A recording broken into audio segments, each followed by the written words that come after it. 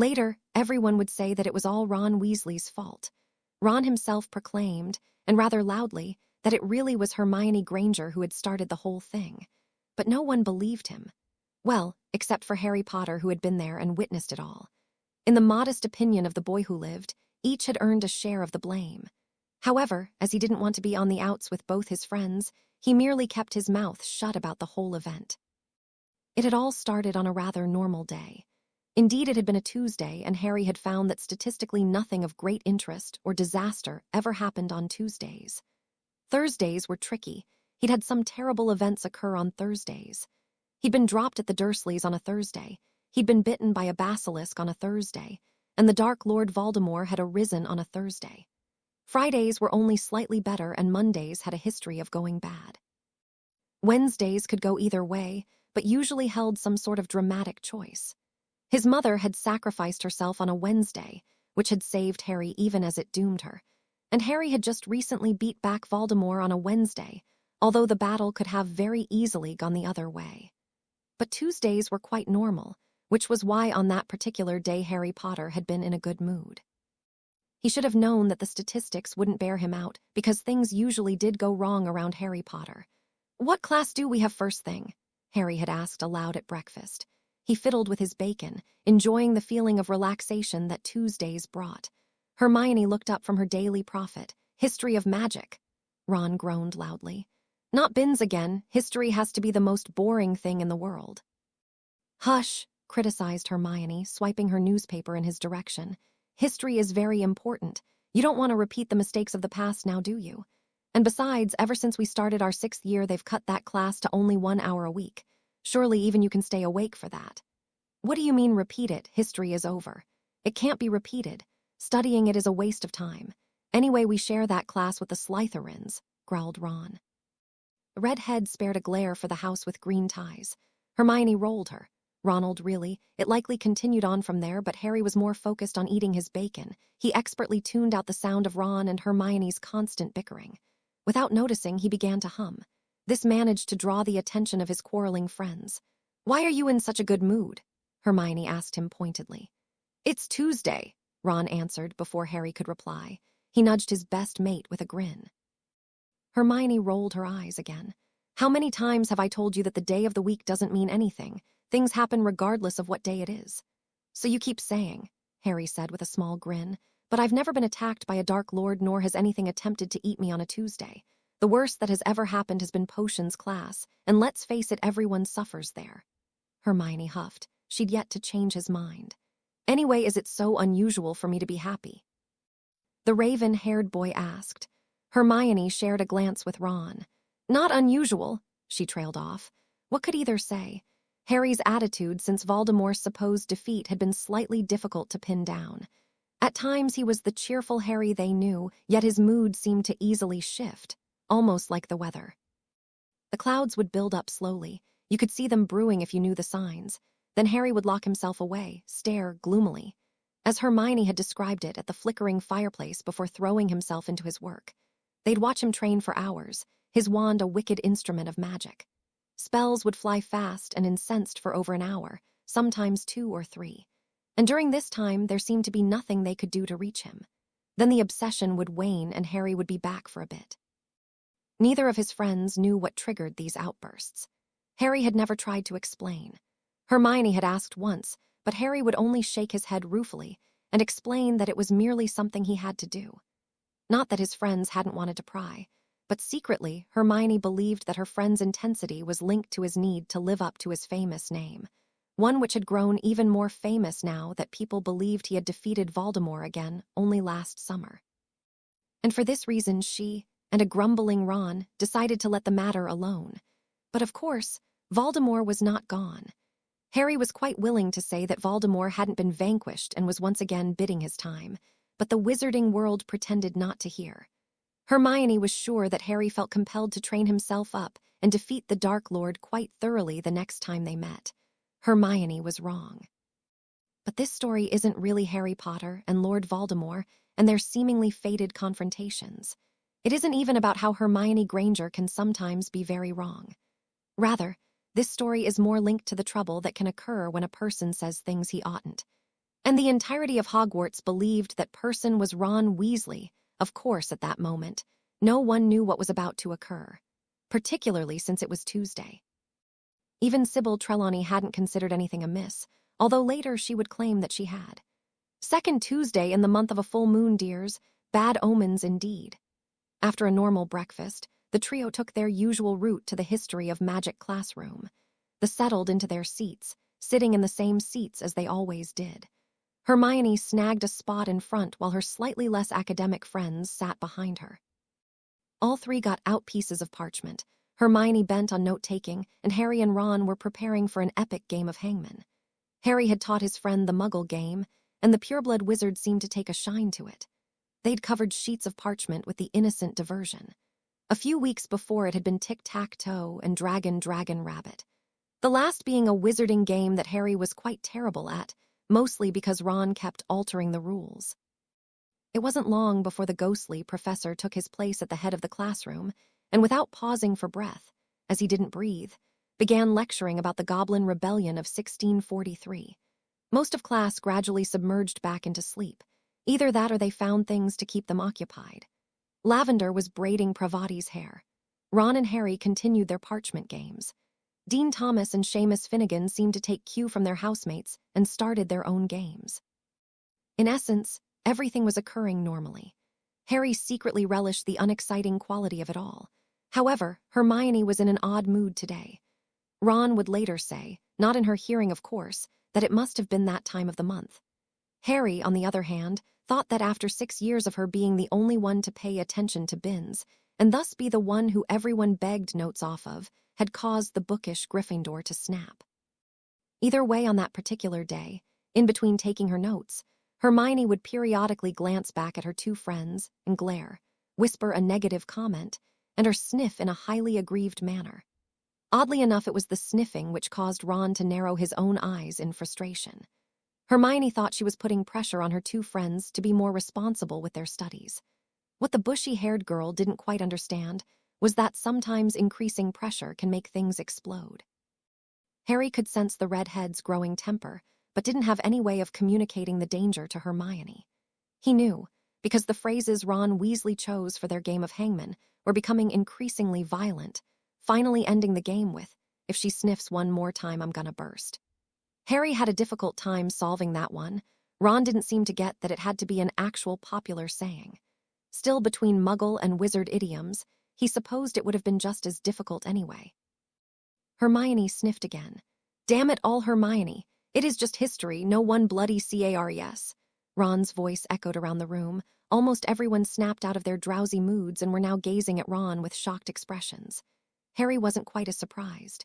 He ducked his head into his hands and wondered what was going to happen, and why would it have to happen on his lovely Tuesday. "What was that, Mr. Wellesley?" demanded Binns in a cool tone. No one said anything. No one had ever seen Binns as focused on anyone as he was on Ron.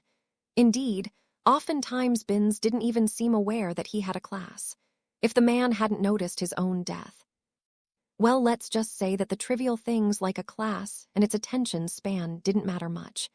Yet somehow Ron Weasley had done the impossible and sparked the dead wizard's interest. Suddenly the ghost was peering around the room with grim eyes. And you haven't seen grim until you've seen the eyes of a dead, disapproving history buff. Professor Binns took in Parvati's half-braided hair. He spotted Neville Longbottom, who had been drooling on his desk. He noticed the game of paper football that Dean Thomas and Seamus Finnegan had been playing. Across the aisle, the Slytherins were no better. Ron's outburst hadn't managed to awake Gregory Goyle, who continued to snore. Pansy Perkinson had her charms book out and was hastily writing an essay due next class. Draco Malfoy had enough tact to lower the mirror he'd been using to see if his eyebrows were even. A low, resonating growl seemed to emanate from the small ghost as he observed his class for the first time in years.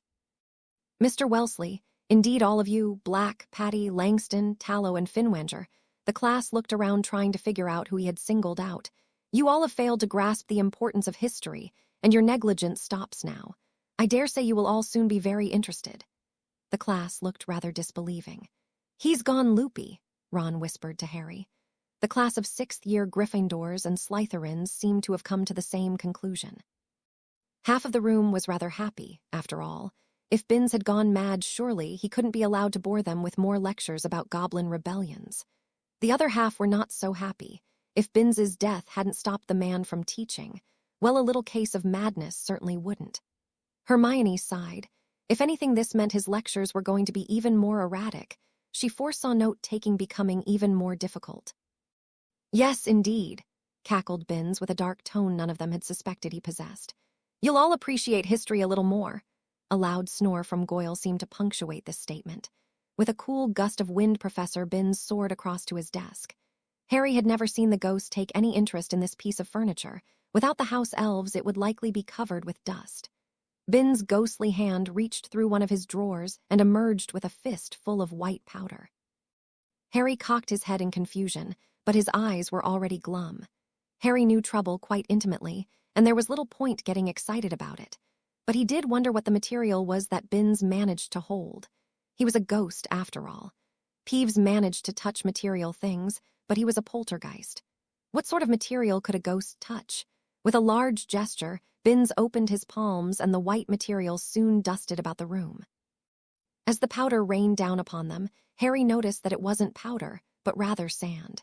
He rolled it between his fingers and wondered why Binns had pelted them with white sand.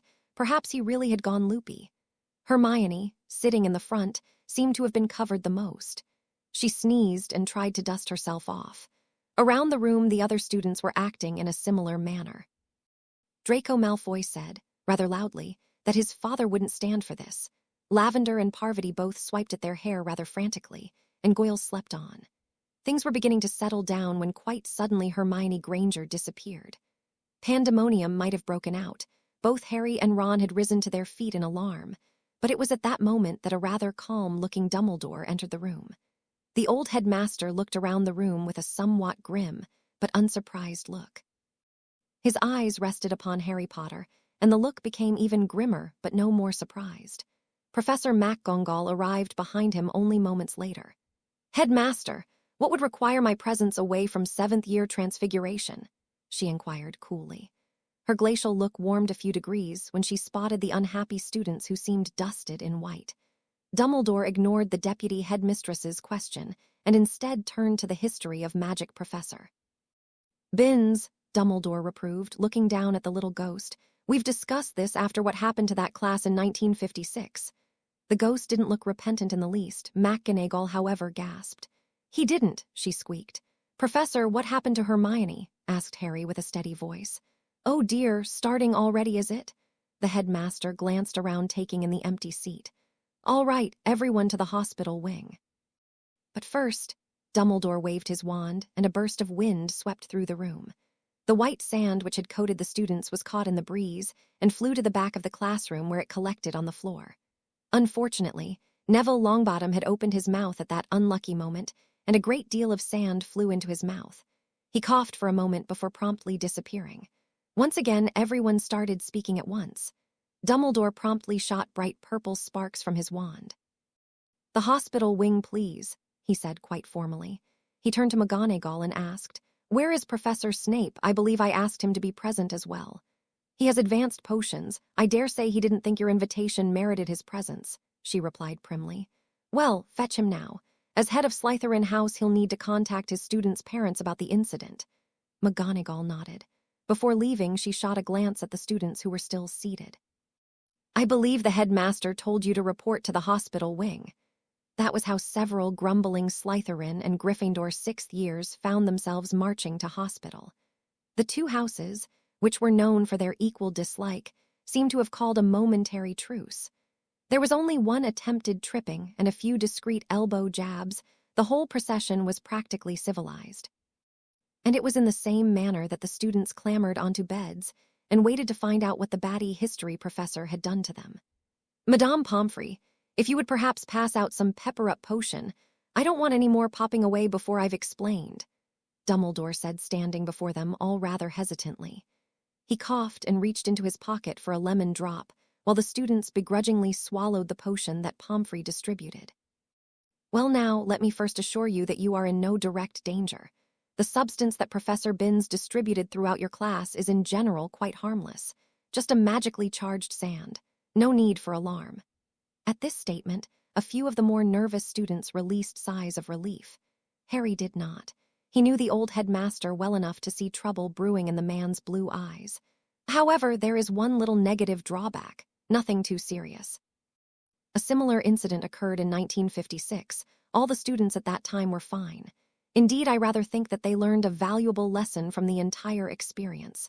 You see, Dumbledore reached into his pocket for another sweet. "Oh, do forgive me. Would you like a lemon drop?" At this, the old man reached into his pocket and pulled out a rather lumpy brown bag. He offered the bag to the students. Everyone said no, except Harry. Merlin knows he'd need something sweet to take his mind off of whatever Dumbledore was about to unveil. He already had a vague idea, and if he was correct, he may need to get his own bag of lemon drops. You see, the sand was charged with magic, as I've said. The magic isn't random, however. This particle is usually called time sand. Harry would have groaned, except his mouth was a little busy with the lemon drop. Really a rare and curious substance. It occurs naturally and builds up, usually in magical places, over a period of time. However, it does seem to have an interesting effect on people, which is why it is carefully monitored by the Ministry and usually only used for one purpose. And that is to make Ministry issue time turners. For those of you who aren't familiar, time turners allow the user to go back in time a few hours. Usually this is used by Ministry bureaucrats to avoid paying overtime. Ron shot a glance in Harry's direction. It seemed that the red head had also caught on. Now, as I said, this substance has an odd effect on people, which makes it nearly impossible for wizards and witches to aid in the making of time turners, and magic seems to have no effect on substance. Hence, the time sand used in time turners is handled only by ghosts, whose weak placement on the time grid makes them able to handle the substance without any of the negative effects. Really, it is quite interesting. Bernard Balkphone wrote a particularly interesting hypothetical article discussing how the ectoplasm serves to act as a barrier between the time-retory substance. "Professor," Harry interrupted. "What does all this mean, and when exactly did Hermione and Neville get to?" The two classes both looked rather glad that Harry had managed to focus the headmaster, although some of the brighter ones were rather disconcerted about the phrasing of his second question. "Ah, yes, quite right, Mr. Potter. You see, when living witches and wizards are exposed to time sand, the substance accumulates and eventually sends the individual to a time in the past. Now, in about a week, no more than 3 on the outside, this accumulation dissipates, metabolized by the body, and the individual returns back to their original time." "Wait a minute," Ron said rather loudly. "We've been exposed." Everyone else seemed to realize this as well, and soon the room was filled with the voices of students. The emotions were rather varied. A few Gryffindors were rather excited about the entire thing, seemed to think it a grand adventure. Most of the students, however, weren't terribly excited to learn that they were only moments away from being swept into the past. "What till my father hears about this, being assaulted by a professor, pelted with dangerous Ministry issue material?" Draco's grumbles were, of course, the loudest of the bunch. "How did Professor Binns get a hold of it?" asked Pansy Parkinson, for once demonstrating that there was something between her ears. A few faces turned to Dumbledore. "Ah, well. Professor Binns is rather active for a ghost and seems to enjoy the work during the summer. I'm afraid he's been known to bring some of it home once school starts. Really must talk to him about it again. Still, he's only flown off the handle twice in 50 years. Really not a bad record." Dumbledore seemed to be talking more to himself than to the students. Thunderous voices continued to shout. Madame Pomfrey found herself at a loss on how to settle the students. Eventually, the Mediwitch locked herself in her office and decided to let the bemused headmaster settle the issue. Harry Potter wasn't particularly troubled. Well, almost. He was rather disappointed that Tuesdays weren't as peaceful after all. 5 or so minutes later, Professor McGonagall arrived with Professor Snape in tow. Between the Gryffindor head of houses yelling and Professor Snape's sneers, both houses were calmed down and were letting the situation set in. Professor McGonagall insisted that Madame Pomfrey run an evaluation on each student just to make certain that the sand hadn't done more harm. Hence, all the students were waiting for their exam before being dismissed to enjoy what time they had left in the present. "What do you reckon?" Ron asked Harry quietly. "Won't be too bad, will it? I mean, we get in scraps all the time. Might even be sort of a vacation. I mean, they won't make us do assignments in the past, right? What would be the point? Maybe, agreed Harry. He had snagged another candy from the headmaster and was sucking it thoughtfully. He was a little worried about his friends who had already popped back to the past. He wasn't so worried about Hermione per se. He had a feeling the bushy-haired witch was smart enough to figure out what had happened. Neville, on the other hand, could be clumsy sometimes, although he wasn't the sort to blurt things out and cause a scene. And Neville had always been better at defending himself than the young man wanted to admit. He had done decently in the DA last year, so maybe they'd both be fine. After everyone had calmed down, Dumbledore had explained that people would appear sometime in the past exactly where they had disappeared, meaning that unless you went back further than 1,000 years, you'd still appear in Hogwarts. So his friends were relatively safe. "Ronald Weasley," Madame Pomfrey called. Ron rose to his feet.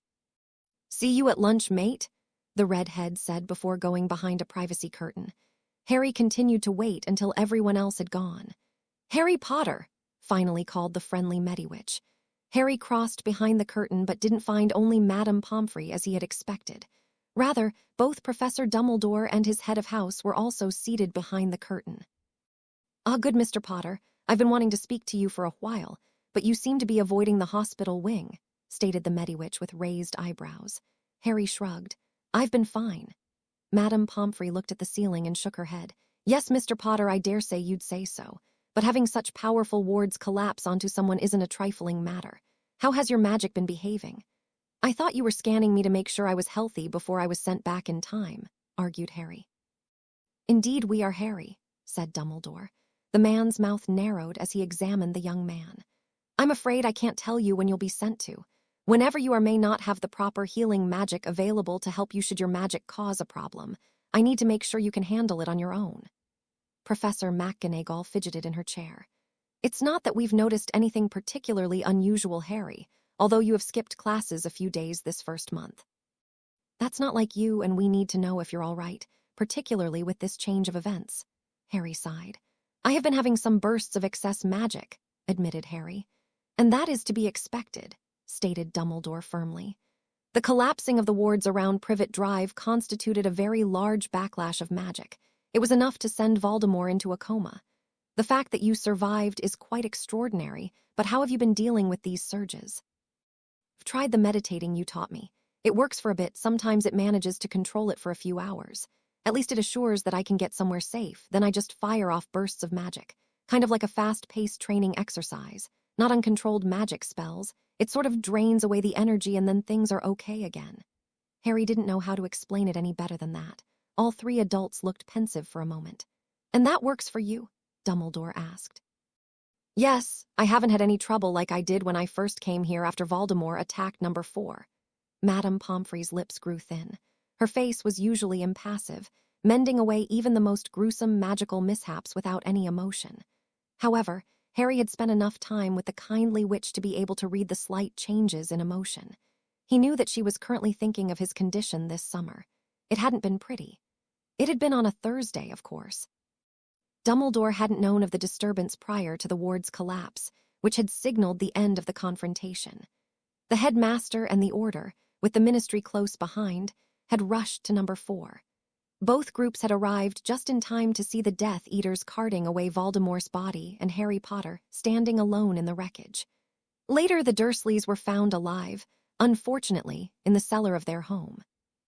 They had been ordered there by their nephew, and despite the life-threatening nature of the request, were not the least bit happy about it. Harry had been rather stunned, bruised and bloodied. He'd suffered from one bout with the Cruciatus curse, but had somehow survived a cascading failure of some powerful blood wards practically unharmed. Or that was how it seemed. It wasn't until a week later that they discovered the side effects of his amazing survival. It seemed that his magical core had absorbed a great deal of the magic released from the ward collapse. On its own, this wasn't remarkable. Such collapses tended to respond that way, instantly seeking out a new container for the influx of magic. The end result for the people involved in such a collapse depended on a variety of factors.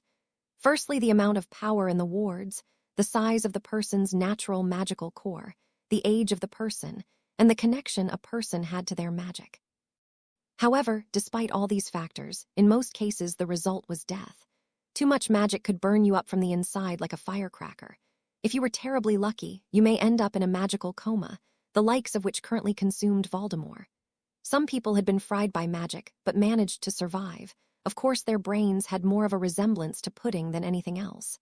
But Harry, a young boy whose magical core was still growing, he had survived with no ill effects. Nothing like that had ever been heard of before. However, after a week, they grew to learn the darker side of this miracle. It seemed that Harry's connection to the blood wards had made the magic more connected to him personally than would occur in most cases. Secondly, his young, growing magical core had somehow managed to stretch to accommodate the upsurge. Yet, after a week of holding, so much magic his core seemed to have reached its breaking point. Harry's skin had crackled and burned with magic. His eyes had glowed powerfully. His mind had been consumed, busy sensing and feeling all the magic around Hogwarts. But the same power that was radiating from his body also seemed to be slowly eating away his internal organs. Then, in a stunning burst of power, one which had almost destroyed the hospital wing, Harry had managed to purge some of the magic. It was only due to the actions of Madame Pomfrey and Dumbledore that he had managed to stop. Otherwise, he could have destroyed Hogwarts itself, leaving nothing but a crater in the Scottish countryside. It had taken a few more mini-explosions before he had managed to reach the control he currently possessed. Harry didn't say anything about the incident.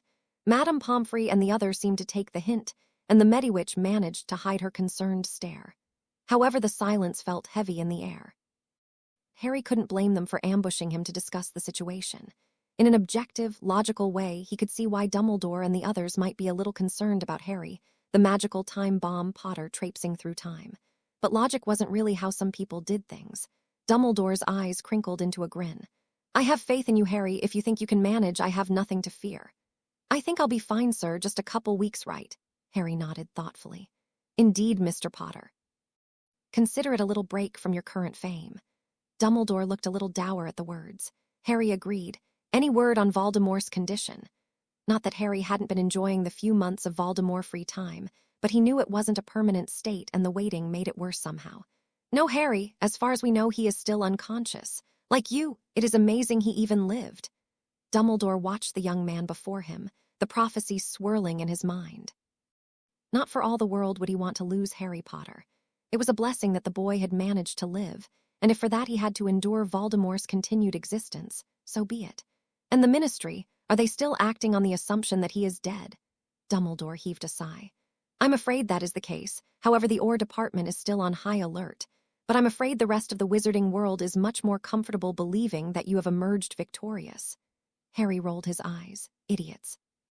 "Mr. Potter," chastised Professor McGonagall.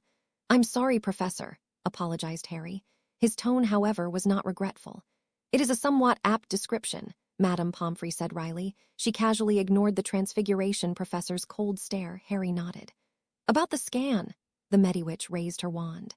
"It has been suggested that health of the individual may impact how quickly the body responds to time sand. A lowered immune system seems to respond quicker. If you feel a cold coming on, it is better to come for a vial of pepper-up potion," she advised. She muttered a spell, and Harry blinked as colored lights flashed before his eyes. He'd never studied any diagnostic charms, and only basic healing, so he couldn't determine what it meant. "You appear to be in good health, Mr. Potter, although you could use a little more sleep," the woman advised. "Any idea on a timeline of how long we have until this dust sends us back in time?" Harry asked curiously. "That I can't say, Mr. Potter," Dumbledore said with a shake of the head. "Although I would imagine it would be sometime this year." Harry nodded and shrugged his shoulders. Rising to his feet, Harry picked up his bag and swung it over his shoulders. "Thanks, Professors, Madame Pomfrey," stated Harry with a tired smile. As he left, he forced himself to whistle and throw on a happier expression. Dumbledore had left his bat of lemon drops on a bed, and Harry snagged a few more before going to meet Ron for lunch. Life at Hogwarts was bound to go on, whether time travel loomed or not. Behind him, the three adults remained silent until the hospital wing door shut. "Do you really think he'll be all right, Albus?" McGonagall asked. "I imagine so," Dumbledore said with a twinkle in his eyes. "Harry does manage to find some surprising ways out of trouble. But these magical bursts, they can't be healthy." Minerva turned to Madame Pomfrey with worried eyes.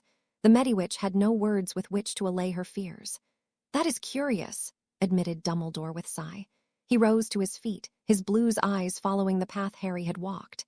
There are two likely outcomes I can see. Either he will spend his magic too soon and leave this world a muggle, or he may very well become the most powerful wizard this world has ever known. Surely you don't think he'll lose his magic? Minerva asked, fear present in her voice. Dumbledore sighed. Despite pretenses, he knew that the strict Transfiguration professor was quite fond of Harry Potter. It's a possibility, but I wouldn't bet on it. Somehow that boy always manages to pull off the incredible. 2 months later. It was terrible, moaned Ron.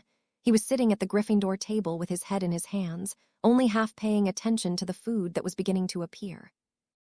Not only did I miss Halloween, complained Ron, but I had to go to the most backward time imaginable. He loaded his plate with food. Apparently a bad time travel experience couldn't stop the redhead from eating a filling breakfast. Come now, Ron, it couldn't have been that bad. When exactly were you sent? Hermione seemed less concerned with Ron's mood and was more curious about what he had learned on his historical field trip, or at least that was what they had been calling them. 12/13, sometime in January, at least I think. The calendars were funny. A few of the other Gryffindors, particularly those in the 6th year, leaned over to hear what Ron had to say. The time travels of the 6th year Gryffindor and Slytherin classes had quickly become almost all the school could talk about. The other topics were Harry Potter's love life, and more importantly, whether Harry Potter wore boxers or briefs. Harry and his dorm mates refused to comment on both. Some students were rather jealous of the opportunity, particularly some Ravenclaws, and had taken to provoking Binns in hopes that he would send them to the past as well.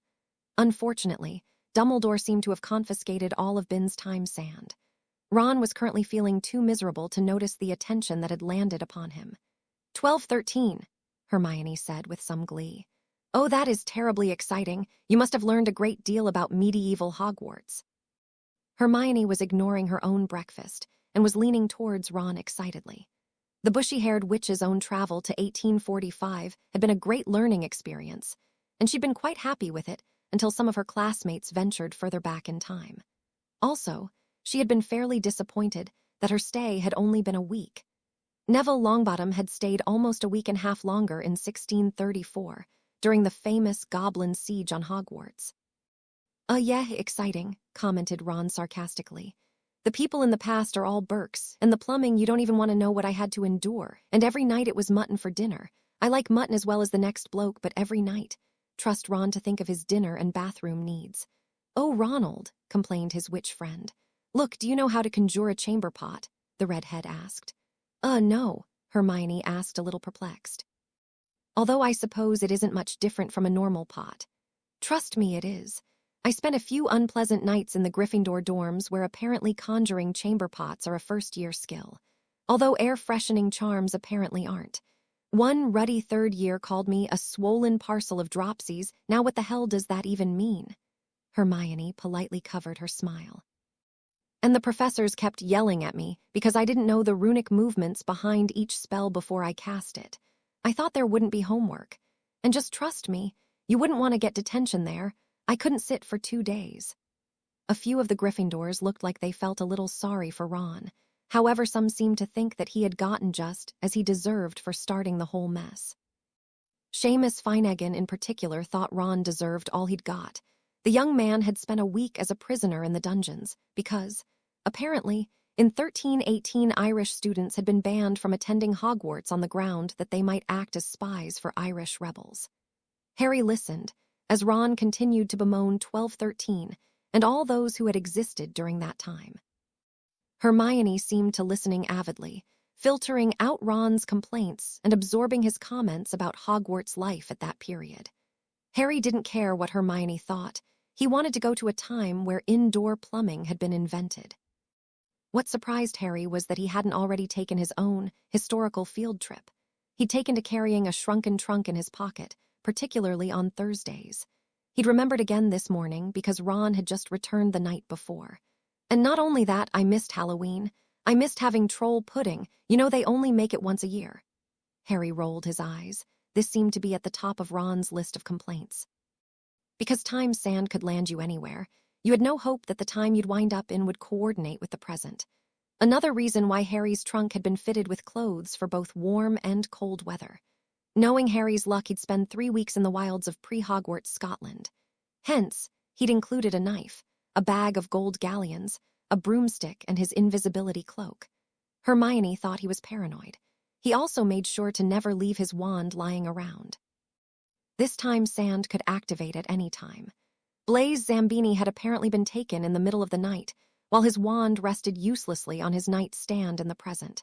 Having to spend the first few days as a supposed Muggle-born in 1678 had been an eye-opener for the pureblood Slytherin.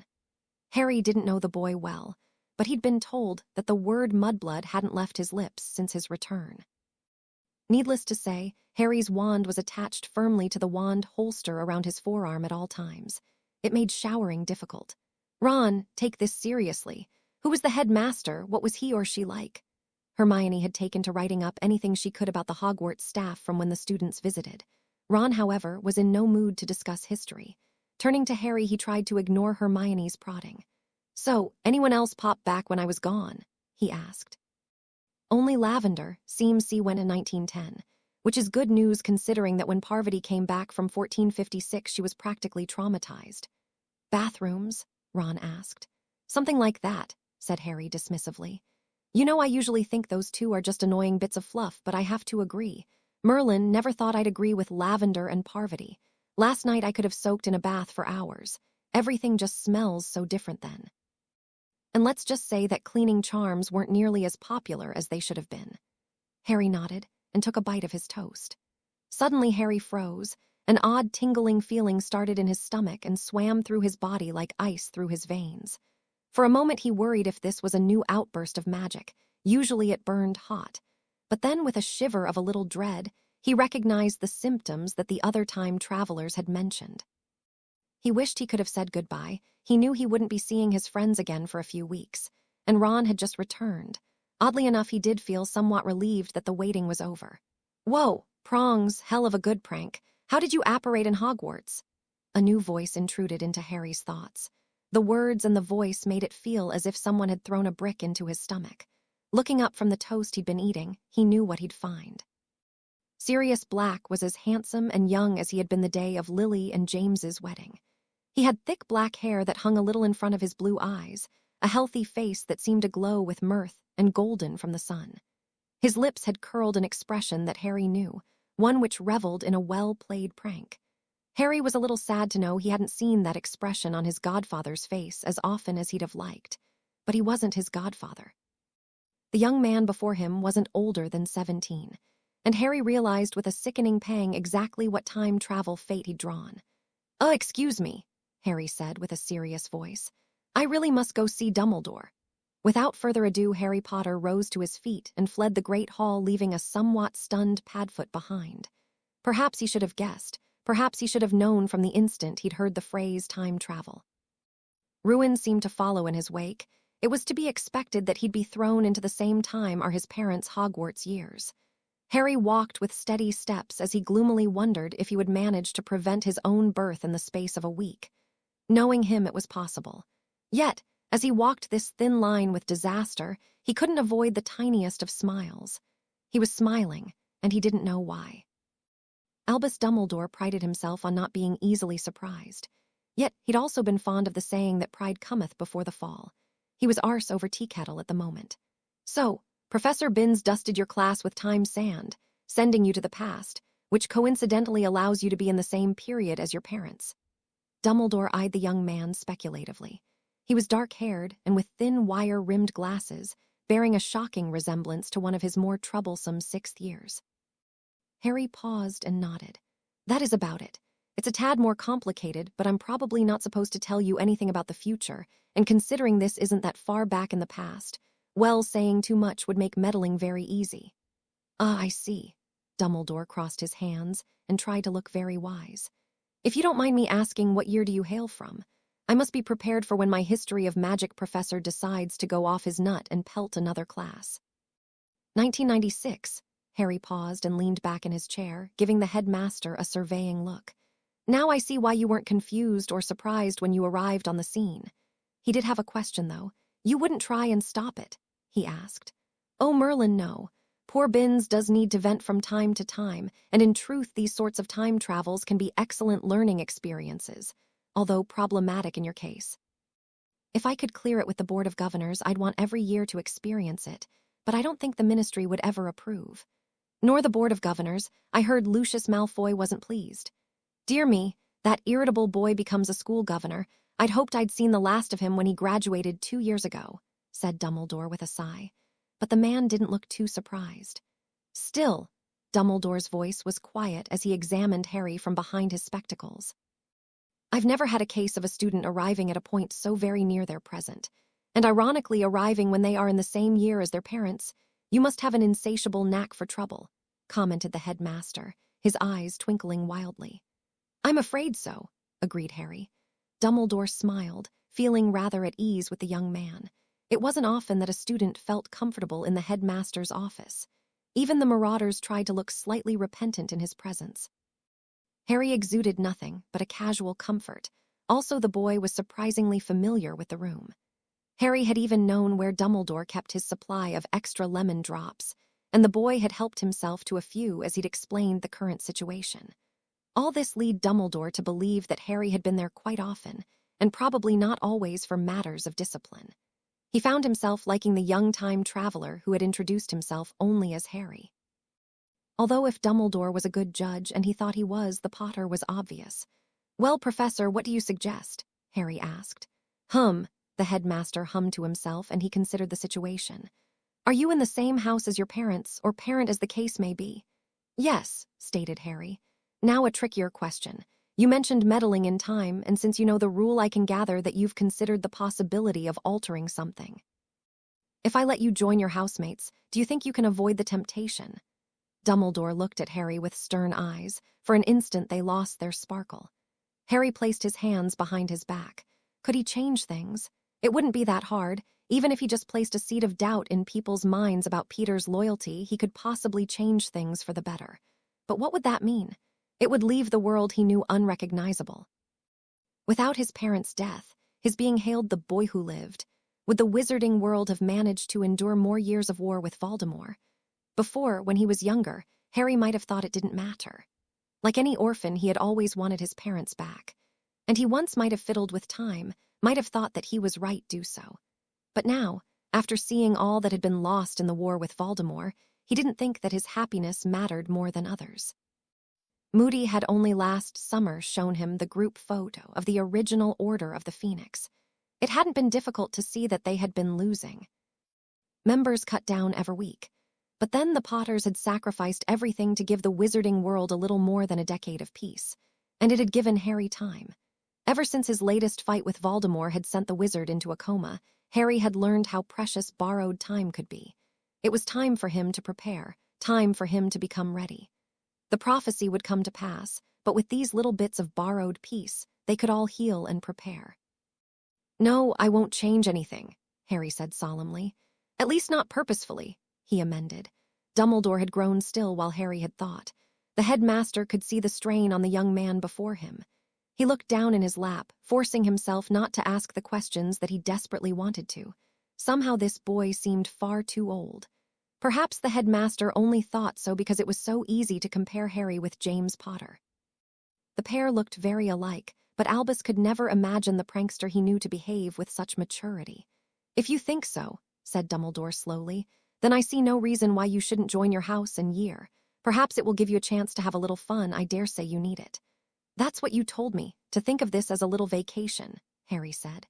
Well, I'm very wise and have doubtlessly grown more so. Dumbledore's twinkling eyes made Harry laugh. Or have I perhaps gone a little madder in my old age? He inquired.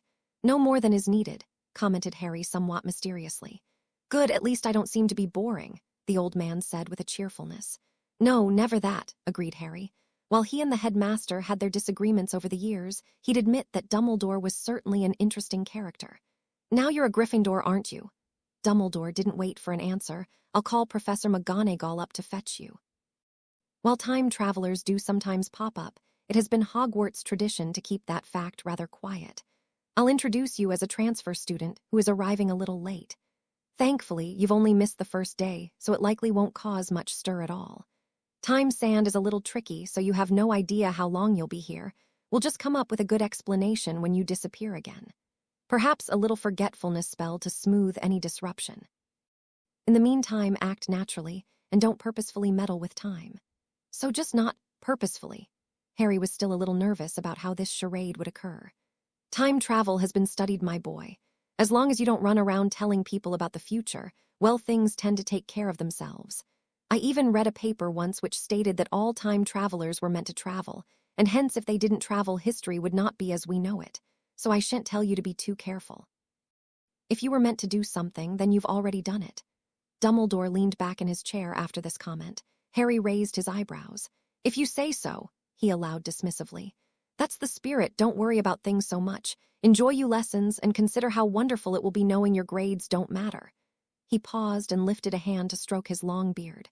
That's hardly a thing for a headmaster to say, considered Albus pensively. A knock sounded on the door behind Harry. Oh, and Harry, to keep things simple, I'd suggest sticking to your real history as much as possible.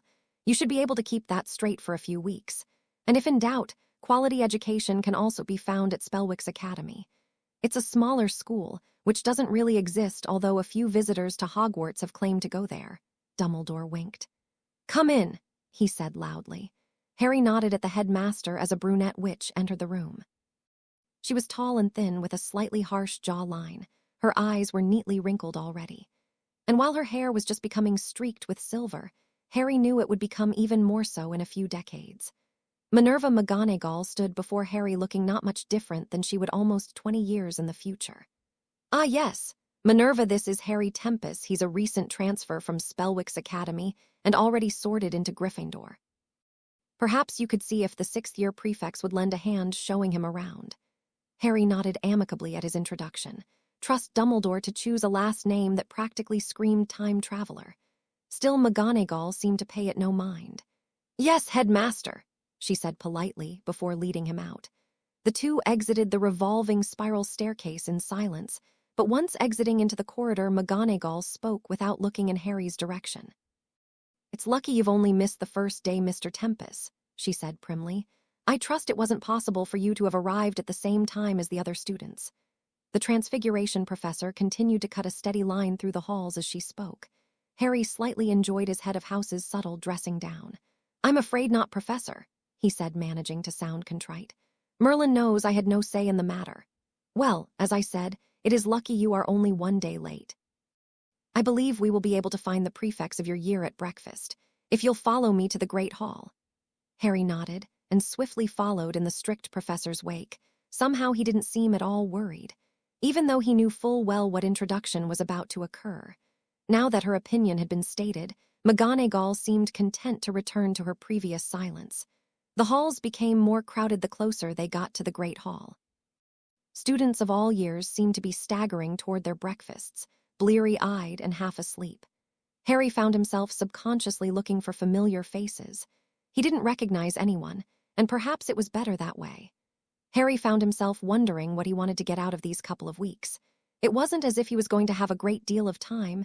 He couldn't master some magical skill or find a way to defeat Voldemort. And despite the headmaster's advice of making this a vacation, Harry knew the trip wouldn't exactly be relaxing. He'd have to keep on his toes and make sure not to reveal anything about the future.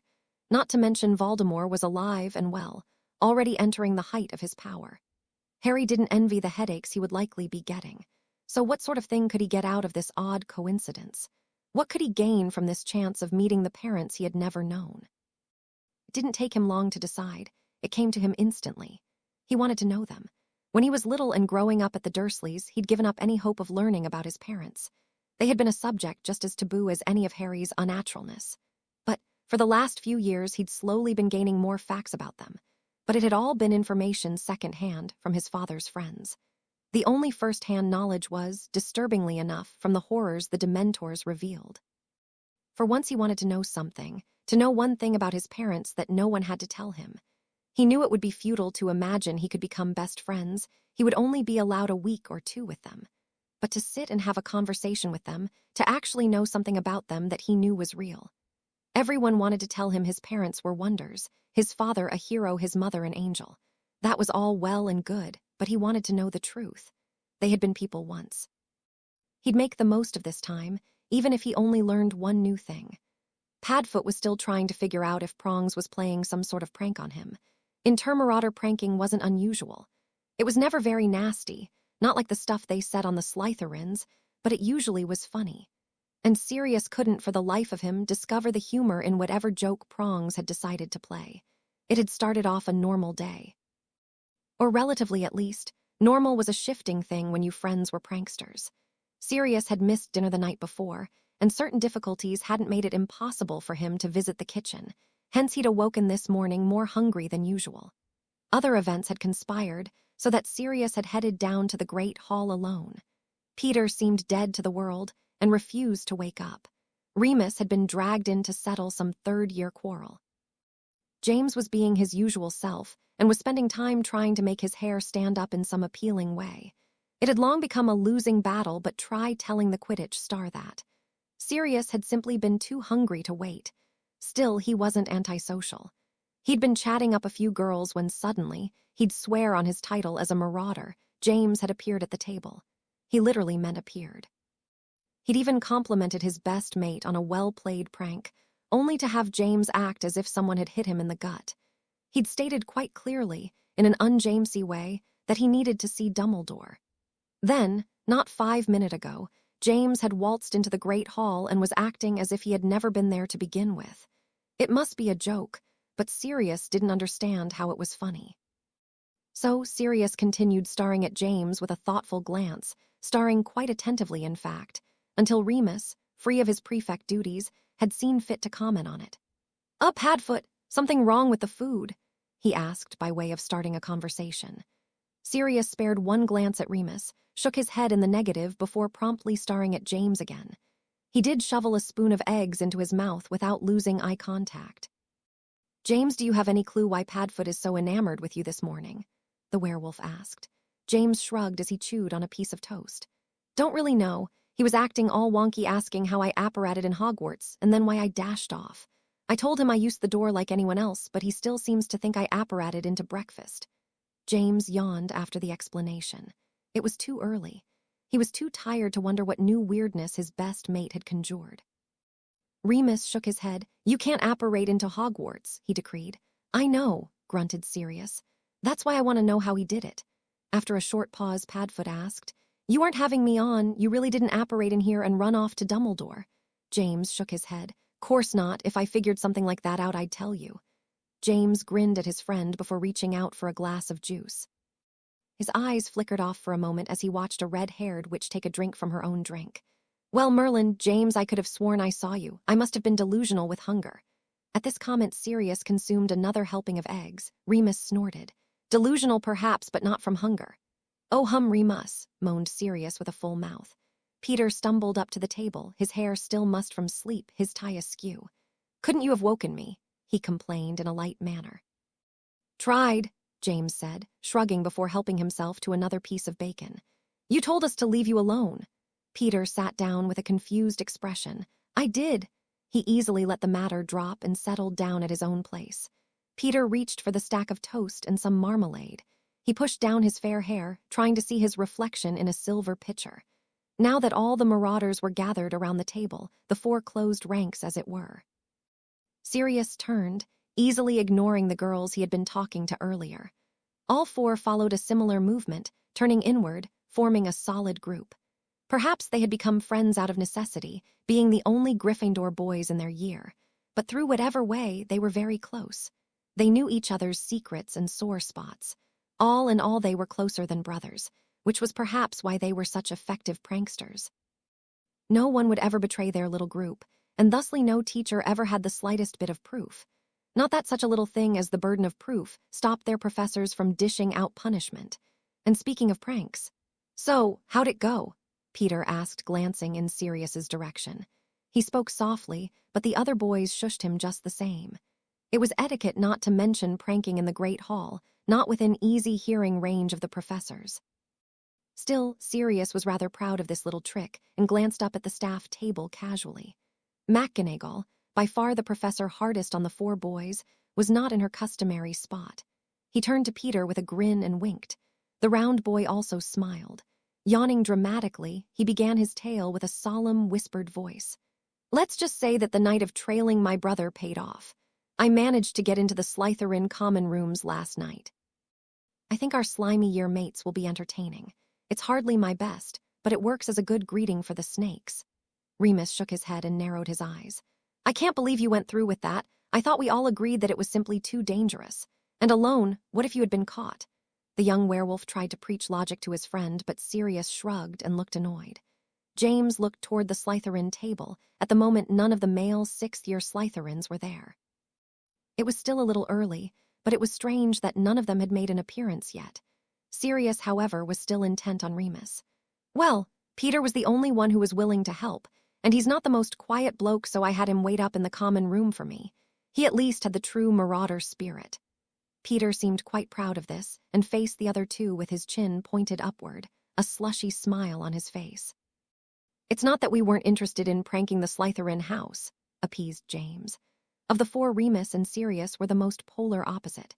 It was times like these that Remus's caution and reason ran odds with Sirius's recklessness and desire for fun.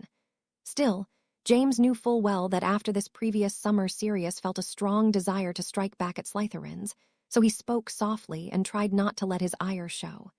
You know they'll assume it was us, James stated simply. Isn't it a little early in the year to annoy 1/4 of the school? But they're just the Slytherins, no one else likes them, argued Sirius. James didn't know how to argue that. Look, just Remus is right. It wasn't safe. You know, most of the top years are probably already aligned with you-know-who. You might not have made it out. I can handle myself, argued Sirius. I highly doubt that Mr. Black, unless the summer has wrought some impressive changes, spoke a new voice from above. Professor McGonagall loomed down on them like the figure of death. All four boys had the sinking suspicion that the firm Transfiguration professor had heard all of their previous conversation. Peter was the first to recover. Hey, good morning, Professor, he squeaked in a somewhat nervous tone. Good morning, Mr. Pettigrew, she responded, but she didn't look in his direction. Her eyes narrowed in on another member of their group. Mr. Lupin, could I speak to you for a moment? Mr. She looked at her elbow only to see no one there. She looked over her shoulder at a boy who had stopped a few paces behind. Mr. Tempest, she called sharply. The Marauders all turned to follow her eyeline and spotted a stranger, although for a stranger he looked oddly familiar. Three faces quickly turned to stare at an equally confused James Potter. If James didn't know any better, his twin had just entered the Great Hall. It was clear that his friends agreed. The boy had the same short black hair, sticking up in the back and just as untamable, the same solid jaw and glasses. His frame was perhaps a little more wiry than their friend, but the similarities were disarming. The boy also seemed to share another Pronxy trait. He had fallen a few steps behind Professor McGonagall and was eyeing a pretty red-haired witch with a meaningful expression. He quickly snapped out of his thoughts when McGonagall called his name. Mr. Lupin, I'd like you to meet Harry Tempest. Mr. Tempest, this is Remus Lupin. He is one of the prefects for your year. Harry Tempest is a new transfer student. He will be joining Gryffindor in your year. Please help him find his classes as well as the common room and your dormitory. Yes, Professor, Remus responded politely. Behind him, muttering broke out from his friends. Suddenly, the James clone was evaluated a little more closely. James was silent as he examined the new Mr. Tempest. Looking at this hairy fellow a little more closely, he decided that the resemblance wasn't that great. Perhaps it was Harry's posture, or the way his expression flickered into an odd, unrecognizable expression. There was also an unkempt quality about Harry. His glasses were a cheap muggle pair. His robes looked a little short and slightly uneven, almost as if someone without much skill had attempted to enlarge them. While their colorings might be almost disturbingly similar, it was clear that Harry didn't take as much time with his appearance and was thus seriously lacking. James wouldn't have known that the rest of his friends were thinking along opposite lines of thought. Remus had also noted the ill-kept nature. Perhaps it was because his own robes were second-hand that he noticed another trait that James hadn't picked up on. Harry didn't seem to care. Uniforms were supposed to be the great equalizers. But it wasn't difficult to see who had to make do with second-hand and who were given robes tailor-made to suit them. And despite this, Harry seemed to hold his head high with a sense of self-importance, rather like James in that sense. Harry stood smiling and nodding in greeting as if he didn't care who was looking, and indeed expected the looks. Very like James, indeed. Sirius was a little more relieved that indeed he hadn't hallucinated this morning's event. Still, he frowned at the thought of another dorm mate. The dorm room he shared with his friends was his home, the only refuge he'd had these last few years. He didn't like the idea of a stranger invading their place. Also, he was rather curious how someone could look so identical to his best mate. Sirius had spent enough of his summers and holidays with the Potters to know that the elderly Mr. Potter didn't have any family. It must be a coincidence, not matter how unlikely that seemed. Peter was astounded and honestly very curious about how anyone could look exactly like James. They had the same nose, the same hair. If he didn't know better, he'd have said that the boy was James. His eyes flickered to his friends, and it seemed they were thinking along the same things. Except Sirius was frowning about what Peter didn't know. Peter decided to frown too. "Miss Evans," McGonagall called down the table, "I hope you will also help Mr. Tempest should Mr. Lupin be occupied." Lily Evans looked up from her breakfast. At first her look was all business, until she managed to actually see the student in question. Surprise quickly became the dominant expression, her face as open as a book. Still, she recovered quickly. "Of course, Professor, I'll do my best." Harry grinned at her before turning back to Remus. Professor McGonagall had already turned toward the staff table. "Mind if I sit down?" he asked Remus. The werewolf opened his mouth and was about to speak when another presence made itself known. "Yeah, sit," Sirius stated, shrugging. He had other thoughts on his mind. "So it was you, right? I mean, you were the one that appeared this morning. How did you do that?" he interrogated quickly. "Oh yeah, sorry about that," Harry apologized. He took a seat to Remus's right, almost directly across from Sirius. "You sort of surprised me. The portkey was supposed to take me to Dumbledore's office, but somehow I ended up down here."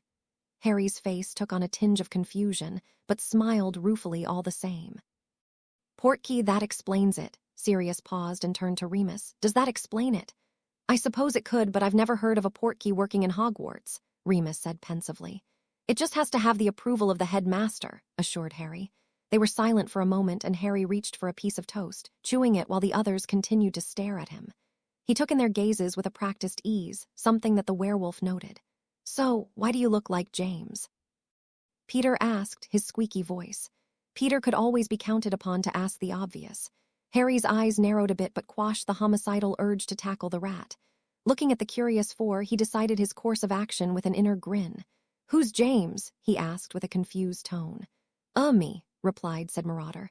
Harry scrunched his eyes and tilted his head. Well, there really isn't that much of a resemblance," he answered with a shrug. "Not that much," Peter said incredulously. "You could be brothers." Or father and son, Harry couldn't help but think. "Maybe we're distantly related," he said aloud.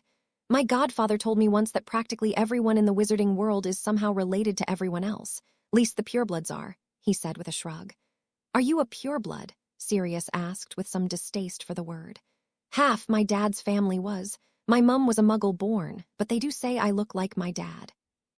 Harry couldn't avoid a casual glance at his father while he said this. Pictures couldn't quite capture it.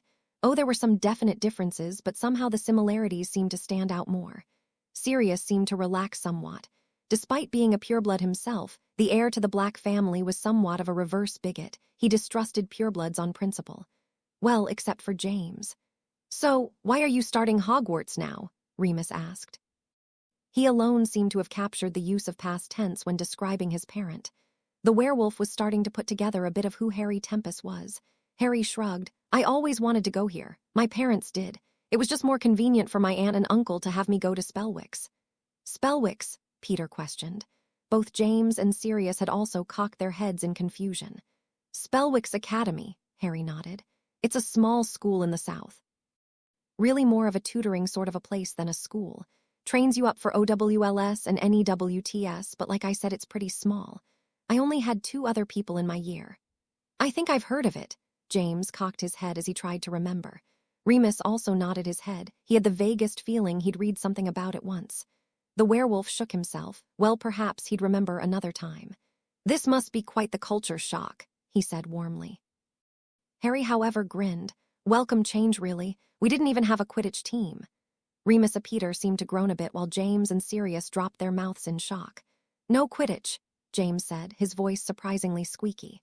Real tragedy, I know, but there simply weren't enough people for one team, let alone having teams to play against. Also, Harry wrinkled his nose in distaste, most of the people there tend to take their studies rather seriously. You poor, poor boy, Sirius said solemnly. He seemed to have quickly adjusted to Harry's presence. Indeed, Harry seemed to have easily positioned the conversation in a manner that placed the Marauders at ease. But studies are important. Remus's protest died on his lips. Both James and Sirius's gazes were enough to boil water.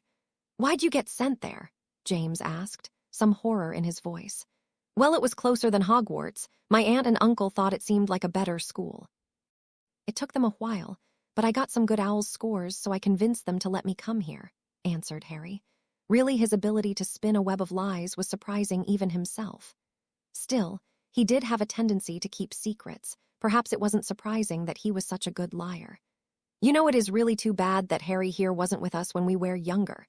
Can you imagine the fun we'd have had mixing the teachers up? You and James could have flip-flopped all the time.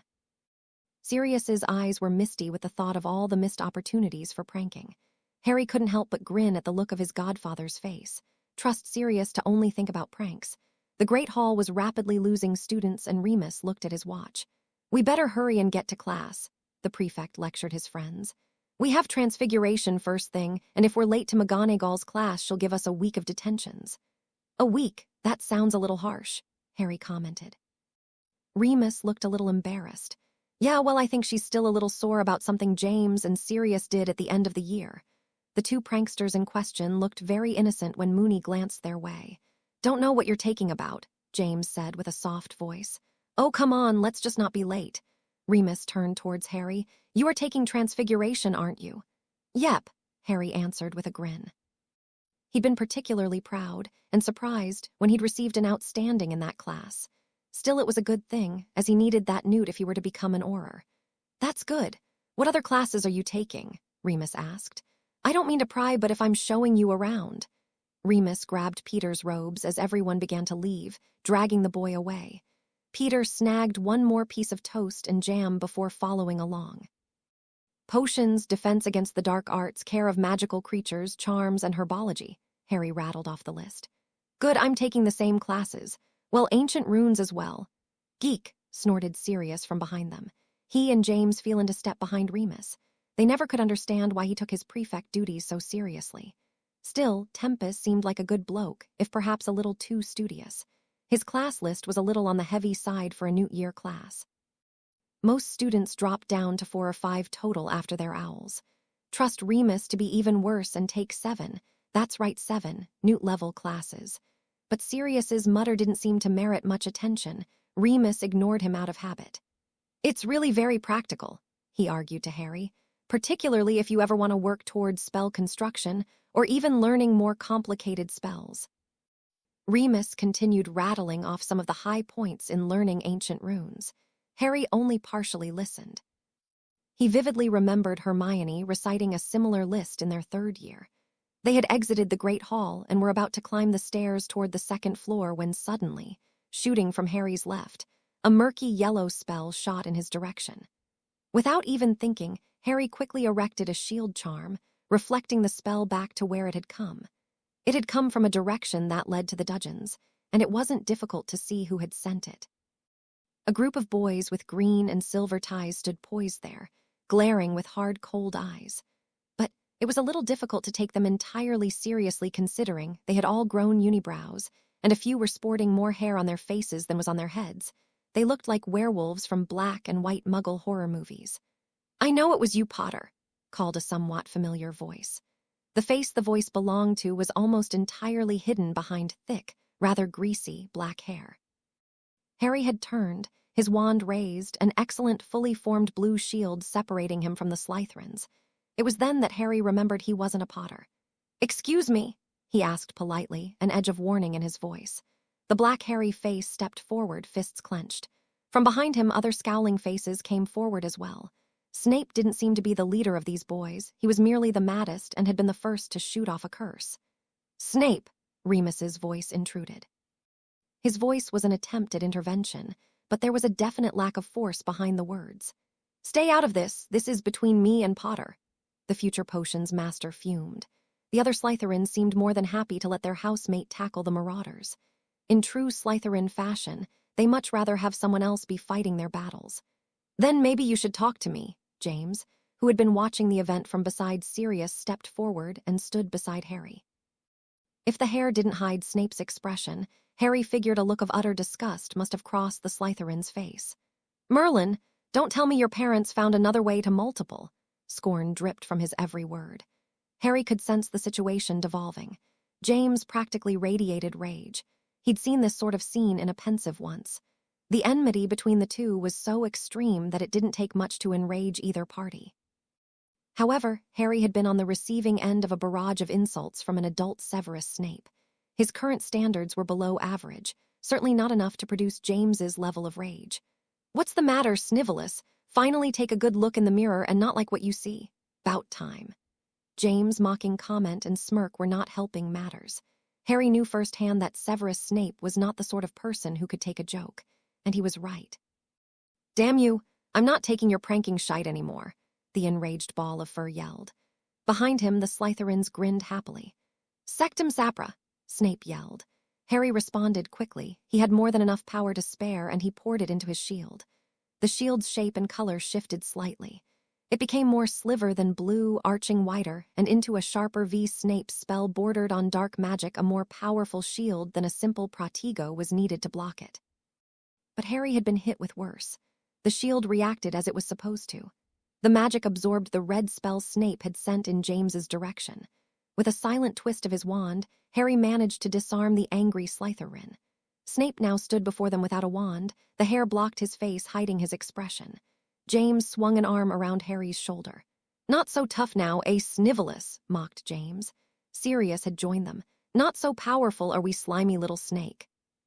Sirius cuffed Harry on the shoulder, grinning with obvious pleasure. "I think we should teach him a lesson. No dueling in the corridors, right, mates?" stated James. The dark-haired boy lifted his wand, one of his favorite spells, on his lips, only to have his wand ripped from his hand. Sirius's wand quickly followed suit. What the— James shot a glance at the other Slytherins, but he couldn't see a wand in any of their hands. Anyway, it wasn't Slytherin's style to come to the aid of a fallen dorm mate. Instead, both Sirius and James were forced to look closer to home. Harry Tempest still stood by their side. His expression slightly harsh, his green eyes standing out more than before. 3 wands were clutched in his left hand, Snape's and their own. "Tempest?" Sirius asked, an angry edge to his voice. But Harry merely shrugged away from him. He was filled with disgust at the scene unfolding. He'd been disgusted that day in the pensive when he'd witnessed something similar. He wasn't about to play a role in it. It had felt good for a moment to have his father and godfather surround him proudly, but he wasn't going to be party to any bullying. He'd been on the receiving end enough to hate that sort of pastime. He shot a glance at Remus, but the young prefect merely avoided his eyes and looked downward. "What's your deal, mate?" Sirius asked, a harder edge to his voice. James, too, felt the edges of annoyance. Here they had almost been attacked by Slytherins, and some new kid from their own house had taken their wands. There was a distinct feeling of anger boiling in James's gut. Who did this Tempest kid think he was? Both Sirius and James managed their fiercest glares, but Harry didn't budge. "Look, maybe you don't understand," Sirius said. His voice was warmer, but still with a slight edge. "These are Slytherin's nasty little dark toe rags. They'd curse you as soon as look at you, a bunch of muggle-hatting tossers." Whatever reaction Sirius had been hopping for, he didn't get it. Harry's stance didn't change. Indeed, the glances he shot James and Sirius left little doubt what he thought of their behavior. "Were you the ones that cursed them first?" Harry asked calmly. He nodded his head towards Snape and the others, the unibrows and furry faces not seeming quite so funny. "I don't know what you're talking about," Sirius answered. James could have cursed. Sirius's tone left little doubt who the culprit was. Harry paused for a moment. He looked in Snape's direction. Only the Slytherin's eyes were visible, cold, and calculating. Harry didn't like the potion's master, but how much of the man's future attitude was created by his current treatment? And his father? Who and what was James Potter? Harry's palm opened, and he dropped the wands to the floor, allowing the wooden rods to clatter about the stone tiles. Their owners scurried to their feet, stumbling after the rolling wands. But Harry wasn't paying attention anymore. He's already turned and was climbing the stairs. Harry knew it wasn't constant vigilance to turn your back on someone who might very well wish you harm. But Harry couldn't help but hope his father and godfather weren't so bad as to curse someone from the back. "Transfiguration, right?"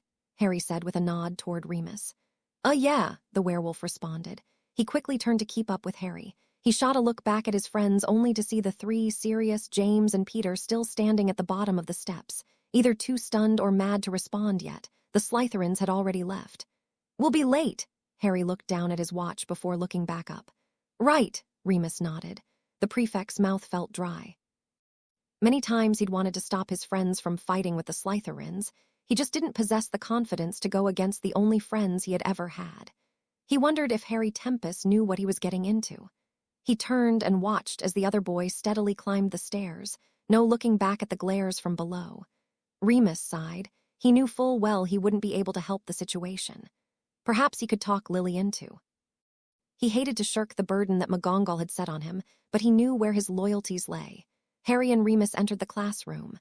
Here we are," Remus said with a shrug. "I'm just gonna." Remus nodded towards the door and quickly ducked away. Harry nodded knowingly. It seemed his plans to know his parents had already taken a dive. Harry quickly settled into a seat near the window and looked out tiredly. He'd only wanted to learn one thing right. Well, he'd learned a summer certainly hadn't improved his father's behavior. Harry knew on some level that was unfair for him to expect this James Potter to be his father. This boy was 16. He'd led a pampered life and spent his time planning pranks and mooning over girls. It was a youth far removed from Harry's own. "I thought Remus was supposed to show you around," a female voice said to his left. Harry turned to see Lily take a seat at his left. She settled her book bag at her feet. Harry could easily tell that she was the academic sort. Her bag seemed to burst with books. She had already begun taking out books, parchment, and quills. Once her things were settled, she turned towards him with an upraised eyebrow. "Oh, well, I think I insulted some of his friends," Harry acknowledged. Lily leaned back in her chair. She accessed him with critical eyes.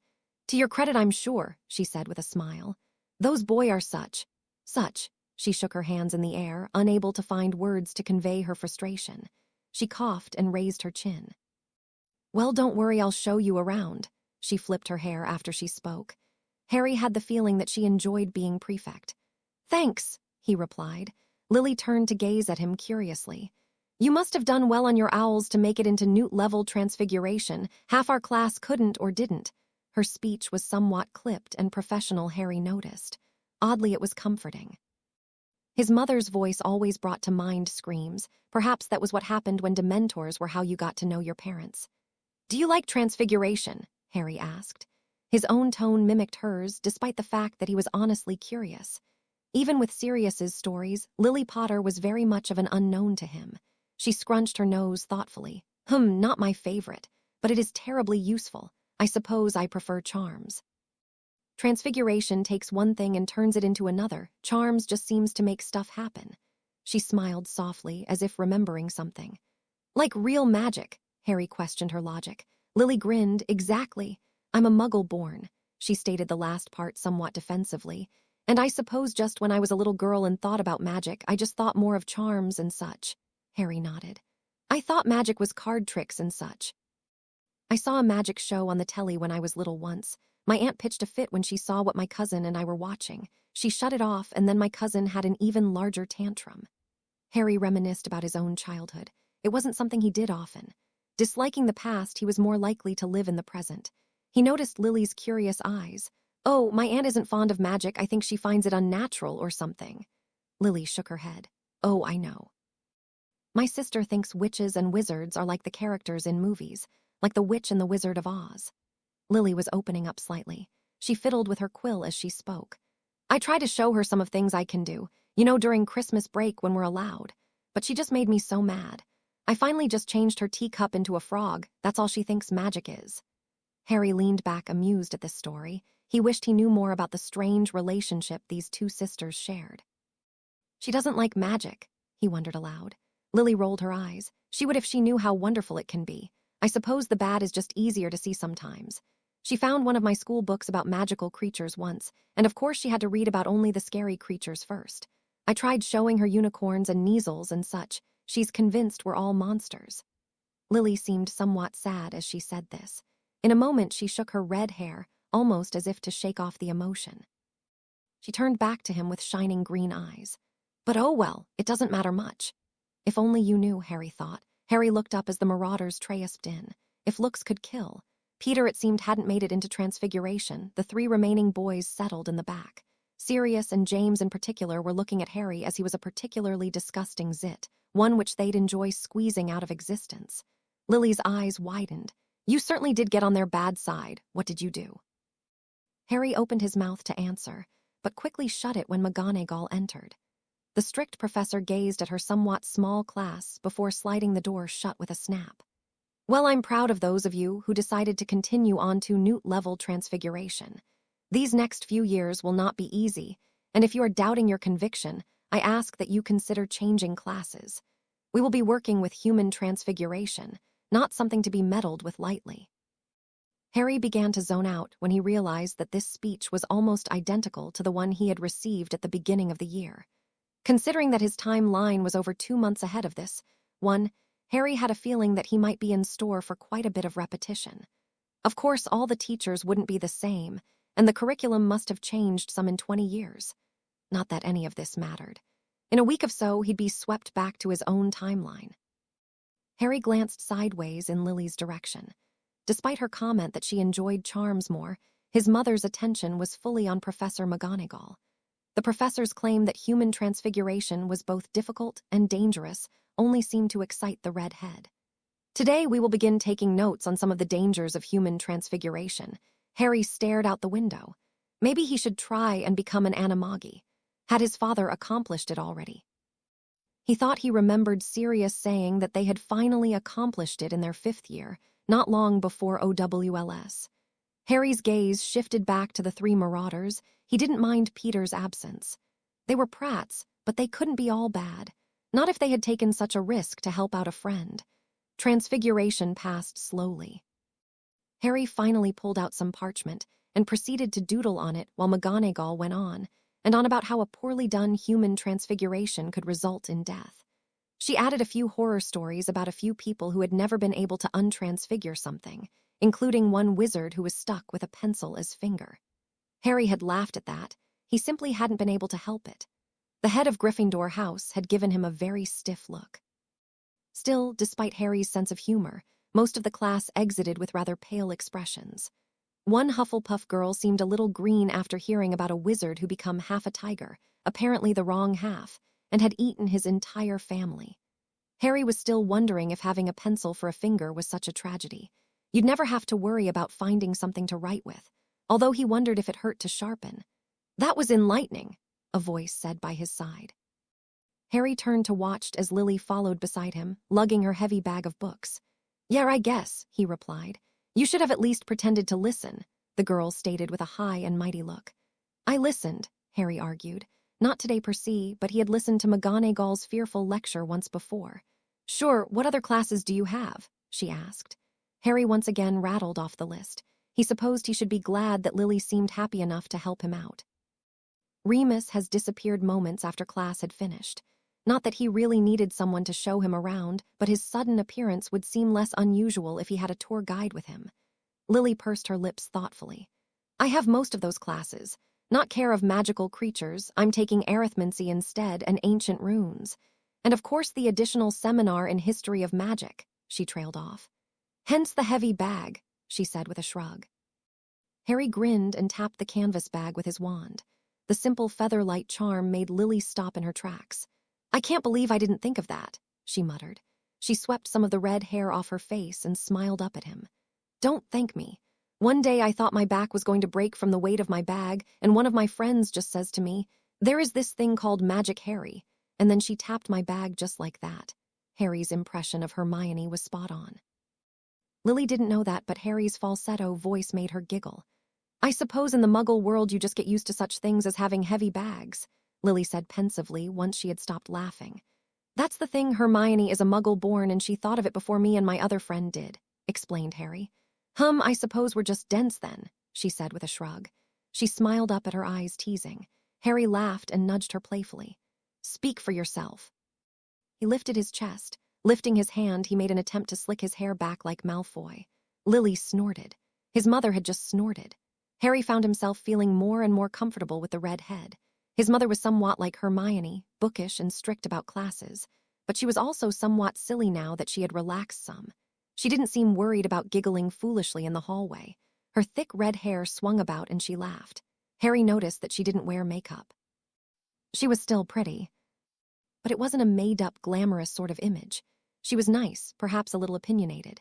If his father had been a disappointment, his mother was a wonderful surprise. "Oh, we have herbology next," Lily commented.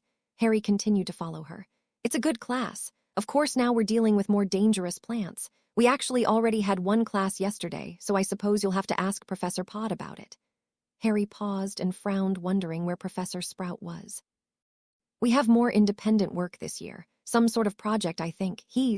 Lily paused, trying to think of a way to explain Professor Pod. "Well, he'd a little forgetful. We were supposed to go over the syllabus in class, but we ended up discussing the plants he saw while visiting Egypt this summer." Harry grinned. "Sounds like a nice guy." "He's the head of Hufflepuff," Lily replied, as if that settled the matter. Perhaps it did.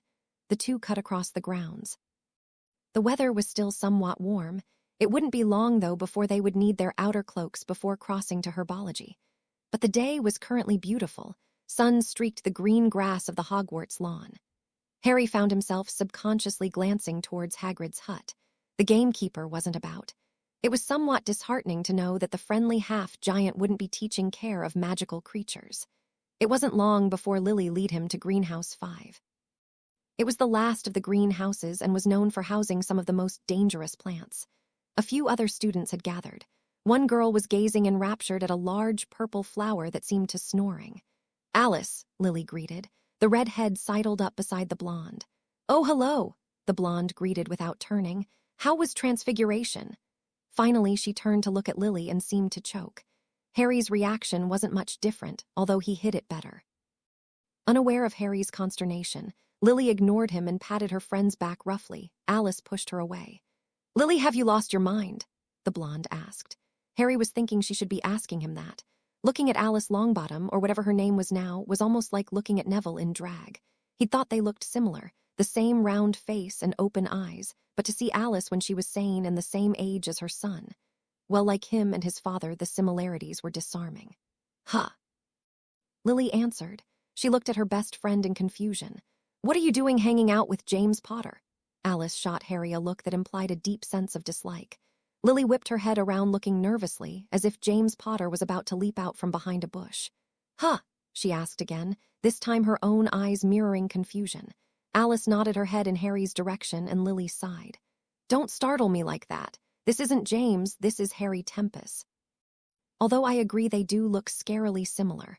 Once again Lily's eyes landed on him, Alice's as well. Both of the ladies seemed to be catalog his appearance. Harry grinned nervously. "You aren't related, are you?" Alice asked. "Not that I know of," Harry lied. "Harry's far too nice to be related to James Potter," Lily declared, without knowing why Harry found himself coloring somewhat.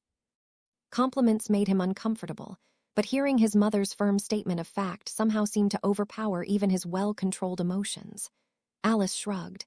"Well, it will be nice that he and Black seem to have dropped herbology. Last year they made such a mess with those flobsters, you remember," Lily grimaced. Alice smiled and turned to Harry. "James Potter is usually pretty good at his studies, but seems to have trouble whenever he's paired with Lily." Alice's brown eyes, so like her son's, teased Lily warmly. "Alice," Lily groaned. "He doesn't like me. I'm just the only girl who has ever turned him down. I think he takes it as a challenge." Lily seemed to bemoan her fate. She dug into her bag, pulling out 1001 magical herbs and funguses, her newt text for herbology. "Anyway, at least I had the good taste to turn him down." She shot a withering look at her friend. Alice cringed. "I was a third year," she said. The tone of her voice implied that the excuse had been used many times. "If I had to endure another week of you telling me how cute he was and how good at Quidditch, I'd have had you committed," Lily stated. Harry grinned. His dad had dated Neville's mom. Well, that was something new. "I was young and impressionable," Alice stated. Once again her excuse seemed more habit than convincing. The herbology doors opened and Remus Lupin entered. He seemed to be the only one among the Marauders who had decided to continue advanced herbology. He looked around, seeming somewhat out of his depth when he wasn't surrounded by his friends. He spotted Harry and seemed to cringe. Harry knew that his future professor had always been slightly embarrassed to follow his friends, doing so more out of extreme loyalty rather than logic. "Remus!" Harry greeted loudly. He nodded in the prefect's direction. Seemingly against his will, Remus slowly approached the 3 other Gryffindors. "Hello, Lily, Alice, Harry," he greeted politely. "Remus," Alice said warmly. Remus glanced at Lily. She wasn't looking at him too coldly. He'd expected sub-zero temperatures considering he'd practically abandoned Harry onto her. The 4 stood silently watching as more students entered. No more Gryffindors, but a fair few Hufflepuffs, Ravenclaws, and Slytherins. Harry found he didn't have to wonder long about the house interaction. Not much had changed from his time. The 5 Slytherins in the class seemed content to only associate with themselves and the Ravenclaws. They kept a good distance from the Gryffindors. There seemed to be more Hufflepuffs and Ravenclaws in Harry's opinion. Maybe it was just the class, but either way there seemed to be an abundance of blue and yellow ties. "Are there more people in the other houses?" Harry asked aloud. He vaguely recalled some similar distribution in Transfiguration as well. "Yes," Lily answered softly. "What with everything going on?" Lily's dark tone left little doubt about what she was speaking. "Well, in the last 8 years or so, Hufflepuff and Ravenclaw houses have had larger populations than Slytherin or Gryffindor. I read an article in the Quibbler attributing it to mold growing on the Sorting Hat," Alice said with a laugh. Still, Harry's face crinkled in thought. "That's odd." He commented. "Not really," Remus added. "In the last 11 years, most victims of unnatural deaths came from neither Gryffindor or Slytherin." Harry's eyes narrowed. Arthur Weasley had always said that they couldn't understand what the world had been like during Voldemort's first reign. It was hard to believe that it would impact sorting. But Harry knew full well that the Sorting Hat tended to listen to whoever's head it rested on. It wasn't impossible for the terror surrounding Voldemort to impact the viewpoints of even 11-year-olds. Harry was about to ask more, but suddenly, a rather chubby man emerged from behind a bush. He was very tall and very fat. Dressed in a green robe, it wasn't surprising that he had blended in with the flora. His hair was gray and stood up in scattered tufts. The man was looking on the ground and muttering to himself before looking upward. He smiled as if suddenly noticing the collection of students before him. "Oh, hello," he greeted warmly. "Time for class?" the man asked. Rather than looking at his watch, he looked up at the sun. "Few more minutes, I suppose," he stated. He looked among the students eagerly. His eyes landed on Harry and grinned. "Excellent, excellent," he said. Professor Pod, as that was who Harry took this man to be, walked with a slight limp. It made him walk with a constant shuffle, and he shuffled toward Harry with interest. "Mr. Tempest, I presume, excellent, excellent. Professor Dumbledore mentioned you'd be joining my class. Well, I trust you'll be okay. I'm certain your fellow Gryffindors will give you a hand if you need it."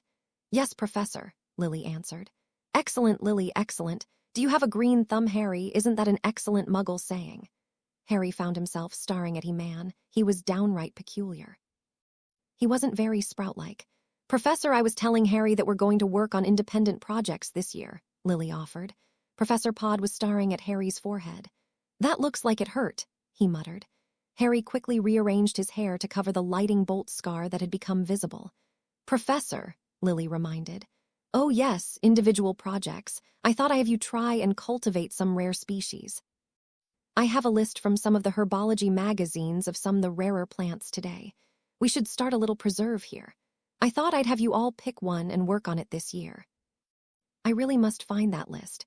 At this, Professor Pod turned to the rest of the class. "Class," he called aloud. "Whoever finds a long list of plant names will get to pick their project first. Check in the mulch. I've been mulching." Soon the entire class was doing just that. A few students had dropped onto their hands and knees and were looking under plants. The Slytherins refused to do this and were looking without becoming filthy. Harry had to bat back a vivid green vine that was trying to twist around his wrist. Recognizing the devil's snare, he cast a warming charm and the plant backed away. He decided to move on to another place anyway. By the end of class, no one had found the list.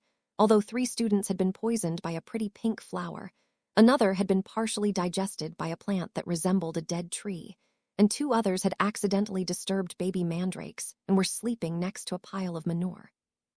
Harry had a feeling that this was how herbology class usually went. Soon it was time for lunch, and Harry followed the other dirty Gryffindors to the Great Hall. Remus was quick to distance himself from Harry when they entered. Lily frowned, but Harry wasn't surprised.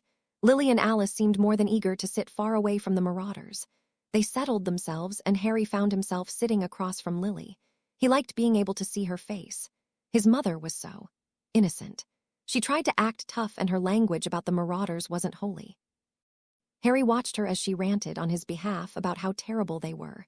The current topic was, "And I always thought Remus was so much better than the rest of them, but he's just as immature and unreliable." Alice seemed used to it and was trying to decide what to have for lunch. Harry could tell that Lily was smart, and she portrayed that persona harshly. But her face was an open book, her every feeling on display. Harry had learned to harshly suppress this in himself. Dark lords out for your life, spies and Slytherins, rabid fangirls. He couldn't let everyone know what he thought and felt. There were very few now that brought that mask down. But Lily Evans was innocent. She'd never fought for her life. She hadn't faced her own death alone. She didn't have some prophecy hanging over her head. Harry's past contained such things, and he knew the future would hold these things for her, but right now she seemed utterly untouched by the harshness of this world. He found himself smiling as he watched her continued tirade.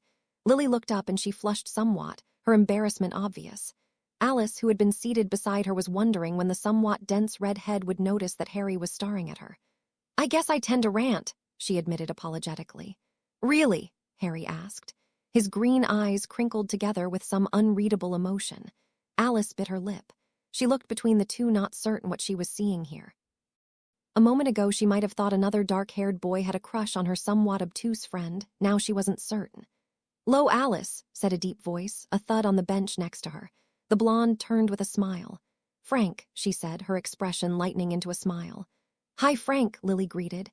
"This is Harry Tempest. He's a transfer from—" "You know I didn't ask where you came from," Lily asked. "Spellwicks," answered Harry. "Nice to meet you," he said to Frank.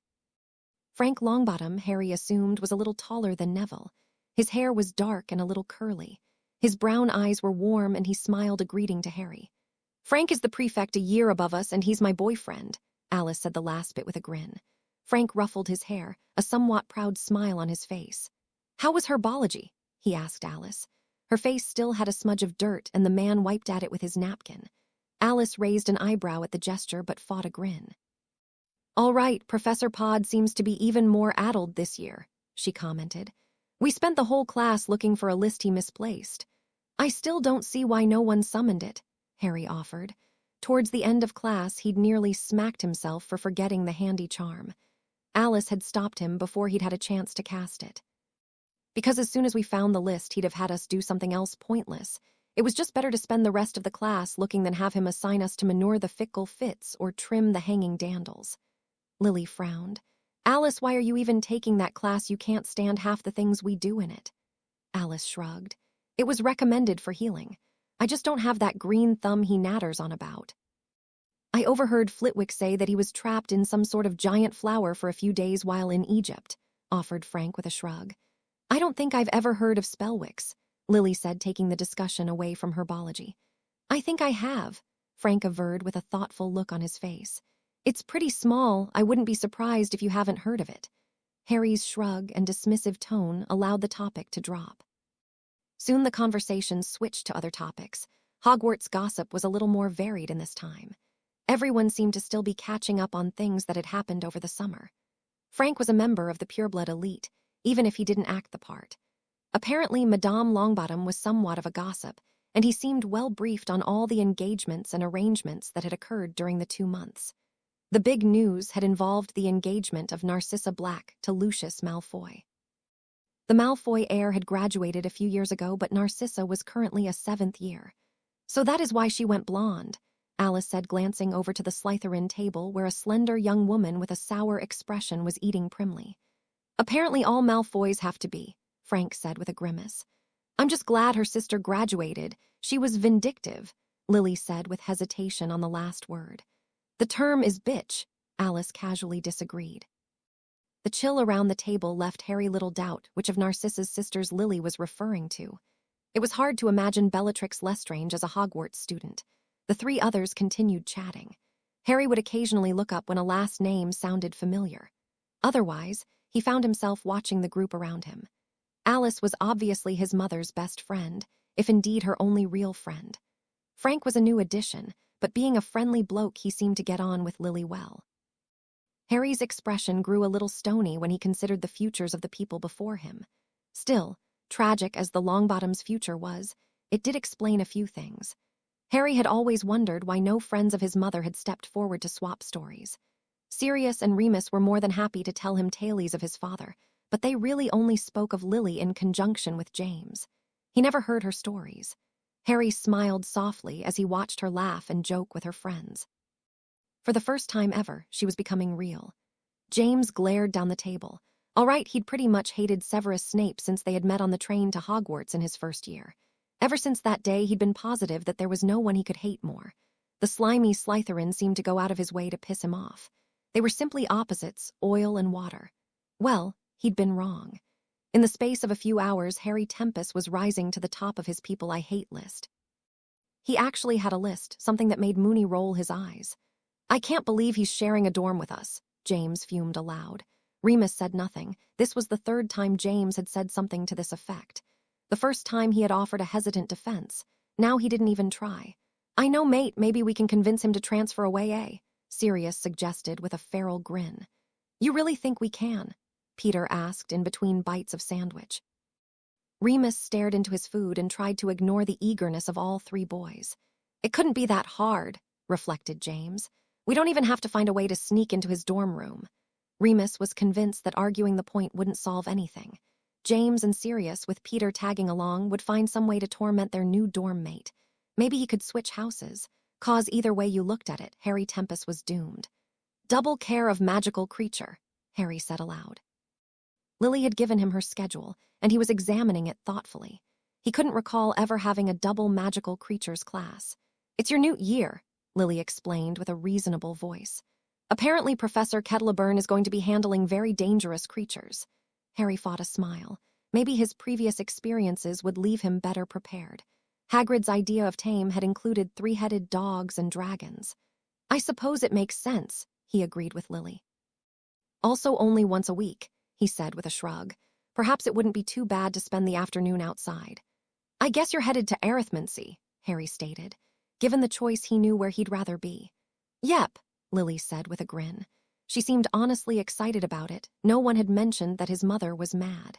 Alice and Frank had left earlier. Lily had mentioned something about the future Mr. and Mrs. Longbottom finding a good broom closet. So Harry and Lily walked out of the great hall together. Lily looked up when she spotted a retreating back exiting the front doors. Remus, she called to her fellow prefect. She got no response from the sandy-haired boy. Turning to Harry, she tried to grin reassuringly. Maybe he didn't hear me, she said. Sure, Harry replied knowingly. I'm sure I can find my way. See you at dinner tonight? Okay, well, have a good lesson and try and avoid those marauders. It's just like them to plan a prank with dangerous magical creatures around. Her voice had taken on a somewhat maternal tone. Harry found himself smiling as he nodded his head. His mother's first piece of advice had been to avoid his father. It was ironic and somewhat funny, but perhaps sound. He knew full well that his father and his friends didn't always play safely. Later this year, Sirius's little joke would nearly get Snape killed. Not that it would be that terrible of a loss. Kidding. Just kidding. Really, he was only half serious. Bye, he said, turning to leave. Bye, Lily called softly. Harry wasn't certain where care of magical creatures was held in this time. Usually they gathered around Hagrid's hut, but that wasn't likely. Still, it shouldn't be too difficult to find a gathering of students.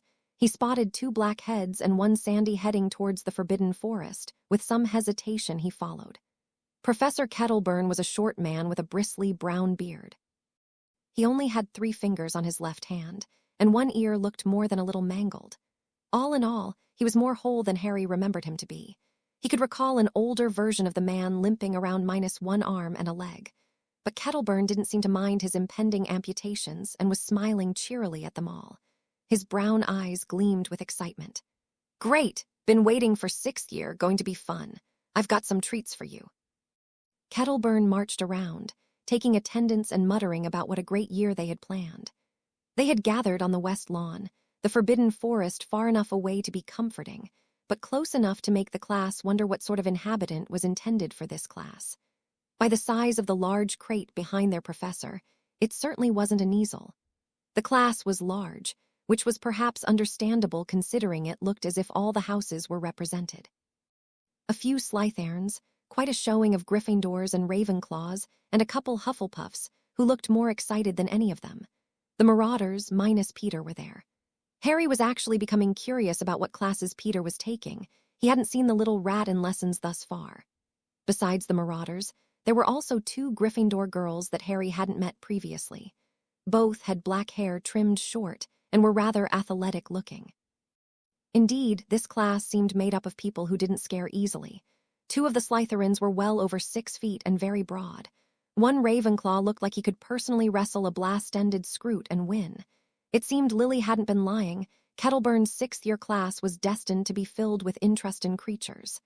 "You're the new on, eh?" Kettleburn asked, poking a pencil in Harry's direction. "Yes, sir," Harry answered. "Well, pay close attention and don't meddle in something you don't know," Kettleburn lectured with a clipped speech. James and Sirius laughed at the comment.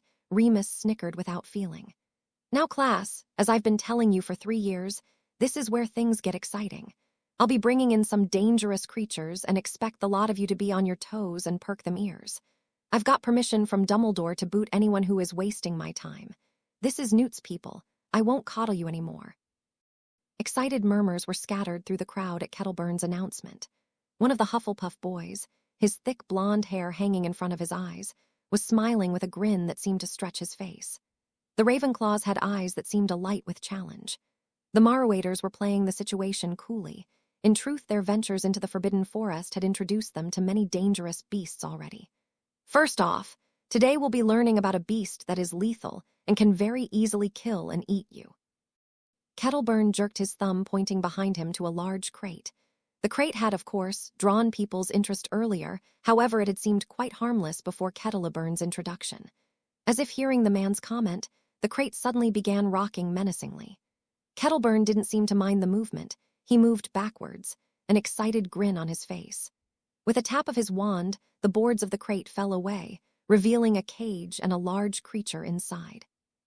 A few of the students backed away. One of the Ravenclaws looked like he was about to faint. "Acromantula," Kettleburn declared. "Gather closer and take a look while I lecture. But not too close, those arms can reach about a foot outside the cage." Harry was among the first to gather around the cage. He took his time to get a good look at this former foe. He'd faced the giant spiders on a couple occasions. His introduction in his 2nd year had definitely left an impression. Their presence in the Triwizard Tournament's maze had also been of note. Still, he'd never seen the creature under the light of day. Looking at it this way, they weren't quite as menacing looking. A cluster of black eyes were surrounded by short brown, bristled hair. This specimen wasn't nearly as large as Aragog had been. Its 8 legs extended only about 5 feet and were also covered with the same bristly brown hair. Now the Acromantula are carnivores. They hunt using a powerful venom that is secreted in the small glands behind their pincers. In the younger ones, such as this, the venom is mostly a paralyzing agent that weakens the prey, but does not kill it. Acromantula prefer to eat live victims. However, the older ones have been known to develop a secondary gland, which contains a lethal poison which can kill. The class continued to circle around the cage while Kettleburn lectured. Harry found himself wondering if this was one of Aragog and Mossag's children, and if Kettleburn had captured it in the forest. Maybe Hagrid had brought him, although Harry doubted that Hagrid had suggested the use of a cage. The giant tended to overlook security features like that. He also wondered if the Acromantula during the Triwizard Tournament had been drained of their venom. Harry distinctly remembered being bitten, but the enormous insect. Considering what had happened next, he was very relieved that he hadn't been paralyzed or dead. These creatures are found most commonly in warm climates, predominantly South America, although a large colony was discovered somewhere in Australia. By colony, let me explain that Acromantula usually live together in large numbers. Another reason why these are classified among the Ministry's list of dangerous creatures. If you spot one, there are bound to be hundreds nearby. Some people who have studied them claim that Acromantula have a strict family hierarchy, where the elder father figure rules over the rest of the colony. There are also conflicting views on their level of intelligence. Some claim that they can actually learn to communicate in spoken languages. Harry found himself rolling his eyes. He'd met Aragog and knew for a fact that they could. Kettleburn was knowledgeable, but he seemed to have gotten most of that knowledge from books. Hagrid's lessons had been based on experience. Perhaps that was why Harry had a hard time paying attention to the professor's speech. Instead, he found himself gazing steadily into the creature's eyes, wondering if it could understand what they were saying. Harry's inattentiveness hadn't been missed. Sirius Black had also been a little bored, and that was never a safe situation. Harry's earlier actions had the young man still boiling with anger. He hadn't enjoyed the boy's disloyalty nor his superior attitude. It brought to mind incidents this summer that hadn't yet been forgotten. And Sirius hadn't grown up enough to distinguish the difference between the two situations, and he was far too stubborn to recognize that he could have been the one in the wrong. His blue eyes shifted toward his friends. Remus, ever the bookworm, was examining the spider and taking rapt notes with a quill and a small pad of paper. James was also circling the cage in an interested fashion. He had a faint gleam in his eyes that made Sirius think that the Quidditch star was imaging himself battle against a colony of acromantula. It was time Harry Tempest learned some manners. Sirius had drifted behind the class, and with a forceful nudge, he sent the boy falling forward. The push had shocked Harry out of his memories and sent him careening closer to the cage. It was one of those situations that you could see in slow motion but were unable to prevent. Harry's arms spun out to brace his fall, but his hands never reached the ground. A leg, whose grip felt more like a python, had wrapped itself around Harry's chest and arms. Despite the difficulty of being in a cage, the creature was quickly pulling Harry toward its pincers.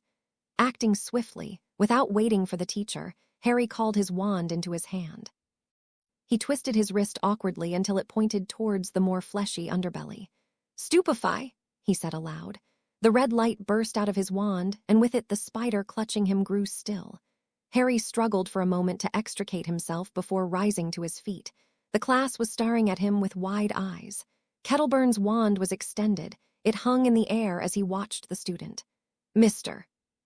He obviously couldn't remember his name. Would you like to explain what you just did?" Suddenly Kettleburn wasn't looking worried or panicked, but rather a little bit excited. Well, acromantula have armored skins that repel most magics.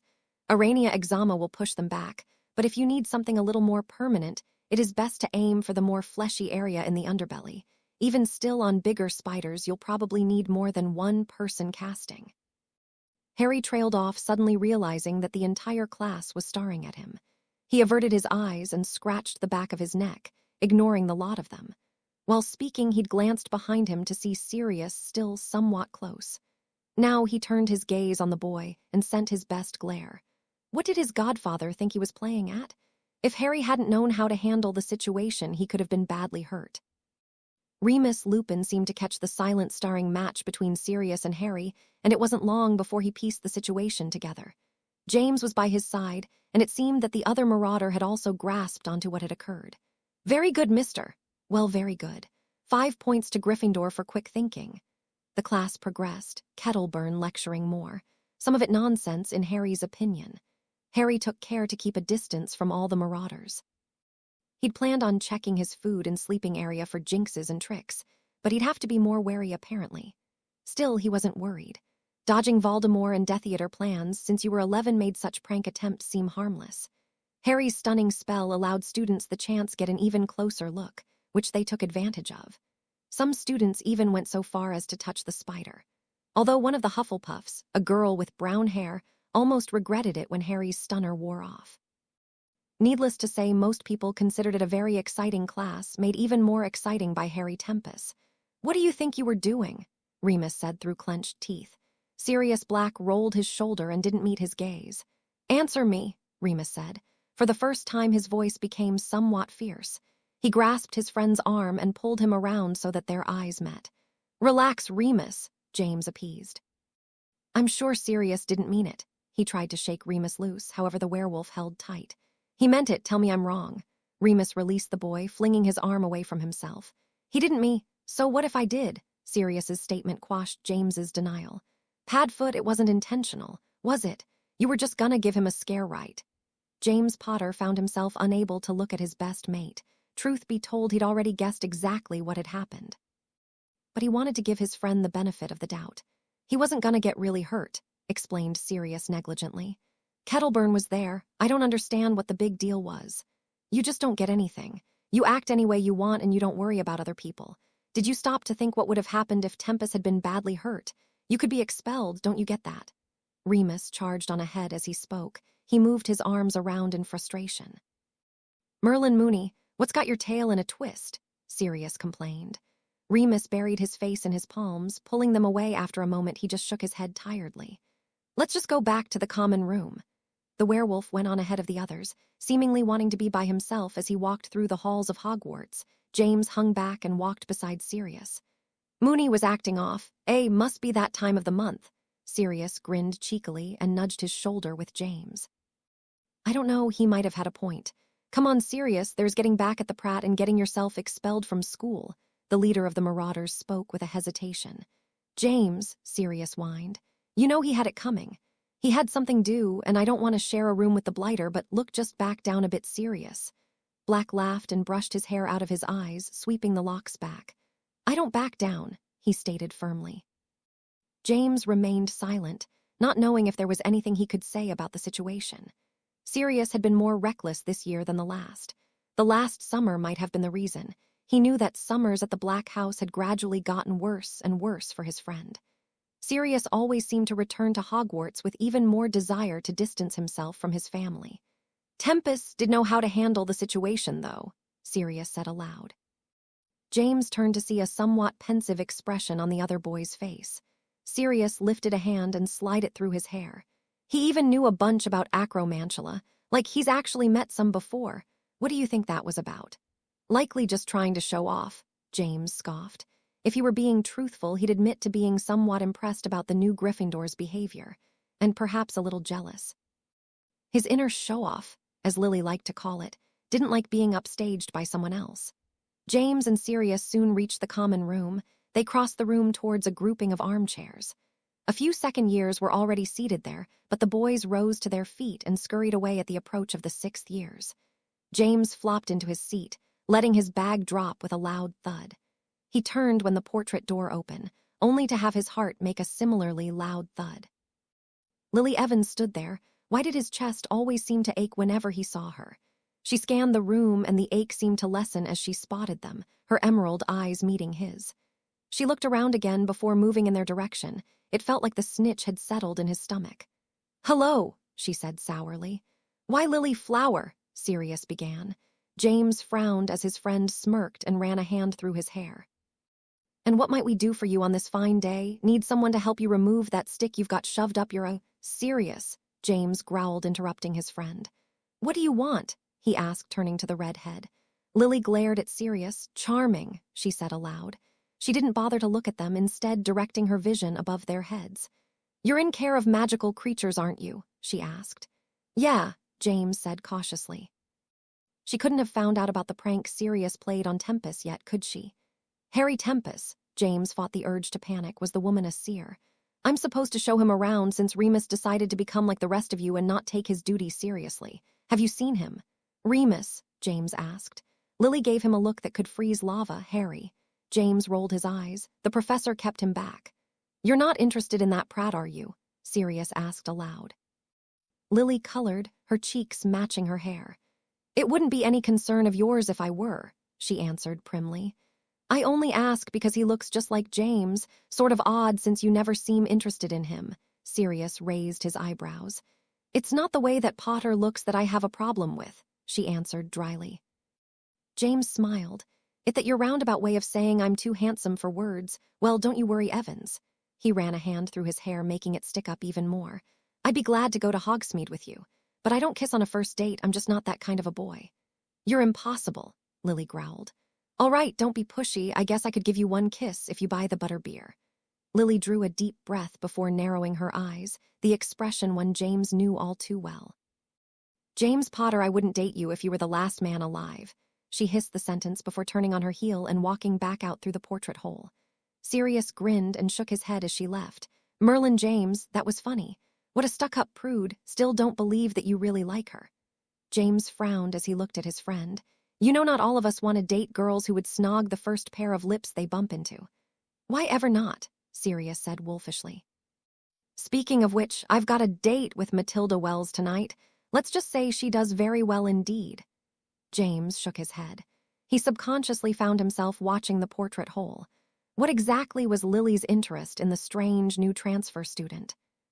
She was taking this prefect business a little too far, wasn't she? And Sirius's commentary aside, it was somewhat infuriating that Evans might consider Tempest dateable. The Pratt looked just like him. It was one thing to think that maybe he wasn't her type. He and the other Marauders had even questioned if Evans wasn't Wink, playing beater for the other Quidditch team, Wink. After all, there had to be a reason that she wasn't responding to his obvious charm and good looks. Particularly if she was responding to that Pratt Tempest. Suddenly Sirius's stunt in care of magical creatures didn't seem so drastic. Lily left the common room in a huff. She should have known better than to approach that Potter and Black. Normally she wouldn't have, but she was supposed to help Harry find his way around and trust those two to leave him behind when he could easily get lost. And Remus was being terrible too. She'd always been able to rely on her fellow prefect to do his duty as long as his friends weren't around. Lily happily looked up to find the subject of her quest already climbing the stairs. "Hello," she greeted. "Seems you managed to find your way back all right." "Yeah," he answered. He seemed a little tired and hastily withdrew his hand from his chest as if he had been rubbing it for some reason. "Did class go well?" she asked. "Yeah," he answered. Harry's feet plodded forward without much thought. This had been one long day. Technically, he still had dinner left this evening, but the only thing he was looking forward to was getting into his bed and sleeping. What could he say? Time travel was tiring. "You okay?" his mother's pleasant voice asked. "Yeah," he gave her a weak grin, "just a little tired." "Are you sure you're all right? You look a little peaky." Lily stopped herself from reaching out to touch his forehead. Where had that gesture come from? Harry's eyes seemed a little sad as he looked at her. "I'm fine." "Well, dinner should be soon. If you want, we can just head down there and wait. The Marauders have taken over the common room and I don't feel like looking at them." Lily scrunched up her nose. Harry looked upward. His bed was so near. But he couldn't say no to this opportunity. How many meals would he get to share with his mother before he'd be cast back to the future and she'd be gone? "Sure," he agreed. The pair turned back around and headed for the Great Hall. It was near enough meal time that a few other students were also gathered. He spotted 2 Hufflepuffs who had been in his care of magical creatures class. The darker-haired boy gave him a thumbs up and smiled. "Right on, Tempest, that was neat." Harry nodded before catching up to Lily at the Gryffindor table. Lily shared him a glance. "Friend of yours?" "Magical creatures," Harry explained. "Oh, Potter mentioned you stayed back to talk with Kettleburn. How did the class go?" "All right, although I've seen it taught better." Lily frowned. "In what way?" she asked a little haughtily. Harry laughed. "Don't get me wrong, it was good and all, it's just Kettleburn teaches like he learned it all from books. And I know he got some of the information of Archumantula wrong. My previous teacher had more practical experience, just a different style." "Oh," Lily said thoughtfully. "I never really thought of that, but one teacher can't personally experience everything about their subject." "Yeah, I know." Harry leaned back on the bench, grabbing the edges of the table and looking toward the staff table as he did so. "Acromantula, then. Everyone's been buzzing about what Kettleburn might have you tackle this year. Those are giant spiders, right?" "Yeah," Harry said. He continued to lean backwards. His eyes were closed now and he was fighting the urge to yawn. "Some people were saying he's gonna be talking about werewolves," Lily commented. "That's stupid," Harry said, his eyes still closed. Lily huffed. "And why is that, Mr. I can teach COMC better than a trained professor?" "Do you have a crush on Kettleburn?" Harry asked. He opened his eyes slightly to see Lily stare icily back at him. "You just shouldn't badmouth a teacher." "Well, that time I wasn't talking bad about a professor. I was actually saying it was stupid to think that they'd teach werewolves in magical creatures class." "Oh, why's that?" Harry rubbed his forehead before looking at Lily steadily. "It's demeaning, makes it seem like they are animals or something. I mean, they are just as human as you and me except for one night of a month. It isn't like they can help that. Studying them in a class would be the same things as propping us in a room full of muggles and having them poke and prod us." Lily looked thoughtful. "I've never thought of it that way before. You certainly seem to know a lot about werewolves." Harry shrugged. "Yeah, well, a friend of mine is one, so." Lily's eyes opened wide. "Really, that's..." She seemed to have trailed off unexpectedly, until Harry turned his head and spotted Remus standing only a foot away. He seemed frozen, his eyes somewhat wide and a definite nervous presence about him. Remus, Lily said coolly. The other marauding fools were not in tow, she noticed. In general, she could tolerate him under such circumstances, but he'd really been behaving terribly considering it was McGonagall who had asked him to show Harry around. Want to join us? Harry invited. Lily turned to the raven-haired boy. Well, if he could be forgiving, why couldn't she? Remus seemed to sit down stupidly, almost as he didn't even realize he was doing it. He didn't have his bag to fiddle with, and so instead his sweaty palms rubbed against his robes. He was tiring his best to appear nonchalant. Harry was telling me about his werewolf friend, Lily explained, her voice a tad warmer. Oh, really? Remus couldn't help that his voice seemed a little higher pitched than normal. Yeah, Lily said. She gave the prefect a funny look. So what was he like? I mean, I don't know any werewolves, and all I've heard are what people say. And well, I read a little in a defense book. Harry shrugged his shoulders. It's like I said, he's just a normal guy to me. And you know, I've read a few defense books too. Some of them are so inaccurate it would be funny if they weren't so damaging. One claimed that werewolves were volatile individuals, prone to fits of temper and shouldn't be allowed around children. Harry's eyes flashed as he repeated the line that had caused him to burn that particular book, not eliciting even a frown of protest from Hermione. That sounds horrible, Lily agreed. You say werewolves aren't like that? No, my friend and the nicest guy you'd ever meet. If anything, he's too nice, real agreeable bloke. You know, Harry, that is quite interesting, Lily said with a tinge of bookish determination. Maybe you should consider writing your own book someday, or... The girl paused when she noticed Harry cringe. What's the matter? She asked. Me write a book, you've lost your bleeding mind, woman.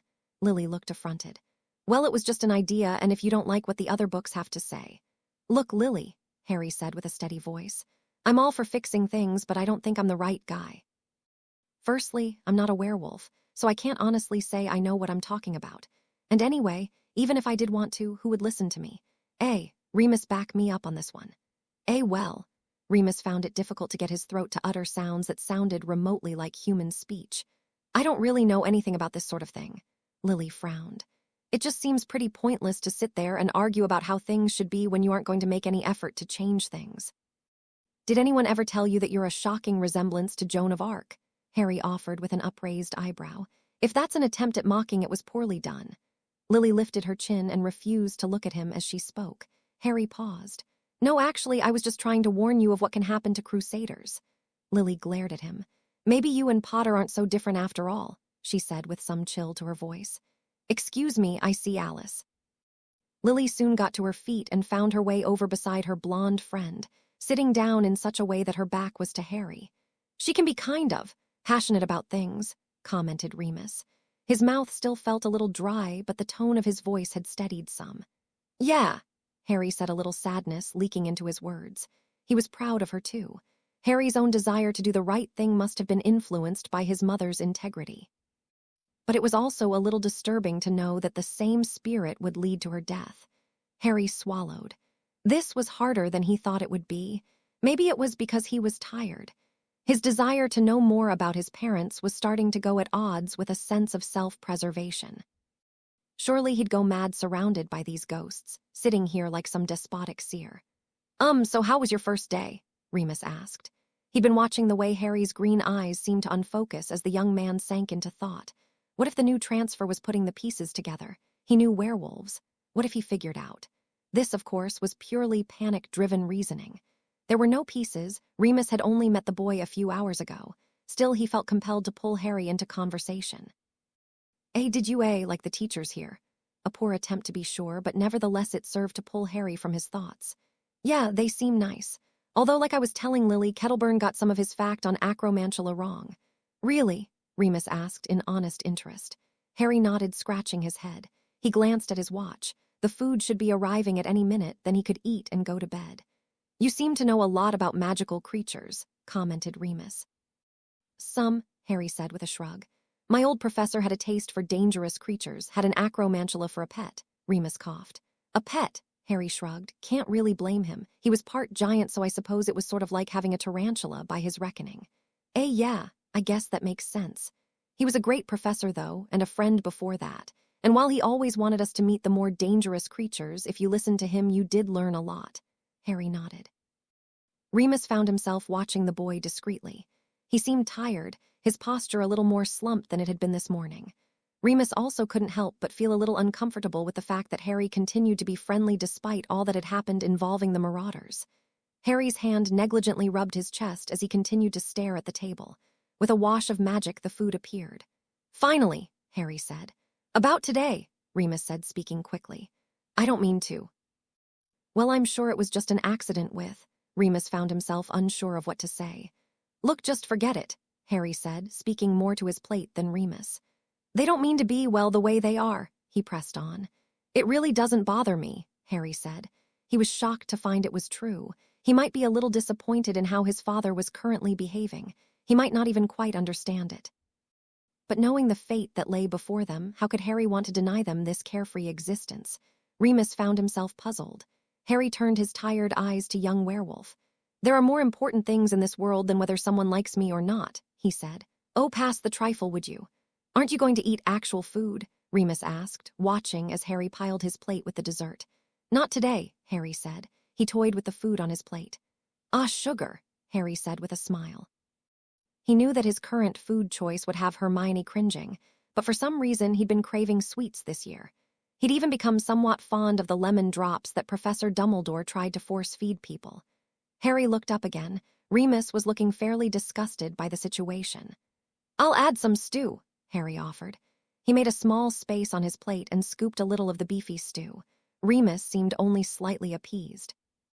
"You have odd friends, don't you, Harry?" Remus said as he helped himself to his own dinner. "Why do you say that?" Harry asked. "Just a werewolf, a half-giant. Not the type of people most people want to be friends with," Harry shrugged. "Yeah, well, I'm a half-blood. There are people out there who probably think I'm some abomination. In fact, I know there are, when you look at it that way. Will make you realize how useless those titles are, eh? Yeah, I guess." Remus ate a bite of his stew. "I don't think Lily is really mad at you," he added. "You think so?" Harry nodded thoughtfully. "Considering she's been looking over here every few minutes to check on you, I'd think not." Remus stifled a laugh. Harry glanced over and met his mother's emerald green eyes. She quickly avoided looking at him. "Maybe you're right," Harry yawned. "Oi, you better scram," he said, looking at Remus. "I spotted your friends heading this way." Remus's head jerked guiltily, watching as James, Peter, and Sirius approached. Yeah, see you round." Remus picked up his plate and carried it to where the Marauders usually sat. He was quickly gathered back in their little fold. However, James Potter kept shooting Harry glances from where he was sitting. Alone again. The thought wasn't uncomfortable. Maybe he should ask Dumbledore to send him to the Bahamas for a week, anywhere tropical where he could rest and order fruity drinks with little umbrellas. He'd always wanted to drink something with an umbrella in it. He'd promised to go home once he returned to his time, cross his heart. Harry ate another spoonful of trifle. He wondered how Hermione and Ron were doing. He sort of missed them. The three of them had long gotten past most of the awkward stages of friendship. They'd gone the easy route and simply fought a troll together. Nothing bonds you together better than battling a mountain troll. Harry fantasized for a moment about taking a page out of Quirrell's book and letting one in to see if he and his parents could become better acquainted. No, that was crazy. Probably. Harry finished eating his dinner rather quickly. He still had his school bag, the one McGonagall had provided for his current use, as he'd arrived late and was ill-prepared. His head of house could be uppity when called upon. He slung his book bag over his shoulder and headed for the door. He'd only made it into the entranceway before a clatter of footsteps caught up with him. "You could have come and eaten with us," the feminine voice said sourly. Harry turned to Lily with a tilted chin. "I thought you were making a point." "I wasn't," she stated, flipping her hair over her shoulder. She fell into step beside Harry. There was silence for a long while. Most of the students were still in the hall. Harry found himself feeling rather comfortable with this version of his mother. "Lily," he said her name softly. "I think it's great that you stand up for what you believe in. I do too. I guess my forte just isn't writing books." "Oh," she peered at Harry through similar green eyes. "Yeah, well, I guess you were sorted into Gryffindor." The halls of Hogwarts were always somewhat eerie when they were quiet. The old stone corridors echoed even the smallest noise. Harry found himself falling into the comfortable pattern of walking back to common room, easily avoiding trick stairs and working his way through the maze of staircases. "How do you know where you're going?" Lily asked. "I came with you because I was sure you'd get lost." She'd been watching him with some interest as he lazily walked in the correct direction. Harry's step faltered for a moment, I asked Remus. Oh, I can't understand why you're so nice to him. He and the rest of his friends are terrible. You were nice to him, and as soon as those Marauders. Harry smiled. She said the name like is was curse. Walked and he just left you. Paying attention to me were you, Harry commented. Lily coughed and straightened. I am merely doing my duty as a school prefect. I'm much indebted, Harry politely agreed. Lily rolled her eyes. Well, at least one prefect has to be responsible. Don't worry about Remus and me, he's in a tough spot, Harry explained. Lily's nose crinkled. I don't see what you mean. Harry shrugged. Maybe it's a guy thing, he said snottily. Lily rolled her eyes. It makes absolutely no sense, so yeah, it must be a guy thing. Harry yawned. Try being a guy figuring out girls, that is like trying to divine the future. Harry smiled wryly at the last comment. The pair reached the common room and Lily provided the password Mesopotamia. Harry looked around the room that had been his home. Not much would change in the years to come. In fact, they probably hadn't changed much in centuries. Wizards did like to keep a fashion going. Boys' dorms are at the top of the stairs. I imagine the house elves have already provided another bed. And your luggage, I assume. Harry yawned. Thanks again, Lily, you've been great. We have Transfiguration tomorrow, Lily reminded him. McGonagall assigned that reading. She trailed off as Harry nodded negligently. He had no intention of doing any real homework while he was here, but there wasn't any point telling Lily that. Night, he called as he climbed the stairs. Lily watched him in a puzzled way for a moment before going back to find Alice, provided her best friend hadn't already wandered off with Frank Longbottom. Lily was happy enough for Alice, but it did leave her feeling a little adrift when her best friend was otherwise occupied. She thought it almost sad to admit she'd been a little pleased with Harry Tempest's introduction into her life. Showing him around did make things less lonely. Previously in the Great Hall, the Marauders had been having an unusually quiet dinner. Maybe it was because Remus was still a little upset about the commotion in magical creatures. Perhaps it was because Sirius and James were still watching Remus suspiciously, and poor Peter was too confused about the strange tension that had befallen them that he had decided to remain silent and eat the pudding, which was particularly good tonight. But of course when Harry Tempest had left the table and Lily Evans had scurried after him, well, such events couldn't go without comment.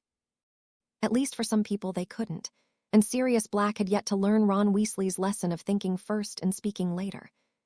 Looks like your twins stole your girl, Sirius said, nudging James. Who'd have thought that Evans would be crazy over a guy that looks just like James? Shut it, the Quidditch star growled. Ah, come on, Sirius whined. You have to admit it's pretty funny. You've been trying since third year and he gets further in one day than you have in all this time. James slammed his fists to the table and stood up abruptly. Sirius's mouth hung open. By now James was used to a little good-natured needling about Lily Evans. His fascination with the redhead was perhaps James's most obvious flaw, at least as far as Sirius was concerned. Such a deficit deserved poking from time to time. I'm taking a walk, James declared. He strode away from the table, leaving his friends speechless. I think you hit a sore spot, Remus remarked casually. What's with him he never minded before, argued Sirius defensively. Remus shrugged. Well, fine, if he wants to be all temperamental over it. Sirius bit into a big chunk of meat from the stew, pointedly ignoring the now empty seat beside him. What were you doing chatting him up before? Sirius asked through bites of food. Nothing, Remus muttered. Yeah, Remus, he took James and Sirius's wands and he even defended Slytherins. Peter entered the conversation, listing off Tempest's transgressions as if they were grave crimes. Yeah, well, don't you think we're a little old to always be pranking the Slytherins? Remus spoke softly, his voice not carrying above the other conversations nearby. What do you mean? Sirius asked. He refused to look at Remus as he spoke. Nothing, just. Well, maybe it brings more trouble than it's worth. And what did they ever do to deserve it? What did they do? Sirius eyed Remus as if his friend had gone insane. Is that the sort of stuff that Tempest guy says? Sirius's glare took on a darker touch. His eyes seemed to grow colder. It was an expression that always made Remus feel somewhat numb. Yeah, you're right, the werewolf said hollowly. Yeah, of course the Slytherins deserve it, Peter echoed. Sirius nodded. You bet they do, and so does that Pratt Tempest. He must know that James fancies Lily and is going after her to get back at James. I don't think, Remus started to argue, but he stopped when he realized that Sirius wasn't listening at all. The werewolf listened as the other two talked, Peter being the dutiful sycophant to Sirius's every speculation. Neither of them even seemed to notice that he had grown silent. Remus pushed the food around on his plate, feeling more than a normal level of unease. It was an uncomfortable feeling. Not since his three friends had discovered his monthly secret had Remus ever felt so isolated. Maybe it was just his over-analytical side, but things seemed to be changing this year. James had already demonstrated a growing weakness in Lily Evans. Something that their leader used to joke about didn't seem so amusing anymore. And Sirius, since the start of the year, had seemed more determined than ever to strike out against the Slytherins. Peter was, as always, just as willing to go around for whatever ride James and Sirius set in motion. That at least hadn't changed. And then there was Remus himself, doubting his friends, striking up an odd sort of friendship with someone they despised. Things were starting to change, and that was a frightening thought. Harry opened his shrunken trunk and examined what exactly he had brought with him. He'd done this at least once a week since the Time Sand incident, but he couldn't recall what the latest additions had been. At first glance, he spotted the hunting knife he'd prepared for the wilds of pre-Hogwarts Scotland. Not be needing that. He tossed it on the bed. There were some thick fur-lined robes. Those were pointless and joined the knife. The short-sleeved shirts and trousers would come in handy. As would the galleons. Harry dug a little deeper, moving around the socks and other essentials he'd packed. Drat, not a single pair of pajamas. Of all the things to forget, Harry's nervous gaze landed upon the second trunk before him. Dumbledore hadn't known about the trunk hidden in Harry's pocket. Somehow, during their discussion of time and fate and paradox, the subject hadn't come up. Hence, Harry could only assume that the man had provided this second trunk in an effort to make Harry more comfortable. Either that or Albus Dumbledore was a more devious prankster than Harry had previously thought. The trunk in question was lime green in color. A few luminous yellow flowers covered the surface. Harry had, as of yet, avoided discovering what lay inside the monstrosity. But if he didn't want to sleep fully clothed during his time in the past, well, being a Gryffindor, Harry opened the trunk. Inside were a collection of clothing and trinkets that Dumbledore must have assumed were necessities. There were a few robes of curious origin, a book on the fascinating inner lives of dormice, a small bag of the headmaster's favorite Muggle sweet that Harry could appreciate, a vibrant purple toothbrush, some boxer shorts with mermaids who swam about the cloth, as well as, at the very bottom, a pair of pajamas. The night shirt was a good deal longer than Harry was used to, and its bright orange shade could only be loved by a Chudley fan Harry knew, but the pants weren't half bad. They were the only muted tone represented in the vibrant collection of things that Dumbledore had provided. Harry removed the dark green pajama pants, promptly locking the other things away and hiding the trunk under his bed. The dorm room was as unchanged as the common room, and the familiar four-poster bed looked just as comfortable and inviting. Harry changed quickly, looking forward to sleep.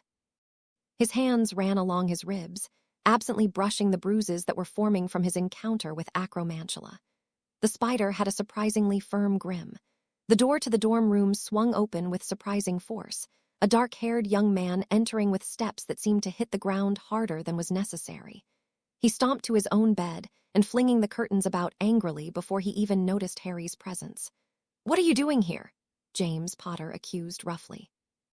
Going to sleep," Harry offered. James seemed to stare at him a moment, and Harry was wondering if his father had forgotten that he was going to be joining their dorm. "That from the Acromantula?" James asked, frowning. Harry looked down at his chest. "Yeah," he admitted with a shrug.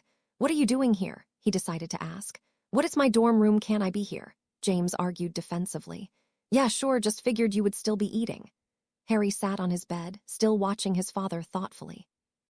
This wasn't what he'd anticipated their next meeting to be like. James seemed to mimic Harry's gesture, sitting on his own four-poster. Coincidentally, the extra bed that was now Harry's had been placed beside James. The Marauder found himself looking at the other boy in a penetrating way.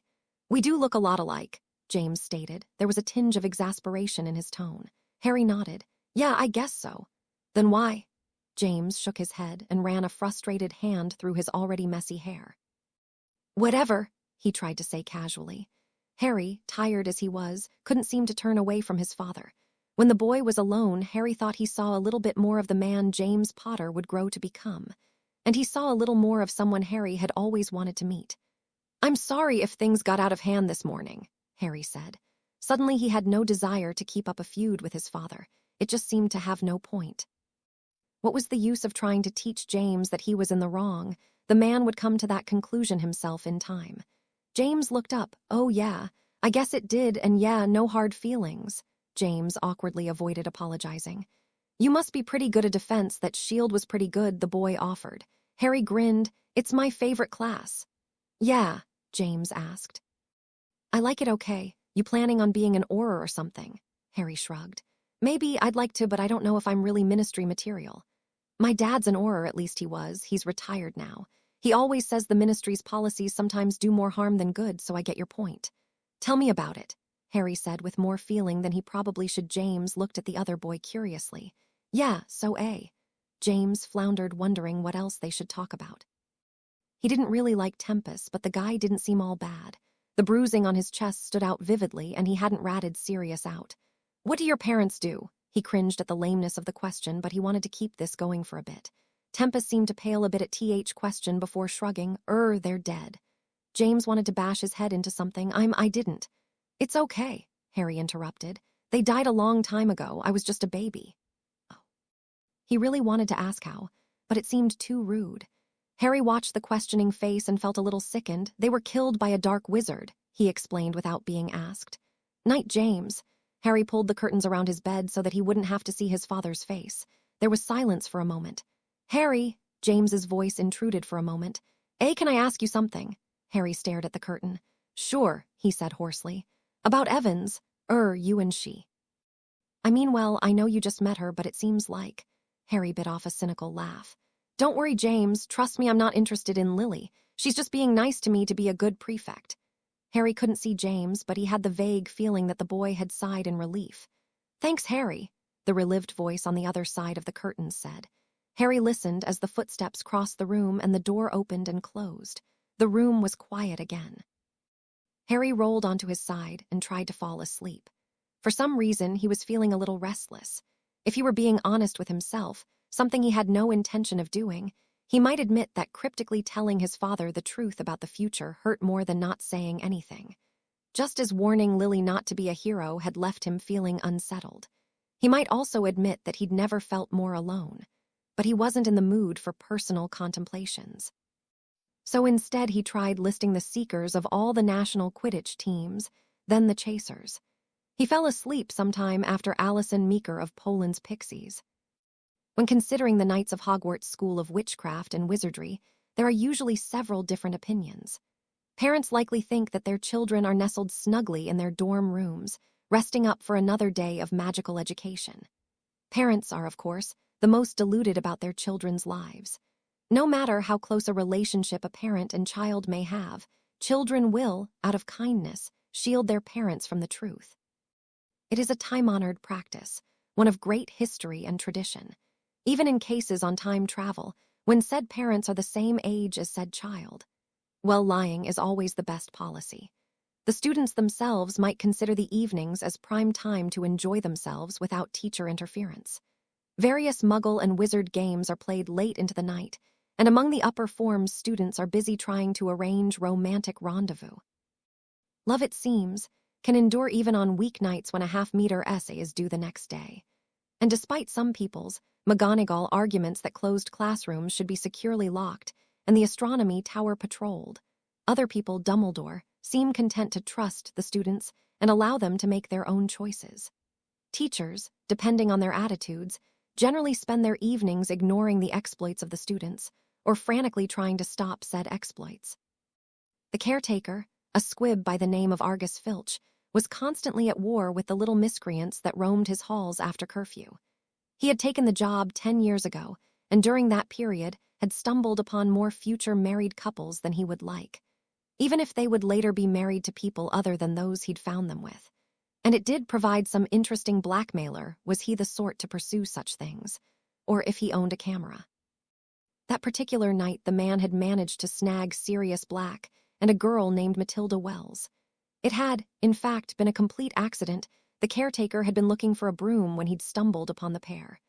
Despite the lack of intention, Filch would go to sleep that night with a toothy smile, glad to have, at the very least, upset Mr. Black's plans. That little bastard made more messes in his halls in a month than most students made in their lives. For the students caught, The usual punishment involved a firm lecture by their head of house and removal of house points. Thus the heads of Gryffindor and Hufflepuff gathered in Professor McGonagall's office. The Gryffindor head was as strict and stern as ever. She paced about her office using phrases like disregard for rule, matters of propriety, and foolish, juvenile behavior. Professor Pod didn't seem to understand what had been going on and seemed willing to believe that the pair had gotten locked in there while looking for some cleaning products to tidy their common rooms. He mentioned twice the fact that he needed to return to trimming his mustache bush and couldn't understand what the fuss was about. Professor McGonagall was not so easily fooled. She continued packing and lecturing. Professor Pod nodded at the right moments and hummed at the wrong ones. Sirius managed to listen to her lecture with practiced ease, and Miss Wells turned as red as a tomato. And to bed this instant, the Transfiguration professor finished, shooing them out of her office. Sirius smirked. "That's just where I'm headed, Professor," he said with a wink. "Night, Professor," an embarrassed Miss Wells said, quickly heading to her own common room. Professor Pod followed after her, seeming untroubled. Sirius grinned once more at his head of house before she slammed her door on his face. Sirius casually strolled through the halls, not in much rush despite the hour. When he finally did arrive in the common room, it was half empty. Some students had already retired to bed, but his friends could always be counted upon. "How many points did you lose this time?" Remus casually inquired. The werewolf was reading his Transfiguration text and didn't bother looking up as Sirius sat down. "How'd you know?" Sirius couldn't help but ask. "You never return this early unless you were caught," Remus provided. The prankster shrugged. "Only 10 points, completely worth it." James was staring into space and hadn't made any comment on his best mate's entrance. "James, hey buddy, you're gonna burn a hole in the carpet." Sirius waved a palm before the young man's face, bringing him back to the present. Hey Sirius, you make any more progress?" He didn't sound very interested, but Sirius decided to let the lack of enthusiasm slide. "Not much, got caught by Filch." Sirius watched as his friend quickly went back to starring. "What's the matter with you? You still mad at Tempest?" "Huh," James asked. "Nah, I think we might have misjudged him. He isn't a bad bloke." Not a ball of laughs, but hey, he didn't tell the teachers on you about the acromantulas. Maybe he isn't too bad. Sirius's eyes opened wide. "What is up with you?" He reached across and shook his friend's shoulder. "What? I'm not saying we'll be friends or anything. Just he's not that bad. What do you think, Remus?" James turned to the prefect and ignored Sirius's gaping expression. "He seems nice enough," Remus was happy to say. In truth, he rather liked the new transfer student. It was rare for anyone to be so open-minded about his condition.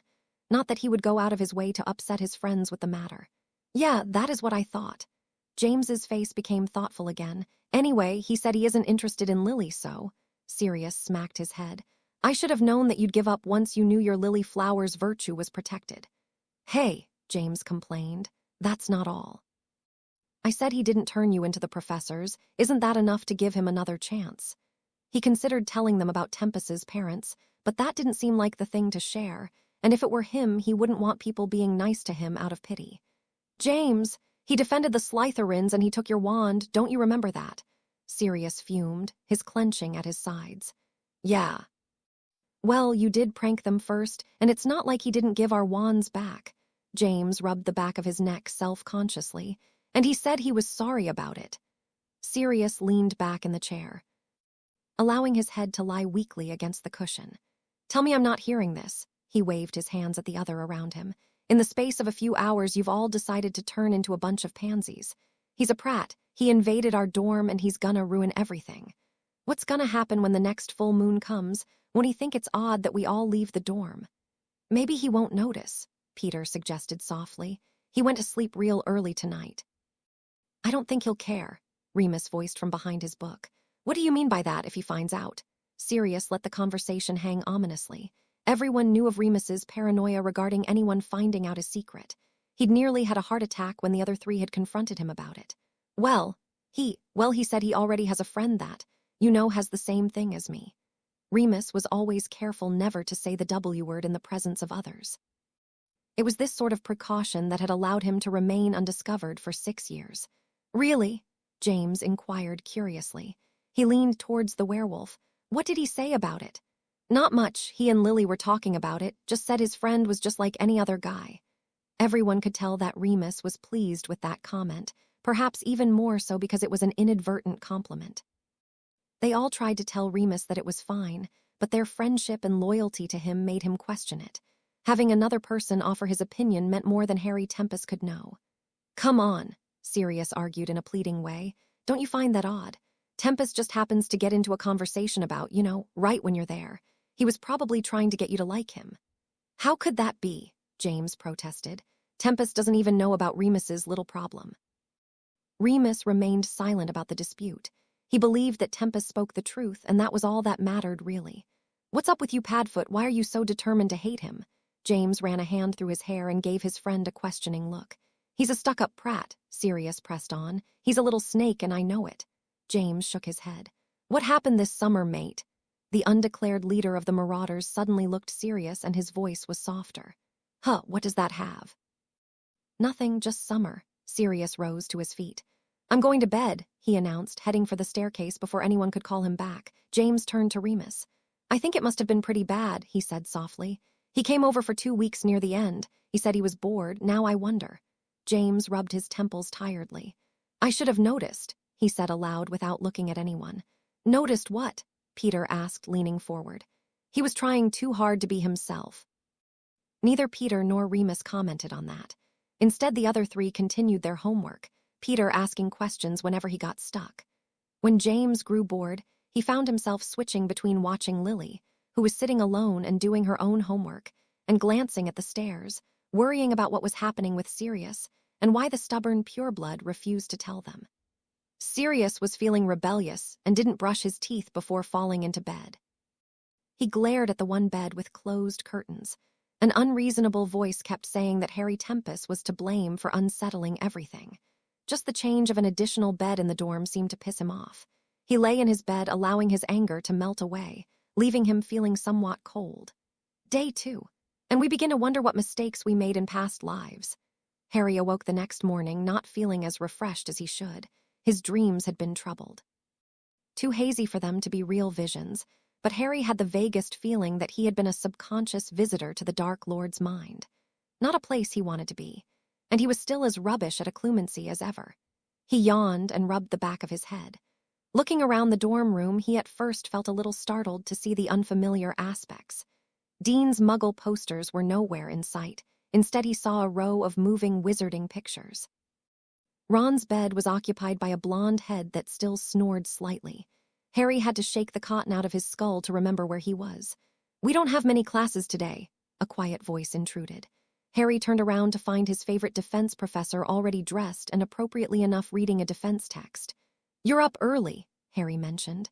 "You too. Usually I have to pry the others up with a crowbar."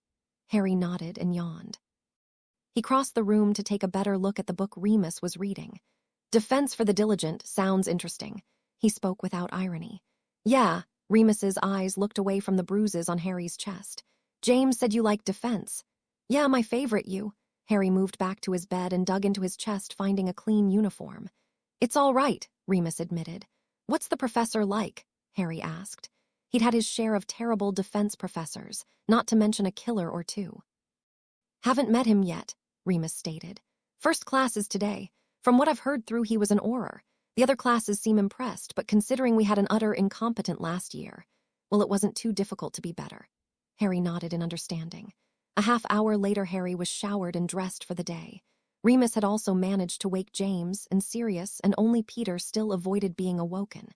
Harry knew what he'd like to do to get the rat out of bed. But he just patched things up with his father and didn't think bodily harming James's friend would improve matters. Harry gave Remus a commiserating look as the poor prefect tried once again to shake Peter awake.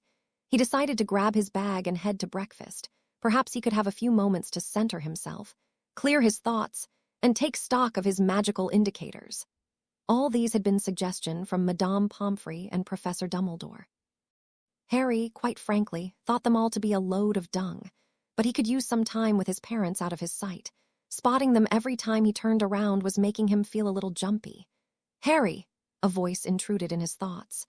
He very nearly sighed in annoyance. "Lily, didn't see you there," he greeted with little enthusiasm.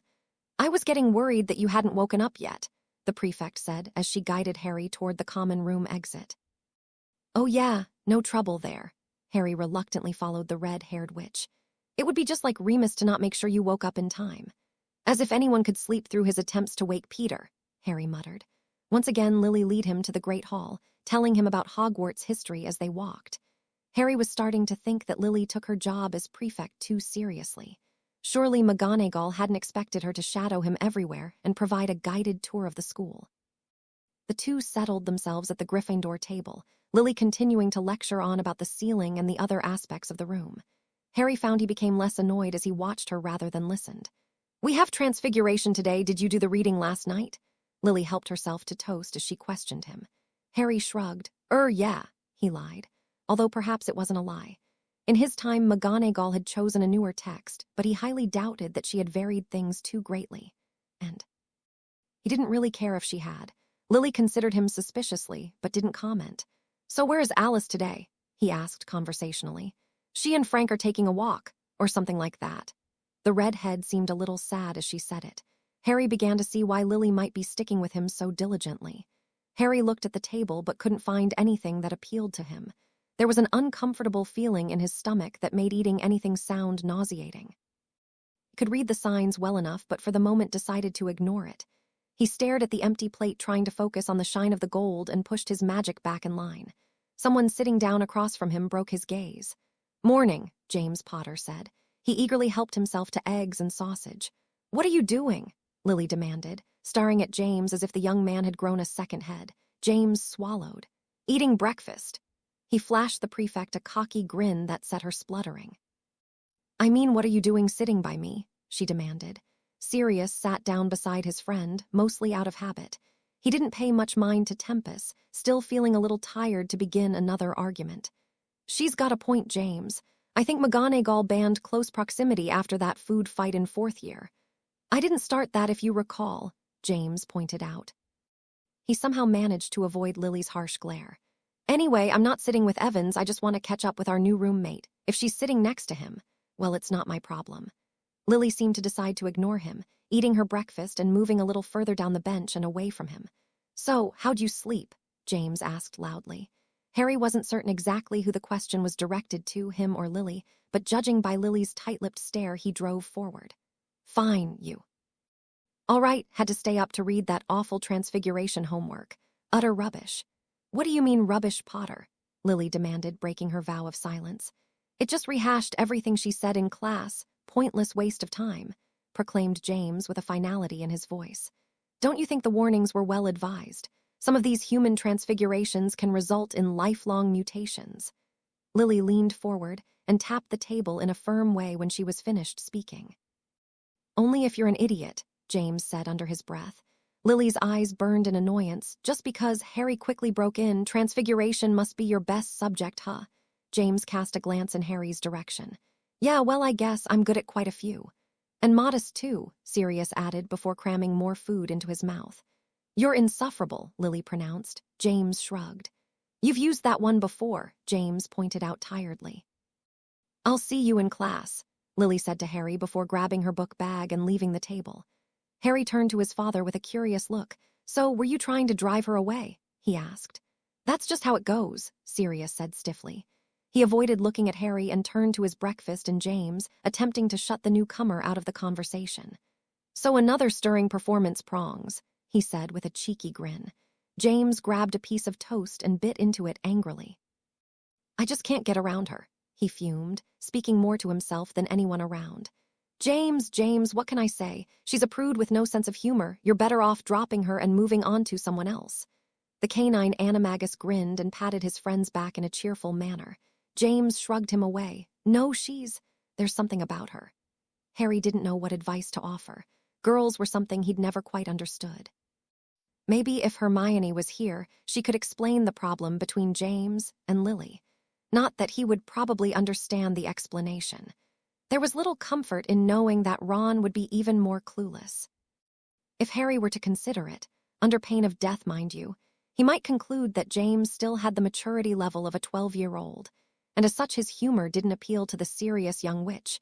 in the same way it could be said that Lily's determination to see the worst in James often lead her to miss out on the man's more worthy attributes. Both caught up in their own problems and ideas, both stubborn and opinionated. In other words, they were 16. Harry, while also 16, had some difficulty getting too involved in this angst-filled drama they were concocting. After facing the sort of challenges that had come his way, these small problems were hard to relate to. And he did know the future. Remus and Peter also ambled over. The blonde settled into his seat, helping himself to cereal only to stop dead when he spotted Harry Tempest sitting by them. He nudged Sirius. "Why are we sitting by him?" he asked quietly. "James was just using the new kid to sit next to Lily," Sirius replied not quite as quietly. Remus's eyes closed for a brief moment, but when he opened them he found Tempest didn't seem troubled at all. Although he wasn't eating, James seemed to notice this too. "Don't you eat?" he asked. Remus remembered the boy's sugar-filled meal the evening before. "Not hungry," Harry stated with a grimace. He did snag some orange juice, though. "What's the day today?" he asked. The 3rd, Remus provided. "No." "The day, what day is it, Monday, Tuesday?" There was an oddly hopeful tone when he said the word Tuesday. Harry tried to think back, but with the whole time travel thing it was hard to figure out, and he hadn't bothered yesterday. "Thursday," Remus answered, looking at the others with a little confusion. "Crap," Harry said aloud. "Absolute rubbish." He took a gulp of juice, banging the glass forcefully down onto the table. "Well, I'm off to class." Sending the 4 Marauders a wry grin before turning and leaving for the Transfiguration classroom. "That's one weird bloke," Sirius commented. He ate his eggs with a frown. "Maybe a little," James allowed. "But see, he isn't bad." Sirius's expression grew a little darker. "Yeah, sure, whatever you say." James gave his best mate a glance before shaking his head and continuing his breakfast. Remus also looked closer at Sirius, but as with James he chose to say nothing. Peter, who had been sitting next to Sirius, still wasn't sure why they now talking to Harry Tempest, but merely decided to not make an issue out of it. Whatever James and Sirius did were fine by him. Blueberry muffins. "Class," Remus said suddenly. As if to highlight his statement, a bell chimed. "Great, we're gonna be late." The 3 quickly got to their feet, Sirius grabbing Peter by the shoulders. "My muffin," the boy complained. "Come on," Sirius said. "I'm not taking Transfiguration," the chubby boy added. Sirius dropped his arms. "Oh, see you, Pete." The blonde found himself alone at the table. He felt very exposed, being the only marauder in sight. A pair of Slytherins glared at him in a menacing manner. Peter chose to take his muffin and go. He had an hour before divination, but he'd rather wait in the common room. When Transfiguration was over, Harry left the class with a feeling of dread.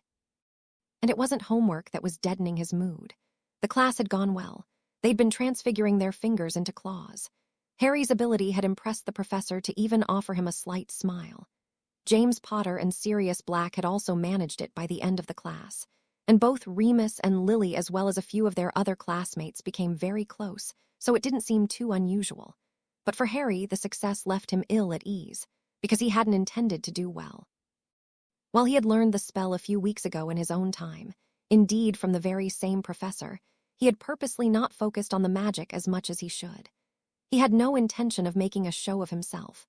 The incident in care of magical creatures and his argument with the Marauders were more than enough to spark interest, and he had hoped to glide through the rest of his time in the past with little comment. So he'd decided to match his classmates and not produce a stir. Thus it was with some surprise that his lackluster effort produced a perfect example of human transfiguration.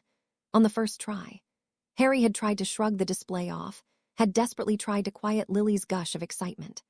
Unfortunately, by the time he'd managed it, Professor McGonagall had already approached, and Harry's talent had earned him 10 points. But it gave Harry no satisfaction. His stomach was twisting into knots, and an uncomfortable warmth was growing in his chest. He headed to defense with the feeling that the other shoe was about to drop. And it was a Thursday. Ill omens indeed. That phrase had come from divination, proving that the class wasn't entirely pointless. "I'm sorry I doubted you," Lily said. "You didn't seem to take class seriously the other day." She smiled in a fond way as she walked with him to defense class. It's not a big deal," Harry muttered. "Well, I think it's impressive." Lily continued walking beside him, occasionally glancing at him in a curious way. "Are you all right?" she asked. "Yeah," Harry answered, looking ahead. He was getting tired of people asking him that. Lily grew quiet, which seemed to be all James needed. "Do you really think it's impressive?" he asked, leaning towards her, flashing his hand of perfect claws. Lily turned with raised eyebrows. "It's a good piece of magic," she said with a firm voice. James stopped dead, then quickly moved to catch up. "Really, I didn't think you cared for transfiguration," he stated seriously. "It's not that I don't like it, I just like charms more." "Oh, well, if you want me to tutor you," James raised an eyebrow and grinned. "I'll help you any time." "I don't need you," Lily snarled, picking up her pace. 2 minutes without her yelling at you, impressive," Sirius said to James. "You guys are almost ready to get married." James ruffled his hair. "Come on, let's get to class." Remus had trailed behind and found himself walking next to Harry. Tempest was walking in a somewhat dazed manner, a thoughtful frown on his face. "You all right?" Remus asked. "I just told you I'm—" "Oh, Remus." Harry looked up and spotted Lily's quick figure a few feet ahead of him. He scratched the topic of his head, a mannerism that made him look more like James. "Yeah, I'm fine. Class went well," the werewolf said. "Yeah." Soon everyone had arrived at the defense against the dark arts classroom. Harry found himself sitting down and examining how the class was arranged. Long practice with many defense professors had taught him that one could usually determine a teacher's potential based on how the room was arranged. Lupin's room had been filled with interesting creatures, but was otherwise neat and practical. Lockhart's room was exhibition of ego gratification. Moody's collection of paranoid dark detectors had also been a clue. This room was clean but empty of all personal touches. An oak desk with only a silver inkwell on the surface. The student desks were all pushed back, leaving a large open space at the front of the classroom. Harry wondered what the professor intended for that. The class seemed empty. Gryffindors and Slytherins were present, but Ravenclaw and Hufflepuffs were in short supply. Indeed, less than 20 students had passed onto Newt-level defense. He hoped that there was another class. Perhaps there were 2 sixth-year groups broken up based of scheduling, but Harry couldn't help but wonder if this was more of influence that Voldemort's war was leaving. Harry was beginning to see what Arthur Weasley had spoke of. The wizarding world was dividing. Light side, dark side, and those who wanted to pretend that nothing was happening. Although Harry knew that house wasn't really a good indication of which side the people in them might choose. "Good afternoon, class," a deep voice said, its owner entering and closing the door with a snap. The new defense professor was a stocky man, short but strong. He had wavy black hair that was cut at his chin. His face was clean-shaven, but his eyebrows were thick and his dark eyes were sunken into his face. His sweeping blue robes did inspire the look of an Auror, as did his march-like way of entering. "I'm Professor Barton." The man swept to his desk and seated himself abruptly. Harry noticed that the man's firm presence was more than enough to silence the class. "I'm familiar with the previous professors you've had and their failure to handle certain subjects. As such, this year we will be focusing on the damage wizards can do to each other and how to protect against it. That is particularly important in these times." Professor Barton stood from his desk and swept through the classroom, seeming to be assessing the students before him. The man paused before Harry for a moment, their eyes meeting before the man moved on. "You are Newt-level students, and I don't believe in treating young adults like children, so today we are diving into some of the most dangerous magic, and I will guide you in how to best protect yourself." Harry found himself tensing. "There are 3 curses that the Ministry has deemed unforgivable. The use of any of these earns the caster a life term in Azkaban. Can anyone tell me these curses?"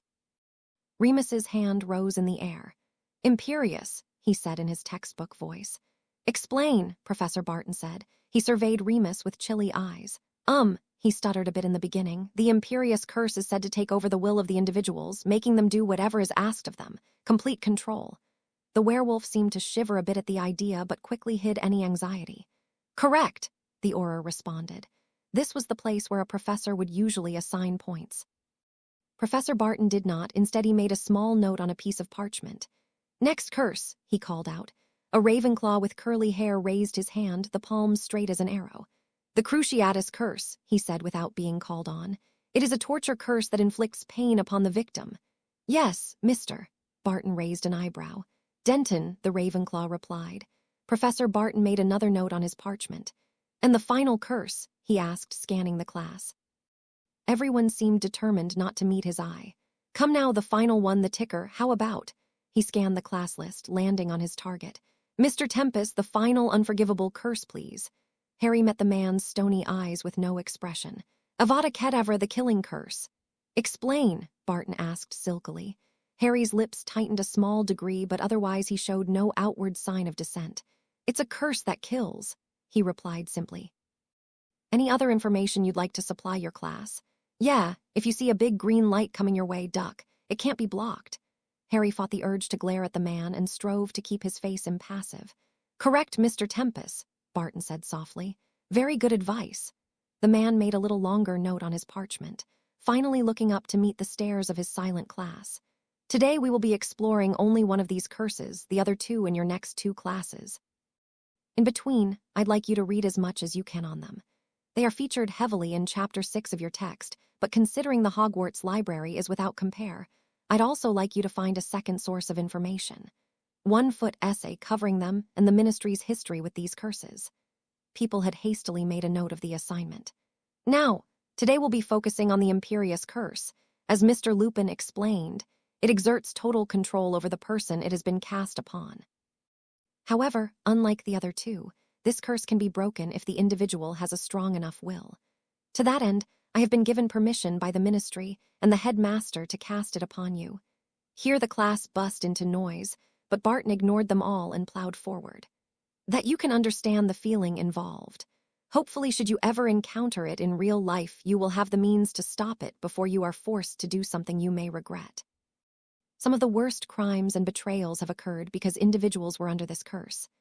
The class continued to mutter to itself, but no one made a move to rise from their chairs.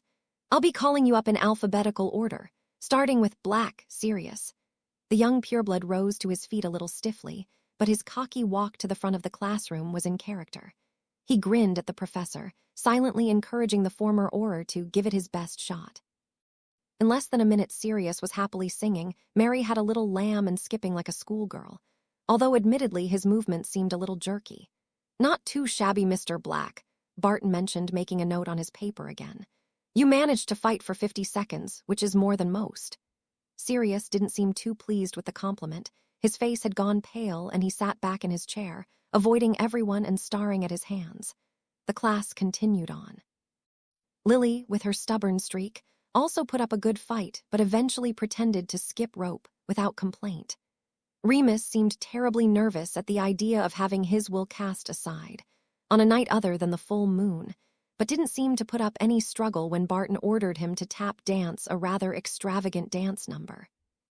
None of the other students seemed to put up much of a fight either. Alice had docilely clucked like a chicken, and another Gryffindor girl, whom Harry remembered from Care of Magical Creatures, danced the hula. One Slytherin, that had some resemblance to Millicent Bulstrode, eagerly imitated a sheep. Harry, admittedly, was looking forward to his father's turn, but wound up a little disappointed. James didn't display any natural ability at fighting the curse. Almost as soon as the spell was cast, he was reciting Shakespeare, the role of Romeo, interestingly enough. But Harry would admit to a little happiness in seeing Severus Snape dance a jig and sing an Irish drinking song, with accent. While the man might become a master of Clumens, his teenage self couldn't battle the Imperious Curse. Another student by the name of Stuart Benton declared loudly, after his failure, that no one could ever break such a curse. Barton laughed. It can indeed be done, but as I said, it takes an individual of very strong will. And on that note, it was Harry's turn. As soon as Barton said the name Tempest, Harry had a bad feeling about it. He wasn't terrible worried about breaking the curse. He could probably explain that away. After all, he'd managed it in his 4th year as well. But he had a nagging feeling that playing around with powerful dark magic wasn't the best idea at the moment. Barton was getting ready to cast. Wait, Professor, Harry said a little weakly. I'm not certain this is a good idea. Barton paused. And why would you think that, Mr. Tempest? Your other classmates haven't minded. Surely you aren't worried I'll make too much of a fool of you. A few snickers from the back made Harry feel a little angry, but not enough to lash out as he might have years ago. No, I just wanted to warn you, I guess. Harry finished lamely. Even he didn't know why this seemed like a bad idea. It would be troublesome if it was discovered. He could easily throw off Unforgivable, but it wouldn't be too difficult to blame it on a previous lesson from Spellwicks. Warn me, Barton scoffed. Prepare yourself, Mr. Tempest. Imperio. The curse zoomed towards him and Harry instantly felt the familiar calming effect he attributed with it. All his cares and worries were gone. But they weren't. A strong voice in the back of his head seemed to read off a litany of all his current problems and how easily things could spew into chaos. A small voice seemed to be saying something, but Harry could barely hear it. Instead, a wash of his own mind seemed to flood him for a moment. He needed to end this. This had to end. End. It. Now. The class watched in stunned silence as Professor Barton was tossed violently across the room. He smacked into a wall with a hard thud. The magical pressure seemed to hold him in place for a moment before he felt the imperious curse crumble away. Then the magic was gone and he crumpled to his knees weakly. Harry stood still as a post for a moment before his green eyes opened, and he took in his professor collapsed on the floor. He slowly approached, looking very nervous. "I'm sorry, Professor, are you all right?" Professor Barton wheezed on the floor. Harry turned to his classmates. No one seemed to have moved. A few mouths hung open and several eyes had opened wide, but most just stared at Harry in dull shock. Maybe someone should get Madame Pomfrey," Harry suggested. Lily could be counted upon to snap out of her daze. "Yeah, I'll go." She climbed to her feet and hurried out the door, her robes swinging behind her, and she jogged. Harry turned back to the professor and rested a hand on the man's shoulder. "I'm sorry, sir," he said softly. Barton's odd, empty-looking eyes managed to look up at him, an expression that seemed to be mixed with a little fear. Harry stood back a bit, not sure how he allay the man's concern. A few other students were approaching now, all careful not to get too close to Harry. "You actually broke it," Sirius said aloud. He stared at Harry Tempest with an odd sort of concentration. "With a vengeance," James added, a witch Harry didn't know was crouching next to the professor. "Are you all right, sir?" Barton waved her away. "Fine," he mumbled, his breath still heavy and his words distorted with a windy hiss. The defense professor made it to his feet, standing with a tense posture and staring at Harry. "You did warn me," the man finally said. Some of his color had come back in his face. "Class, you've just seen that it is indeed possible to break the imperious curse. Your classmate did so." He hobbled to his desk and took a seat in the chair. Once again he took his parchment and began writing, pausing every once in a while to rub his chest. Lily and Madame Pomfrey soon entered. Professor Barton seemed to sigh in frustration. "I'm fine, madam," he claimed harshly. The nurse took in his posture and thought otherwise. "What have you been doing?" she chastised.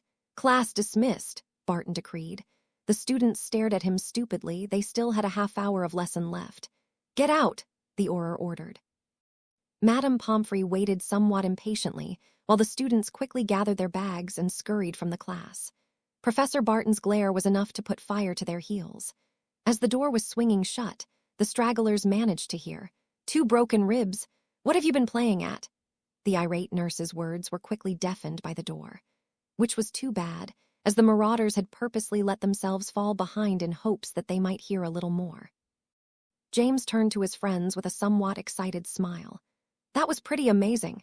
He assaulted a professor," Remus said. His tone implied how unprepared he was for what he had just seen. He'd never have thought it of Harry Tempest. The boy seemed so genial. Mind it didn't seem intentional. But Remus was still busy processing what he'd seen. James waved his hands at his prefect friend. "Details. Anyway, it wasn't on purpose, and he did warn him, didn't he?" "Although how do you reckon he did it? I mean, he managed to break an unforgivable curse. Do you know how dark that magic is?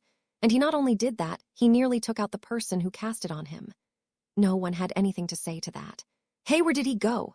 James looked around. The three Marauders, along with the other Gryffindors, were headed back to the common room. Lily was up ahead walking beside Alice, but Harry Tempest was nowhere in sight. Harry stared at the flickering flames with an angry expression still on his face. He wasn't worried about Barton. The man would be fine. And Dumbledore would make certain that one hassled him too much. It didn't even matter that everyone had seen the display. Dumbledore had mentioned a forgetting potion for when he left. No doubt he'd only be a vague recollection for the students of this time, not even worth nodding. But he was angry about how his magic had responded. It was his magic, wasn't it? It belonged to him, yet he'd had no control over the backlash that had knocked into the professor. He'd merely wanted to break through the curse like he always did. It had been the overabundance of magic that rested in his core that decided to strike back. Did this have something to do with the nature of the magic? The wards that had smashed into him were devised for defense.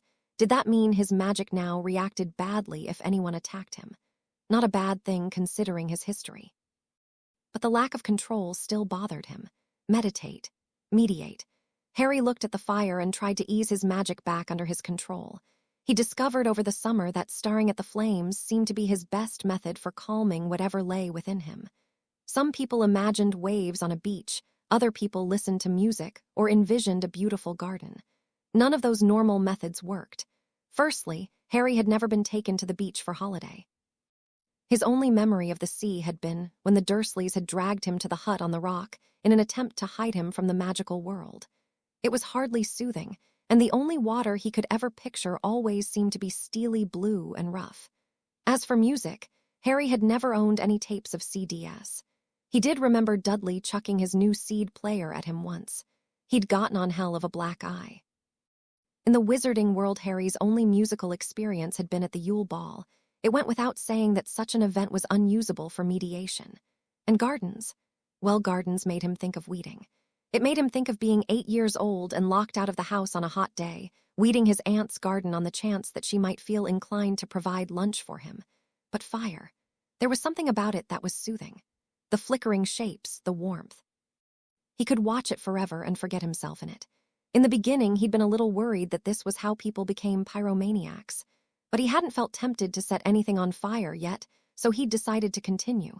Not that meditation helped. Utterly pointless. Sure, it was relaxing for a bit, but once he stopped, the magic was still there, still overflowing and in need of use. But he'd promised Dumbledore and Madame Pomfrey that he'd give it a try. So whenever he felt his magic becoming restless, he'd attempt once again to soothe it in this manner.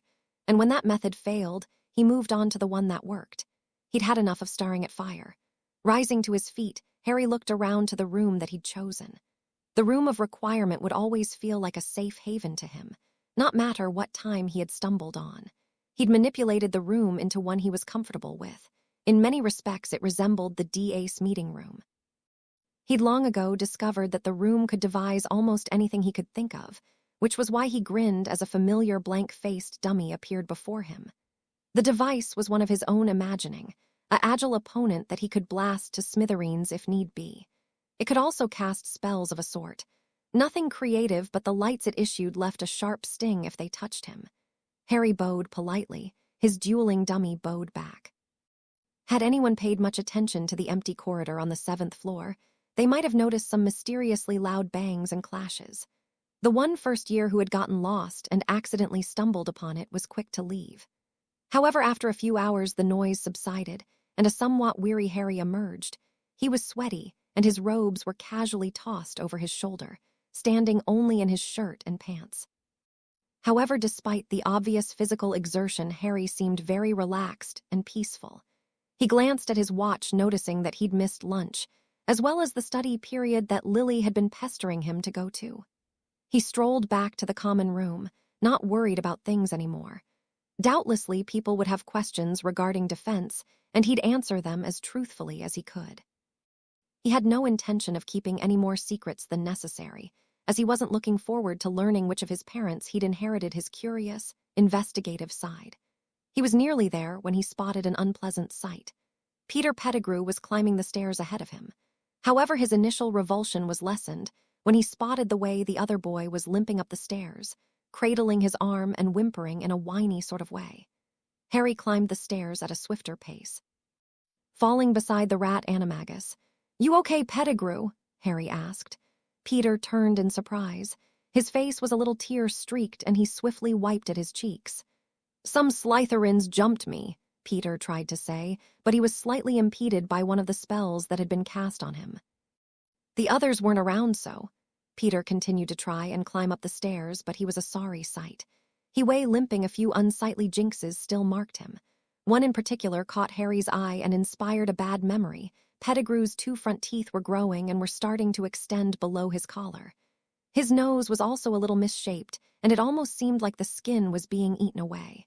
"Here, let me." Harry's expression softened at the sight of the still innocent 6th year, but he couldn't quite muster the forgiveness needed to offer him a shoulder. "Mobilicorpus," he cast.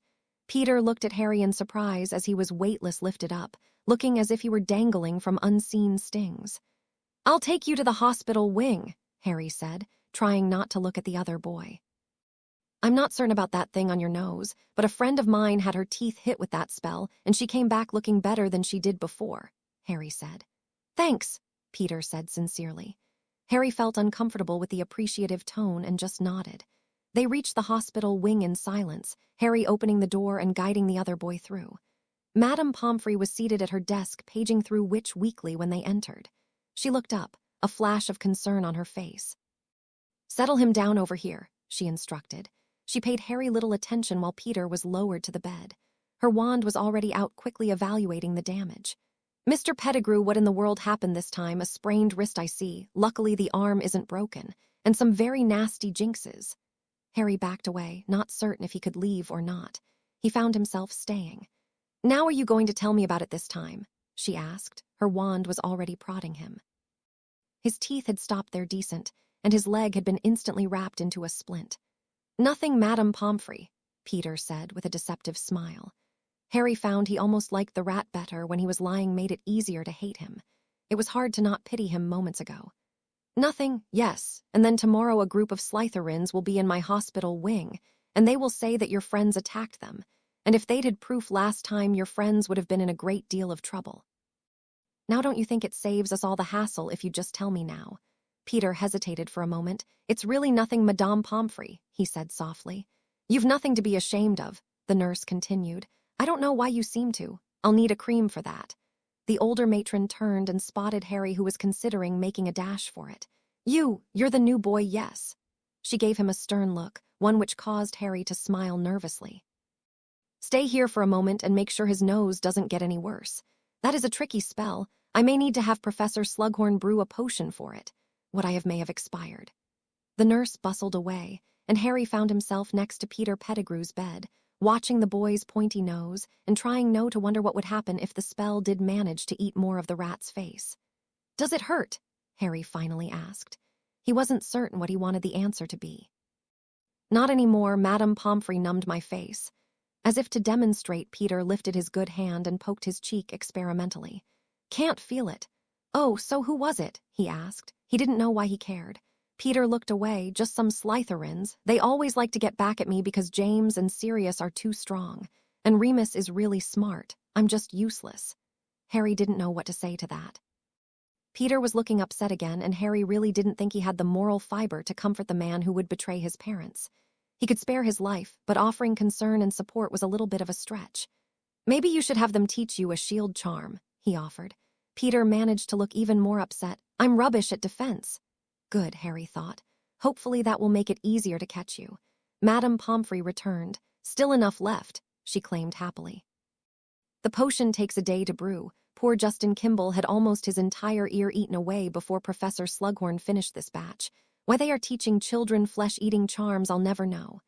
I don't think it's part of the curriculum, Harry added. The nurse raised an eyebrow. You are right, Mr. Tempest, isn't it? She surveyed him with a gentler eye now. Professor Barton in fine, he healed nicely, she mentioned with a cold tone. Oh yeah, I'm sorry about that, Harry said, ruffling his hair. Peter stared at him. You really do look like James, the blonde said. Harry shrugged. I guess. Madame Pomfrey settled herself next to Peter and rubbed a thick amount of the red cream onto Peter's nose. Harry could see the flesh underneath already starting to take shape. I've already flued your mother, the nurse added as she added more cream. Peter jerked. No, you didn't have to, Peter squirmed. She doesn't have to. Did Madame Pomfrey look a little sympathetic? I'm sorry, Mr. Pettigrew. She spoke to me last time and had me make a note to inform her if you were injured again. Peter looked terribly uncomfortable. He caught sight of Harry and the feeling seemed to increase. You can head back to the common room now, he seemed to urge. I'm fine. You can let the others know I'm okay. I bet they're worried. Peter seemed to calm somewhat when speaking about his friends, and a warm gleam appeared in his eye. Sure, Harry agreed. He nodded to the Mediwitch and turned to leave, but he was ambushed by a blonde woman in glasses. In her haste, she spun him around but didn't stop to apologize. He should have left, but for some reason felt a desire to stay. Harry watched as she approached Peter's bed, her hands wringing on a pink handkerchief. Oh, Peter, she cried. Her voice was somewhat high-pitched and panicky.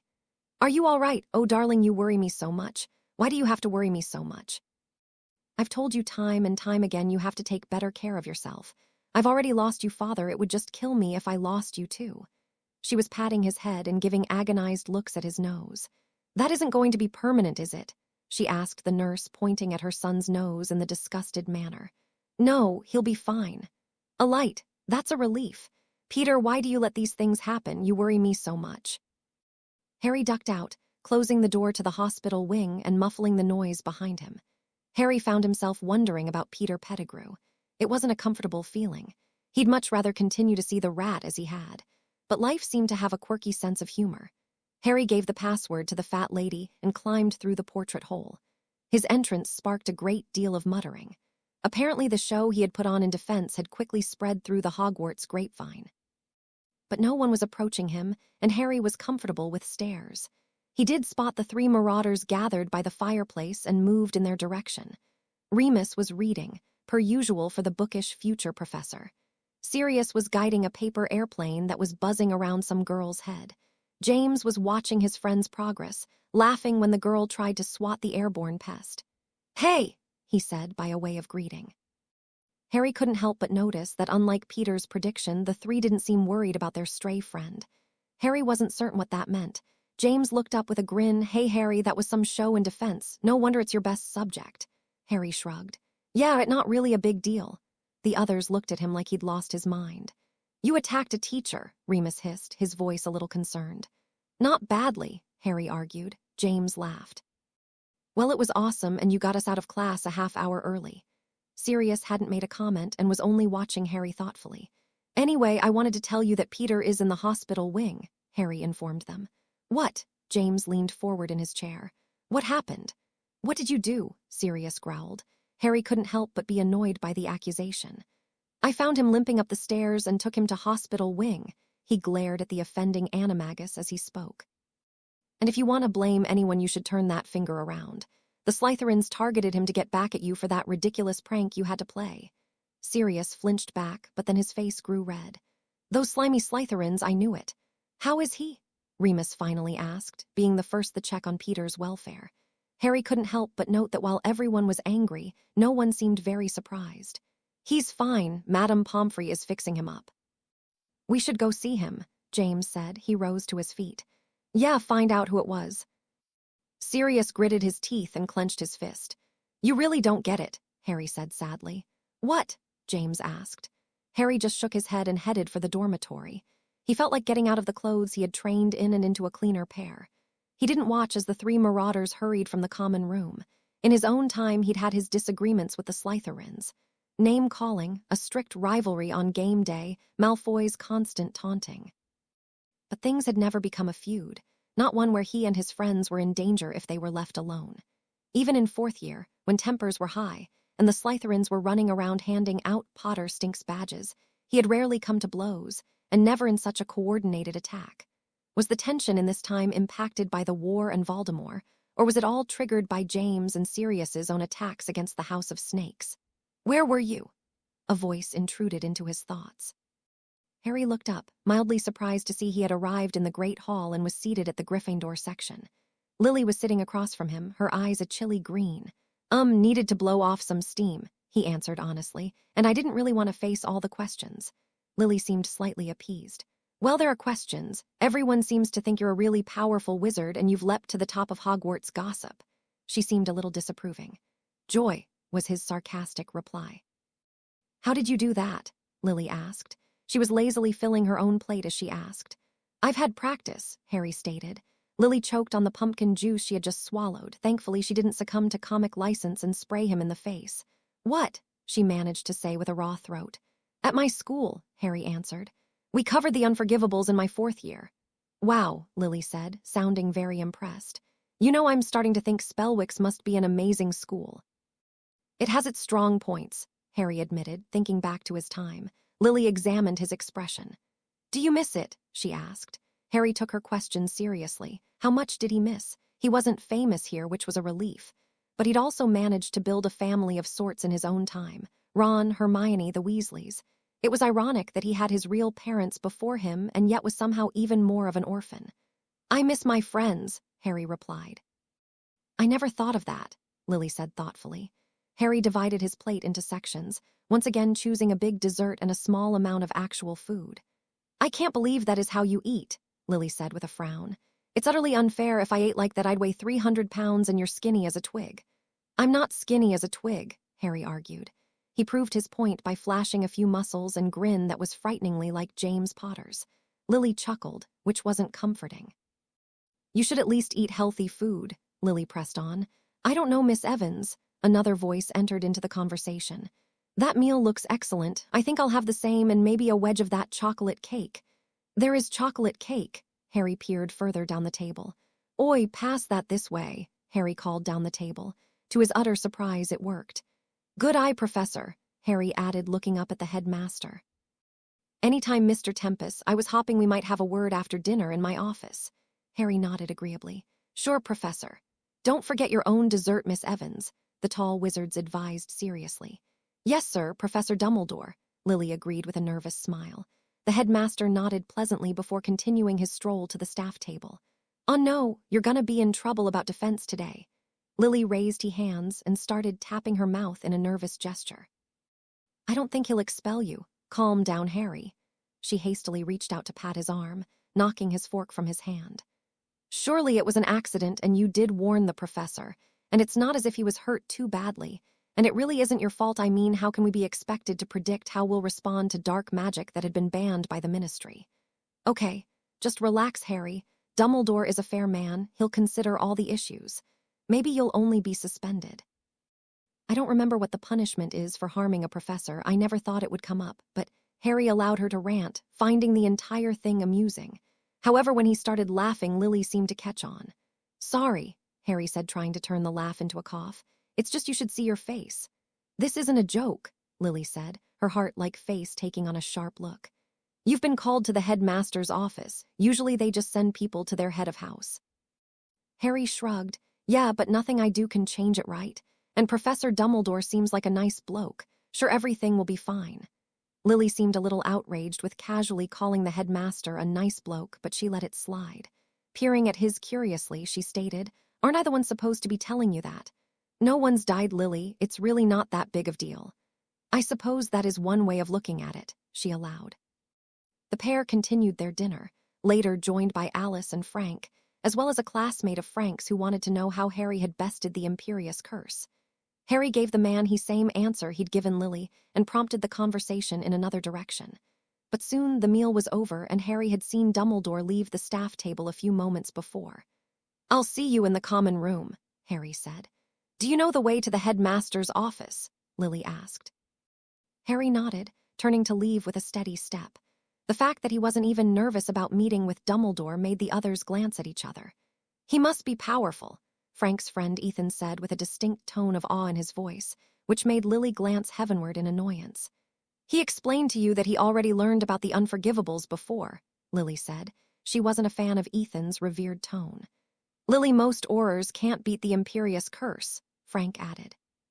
It's also the way he is with Dumbledore, Ethan argued. It's like he isn't. Ethan couldn't seem to find the words to complete his sentence. I'll admit he doesn't seem to show the proper respect, Lily said with a frown. Alice reached over and swung at Lily's head. You know, for someone so smart, you can be pretty dumb at times. What? Lily asked. Never mind, the blonde dismissed. But hey, you've been spending a lot of time with the new kid. Alice smiled and raised her eyebrows suggestively. I've been showing him around, Lily groaned. Don't start acting like Black and Potter. Alice was affronted. Don't compare me to them, she said, an uppity tone to her voice and her nose in the air. I just wondered if you might be starting to think of getting a boyfriend of your own. Oh, goodness, Lily shook her head. I don't want a boyfriend. Did you ever think of that? Maybe I want to focus on my studies. There is plenty of time for dadding when I'm older. Alice gazed at her friend, but wasn't particularly surprised by the statement. Yeah, well, someday you might change your mind. Lily flipped her hair over her shoulder. I think not. In the headmaster's office, none of the students' fears were realized. Dumbledore had complimented Harry on his ability to break an unforgivable, and his assured that Professor Barton was fine and held no ill will. Indeed, the defense professor had asked if Harry could share how he'd managed to break the curse with his class. I don't know about that, Professor, Harry said a little sheepishly. Won't that just make me stand out more? Dumbledore grew thoughtful. Perhaps the old man conceded, but I feel some students might benefit greatly from your skill. This time it was Harry who grew thoughtful. I'll think on it, Professor, Good, now on to other matters. How are you faring? I am curious what it is like to travel so near in time. Harry scratched his head. It does make you wonder about things, Harry said with a tinge of gloom to his voice. Dumbledore grew still. Sometimes seeing the whole picture, Mr. Potter, is a hard thing to bear. But it is only by seeing the truth and knowing its many dimensions that we are able to see what is right. Harry nodded. Dumbledore was still as cryptic as ever. Well, good night, Mr. Potter. And if I were you, I wouldn't worry about your newfound obsession for sweets. Professor. Harry asked, a little confused about the change in topic. There is a great deal of magic about you, Harry Potter. I myself have found that having a sugary snack handy helps to wear that burden a little better. Harry wasn't really any more clear on what the headmaster was saying, but he nodded regardless. Thanks, Professor. Night. Harry crossed to the stairs and closed the door behind him. Albus Dumbledore had watched the boys retreating back with an odd sense of hope, one which he knew he didn't yet have the right to feel. The corridors were still mostly empty. Students were likely either still at dinner or perhaps in the library finishing up any work before curfew. Harry pondered what he wanted to do with his evening. He wasn't planning on putting much effort into his homework. He'd complete Professor Barton's essay from memory. Seeing as he was probably the only person alive to have experienced all three unforgivables gave him a slight advantage. Harry breathed a sigh of relief. Just a few more hours, and this Thursday would be over. All considering, it hadn't been the worst one he could remember. A hand snaked out and gripped his robes with a surprising firm grip. Harry was yanked off his feet and found himself being dragged to the left and into a spare class room. He'd spoke too soon. Harry found himself staggering trying to stay on his feet, but he managed it. The grip had let him go, and Harry found himself able to look up at his attacker. Sirius Black stood in the shadows of the classroom. The sun had set already, but a faint glow of light allowed the young pureblood's features to stand in sharp contrast. Sirius, Harry found himself saying, forgetting that here, in this time, he wasn't exactly friends with the young man. I don't like you, Sirius said. Harry raised an eyebrow. Yeah, they weren't friends. So what did you bring me here for? Harry found himself unconsciously tensing, watching the man's hands to make sure he didn't raise a wand. This level of alertness made him feel sick. He didn't want to have to fight his godfather. Sirius' eyes looked black in the dark, and as the silence dragged on, Harry found himself feeling somewhat concerned.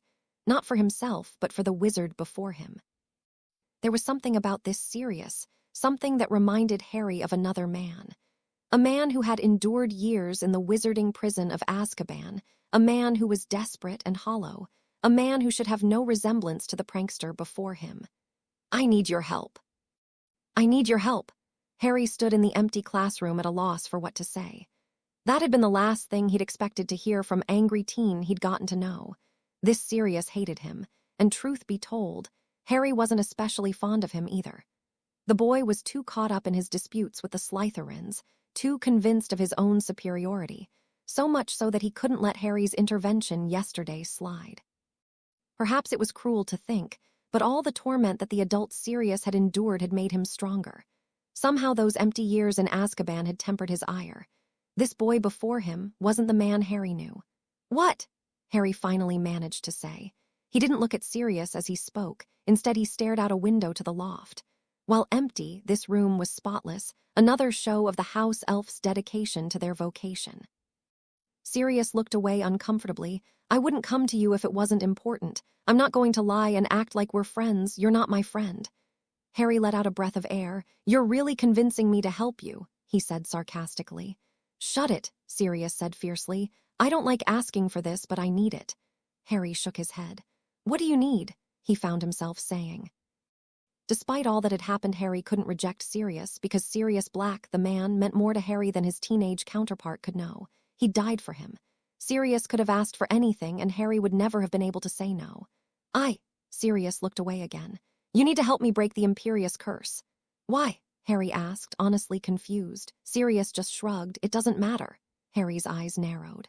Then I don't need to help you, he bluffed. He turned around to leave. Sirius moved forward and caught his shoulder. Wait, he protested, his voice for the first time sounding human, losing the commanding tone that had dominated his request. Just wait. Harry's expression softened. Why? He asked again without turning around. Black stared the boys back, letting his hand fall to his side and ball into a fist. Sirius was madder than he'd ever been. If Tempest thought he was gonna humble himself and beg, the young pureblood swallowed. Hell, he realized with a crushing sensation, if that was what it took. Okay, Harry said. I'll tell you how I do it, but I don't know if it will really help. When I learned, my professor kept casting the curse on me until I could break it completely. So, I'll help you all I can, but I can't cast the unforgivables. Harry spoke hesitantly, wondering if he was telling the truth. When he'd first witnessed the spells only a few years ago, he'd have thought that it was impossible for him to even consider such magic. But only last year at the ministry he'd attempted one. Sirius nodded, not noticing the other's discomfort. I already spoke to Professor Barton and he said he'd help, but he said even he couldn't break the curse. I was hoping that if you were there, and you helped me. Sirius didn't grin, but his face had lost some of its desperate quality. He was looking more like the young man he should be. Barton said he had time tomorrow after dinner. Sirius nodded, trying not to look in Harry's direction. Harry nodded. All right. Sirius made a move to leave but stopped short in the doorway, his back tensing. I don't want people knowing this. If you can do that, I'll think about letting the other thing go. With a clipped walk, Sirius Black left the empty classroom and a rather confused Harry Potter. Harry stood alone for a moment trying to piece things together, but in the end he decided it wasn't worth thinking about. The curfew had passed, and he needed to get back to the Gryffindor common room. Sirius Black was a good man. Him being able to block the Imperious curse could only be a good thing. Did it really matter why he needed to know so desperately? He realized the flaw in his logic. This teenage boy wasn't quite a good man yet. But for all his faults, sometimes Harry had a hard time looking at him and not seeing the person he would become. Harry left the empty room behind and entered the common room. He spotted Sirius joking and laughing with his friends, looking completely different than the man he'd seen only moments ago. That meant that whatever was involved, Sirius wasn't confiding with his friends. Harry sat down in an armchair, choosing one with its back to the Marauders. What to do? He couldn't remember what classes he had tomorrow, and he wouldn't study for them if he did. He stared off blankly, looking at this common room a little wearily. For all his lies, he really was like a new student. No one here looked very familiar. It was disconcerting to be in a place you knew well, even be sitting in a chair you'd sat in hundreds of times, and yet feel misplaced. If you were hope he and Ron might play a game of chess while Hermione lectured them to do their homework, all while secretly helping Harry in his hopeless quest to beat Ron. Hermione was brilliant and Harry was lucky, but even the pair of them couldn't overcome Ron's mastery of the game. Hey, Harry, a voice intruded in his memories. Harry looked up. What's his name? Ethan something or other was standing above him. Hey, Harry greeted. Frank and I were planning on a game of exploding snap. Want to join? The 7th year was somewhat tall and lanky, with brown hair and noticeable stubble on his chin, but he'd seemed nice enough. Harry shrugged. Sure. He had no other plans that evening, and perhaps a little time away from the parents would do him good. Half an hour into the game, Harry was starting to suspect that Frank and his buddies took exploding snap a little more seriously than anyone Harry had ever met. For them, the game was almost as competitive as Quidditch. Frank, Ethan, and 2 other 7th-year Gryffindors all seemed more like a bunch of mobsters playing cards than 4 dorm mates. They gathered around hiding their cards carefully, constantly accusing the others of cheating, and if anyone played exceptionally well, there were suspicious mutters from the others around the table. Glad I didn't start a game of poker with you guys, Harry said when they'd finished a hand. What's poker? One of 7th years asked. He was one of the ones Harry had just met, which meant he was either Barty or Mac. But Harry couldn't tell them apart. In his head he'd labeled them Draco and Ron, as one was blonde and the other red-headed. Imagining playing exploding snap with Neville's dad, Ron Weasley, and Draco Malfoy caused him to be in a slightly ridiculous mood, which is the best mood to be in when playing cards with strangers. It's a Muggle card game, one with betting, Harry explained.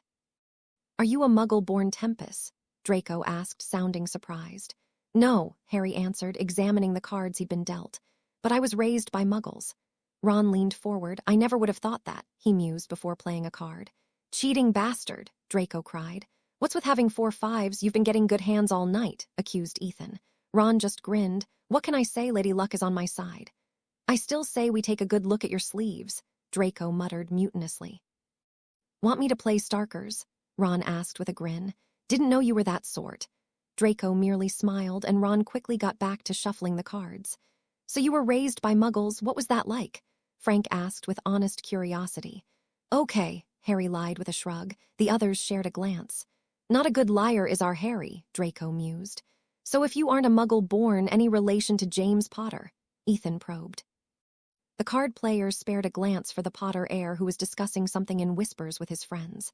Harry glanced too. Not that I know of, but my dad was the pureblood and he died when I was little. But then aren't all the old wizarding families connected in some way? Yeah, maybe you're cousins of some sort. All the old families are intermarried. Ethan cringed as he said this. The others hooted and jostled Ethan. I forgot about that. How far did you get with that girl before you found out she was your second cousin? Ron shoved at Ethan playfully, while the taller boy tried to shake him off. Shut up, she was one nice bird, Ethan argued in his defense. Yeah, Draco said with a grin, that she was. You wouldn't happen to have her flu number handy? Ethan smacked Draco with a textbook that was lying nearby. Apparently this had started as a study session. What, it's not like you're gonna use it, Draco protested before being coshed again. You must be related then, look too much alike to be coincidence. Ron drew another card while the others watched him carefully. I don't think I've heard the name Tempest before, Frank said thoughtfully. He turned to Draco, who also shook his head in the negative. Well, you and Barty would know, Ron allowed. He nudged Harry. Ethan and I are half-bloods as well. Harry looked at him for a moment. Okay, so he's probably Mac. Raised by muggles, though, that was a tough break, Draco, perhaps Barty, said with a cringe. Harry shrugged. They weren't too fond of me. But they took me in, he said, thinking that the excuse sounded reasonable. Draco shook his head. Wizarding kids shouldn't be given to muggles, he argued. Frank shifted a bit. I don't know. I mean, muggles have got just as much rights to their kids and family as wizards. Draco shrugged in a noncommittal way. The players returned to the game, leaving such weighty issues behind. Harry was glad. He also managed to lose most of the games, so he got along well with everyone. Sometime before 11 o'clock, the activity of the day caught up to them, and everyone started heading to bed. Harry stayed behind for a moment to find out what classes they had tomorrow. Defense, charms, and double potions. Great, he'd have to devise some sort of essay to hand in tomorrow for defense. But what did the grade matter anyway? Frank was collecting the cards that had scattered away during the many explosions of the evening. Harry found himself lending a hand. You guys always play like that? Harry asked. Frank grinned. Since first year, we were dorm mates and couldn't really find anything else we all liked because we're all really different. So we play a few games every once and a while keeps it friendly, which is good since, between classes, meals, and the dorm, we see a fair bit of each other, he said. We still haven't figured out how Mac cheats, though, he admitted with a grin. Harry knelt under the table to remove a jack that had somehow wedged itself under the leg. About Barty, Frank started. He didn't mean anything bad about your muggle relatives. His dad's a ministry hard-nose. I think he has to hear a lot of the politics at home. Harry didn't really care. All right, he said, a yawn stretching the sentence. Then he stopped dead. Barty, he said the name softly. Suddenly the youthful face under a pile of straw-colored hair took on a different meaning. Night, Harry muttered. He hastily dropped the cards he'd gathered on the table. Night, Frank agreed, watching as the younger man practically ran to the staircase. Up in the dorm for the 6th years, Harry felt like he was going to throw up or hit someone. Barty crouched Jr. Why hadn't he recognized him before? He didn't look all that different than when he had been dragged out of courtroom 10. He'd seen it in Dumbledore's pensive. Merlin, that was all going to happen in only a few short years. Harry rushed to the bathroom and splashed cold water into his face, trying to numb the nausea that had taken hold of him.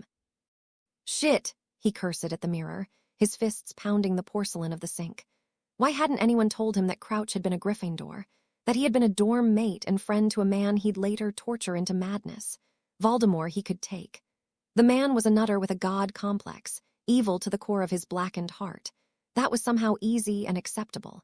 It was all the mess that Voldemort left in his wake that seemed to jump up and bite at Harry. It wasn't right that Frank Longbottom had played cards with the man that would torture him and his wife. It wasn't right that James Potter protected and sought revenge for Peter Pettigrew when the rat would someday betray James, his wife, and his son. Fucking hell, Harry muttered. He stared at his face in the mirror and realized just how pale he was. Harry moved back into the dorm room and got into his pajamas, the same green trousers he'd worn the other night. Well, it shouldn't be that hard. James Potter, followed by Sirius and Remus, entered the dorm room lugging books and bags. "Hello, Harry, you going to bed?" Remus said. "Yeah," Harry muttered. He climbed into bed, shut the hangings, and lay in the darkness, listening as the other three got ready for bed. "Too bad Peter's stuck in the hospital wing," James said. "I won't miss his snoring," Sirius's wry voice commented, "but we'll have a nice surprise for him when he gets out." Harry didn't need to see Sirius to picture the man's wolfish expression. "SHHH," James ordered. The voices dropped, but Harry didn't care. He was past worrying about what sort of revenge the Marauders had in mind for the Slytherins. It was stupid, and would only result in worse problems, but there wasn't anything he could do about it. It wasn't long before everyone else stumbled into their beds and the lights were extinguished. When you slept with your curtains closed, it was practically pitch dark. If Harry couldn't feel the bed beneath him, he might question if he wasn't floating through some void. He kicked at his covers ruthlessly, unable to sleep. He felt a little too upset to just drop off to sleep as he found himself remembering all the stupid things Barty had done during the game. He tried to find some hint of the monstrous Death Eater that lay beneath that genial face, but he couldn't. The man was slick. Hadn't Harry believed the boy's performance in the pensive? Hadn't he been willing to believe that Crouch sent his innocent son to Azkaban and death? And all those months as Moody, deceiving even Dumbledore? Or wasn't he that man yet? Was that only what he would become? Without realizing it, Harry tumbled into disturbing dreams. Lily Evans had stayed up later than she'd intended. It had been the essay she'd been working on for defense. She'd only intended to write the required amount, but somehow she'd gone interested and the length had extended. She'd always taken her studies seriously, but she wasn't exactly an overachiever. Maybe if she were to describe herself, she'd call herself an advocate. Advocating what, though? She didn't really know yet, but someday she wanted to help people, maybe make the wizarding world a better place, have it give up its prejudices and stereotypes. Harry had called her a crusader, and perhaps he was right. But there was something about this assignment that had sparked her interest. It wasn't as if she was sort of witch that was fascinated with the dark arts, but the ministry's history with these curses was interesting. They'd been legalized, banned, punishable by fine, constantly changing depending on who was in power. It was even worse when Muggles were involved, because prior to 1842, there was no punishment if these curses were cast on Muggles. Being Muggle-born, Lily found that little tidbit somewhat alarming. As she climbed into bed, she wondered how many other laws weren't extended to Muggles. Hopefully things had improved in recent years, but what it must have been like for Muggle-borns in the past. "Lily," a voice intruded on her thoughts. Lily looked up and cringed. "Hortense," she greeted, "going to bed." Hortense Muller was standing beside her bed dressed in a pink beribboned nightgown. "Yes," the girl said softly, "I just wanted to ask you something." "Did you now?" Lily asked with false cheer. The girl before her didn't mind the false enthusiasm and moved forward. "Yes, you are in the Defense Against the Dark Arts class, right?" the girl asked. "Yes," Lily agreed, somewhat confused. Defense wasn't exactly a subject that had ever interested Hortense. Maggie said that the new boy, Harry Tempest, managed to throw off the Imperius. Is that true? And the world righted itself. Lily should have known that Muller wasn't interested in the subject. "Yes," she admitted without offering any details. "Oh," Hortense said. She seemed to brighten some, her eyes taking on a glow. She gave Lily a pretty smile. "Now you aren't thinking of stringing him along too?" she asked with a girlish giggle. "What?" Lily asked, feeling completely lost. Hortense's smile became a trifle forced. "It's just, Lily, your thing." She said the word thing with an emphasis that left Lily feeling no less confused. "My thing," she repeated. Hortense sighed before smiling again. "Oh, don't misunderstand. I'm sure you get a good time out of watching James Potter dangle, and it's most amusing for us too." Hortense's tone said quite clearly that she wasn't amused. "But you really don't need to be that way with every boy, and Tempest really shows promise." With another smile, Hortense went back to her bed. Lily was fuming. She had been an idiot not to get the subtle insult thrown her way. It was times like this that she hated being a girl. There had to be some release in getting in an actual fight. These biting comments always left her floundering. Oddly enough, it was different when she was arguing with James Potter. Then it was like the words just flowed off her tongue. Lily turned her back on the dreadful Hortense and let herself fantasize for a moment. If they were both men then, it could have been a proper fight. She honestly wouldn't mind hitting Hortense anyway, but that would just cause more trouble. Hortense would blubber on and on about how Lily had attacked her from nowhere, how she was the innocent party. And Lily was a prefect, and hitting students wasn't one of the privileges allowed under that title. But it was nice, for a short while, to imagine the shocked expression on the pig's face when she got what she had coming. "I know that look," Alice said, joining Lily on her bed. The blonde girl's hair was wrapped in a towel and her face was flushed from a warm shower. "Sometimes she just makes me so mad," Lily moaned. She looked behind her, but Muller was busy painting her toenails and seemed to be ignoring Lily now. "Don't be too hard on yourself. She's just jealous because she's spent her Hogwarts' years trying to get a husband and no one is interested in her, and you know James is pretty." "Don't say it," Lily interrupted. "I'm just saying," Alice pressed on. "He's pretty consistent. Ever since he's starting focusing on you, he hasn't been seeing other girls." "That we know of," Lily commented darkly. "We'd know, Lily. Most girls would shout it from the astronomy tower if the Prince of Quidditch asked them out," Alice said, rubbing at her hair and giving her friend a humorous glance. Lily rolled her eyes, "Whatever that means, and it isn't like I'm trying to get him to like me," Lily vented, targeting in on the one thing that had insulted her the most. "Nope, so, doesn't that say he likes the real you?" Lily didn't know what to say to that. Ever since her best friend had fallen in love, she'd grown increasingly cryptic. "I'm going to sleep," she stated, promising herself that she'd forget this entire conversation. Alice shook her head. "You know, if you were as decisive about James Potter as you were about everything else, you wouldn't have nearly the amount of trouble that you do." Lily shut her curtains and didn't say anything. Day 3, and there are reasons why sleep is good. Harry awoke feeling feverish. His dreams had been worse than usual. He'd awoken sometime after 3 and only fallen asleep again at 5. He was also once again certain that he'd ventured into dark territory. But which Dark Lord's head had he been visiting? The active one here, or the one that was currently comatose in his time? Everything had been too foggy to see clearly, so all he'd been left with were swirling emotions. Hate, anger, vengeance, and some sort of emptiness that Harry couldn't quite name. He opened his curtains enough to peer out. Everyone still seemed to be asleep. He reached out and he grabbed the watch that had been lying on his night table. Only a little past 6. Harry sighed. He'd been hopping to get a little more respite. But it couldn't be helped, and after the last hour of quasi-slumber, he sincerely wanted to get away from sleep. He found no rest there. Getting out of bed, he tugged on his uniform and selected the books he'd need for the day. Defense, charms, and potions, if he recalled correctly. Thinking of defense made him remember the essay that was due. While he had no intention of producing quality work, Harry didn't want detention for not turning in an assignment. He'd write it before class during breakfast. With this in mind, Harry left his dorm and the Gryffindor common room. If only it was as easy to leave his frustration behind. It had only been 2 days, and he was sick of this time. He wanted to be back in place where he didn't know the future. For all Trelawney nattered on about it, knowing the future, quite frankly, sucked. He didn't want to rub elbows with future betrayers, murderers, and their victims. He'd managed to learn a bit more about his parents. Now all he wanted was to go home. Harry walked through the halls with his head down. He was weary from a night of little sleep. Not many of the other students were awake yet, and he enjoyed the quiet of the halls. When he entered the Great Hall for breakfast, it wasn't quite as quiet. A few other students were already present, as were most of the staff. A few people were reading newspapers with grim headlines. It was an odd feeling for Harry. There was still Voldemort, there was still war, but in many ways he had never been safer. Harry settled at the Gryffindor table. The food wasn't out yet, which left more room for Harry to spread out his parchment. Harry blandly titled his essay, "The Unforgivables."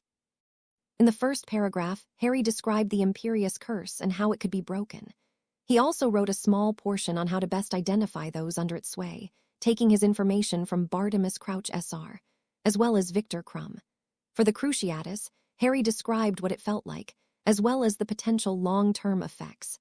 The paragraph on Avada Kedavra was a little less thick. Harry described the color of the light, the fact that it couldn't be blocked. Well, technically it could, but no one knew that yet, and Harry wasn't about to share that information. Being the only person to ever survive the killing curse had brought his enough fame in the future already. Finally, on the last line, Harry offered the small consolation that the killing curse didn't seem to cause its victims pain. Death from the killing curse often came as a surprise. It wasn't quite as long as it should be, but it was enough to demonstrate he'd put in some work. At least worthy of an acceptable, Harry thought. At the very least, he wouldn't have to spend detention with the defense professor. Merlin only knew what sort of thing Barton would have him do, and the food appeared. Harry wasn't particularly hungry again, but he nibbled some toast half-heartedly. He spread on the marmalade extra thick and sipped some pumpkin juice as well. Remus Lupin sat down beside him. "I give up," the bookish boy announced as he sat down. "On what?" Harry asked. "Those two, if they want to make it to class in time, they should buy a bloody alarm clock." The werewolf cursing seemed somewhat out of character, but then Harry was just beginning to get to know him as a friend. "Finishing an essay?" Remus asked, peering at the parchment that was somewhat splattered with jam. "Writing it," Harry answered with a grin. Remus looked at the title. "Cutting it a little close, eh?" he inquired. "I thought you liked defense." Harry took another sip of his juice. "Yeah, but not the homework." He folded up the parchment and tucked it in his bag. "Sorry I didn't ask, but how did your conversation with Dumbledore go?" Remus asked while choosing his own breakfast. "How do you know about that?" Harry wondered aloud. The werewolf and his trouble making friends hadn't been present when the headmaster had requested a word. Remus merely gave Harry a patronizing glance. "Ah, the gossip network," Harry acknowledged, although with an ounce of annoyance. "It went fine. The headmaster just wanted to remind me not to toss the faculty about. Undermines their ability to lead or something like that." Harry glanced up at the batty old man as he spoke, to which Dumbledore raised a fruity-looking glass in response. Harry found himself looking longingly at the small green umbrella that was floating in the beverage. "Now that is just unfair," he muttered. "Huh?" a confused Remus asked. "Nothing," Harry dismissed. He turned back to Remus. "So defense, potions, and charms." Remus straightened. "Professor Slughorn teaches potions. He's friendly," the werewolf allowed with a forced voice. "Professor Flitwick teaches charms. He's a good teacher." This time he spoke with conviction. "He was also a dueling champ 20 years ago or so." Harry nodded. "So, it's Friday," Remus mentioned, watching Harry's reaction. "Yeah," Harry asked in a questioning manner. "Nothing, just wondering why the day meant so much to you yesterday." Remus helped himself to his food. "No, just Thursdays," Harry said. "I used to like Tuesdays. Suppose, given the odds, it's still my best day. But Thursdays are tricky. I've never got the hang of Thursdays." Remus merely shrugged, as if to say that Harry was a brand of crazy that he didn't want to be involved with. "So what do you do on the weekends?" Harry asked. "Not much this weekend," Remus stated, "although James is sure to get a pick-me-up game of Quidditch going. The season hasn't started yet, but both he and Sirius are more than a little obsessed." Harry's eyes took a hint of a gleam. "Excellent." Remus rubbed his temples. "I forgot, you're a nutter for the game, too." "Of course," Harry said with a grin. "What position?" "Seeker," Harry grinned, taking another sip of his juice. Remus grew thoughtful. James started as Seeker, but he became a chaser as soon as a slot opened. "You know, it is eerie how similar you two can be at times. I'm pretty sure James doesn't have any relatives. Otherwise, I'd swear you were related." "Hey," James said, plopping down next to Harry. "Me and this bugger aren't anything alike." Swinging his arm around the other boy, he said with a grin, "Only with a great deal of work and perhaps some human transfiguration could he hope to equal my handsomeness." Harry rolled his eyes, still. "So you planning a Quidditch game this weekend?" he asked hopefully. James grinned. "Sure, that's right, you're a player too." "Course it's next weekend that is going to be fun," Sirius said. He'd still managed to situate himself away from Harry, but he was no longer ignoring his existence. "Next weekend?" Harry asked. Sirius was rapidly piling his plate with food, so James found himself answering. "Hogsmeade weekend, first of the year." "Oh," Harry nodded. A bell chimed. "Class," Remus called. Harry nodded and they both rose to their feet. "But my breakfast," Sirius complained. Harry grinned. "See you there," he said, allowing Remus to drag his friends away from the table. However, he regretted his hasty departure when he arrived at the defense classroom, only to find he was the first student to arrive. Barton was at his desk and watched Harry carefully as he entered. It seemed to take longer to get to a desk than usual, and Harry quickly settled himself. Barton continued to stare at him steadily. "Did you complete your essay, Mr. Tempest?" Barton addressed him with a cool tone. Yes, sir," Harry replied. He was now very glad that he'd written it. "Well, turn it in, Mr. Tempest. I'm very interested in what you have to tell us." Harry gulped. He fiddled with his bag, locating the wrinkled parchment he'd finished only moments ago. Finding it, he stood to his feet and walked to the front of the room. Barton continued to watch him, and Harry straightened, refusing to be intimidated by the defense professor. He'd faced worse.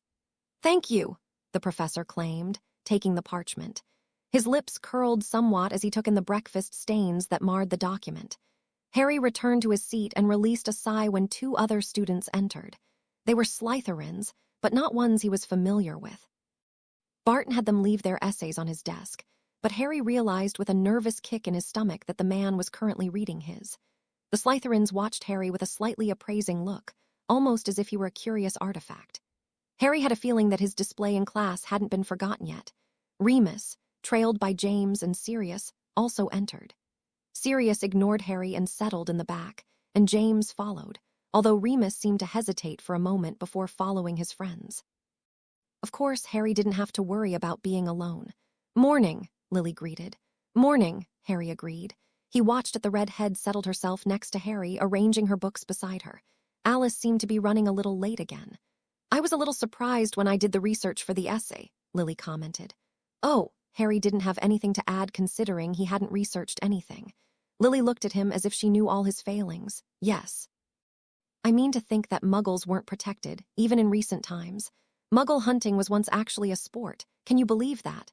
Harry considered some of purebloods he knew. "Yep," he nodded with all seriousness. It was quite easy to picture Draco Malfoy enjoying such a sport, provided he didn't have to get his hands dirty. "Well, I think it's barbaric," Lily announced. Harry didn't think anyone was really going to argue with her there. Alice entered, finding a seat next to her friend. "Good morning, Lily Harry," she greeted with a sappy sort of smile, one that Harry was beginning to interpret meant that she had spent some time with Frank. Another bell chimed, and everyone turned to face the professor. It seemed starting class with the Unforgivables had given the man a sense of respect from his students. "Good, class. Today we are going to move on to the Cruciatus Curse." Harry stared ahead mutely. He wasn't quite certain what the man had up his sleeve that he meant to spend the entire class on one Unforgivable. With the Imperius there was something that could be learned, but the Cruciatus Curse was a pretty basic one. How long did it take to explain? Duck or ouch? Harry found that, indeed, the defense professor could drone on about one curse. The man discussed its history, who invented it, and why he explored the possible benefits of the curse. Or at least the ones that had been argued, including use as a trusty childcare device, as well as exploring some of the medical explanations for why exactly the curse caused pain. Harry pretty much ignored the whole thing. Knowledge was all well and good, but he'd go back to his previous statement. All you really needed to know was duck or ouch. Not really that complicated. Perhaps he would add one thing. If you are hit with it, don't try and be a hero and not scream. Go ahead and bloody well scream. Now that we've discussed some of the medical implications behind the curse, Barton concluded, I think it best to move on to how the curse feels to the victim cast upon. I want you all to realize the reality of this curse. Do not underestimate it. Harry had no idea why the man thought they would underestimate the Cruciatus. But then, Harry supposed that even with all his lecturing, Barton hadn't demonstrated it. Harry found himself looking upward, wondering why the man hadn't. The defense professor hadn't faltered when casting the Imperius. But why wasn't we demonstrating the Cruciatus? Not on students, of course, but the bugs the fake Moody had provided were convincing enough. "Mr. Tempest," Barton called, causing Harry to stir in his chair. "Yes, sir," he said, with some reservation. "I noticed your essay was very detailed about how the curse feels. Perhaps you would like to share your information with the class." All eyes were on Harry. However, the raven-haired boy appeared calm. Inside, Harry was fuming. What was Barton getting at? It was one thing to write about this in some assignment. Even knowing that it would be read and graded, somehow writing something always seemed more anonymous. But to explain it aloud. Harry had never told anyone what that felt like. The only time he'd even come close had been with Dumbledore and Sirius after the event in the graveyard. But even then, they hadn't felt the need to pry into what it felt like to have an unforgivable torture curse cast upon you. He'd never even told Ron and Hermione. "It hurts," Harry said through clenched teeth. "Explain, Mr. Tempest. You did a fine job in your essay. Please be as explicit for the class." Harry was shaking slightly. It was to such a small degree that not many would notice, and his hands, throbbing in rage, were hidden under his desk. "Would you like me to read your essay aloud?" Barton asked with a keen eye. Harry felt it was time to take his cue from Hermione. Before he said or did anything he would regret, rising to his feet, he met the professor's gaze as he swept toward the door. "Mr. Tempest," Barton called firmly as Harry grasped the doorknob. "Class is not over." Harry ignored him, opening the door. He fought the urge to petulantly slam it behind him, settling for a quick snap instead. Harry had managed to outgrow most of his teenage angst, but some of it snuck up at odd times. He'd be damned if he was going to spill his guts on how the Cruciatus curse felt to his parents. He couldn't do it with Alice, Neville's mum, seated so near to him. In an odd way, Harry felt angry that Barton had wanted them, indeed all of them, to know. They felt like such children, which was stupid. He was the same age as they. He knew better than anyone what sort of trials they would face. Wouldn't it be better to have them fully prepared? Still, even with this logic, he didn't want to do it. Perhaps that was all it came down to. Some things are personal, and if a man can't keep his own torture to himself, then what can he? Harry was beginning to realize he should have just taken the detention for the missed assignment. Without really knowing why, Harry went to his next class, which was charm, if he recalled correctly. He found himself waiting in front of Flitwick's classroom, leaning against the wall, watching the empty hallways with detached eyes. He fumbled with his bag for a moment and found what he'd been searching for, the bag of lemon drops that Dumbledore had thought to include in his monstrosity of a trunk. He took one out and allowed the sour, sweet flavor to take his mind off his mood. He didn't want to be that bloke again, not the one who gave in to every frustration. But he sure as bloody hell wasn't going to be meditating into fire, so candy would have to do the trick. Charms class let out a stream of first years, all of whom seemed very short. They emerged smiling and excited. Harry found himself smiling too, remembering his first year and discovering how wonderful magic could be. "Hello, Harry," a squeaky voice said at his side. Harry turned and tried not to flinch. "Pettigrew," he greeted. "Didn't you have defense?" the shorter boy asked curiously. "Yeah," Harry dismissed. "You look better," he added. Peter shrugged. "Yeah, well, Madame Pomfrey does good work. I'm always amazed at how she patches up Remus." Suddenly Peter paled, horrified at his slip of the tongue. He shot Tempest a somewhat panicked look, but the Harry acted as if he hadn't paid any attention to his words. "So, you're taking charms?" Harry asked dumbly. "Yep, my best class." There was a tinge of pride in his voice at that. Harry supposed everyone had to be good at something. Come to think of it, Peter must have had some role as casting the Fidelius charm, which couldn't have been the easiest spell in the book. The pair stood in a somewhat awkward silence, running out of things to say. However, finally, it seemed like the last of the first years had left the classroom. Harry swung his bag over his shoulder and entered. Harry didn't bother looking around and found a seat in the back with a good view of the window. To his disappointment, Peter seemed to have decided to find a seat near him. Harry chanted a new mantra in his head. No good deed goes unpunished. Well, if Pettigrew thought that he and Harry were friends, he would be quickly disillusioned. Flintwick didn't look much different either, at least not to Harry's mind. The man still seemed to zoom about the classroom as if on a permanent sugar high, and for all Harry knew he was. Dumbledore and himself couldn't be the only wizards with a fetish for sweets. The other students, the ones who hadn't escaped their classes early, were arriving. Harry was only spotting Ravenclaws and Gryffindors. Perhaps Charms was popular enough that the class would be split the standard way between two houses. Harry decided he'd had enough questioning what the student body of the 70s was like and decided to stare out the window. Oh, look, a bird. It wasn't long before the Gryffindors from defense class entered. Lily forsook her usual seat in the front to go and sit in the desk in front of Harry. "Hey," she prodded. Harry ignored her. "Harry," she tried again, more ignoring. If she bloody asked him if he was all right, he was ditching Charms as well. The Marauders joined Peter, smiling in greeting. Pettigrew's face seemed to relax some now that they were here. He smiled too, looking quite pleased when Sirius gave him a pat on the back. Sirius moved a little closer, saying something so low that probably only Peter could hear. The boy nodded, his eyes gleaming in excitement. "Hello, class," Flitwick greeted. The man stood almost eye level with the desks, but that didn't seem to dismay him. "Last class we discussed the freezing charm, as well as other water-related wand work. Today we will be going in the opposite direction and looking into how charms can control the earth. And hopefully teach you some useful charms for gardening as well," Flitwick coughed, seeming a little sheepish. "But I wouldn't try these spells in herbology. Professor Pod isn't fond of cheating, as he puts it." Flintwick soon produced 3 large boxes, which began to fly around the room. He instructed each student to remove one item from inside of each. Harry peered in the first box that approached. It was a collection of rocks. Harry chose one at random. The next box contained small bottles of sand. the third a small and rather unhealthy-looking plant, possibly a marigold. Soon everything was piled on his desk, and Harry wondered what they were going to do with all this. However, he did find himself somewhat excited, as this was the first lesson which wasn't a repeat for him. Not that being taught things he already knew didn't make him feel smart, but he supposed it really wasn't a good use of his time. And it got boring. Flitwick began lecturing on how different charms could impact the things he'd provided. One charm could turn rocky soil into fertile earth, another could manipulate rock formations, and a third could really aid in the health of non-magical plants. "Everyone into pairs to practice," the friendly man squeaked, somehow saying the words Harry least wanted to hear. He looked around, wondering which group he should be most wary of. Lily and her need to make sure he was all right, or the Marauders and their boundless questions. However, when Harry emerged from his fretful decision-making, he discovered how pointless it all had been. Remus and Peter had already gathered together, as had James and Sirius. Lily and Alice were also now sharing the same desk. Indeed, it seemed the whole class had partnered up. Harry scratched his head.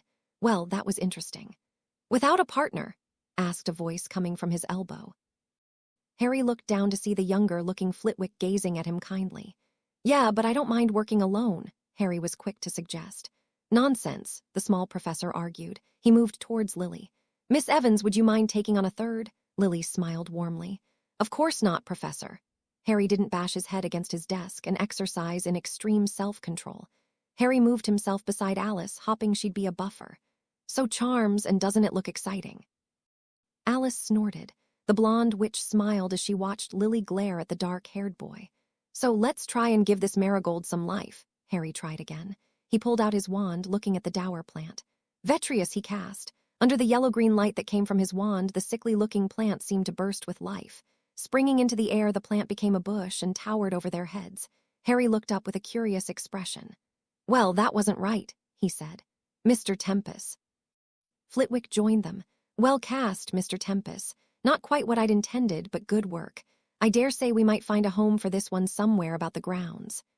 Harry scratched the top of his head. "But this isn't what's supposed to happen, right?" "Well, no, but it still looks wonderful, doesn't it? Lily, perhaps you could help Mr. Tempest exert a little more control over his spell." His mother and the charms teacher seemed to have a good relationship, and the redhead smiled and again said, "Of course, Professor." Flitwick levitated the plant off their desks, as it had overtaken their workspace. However, when the man's back was turned, Lily raised an eyebrow. "And what were you on about last class? Just walking out on a professor like that?" Harry noted that she seemed more angered about the implied disrespect than his actually missing the class. Harry smiled, or rather attempted to. "What, class wasn't over? I could have sworn I heard a bell." Alice hid a smile while her best friend spluttered. "I think what she wanted to know was why you pulled a runner just because Barton was asking to read your essay." Harry shrugged. "He wasn't asking anyone else to read theirs." "Then it should have been an honor to have him think your essay was so well done," Lily argued. "How about this rock-to-earth charm? Anyone want to try that?" Harry offered. "Sure," Alice agreed, deciding to help him along. While Lily was energized by the support of a teacher, not everyone felt that way. She raised her wand and pointed it at the small grayish rock that she had chosen. "Euthauses." The rock crumbled into a powdery substance. "Not bad," Harry encouraged. Alice tipped her head in his direction. "If utterly failing is not bad. It just needs more of a flick at the end," Lily coached. She pulled her own stone forward. "Euthauses." Lily's stone also shattered into powder, but the shade changed to a dark, blackish-brown color, a perfect soil for growing plants. "Don't think I'm letting the matter in defense drop," the redhead added with a nod in Harry's direction. "You just can't act that way with a professor." "He started it," Harry argued lamely.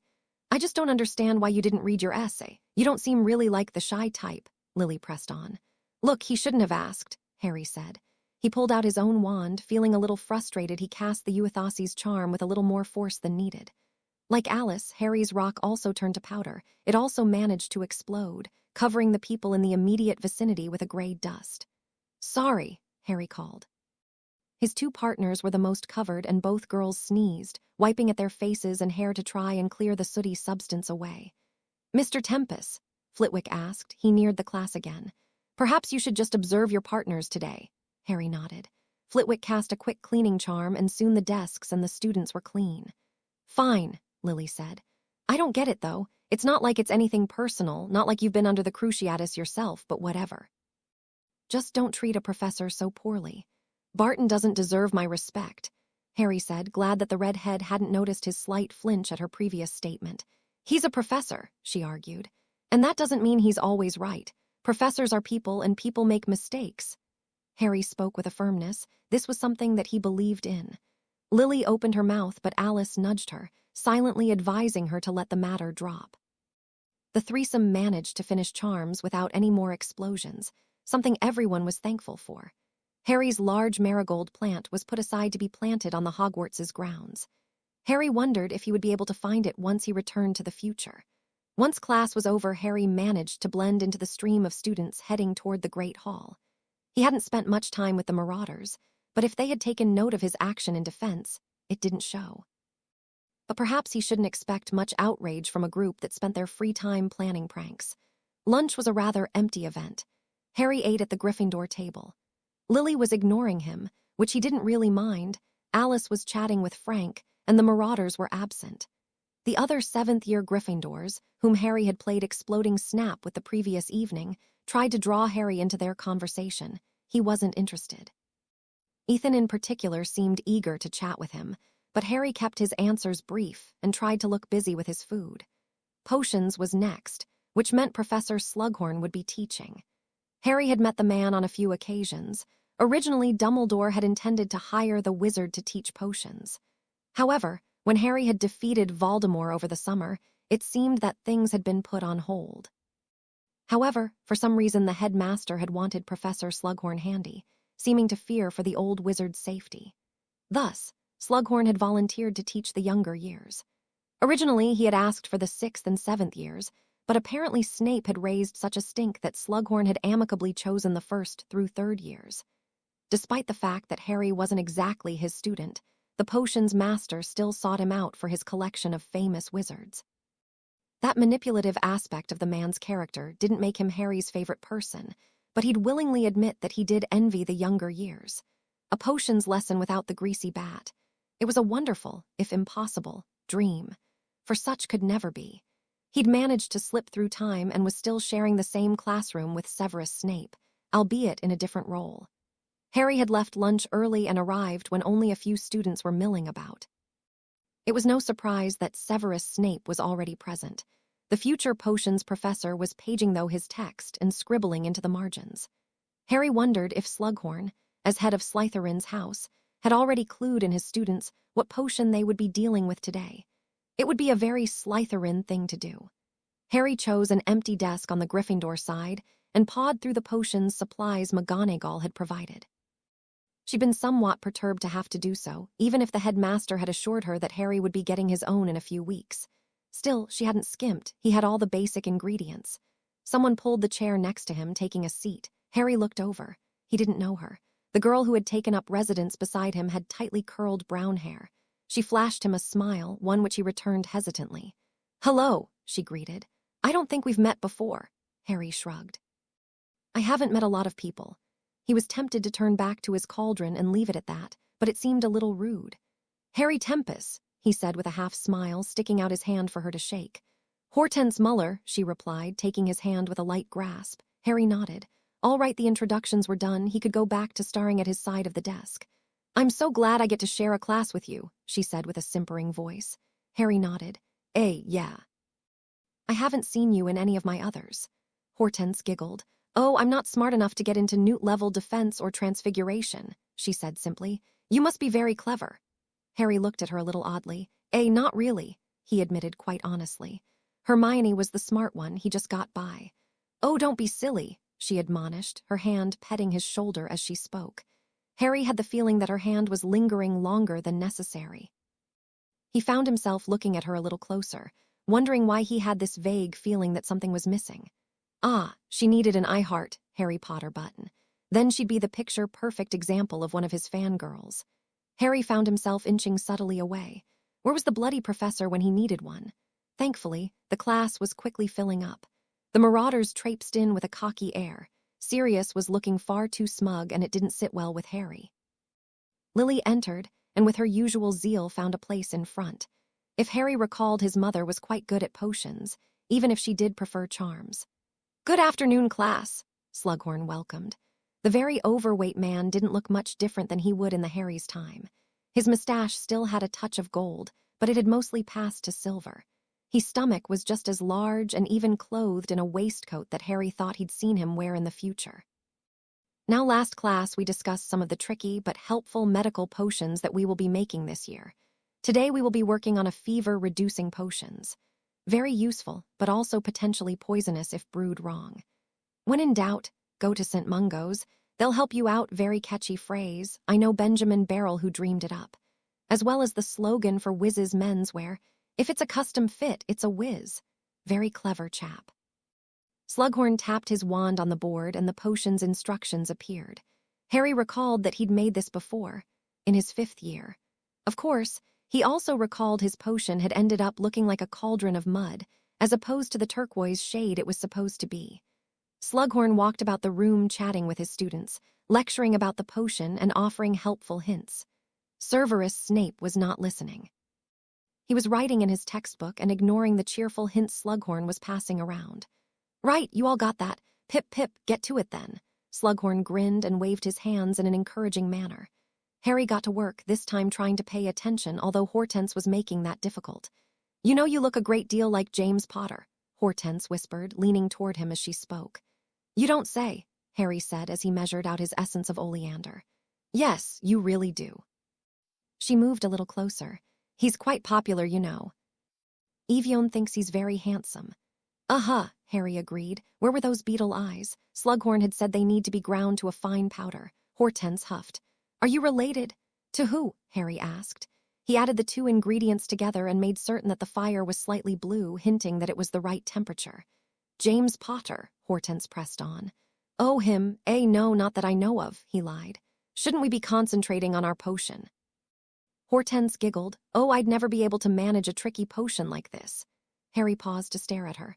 "Then why are you even taking the class?" he asked curiously. Hortense shrugged. "Because I needed another class." "What do you want to do when you graduate then?" Harry was honestly curious. In his time, he didn't spend too much time chatting with fangirls. He spent more time running. But he wasn't famous here. Hortense looked at him blankly. "I'm going to get married," she answered, as if it should have been obvious. "Oh, well, congratulations," Harry said. He quickly turned back to his work. Yes, he'd been right to run. It was about this point when 3 of the Slytherin cauldrons started smoking. The 4 all looked at the potions in confusion, not seeming to understand the problem. One of the 4 raised his hand. "Professor," he called. Slughorn was toward the front chatting with Lily, both seeming to enjoy the conversation. Suddenly, the 4 smoking cauldrons exploded, and the bright red liquid inside coated the 4 Slytherins with a thick paste. They all shrieked in either surprise or anger. Harry wasn't certain. One of the students was Severus Snape, and the future potions master wasted no time in turning towards the back of the classroom, where James Potter and his friends had settled themselves. Sirius waved in a friendly manner at the 4 potion-covered students. The pureblood swung his arm around Peter, grinning all the wider. "What is going on?" Slughorn asked. He approached the students, careful to not step in the potion. "We did everything right," one of the Slytherins complained. "Obviously not," Slughorn said in a friendly manner. "Well, no matter, even the best potions masters wreck a cauldron from time to time." Why, Charles Bigwether even destroyed his countertop, and we all know he went on to invent the sickly stomach elixir, which helped me after a fine meal on more than a few occasions. Snape, however, wasn't appeased by the man's geniality, and he continued to stare harshly at the Marauders, likely mumbling his plans for vengeance under his breath. "Scourgify!" one of the Slytherins tried. The potion disappeared. Sadly, the color did not. The Slytherins and their clothes were speckled with varying splotches of red. One of them seemed to have taken the blast almost full in the face. He now resembled a tomato more than anything else. The Gryffindors were laughing. Even Harry had to admit that seeing Snape with rosy red cheeks was enough to get a snicker out of him. "I think I know what happened," Slughorn said in all seriousness. "You boys need to make sure that you clean your cauldrons thoroughly before working." There must have been a trace of belladonna that tends to react, surprisingly, with essence of oleander, and with the beetle eyes, well, you will get that distinctive shade. The 4 Slytherins seemed to join Snape in his glaring. However, to Harry's surprise, none of them seemed to try and alter Slughorn's perception. If anything, that was an even darker sign, as it seemed that, indeed, a feud was starting between the 2 houses. One where Professor Invention wasn't wanted. "Well, you 4 are dismissed." "I'd try linseed oil. Good luck. Everyone else continue with their potion brewing," Slughorn instructed the students. Harry got back to his potion, as well as parrying Hortense's questions. He had to hand it to her. The girl was persistent. Still, by the end of the double period, Harry was happy that he'd emerged with a potion that was turquoise, although not as brilliant a shade as the one that earned Lily 2 points. He also emerged from class without a fiancé, which, considering Hortense's efforts, was the greater achievement. "At dinner you can come and sit with my friends and me," Hortense said, pulling his arm. "You must be so tired of having Lily boss you around, and she's a terrible flirt. I wouldn't take any of her attention too seriously." Harry pulled his arm loose. "Actually, there is something I have to do." With that, he did the only sane thing and bolted. He reached the library before he stopped. He looked at the doors in a reverent manner. If there was any place that Hortense Muller wasn't likely to visit, it was here. "I didn't expect to see you here," a now familiar voice said. Harry turned to see Lily standing with her arms full of books. "Here, let me get the door," he offered. The prefect nodded. "Thanks." The pair entered the library. Lily stacked the books on the librarian's returns desk, and Harry, for no apparent reason, decided to stand beside her. "You're not avoiding me anymore?" the redhead asked. "You're not mad at me?" he questioned right back. Lily rolled her eyes. "Having to deal with Hortense Muller for a double period is punishment enough." Harry laughed. "According to her, you're a terrible flirt, and I shouldn't give your attention any importance." Lily's mouth opened, her green eyes flashing. She is so annoying. Maybe you should prank her," Harry suggested. "I'm sure James will have some suggestions." Harry was a little surprised that she didn't immediately reject the idea. "Let's get to dinner. I'll be a terrible flirt and keep her away from you. I think she'll find that worse than any prank." Harry grinned. "And yet I'll be thankful." Dinner. Why did that strike a chord in Harry's mind? It wasn't until he and Lily reached the Great Hall that he remembered.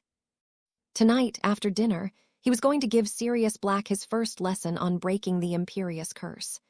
Harry Tempest, Sirius Black, and Professor Barton, all in the same room, bandying about an unforgivable curse. No reason to worry at all. Entering the defense classroom by himself was perhaps a bad sign about this evening's lesson. When Harry had finished his dinner, he'd given Sirius a glance, but the eldest black son had easily ignored him. Perhaps it was best that Alice had appeared to distract Lily, as Sirius seemed eager to keep tonight's event quiet. Harry found himself heading to defense on his own. For a moment, considering his tension with the defense professor, he almost decided to wait until a third party was present. But if anything, Harry wasn't a coward, and barring the possibility that Barton was a Death Eater, well then he didn't really have anything to fear. Of course, considering that 2 of his previous defense professors had been in league with Voldemort, perhaps his odds weren't too good. "Good evening, Mr. Tempest. I see you've beat Mr. Black." Barton was seated at his desk. A pile of essays were beside him. He'd been grading. Seeing Barton like this was somehow less intimidating. The man had shed his robe and dressed in slacks and a simple Muggle t-shirt. "Evening," Harry replied. "I was somewhat surprised when Mr. Black confirmed that you would be willing to help him. You don't seem fond of the Unforgivables." He didn't look up as he spoke. Instead, he marked a grade on one of the essays with a flourish, moving on to the next one.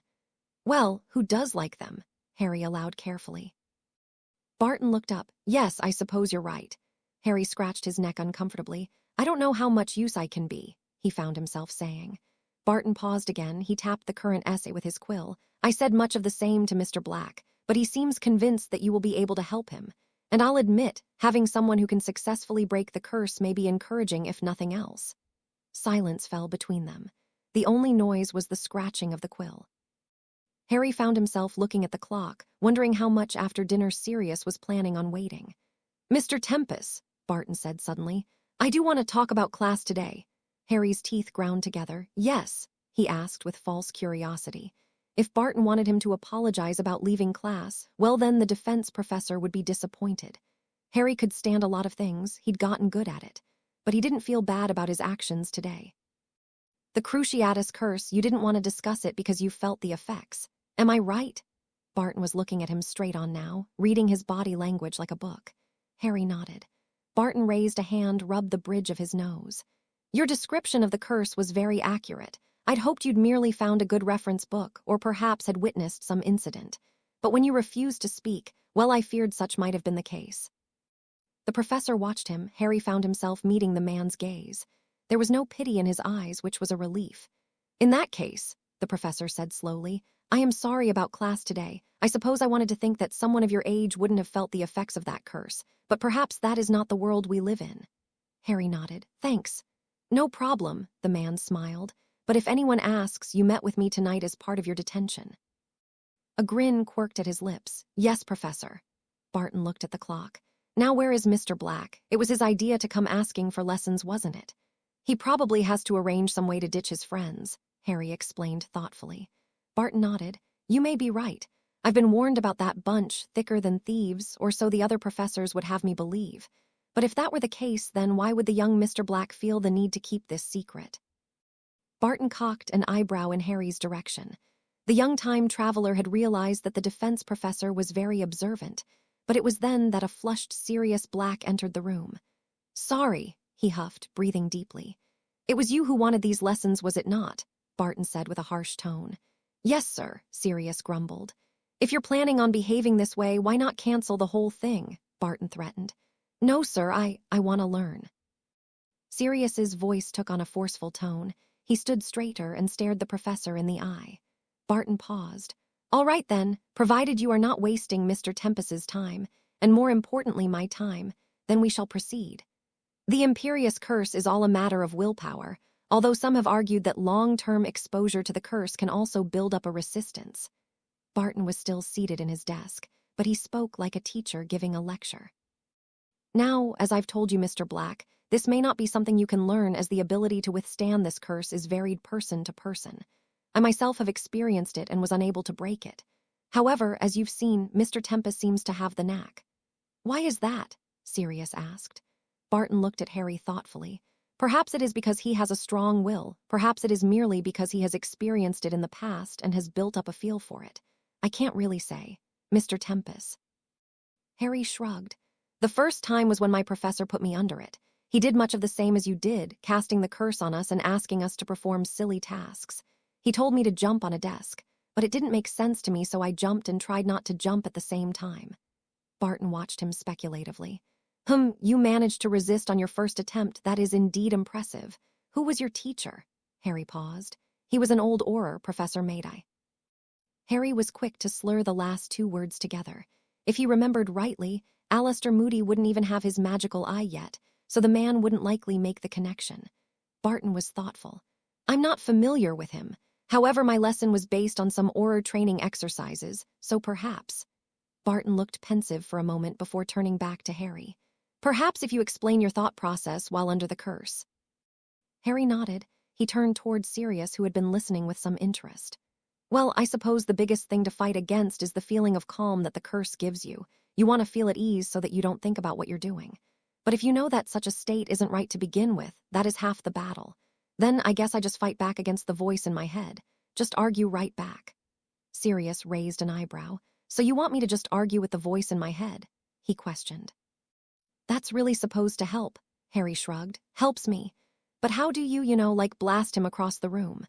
Sirius pointed to Barton and made a sweeping gesture with his hand as he spoke.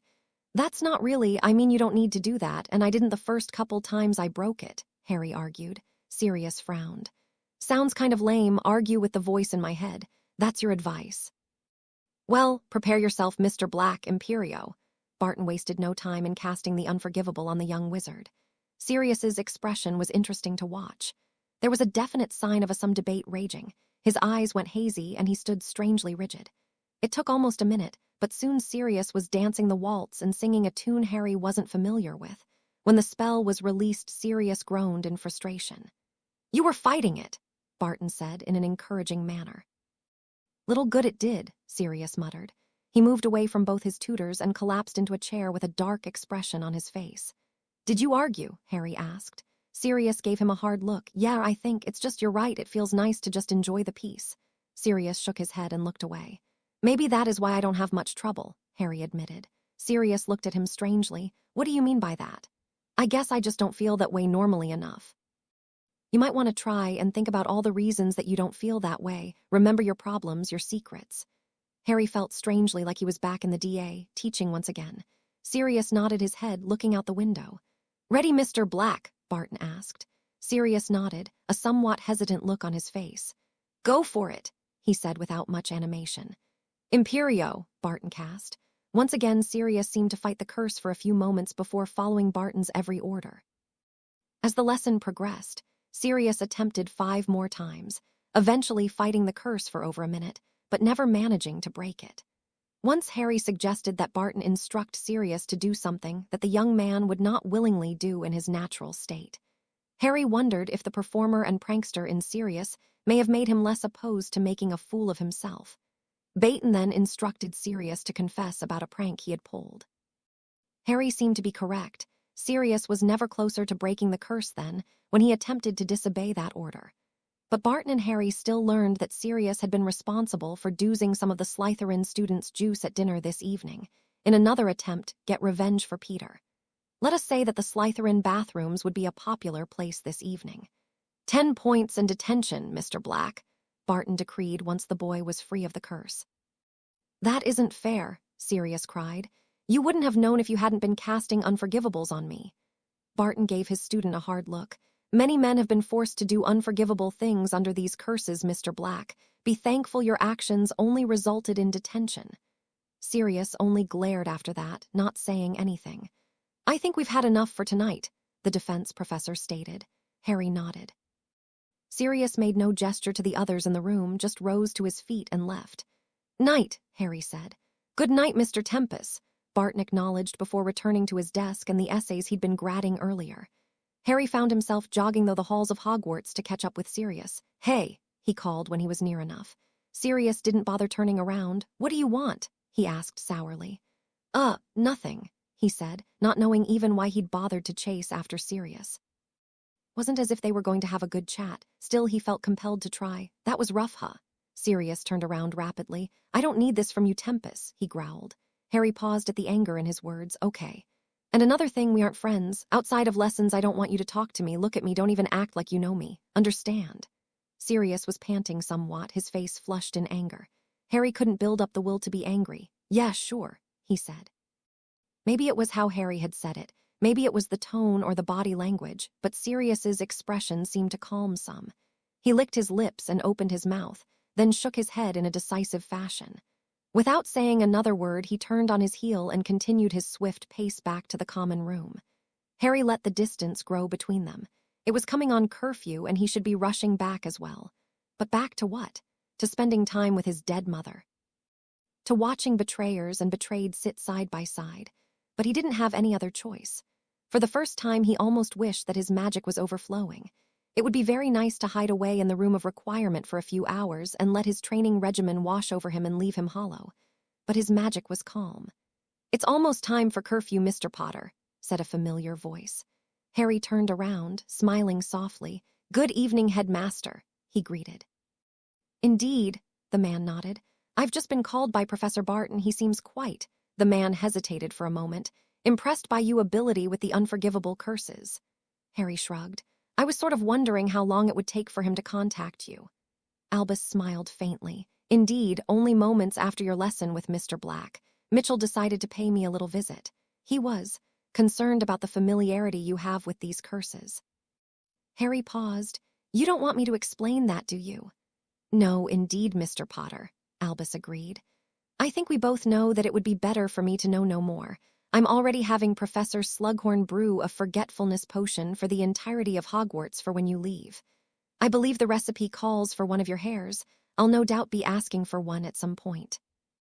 Dumbledore strolled through the halls with Harry as he spoke, a light and cheerful tone to his voice despite the seriousness of the situation. Harry grinned. "Just so long as it isn't Polyjuice he's brewing." Dumbledore looked thoughtful. "We already have 2 James Potters roaming the halls. I think that should be sufficient." They reached the Gryffindor common room and stood for a moment beside the fat lady who was snoozing in her frame. Her soft snore was the only noise in the corridor. "Harry," Dumbledore said softly, I'm starting to believe that this may be a very painful trip for you, and that you are carrying a large burden by being here and remaining silent. I wish there was something I could do, my boy," the old man said with a sad tone. He patted the boy's shoulder, his eyes seemed duller in some way. Harry nodded. "It's all right, sir." His protest was half-hearted. Dumbledore nodded. "Good luck, young man, and good night." The headmaster turned and walked down the hall. "Night," Harry called after him. Watching the professor for a moment, Harry turned and prodded the fat lady. "Mesopotamia," no reaction. "Heh, I need to get in," he said. She huffed grumpily. "Well, all right then." With bleary eyes, she swung open.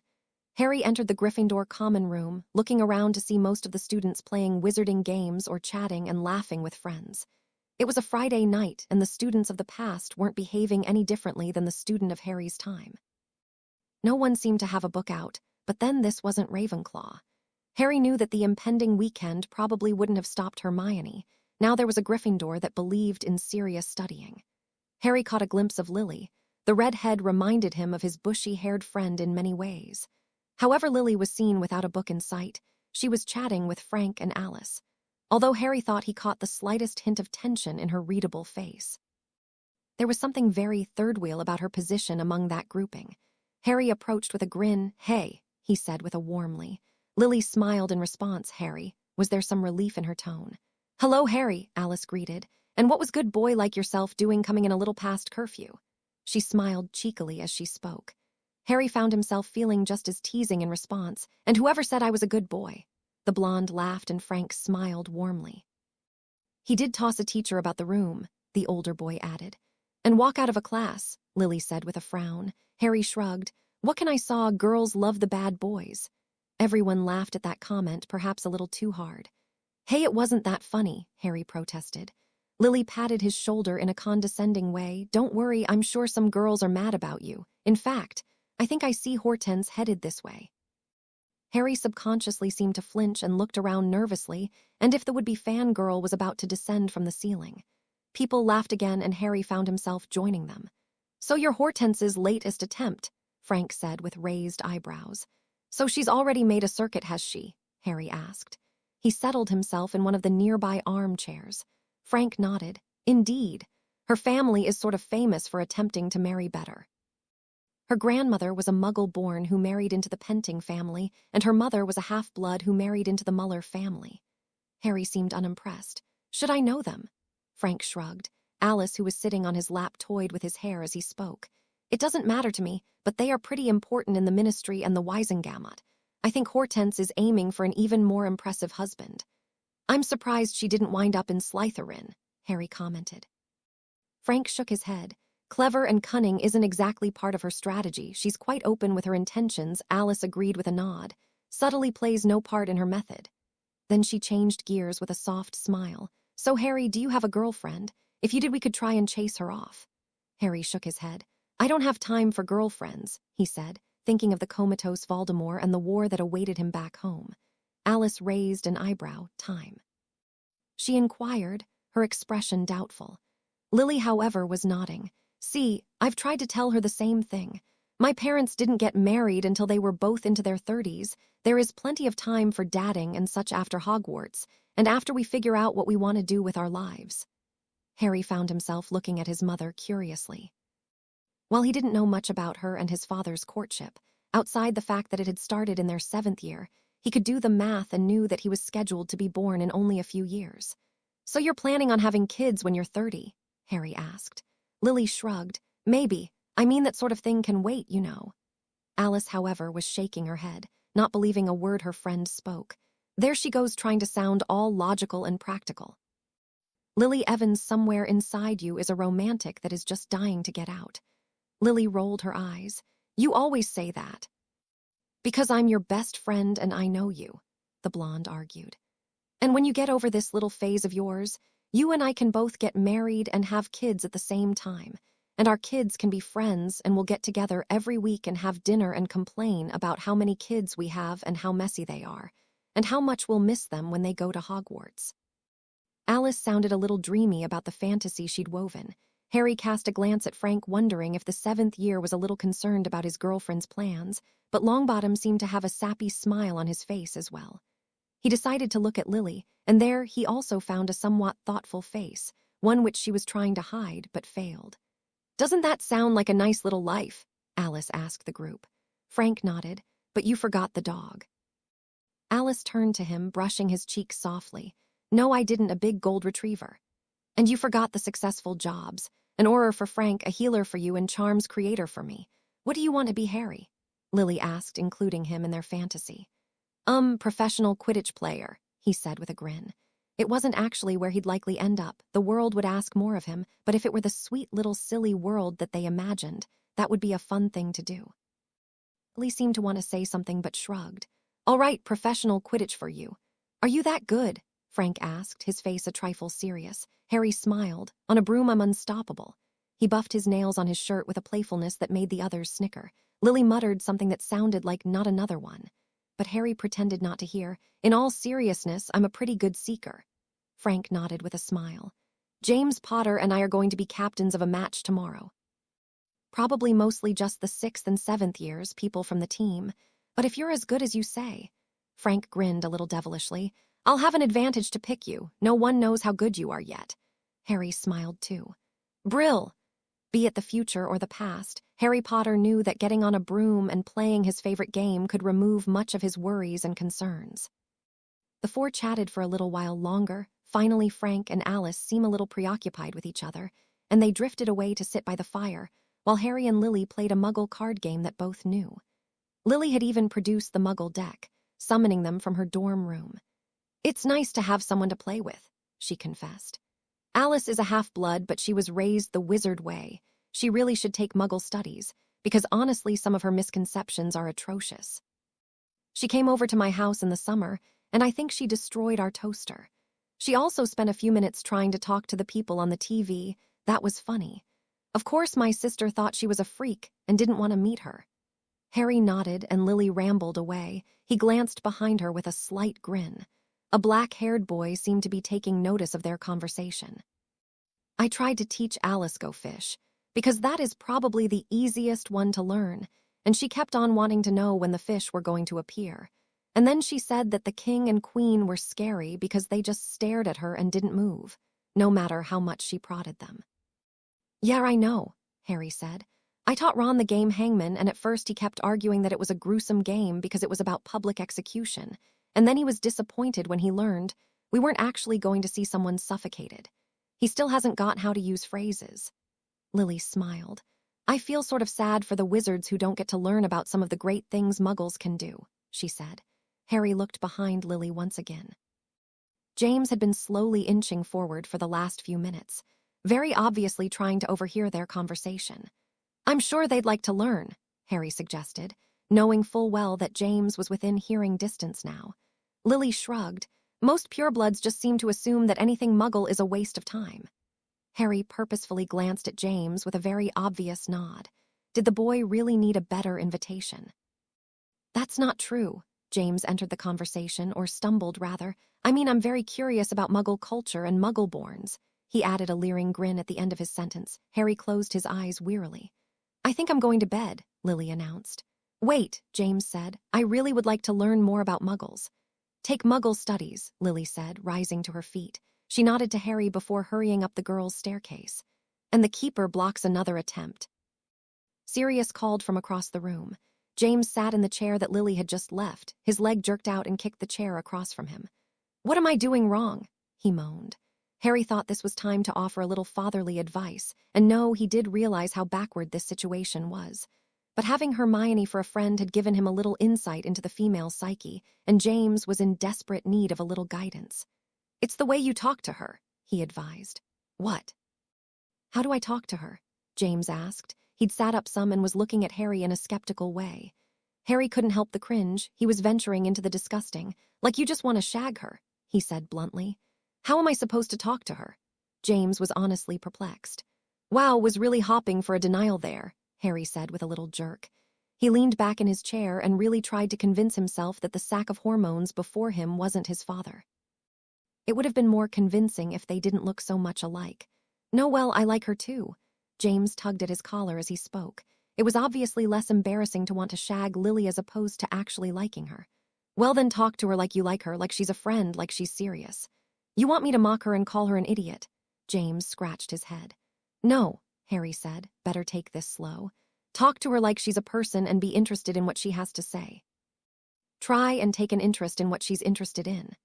James was nodding, which was good because Harry didn't think he could offer any more advice. This was just wrong on many levels. He didn't want to play Cupid for this parents. That just seemed to raise to many time travel questions and paradox issues. Not to mention the fact that while he wanted to be born, he didn't really want to hear a lot about the process that had achieved that goal. James gave him an approving look. That's pretty smooth, he said with an admiring grin. But then I guess you have to get inventive when you look, well, like that. Harry raised an eyebrow. We're almost identical. James ran a hand through his hair. You only wish, he said with a grin. As the leader of the Marauders walked away, Harry was starting to see why Dumbledore had placed him with the Dursleys to keep his ego from being inflated by an adoring, wizarding world. If his personality had been much like his father's, he would need more chains than a muggle blimp to keep him tethered to reality. It was getting late. Harry rose to his feet for a moment. The 7th year, Ethan, gestured for Harry to join in another game of cards, but Barty was among the players, and Harry didn't feel up to another encounter with the future Death Eater. He yawned and silently declined with a nod. Harry crossed the room and up the stairs and into his dorm room. His lack of sleep from the other night catching up to him, he eagerly crawled into bed, pulling the covers around him and almost instantly dropping asleep. Almost. For a moment he found himself drifting back to the conversation earlier this evening. Alice's picture-perfect word was a nice illusion. A world where he and Neville could have grown up best friends, grown up in a world where both parents were alive and sane, a world with brothers and sisters, and a home with a dog. Harry knew that none of that would happen. Somewhere along the way, Alice would decide to become an Auror, giving up healing. Harry didn't know why she'd do that. And Lily would put her future plans aside to join her husband in working for the Order of the Phoenix. Harry knew that the Potter wealth allowed both Potters to dedicate themselves to the light's cause. Had his mother still dreamed of one day becoming a charms creator, it wouldn't matter, he supposed. Alice and Frank were driven into madness. Lily and James were murdered. And because of Voldemort, that pretty little future, the one they had dreamed up tonight, none of that would ever be. The room was dark, but not ill-lit. Candelabras with tallow candles ringed the walls, but the room was painted black. There was little other decoration. Black walls, a simple straight-backed chair, and those candelabras that looked like snakes. It was perhaps what might be called a comfortable room. Everything looked to be in good condition. Even the air smelled clean and fresh despite the lack of windows. He stood with his hands resting on the backs of the chairs, his palms resting elegantly atop each other. A figure was crouched before him, on his knees, his head bowed. "The preparations are going well, my lord," the man said. "We have secured an entire squadron to be ready, as well as 2 of your own groups have been prepared." "Good," he said. There was pleasure in that one statement. The man relaxed. "Don't be so tense, Lestrange, you have my confidence." The man seemed to avoid a smile. He stepped down and placed a hand on the kneeling man's shoulder. "Go now, send McNair in. I believe he's found something I've been looking for." The man nodded, rising to his feet and sweeping from the room with swift, elegant movements. In only a few moments, another man joined. "Master," the man said. He would have bowed, but he was only able to manage a nod of the head, seeing as he was busy with the struggling package he brought. "Ah, and was there much trouble?" he asked in a disinterested manner. "Some, my lord, but I live to serve." McNair's voice was hoarse and wheezy. With a dismissive gesture, he tossed his cargo to the floor. "Good, leave us." He raised his wand and stepped slowly across the room. The bundle had stopped moving, seeming to listen to his footsteps with a slight quaking. When he was near enough, he waved his wand, and without a sound, the black cloth that covered the package's head released. The object in question was in fact a man. He was an older man, well into his 50s, and had been aging poorly. His hair was already white, and he was mostly bald on top. His face was lined, and his cheeks were somewhat hollow. His eyes were of a silvery shade that was unusual. They were the sort of thing that people noticed and remembered. When he was a child, those around him had said that it meant he had the magical sight. "Hello, Max," he said to this lump of a man. "Tom, you I always knew." The man muttered, refusing to look up. "Yes, you had a nasty little habit of knowing," he said disdainfully. "I knew, I saw it." He smiled. It seemed somewhat unnatural and twisted, not how a smile should look at all. Yes, you saw. And you said nothing. For all these years you've said nothing. Yes, nothing, I promise you I've said nothing. The man was blubbering now, a mixture of relief and desperation all mixed together. Lies, I know you spoke with Dumbledore. How much did you say? For the first time since he'd been released from the bag, the man looked up. He looked up, and what little color his face had left him. His hand came to his mouth, and he looked upward with a sense of revulsion. What have you done? How could you have? The man stuttered in fear, his eyes taking in the scene before him as if he was witnessing something foul and mangled. Have you finally seen enough? The question was mocking, and the man on the floor began to cry. He cried quietly, the tears dripping down his thin chin and onto his collar. There was no sound for a moment, just the hushed breathing echoing around the room. You're going to kill me, aren't you, Tom? He was oddly calm as he said this, the trembling vanishing from his body. You always knew, didn't you?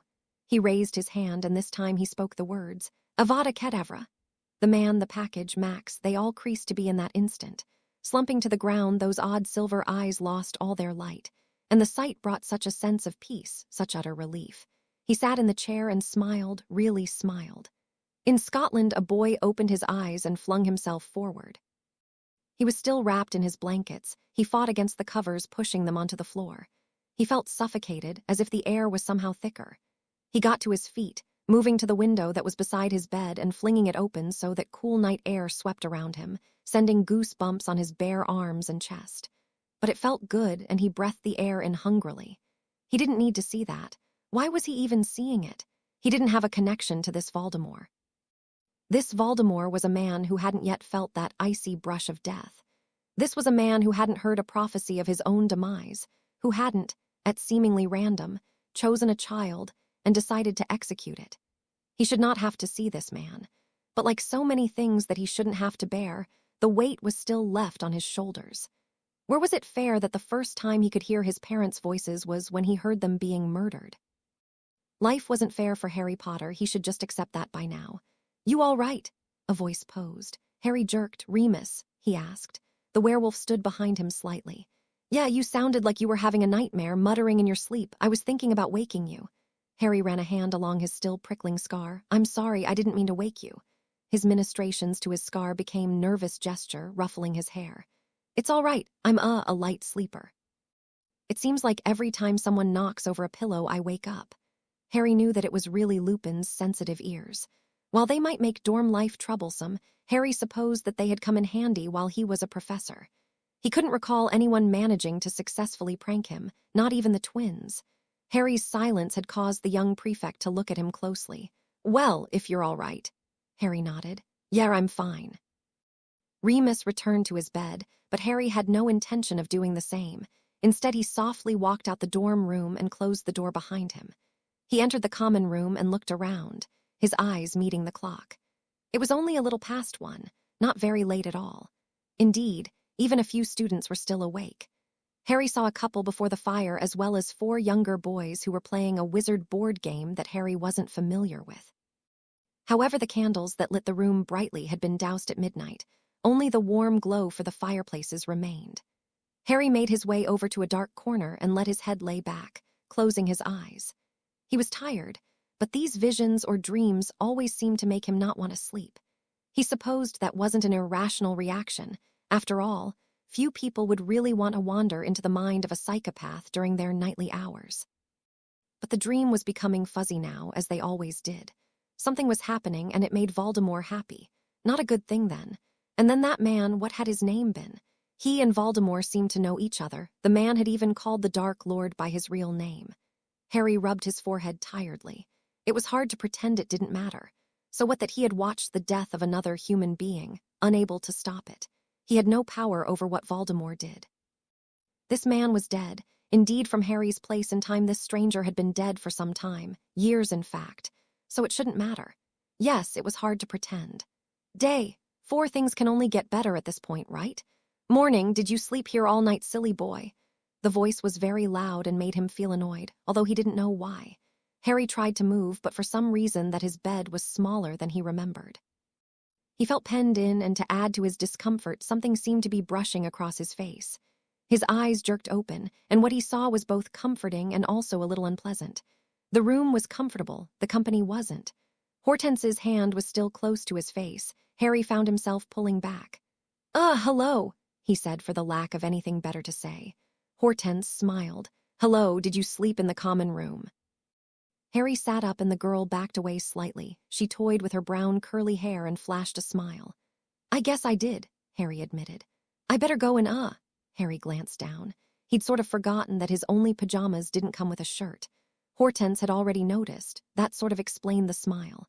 Harry got to his feet and was headed toward the staircase when the girl caught up to him. "Harry, what are you doing today? Because I bet you haven't been given a proper tour of Hogwarts." Harry waved his hands quickly. "I'm playing Quidditch," he offered. "But thanks, I think I can find my way around the school." He nodded in her direction, fleeing the mostly empty common room with quick steps. Hortense Muller sighed in a disappointed way. She knew she should have let him sleep a little longer. Up in her dorm, Lily Evans was sleeping peacefully.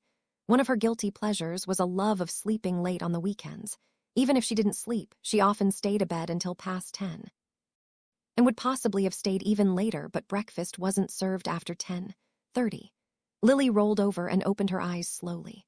She cuddled into her blankets and pillows, enjoying her first Saturday at Hogwarts.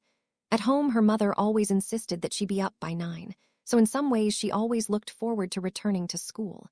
On the negative side, well, there was James Potter. On the positive end, there were lazy Saturday mornings. Life was all about balance. "Oh, Maggie, I knew it was right to get up early." A voice invaded the quiet of her dorm, and Lily was seriously considering casting a silencing charm. Maggie was a short girl with black hair that came to her chin. She was the athletic type and a reserve chaser for the Gryffindor team. Despite this, she was also Hortense's friend. "What?" she asked. "You always tease me about getting up early," the girl babbled on. "It's because you do it so that you can do your makeup and curl your hair," Maggie said tiredly. Hortense shrugged, but today it finally paid off. "Who do you think I spied in the common room and without a shirt? Is Maisie Reynolds stripping again? I know she said that it was only because someone switched her butter beer for fire whiskey, but—" "No," Hortense interrupted. "Yuck, why would I want to have to see that again? No, it was Harry Tempest." Her voice took on a dreamy tone. That made Lily glad she hadn't cast the silencing charm. What was Harry doing half-naked in the common room? It had better not be one of James Potter's pranks. She subtly shifted herself so that she could hear their conversation better. She could also just see them from between her partially closed curtains. Maggie was silent for a moment. "Well, I wasn't expecting that. But oh well, good for you, I suppose." Hortense huffed. "You know you aren't being very supportive," she complained. "Sorry," Maggie replied. "It is just hard to understand this one. I get Black and Potter, they both are pretty powerful and come from good families. Even Parkinson wasn't a bad choice, but who is this Tempest guy anyway?" "A man with amazing shoulders," Hortense gushed. "And he must be powerful if he can break the Imperious curse." Maggie shrugged. "If you say so, but he has an attitude. He walked out of class the other day." Hortense wasn't affected. "All the great men do. Why did he leave, do you know?" "He didn't want to read his essay aloud, about how the Cruciatus curse feels. I was sort of wondering if maybe it was a little too, personal." Lily found herself confused. Why was there such emphasis on the word personal? Hortense grew quiet too. "You don't think it was cast on him, do you?" Maggie didn't answer. "Let's go down to breakfast. I'm playing Quidditch today." "Oh, that's why I really wanted to talk to you." Hortense followed her out the dorm. "You have to tell me everything about Quidditch." Lily felt a little grumpy as she started to sit up. The dorm was empty. Normally, this would be the perfect opportunity to enjoy a lazy, sleepy morning. Alice was probably off with Frank. Maggie and Hortense had gone. Even Morgan was nowhere in sight. But she couldn't seem to get comfortable. What had Hortense and Maggie been talking about? It wasn't possible that Harry had refused to discuss the Cruciatus curse because it was too personal. She suddenly remembered something she had said. "It's not like it's anything personal, not like you've been under the Cruciatus yourself, but whatever." She shoved her face into her pillow. Suddenly, she felt really stupid. What if she'd been wrong? It seemed utterly impossible, though. Why would someone her age have experienced a torture curse? Who could possibly want to hurt Harry Tempest? Still, despite the improbability of it, she couldn't seem to get back to sleep. Lily found herself getting out of bed and rummaging through her closet, shifting aside all the uniforms and finding some jeans and an old cream-colored jumper. The mornings were still cold at Hogwarts in September.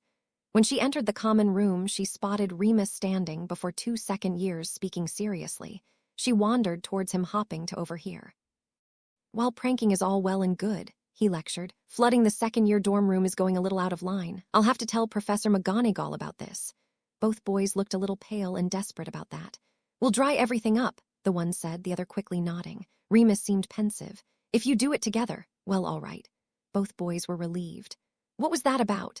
Lily asked once they had headed back upstairs. Remus heaved a sigh, just a little prank war emerging.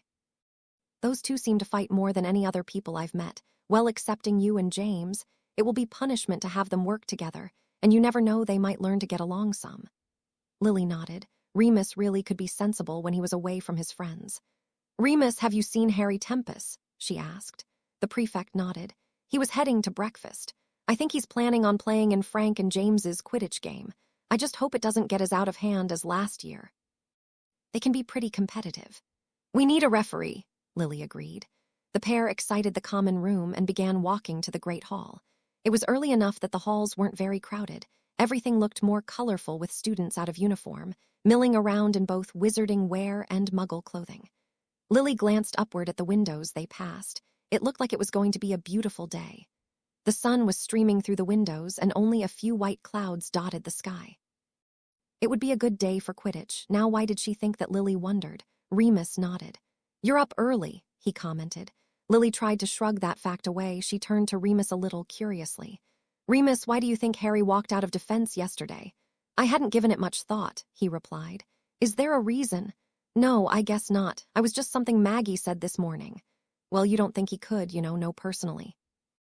Remus's gaze became somewhat distant before turning back to Lily with a smile. Without asking for her to clarify, he said, No, of course not. Yeah, that is what I thought. Lily felt much more relieved now. On entering the Great Hall, the prefects broke apart. Remus heading to James and Sirius, who were up and eating large breakfasts. Peter was also there, for the first time waking up without a struggle. Quidditch put everyone in a good mood. Harry was sitting beside Frank, and the two men seemed to be chatting happily. Alice was looking very bored, and she grinned when Lily sat down. Good morning, the redhead greeted. Harry nodded. Yep, excellent day for Quidditch. Lily found herself laughing. Isn't it odd? That is what I thought. Alice groaned. Not another one. Lily, you don't even play Quidditch. Promise me you won't be nutty about it. Lily nodded. You know I'm not obsessed, but I do sort of like the game. I just don't like how competitive people get about it. That's part of the fun, Frank argued. Brace yourself, Longbottom, James called loudly from down the table. Get ready for your yearly beating, he proclaimed. You just be ready for humiliation, Potter, Frank returned. And there is begins, Lily said with a grimace. Frank grinned before taking a bite of his breakfast. It's all in good fun. Not long after breakfast, a group of students had gathered out by the Quidditch pitch. Most were Gryffindors, likely spurred on by the friendly rivalry James, Potter, and Frank Longbottom had started up, but a few Hufflepuffs and Ravenclaws had joined as well. This game was something that James and Frank had started in James's second year. Harry listened as Remus explained it. Apparently James was a little sore that the Gryffindor Quidditch captain of the time didn't think that anyone under third year was good enough to make the team. But the rebellious second year wasn't about to let the chance to use a professional-size Quidditch pitch, like the one Hogwarts had, slide by. James and Frank had known each other before Hogwarts, both purebloods, both from light-sided families. They had gotten together a few times to play as children, and both were very fond of Quidditch. At first, James and Sirius wanted to start the game, but with just our year, there would never be enough people for a real game. The first year, we just played the second-year dorm against the third years. Remus looked toward James and Frank, who were heckling each other. Frank, of course, becoming the captain of the older year, and James of our year. Over the last few years, more people come, different years, different houses. James and Frank are still the captains, but they pick their players as opposed to just sticking with their year, Remus explained. Harry nodded. So the first weekend every year. He asked. Remus shrugged. Not necessarily. Last year Sirius managed to get detention for the first weekend, so we waited until he could play. Another year we all couldn't all meet until 5 or so weekends into the school year. The Quidditch teams were a little upset because they had already started practices, and I guess some people broke into the broom shed. Remus smiled fondly. He turned to Harry. You do have a broom, don't you? Harry nodded.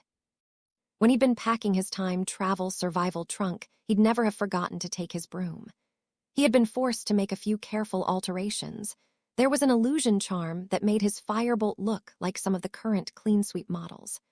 Harry had been provided with many examples of the brooms of the period, considering that their dorm room was almost carpeted with Quidditch magazines. His broom would still move faster than the other brooms, so he'd have to be careful to match the other players as best as he could. There were some definite risks, but it was just too much temptation to avoid. A chance to play Quidditch with his dad. Harry smiled. Despite all the difficulties he'd found in this time, this sort of made up for it all. A few students lined up on the pitch. However, Harry noted that most of the crowd had moved to stands, obviously more interested in watching today's game than playing. Alice was there to cheer Frank on, Lily by her side. Remus and Peter seemed to have chosen the stands as well. There were also a few girls who seemed to be there for James and Sirius. Both hams were playing up the attention well.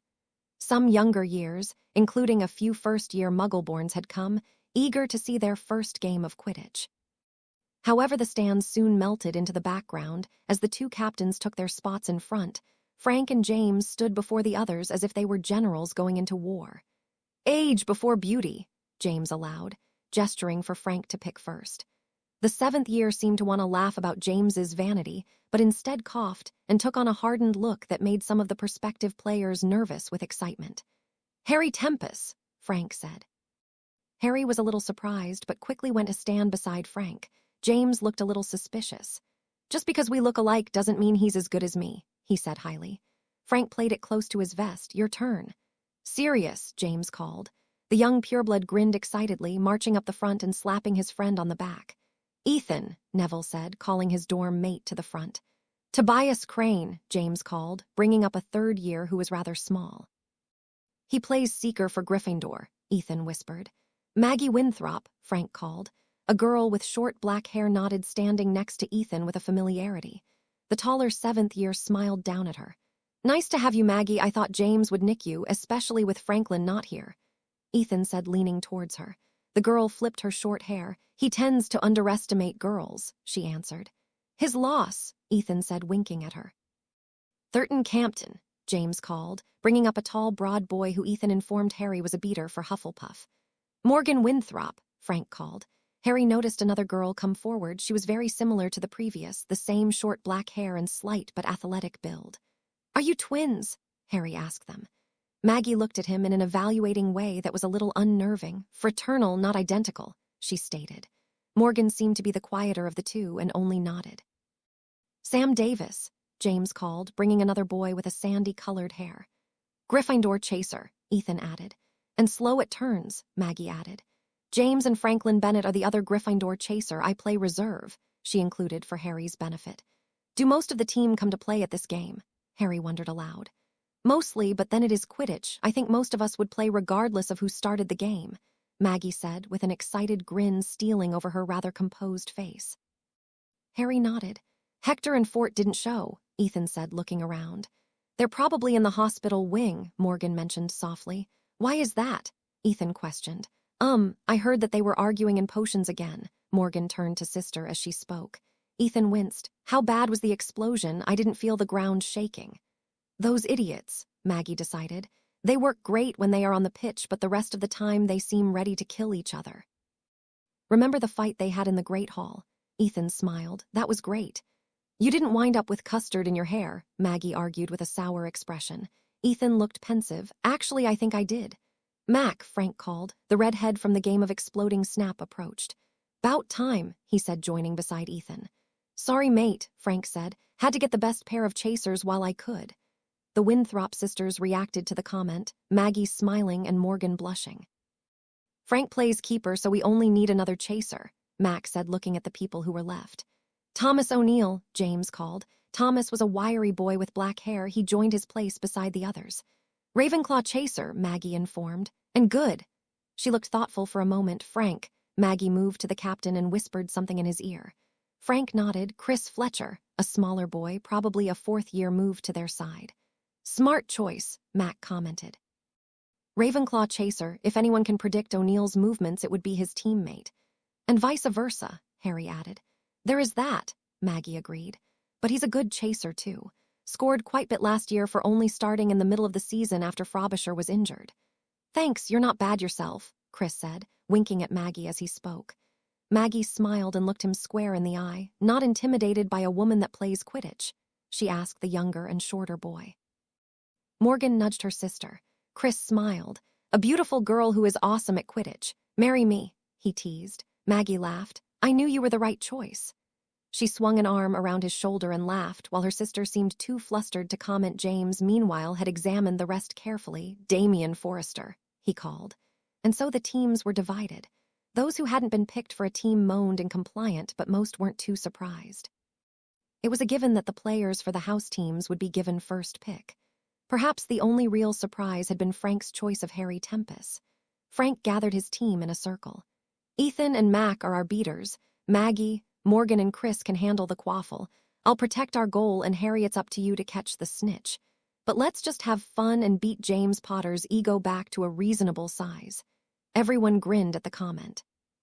And Harry, Frank pulled the younger man aside for a moment, watch Thurton and Sirius. They can get a little reckless when they play beater.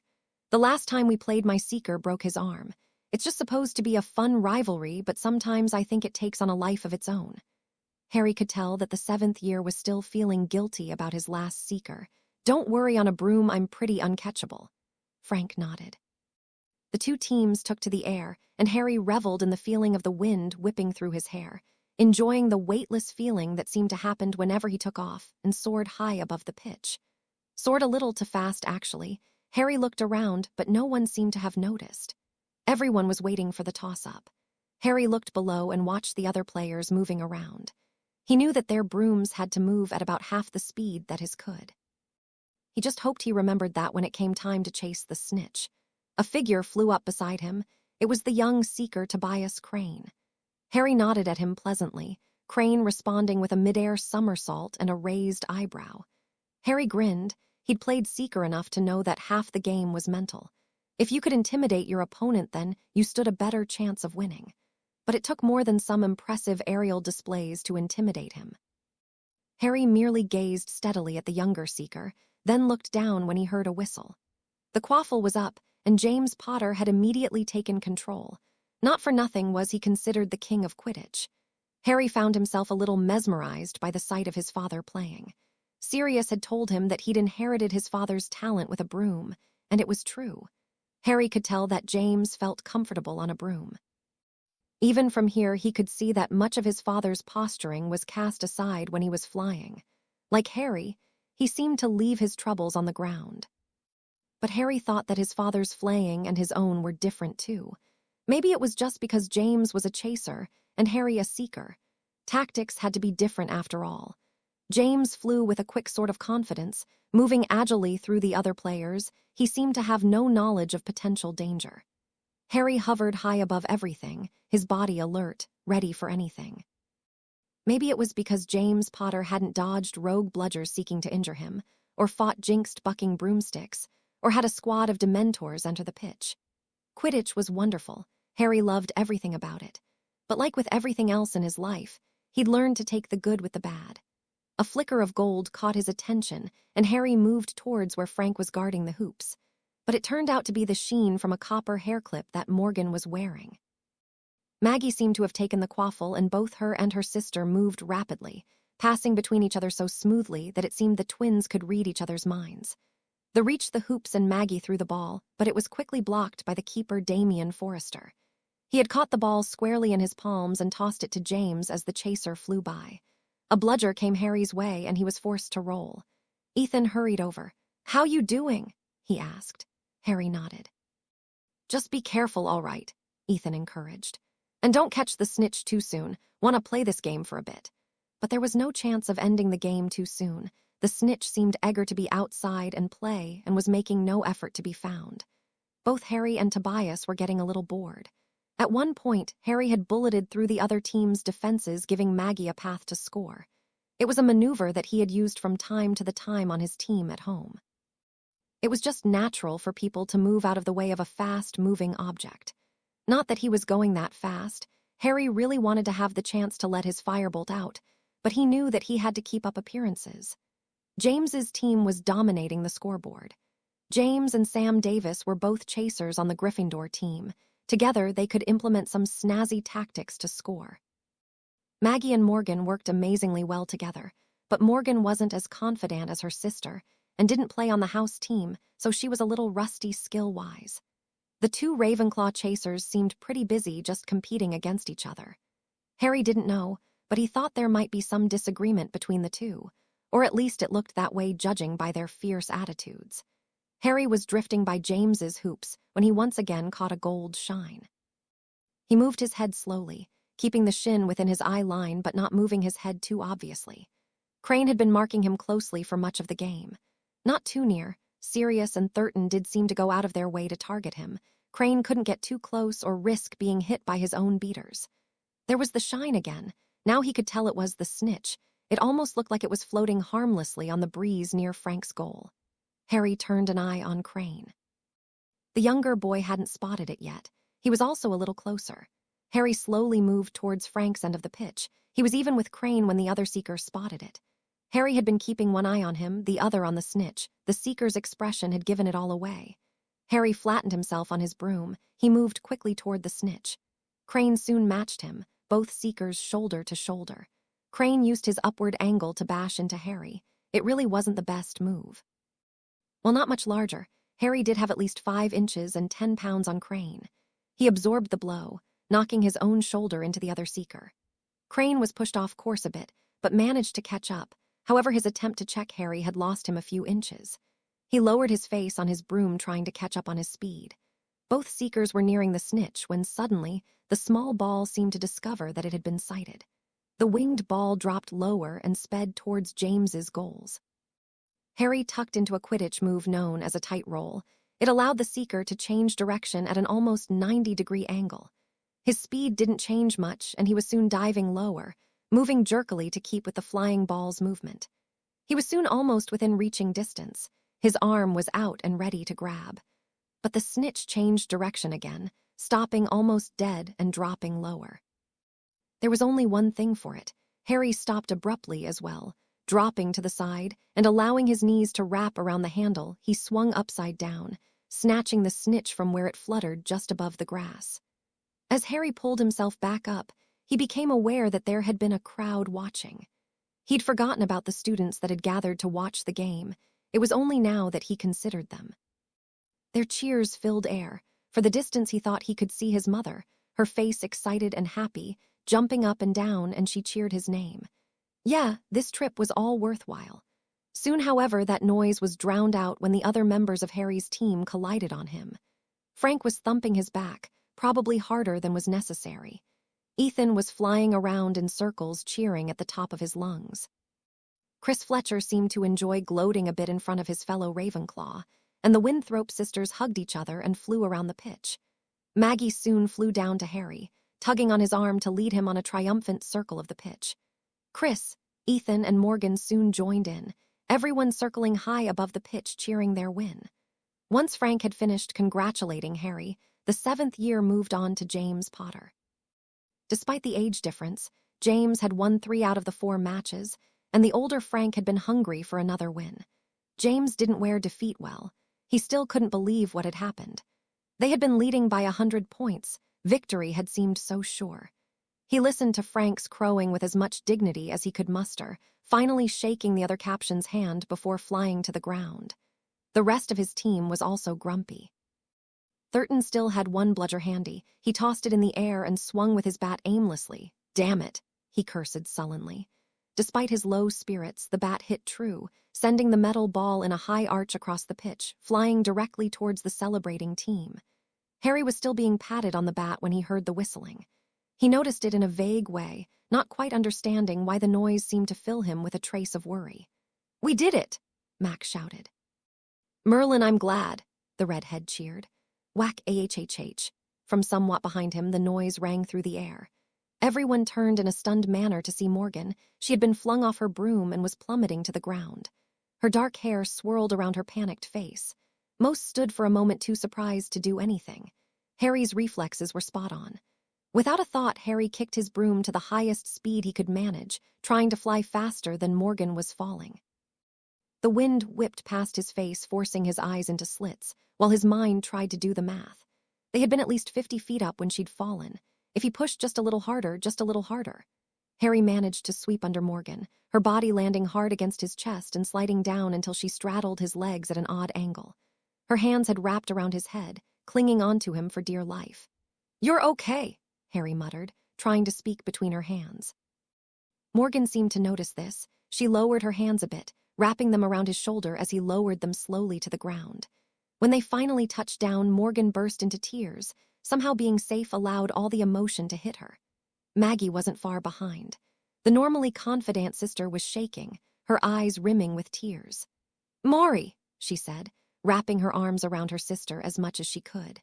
Morgan was still clutching Harry's arm, her other arm cradled her abdomen. Maggie still managed to wrap around her sister. "Mag," Morgan said hoarsely, "it's okay." She looked up at Harry. "You saved her." The other members of their team had also joined now. Everyone looked a little pale. Thurton ran over as well. He'd gotten off his broom and had only just noticed what had happened. "Hey, you okay?" he asked nervously. Ethan jumped off his own broom, still 3 feet off the ground. "What was that?" he demanded. "I didn't." He was silenced when Maggie broke away from her sister and slugged the taller 7th year in the mouth. Considering Thurton was a good foot taller than her and nearly twice as broad. She must have put her full fist into it as he staggered back. "It's just a game," she shouted. "You have fun knocking little girls off their brooms," Mac said, standing beside Maggie, looking like he was ready to take his own swing. Seeing as Mac and Thurton were about the same size, that might be a different sort of fight. "The game was over," Chris said, his face red and furious. Serious, James and Frank were running across the pitch, trying to figure out what had happened. "What's going on?" James asked as he approached. "He tossed a bludger at her," Ethan explained, pointing to Morgan, who was still clutching onto Harry and her stomach. Tears still ran down her eyes, but she was silent now, although she did look a bit green. James turned to Thurton with an angry look as well. "Is that what happened?" "No," Thurton quickly argued through his already bloody lip. "Why, you bastard," Ethan said, chalking his fist. Frank darted in between, holding his friend back. "I hit a bludger, but I wasn't aiming at anyone," the 7th-year Hufflepuff said quickly. "Is she all right?" His concern was obvious. "Thanks to Harry," Morgan said tightly, her voice still sounding upset. "You caught her from only 50 feet, Max said. He seemed to have only just realized this and was looking at Harry in awe and shock. "How'd you do that? You both should be splattered into the pitch." "I just did," Harry said. Morgan looked up at him. "Thank you," she said softly, still not letting go of his arm. A new group was approaching. Alice and Lily from up in the stands had darted across the field and were soon standing beside the two sisters. "Are you all right?" Lily asked. "I think she needs a healer," Harry said, noticing the way that Morgan still clutched at her ribs. Alice nodded. She quickly conjured and stretcher, and Morgan was floated off the field. Maggie walked beside her, holding her sister's hand. Lily ran up ahead, no doubt to make sure that Madame Pomfrey would be ready for the injured Quidditch player. The rest were left behind. The happiness from a moment ago washed away. Harry stood awkwardly before deciding to follow the girls up the school. He didn't need to turn around to know that the others were watching him as he walked away. Harry considered going into the hospital wing, but it wasn't where he wanted to be. He was sure that Madame Pomfrey would be able to fix Morgan up with no problem, and the girl had her sister and dorm mates beside her. Instead, he found himself leaning against the wall outside. The halls were quiet.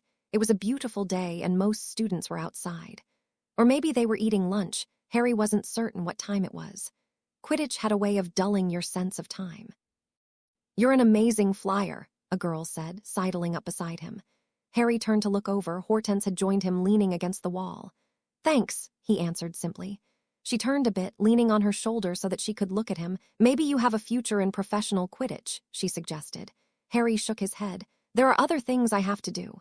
She nodded. "I can't believe you saved her," she said with a bit of wonder in her tone. It was odd, but Harry didn't feel that uncomfortable around Hortense just now. He had a phobia about fangirls, and she certainly fit the description, but maybe it was everything else that was happening around him that made him worry less. "Harry, would you go to Hogsmeade with me?" the girl suddenly said. Harry turned. "What?" Hortense took a breath. "Next weekend is a Hogsmeade trip. Would you maybe want to go with me?" Harry paused and looked at her. The girl shifted nervously under his gaze. "Look, Hortense," Harry said kindly. "You seem nice and all." Hortense slipped against the wall, "But," she asked with a downhearted expression, "I'm just not looking for a relationship. The timing isn't right." About 20 years off, truth be told, Harry thought. Oh, Hortense said thoughtfully. Will the timing be better in a few months? We have another weekend in December before we leave for break. She was relentless. We'll see, he said quickly. Hortense nodded. All right. She walked into the hospital wing with a little extra sway of her hips. It might have been more alluring had Harry not been certain that she was probably the mother of someone he knew. He was starting to think that there was something familiar about her face, but he couldn't place it. Harry looked towards the hospital wing, but he didn't feel like he belonged in there either. He nodded towards it before turning on his heel. For a moment, he just allowed his feet to move without any plan or reason.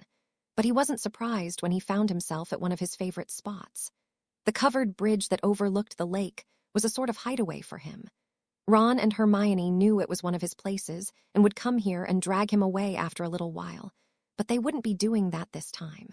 Leaning against the old wood, he continued to gaze out as the sun began to lower in the sky. Harry wasn't certain what time it was, but he was starting to get hungry, and so he decided to head to the Great Hall. His stomach proved to be a good clock. When he entered, the food had just appeared on the table and people were tucking in.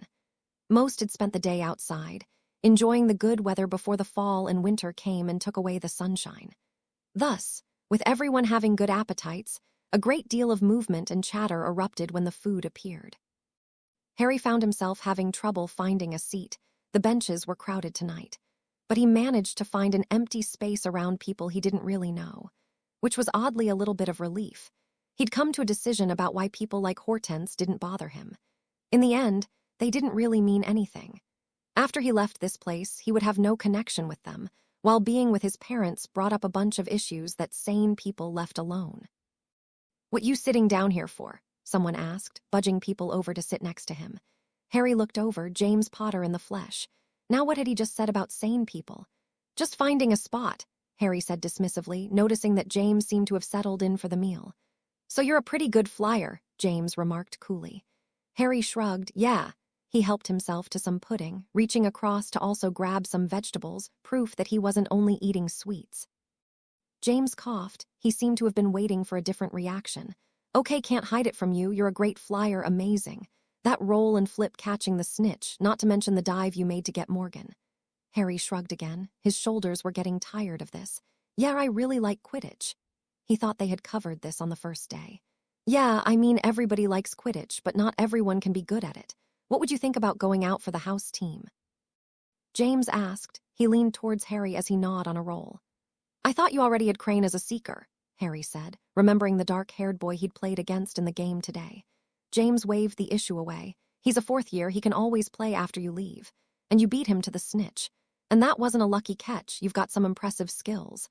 Have you played on a team before? It would have been tempting to say that he had made his house team in his first year, the youngest player in a century. It would have been great to say that the only time he had failed to catch the snitch had been when a squadron of Dementors had entered the pitch. It would be nice to say that he had followed in his father's footsteps and become Quidditch captain. Those were the things he'd love to share with his father, if only to see the man's reaction. He knew he'd be proud, but it was one thing to know it, and another thing to see it on his face. No, they didn't have Quidditch at Spellwicks, he said, looking away as he spoke. You must be one hell of a natural, James said with a whistle. But that is no problem. I'm Quidditch captain this year, so I don't really care about past experience, not when you've got talent. Harry nodded. I'll think about, but it sounds good. When do practices start? In a few weeks. James didn't seem too concerned about it. Harry knew he'd probably be gone by then. The forgetting potion being brewed would make him a distant memory to those present. He smiled. It would probably be a relief for Crane, no newcomer usurping his position. Okay, he agreed. Excellent, we'll be unstoppable for the cup this year. We've won it the last two, but Ravenclaw has a really good team this year. You saw O'Neill and Fletcher, the two Ravenclaw chasers at the game. Imagine them working together. And their seeker is no slouch. Last year I think he caught every snitch. We only won because we'd run up the score past 150. But with good chasers. James was really into Quidditch. Harry found he liked him this way. When James was alone and not worried about impressing Lily, he could be an all-right bloke. James stayed and chatted with him through dinner, and when he left, Harry had a feeling that he was starting to know him better.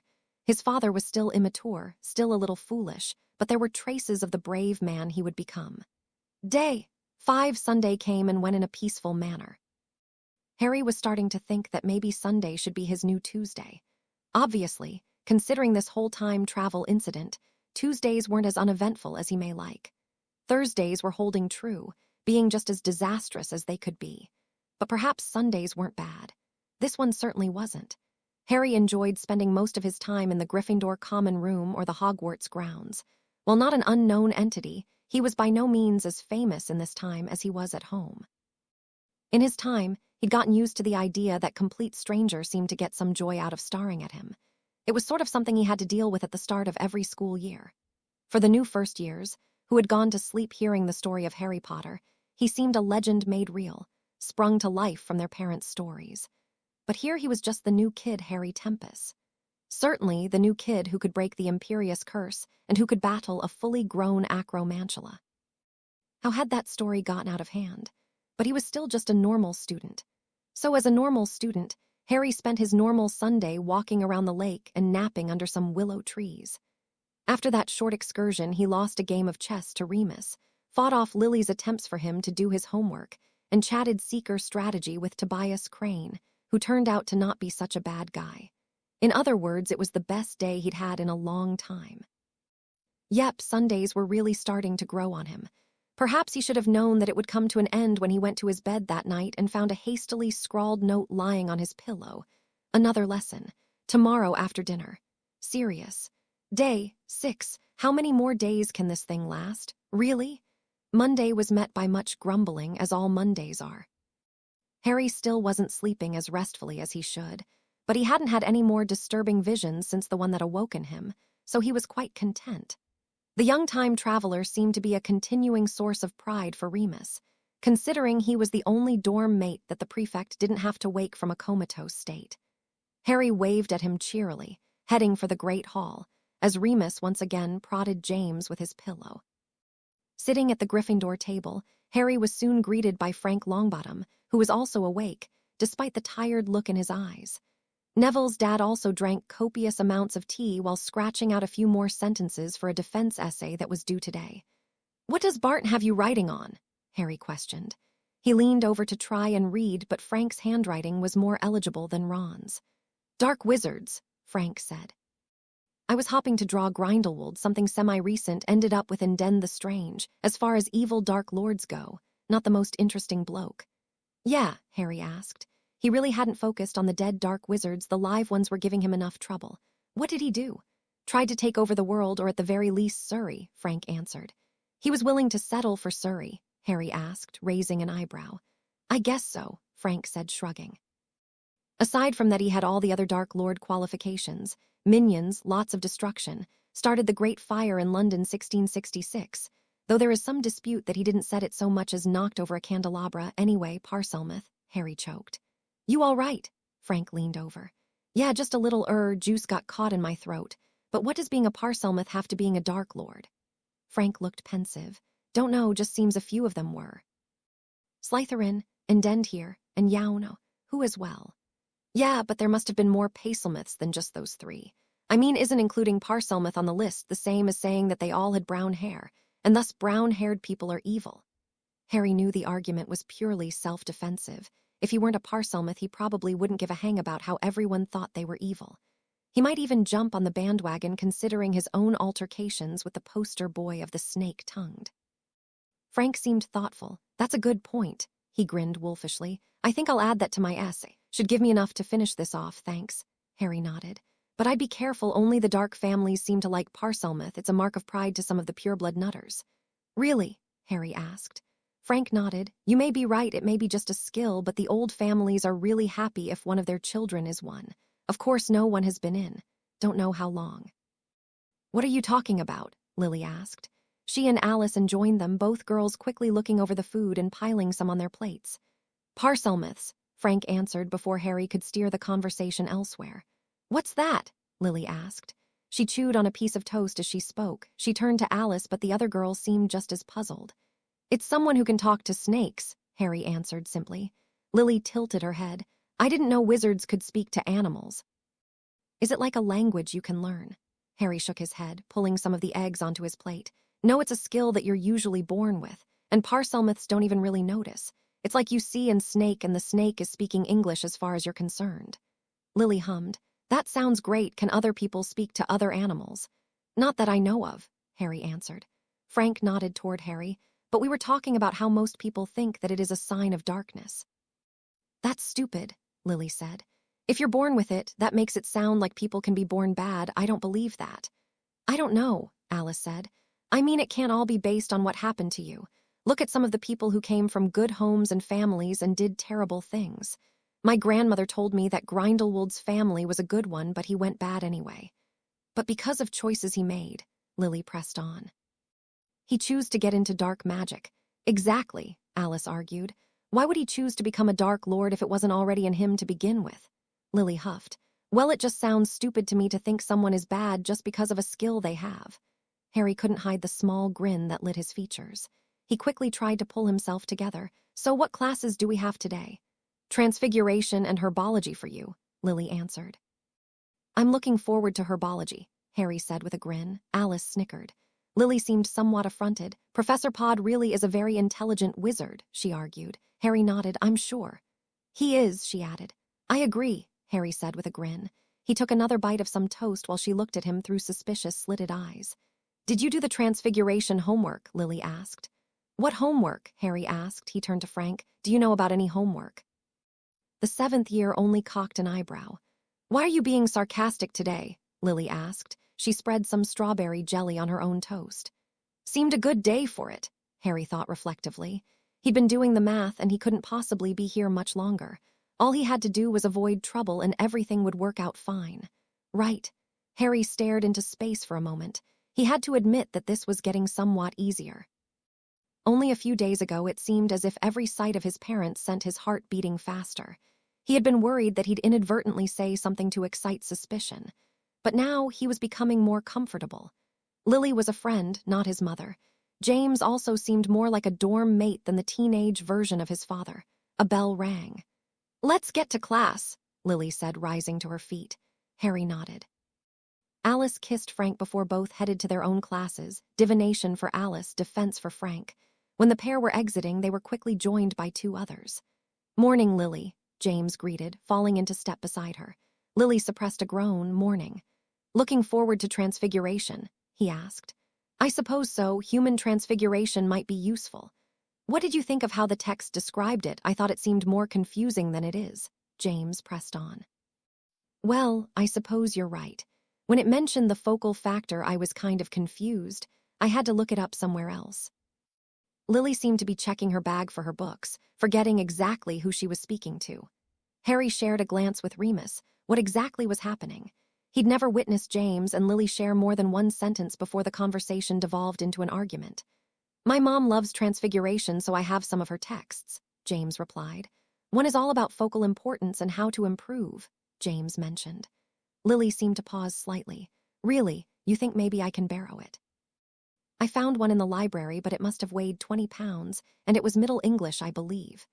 James nodded, a slight smile on his face. Yeah, sure, remind me when we're in the common room and I'll get it for you. Lily found herself in an unusual position. Thanks. No problem. They had reached the transfiguration classroom. Before entering, James turned back and gave Harry a smirk and wink. It seems he is taking your advice to heart, Remus added. Harry wasn't exactly certain how he felt about this. He decided the best thing to do was ignore it. He distracted himself by finding a seat and paging through the reading he was supposed to have done the other night. Once again, the few months he was ahead of his classmates gave him the advantage. He was fairly familiar with the concepts. Surprisingly enough, James had managed to snag a seat just behind and to the right of Lily. This was quite the achievement considering that in the past, Lily had stated that a 2-row thick bubble was required between her and James. Sirius didn't seem very impressed by his friend's progress and stared out the window in a bored way. The young pureblood's mind was focused on something else. Harry wondered if he was thinking about the imperious lesson that was coming this night after dinner. Their last lesson hadn't shown much progress. Harry found his mind drifting to thoughts of Sirius more and more as the lesson continued. McGonagall was lecturing on human object transfiguration.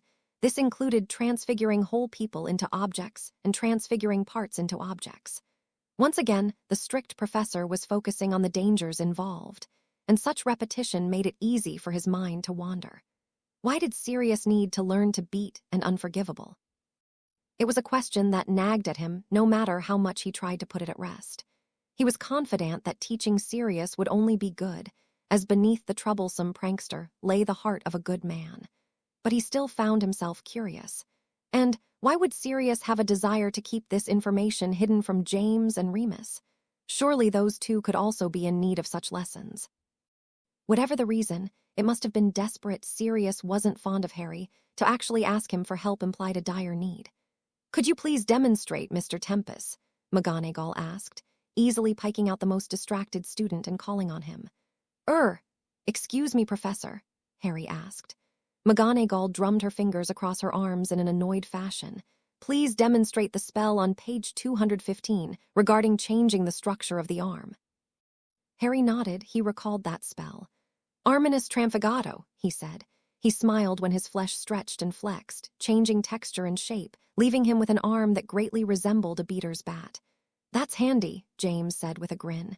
He nudged Sirius. "You think someone would be better at playing beater if their hand?" Up in the front, McGonagall looked like she had swallowed a lemon. Very good, Mr. Tempest." 5 points to Gryffindor.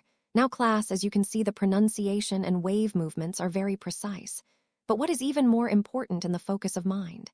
Harry once again fell into a daze.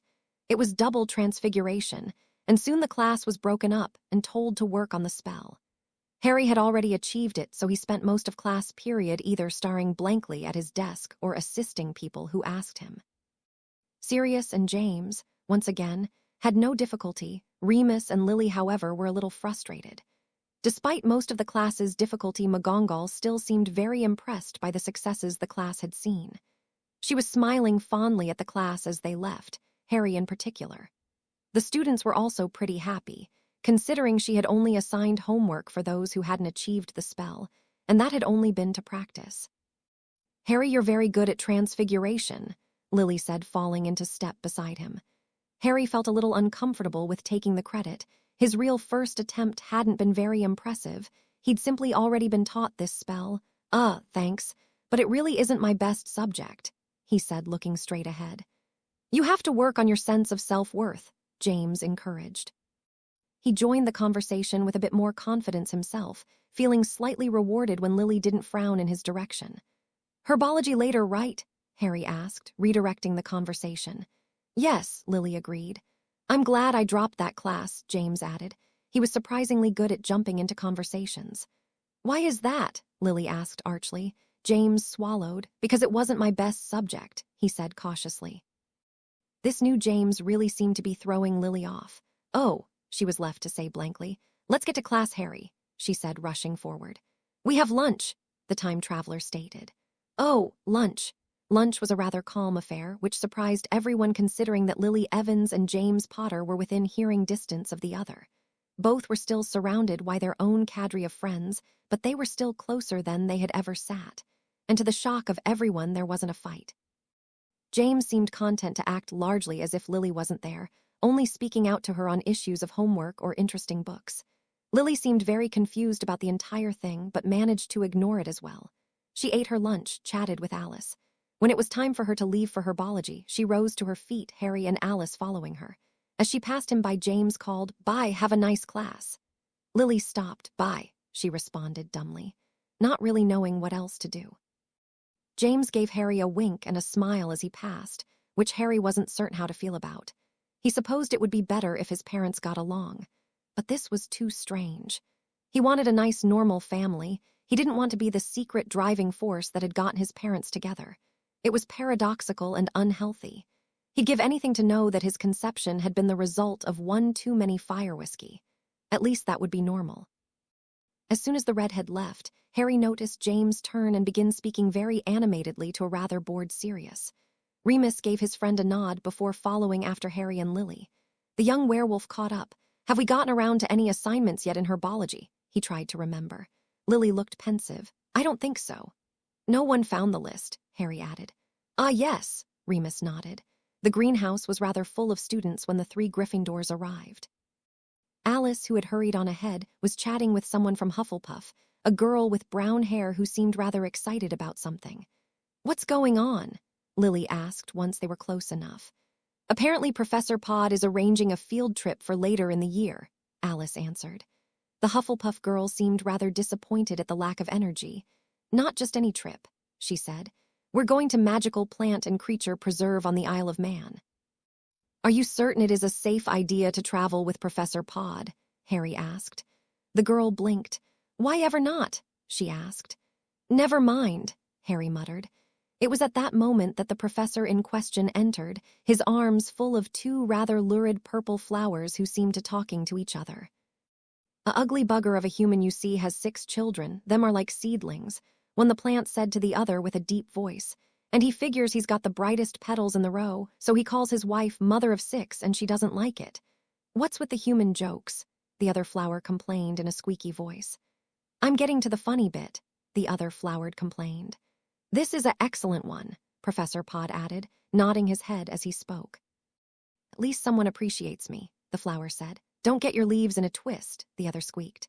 "Well, one night they go to a party, the male got bored and he wants to know if the female wants to go home." "How do you tell the males and females apart again?" the flower squeaked. The other flower seemed determined to reach the punchline, so he shouts at the top of his voice, "Shall we go home, mother of 6?"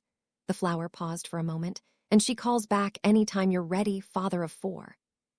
"You get it," Professor Pod chuckled appropriately. The other flower swayed slightly. "No, not all the seedlings were pollinated by the same bee, understand. What is unusual about that?" "You're hopeless," the one flower decreed. "I think I'll set you apart for a little bit," Professor Pod decided.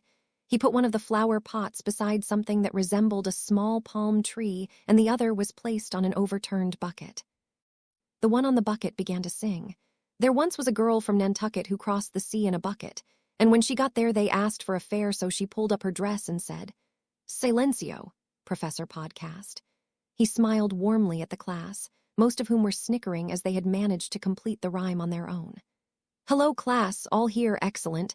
I've taken a pair of chatty chrysanthemums from a friend of mine. Aren't they lovely?" He pointed at the pair of purple flowers. "Unfortunately, they've spent too much time exposed to television." Professor Pod clicked his tongue sadly. Some of the class looked concerned about the pronouncement, but the Muggle-borns smiled. "I'm hoping to adapt them back to a more natural environment. Normally they sing such." He looked sadly at the one plant. "Such lovely songs. Oh well. I happened to find my list the other day when I was repotting the Sniggerits. Excellent, so we can all choose our projects today." This was met with much muttering. Ah, the mythical list, spoken of but never seen. Most of the students were happy to once again achieve some focus in the lesson, but there were a few rather disappointed. Their previous class, while pointless, had been somewhat fun. Harry, since he would be leaving in a week or so and abandoning any project he was given, didn't really care. Instead, he wondered how long the silencing charm would last on the profane pansy, or whatever it was called. He'd rather enjoyed the joke. The list was placed on a table that was probably used for potting. There was much dirt on both table and list. However, Pod had managed to find a rather cheerful-looking inkwell and a poisonous-looking green quill. The eager students quickly hurried to the table, scanning the list and writing their names next to plant they desired to tend during this year of herbology. Harry wasn't eager and found himself drifting behind the others, indeed finding the last place in line. Lily had, of course, been one of the first to snag a plant.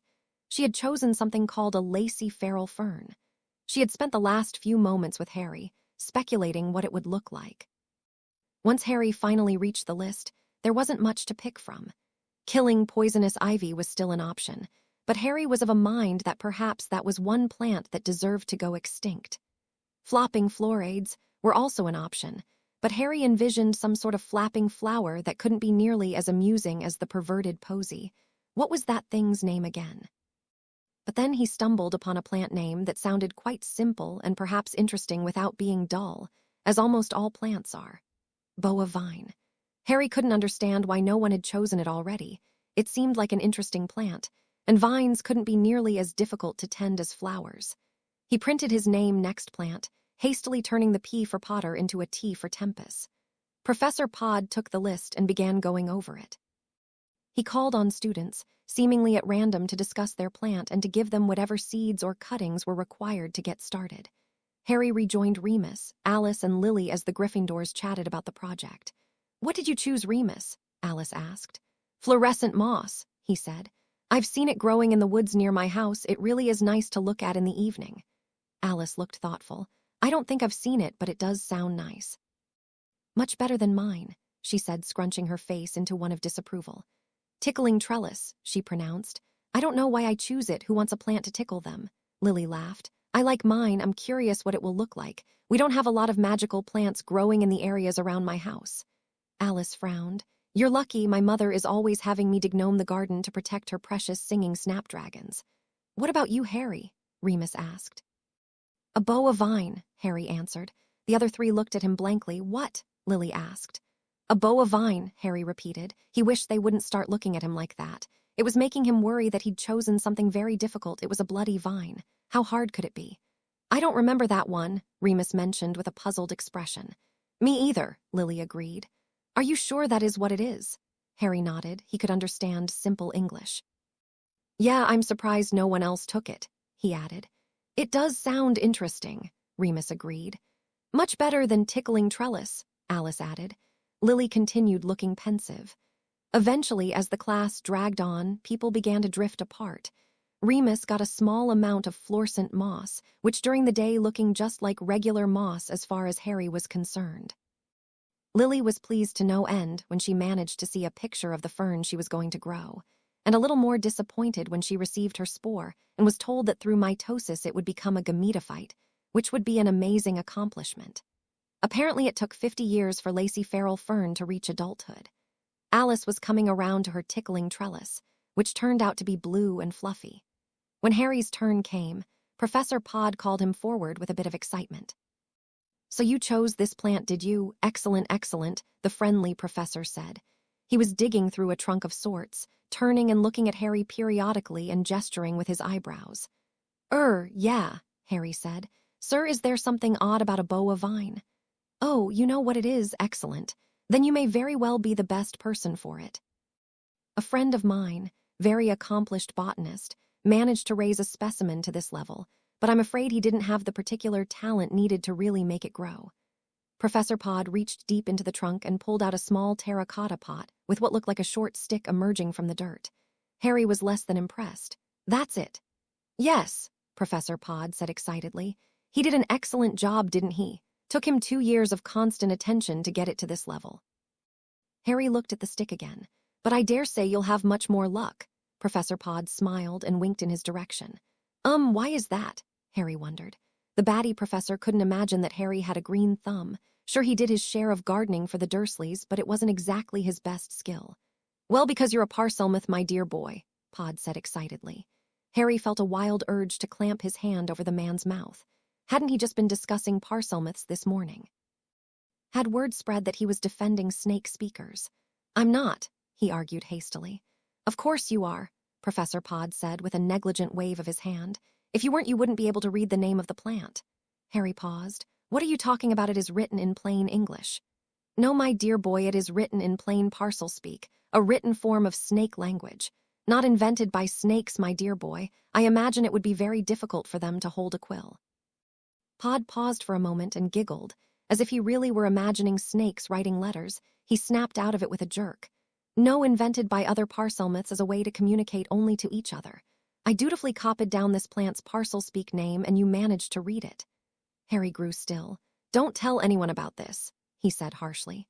Professor Pod seemed to break out of his chipper attitude for a moment. "It is nothing to be ashamed of, my boy."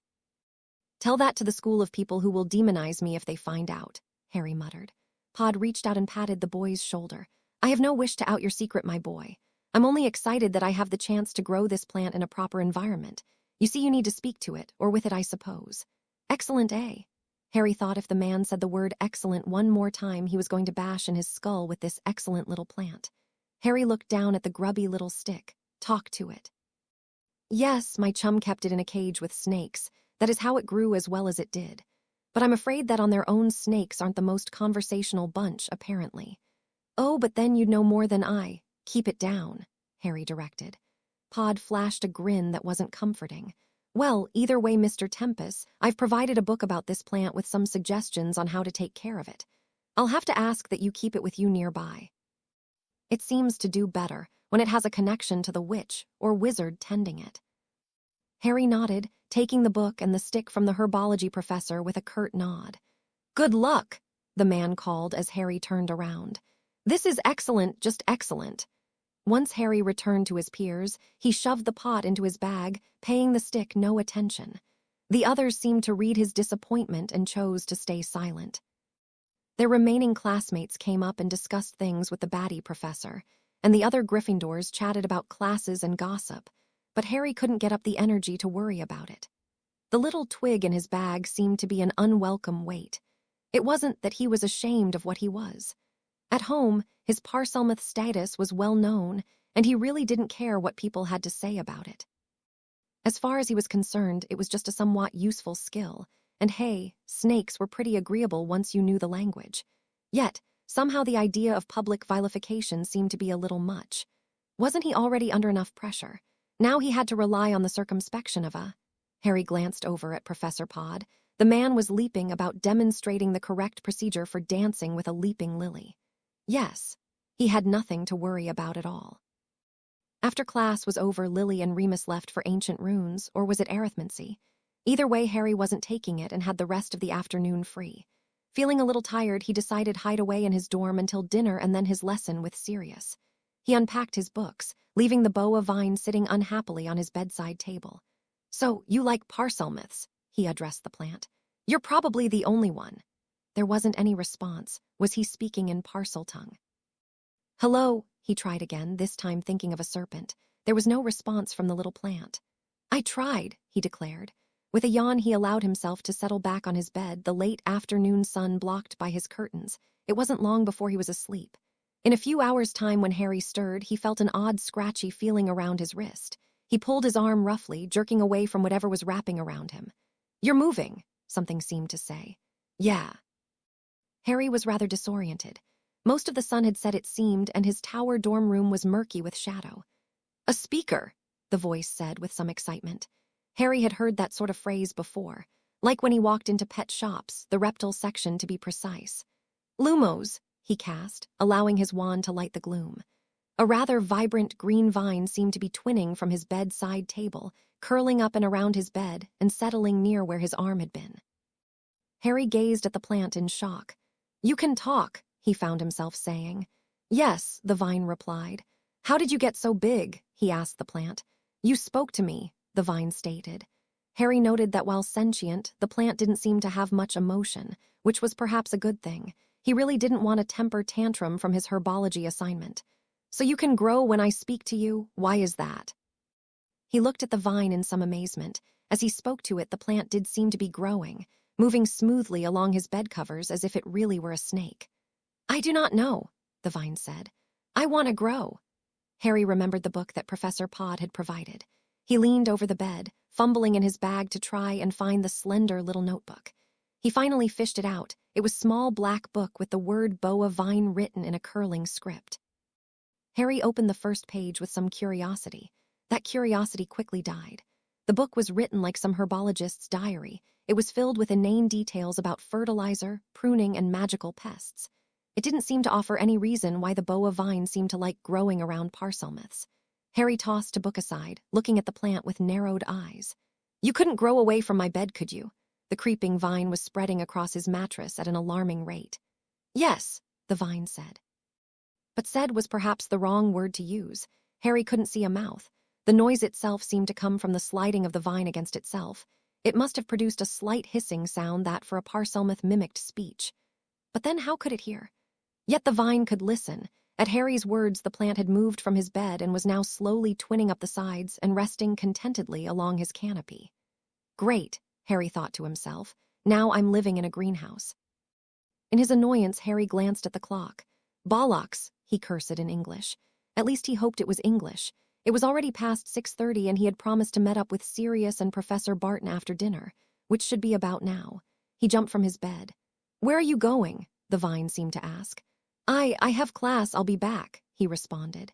Harry ran out of the empty tower and decided to head straight for the defense professor's office.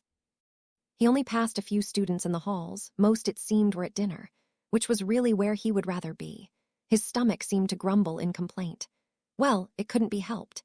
He'd promised to help Sirius, and that was what he was going to do, if only he knew how. Professor Barton was once again grading essays when Harry arrived. The defense professor certainly seemed fond of assigning homework. He had also shed his robes and was dressed as a muggle. It was unusual to see a professor dressed as such. Perhaps that was what made Harry feel more comfortable in his presence. Maybe it had just been the previous lesson that had eased some of the tension. Maybe it was simply because it had been a few days since Harry had thrown the man across a room. Either way, he felt better about this than he had before. Sirius was close on his heels tonight.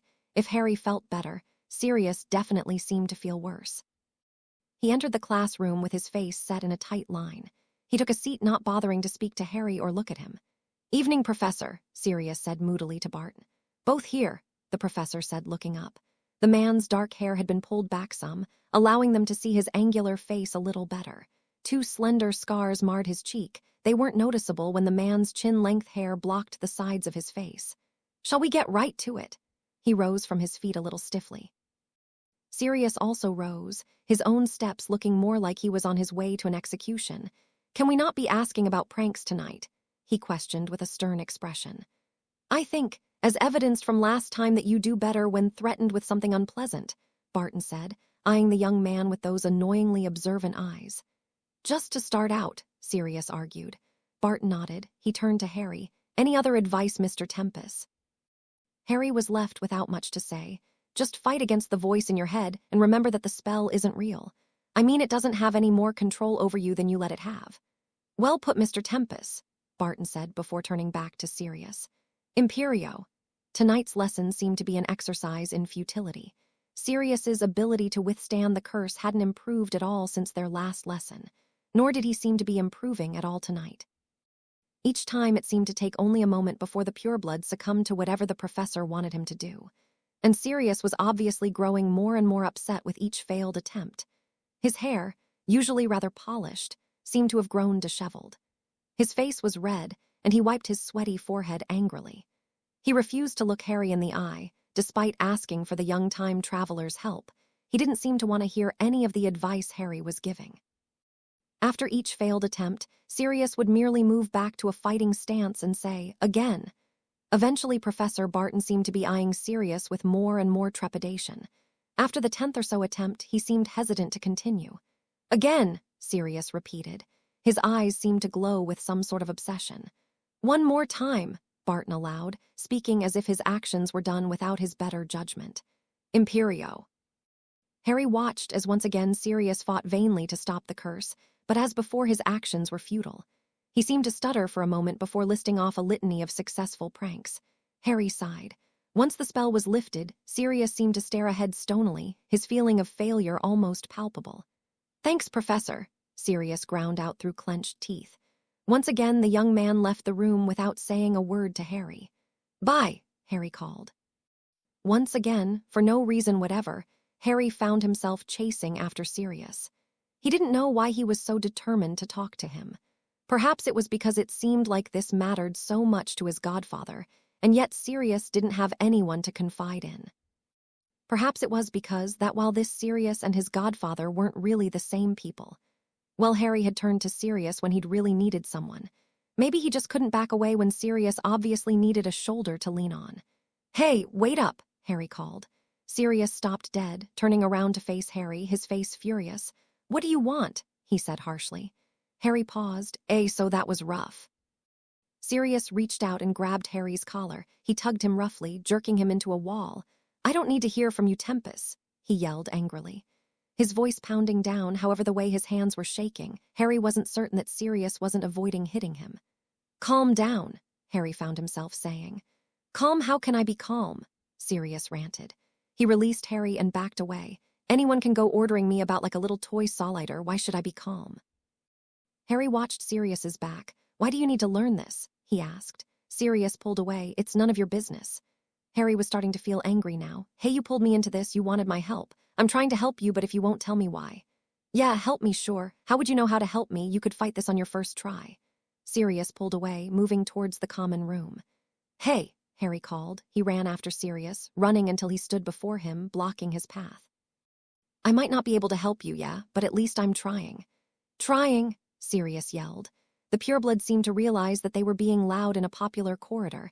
Any Gryffindor could stumble upon them when returning to the common room. Come here. He turned to the left and muttered some sort of password to a portrait. Harry recognized it as the secret passage that led to the 3rd floor. I am trying, Sirius said as he slammed the portrait behind Harry. If you were really trying, you'd let me know why this is so important, then maybe I could really help you. Now that they were alone, Harry felt free to let his own frustration vent. What does that have to do with it? Sirius said defensively. Harry sighed. Look, wanting to learn a spell when the pressure is really on, well, it makes it even harder. Sirius scoffed, raising his eyebrows. Yeah, and when have you ever had a spell you needed to learn and couldn't? Suddenly, Harry's impressive class record was working against him. He paused for a moment. Look, he paused again. Harry knew that he and this Sirius weren't friends. Normally, he wouldn't discuss this with just any classmate. He had trouble talking to Ron and Hermione about this. But he couldn't see any other way of talking to Sirius. Because whether the pureblood wanted to be friends or not, a friend might be what he needed right now. Do you know what your boggart is? Harry asked randomly. Sirius seemed annoyed but answered anyway. Yeah. Mine is a Dementor, Harry said. Sirius looked a little surprised at this revelation. I can't stand them whenever they get near me. Well, I sort of have a bad reaction. I black out. I hear my parents before they die. My mum screaming. Sirius was still. It was rather dark in the secret passage, and Harry couldn't read his reaction. Well, I wanted to learn the charm that drove them away, conjuring a Patronus. I went for lesson a couple days a week for, it must have been months, and I never seemed to get anywhere. My professor said I was making progress, but it was never good enough. It seemed like every time I went to cast my spell, a part of me would freeze up. What happened? Sirius asked. Harry shrugged.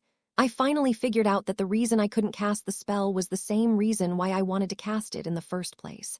A part of me really wanted to hear my parents. Even if it was something so terrible.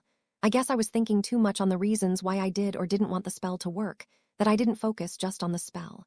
Sirius was still standing stiffly, but he hadn't interrupted. Maybe you're too worried about why you need to learn to break this curse, that you can't focus just on that.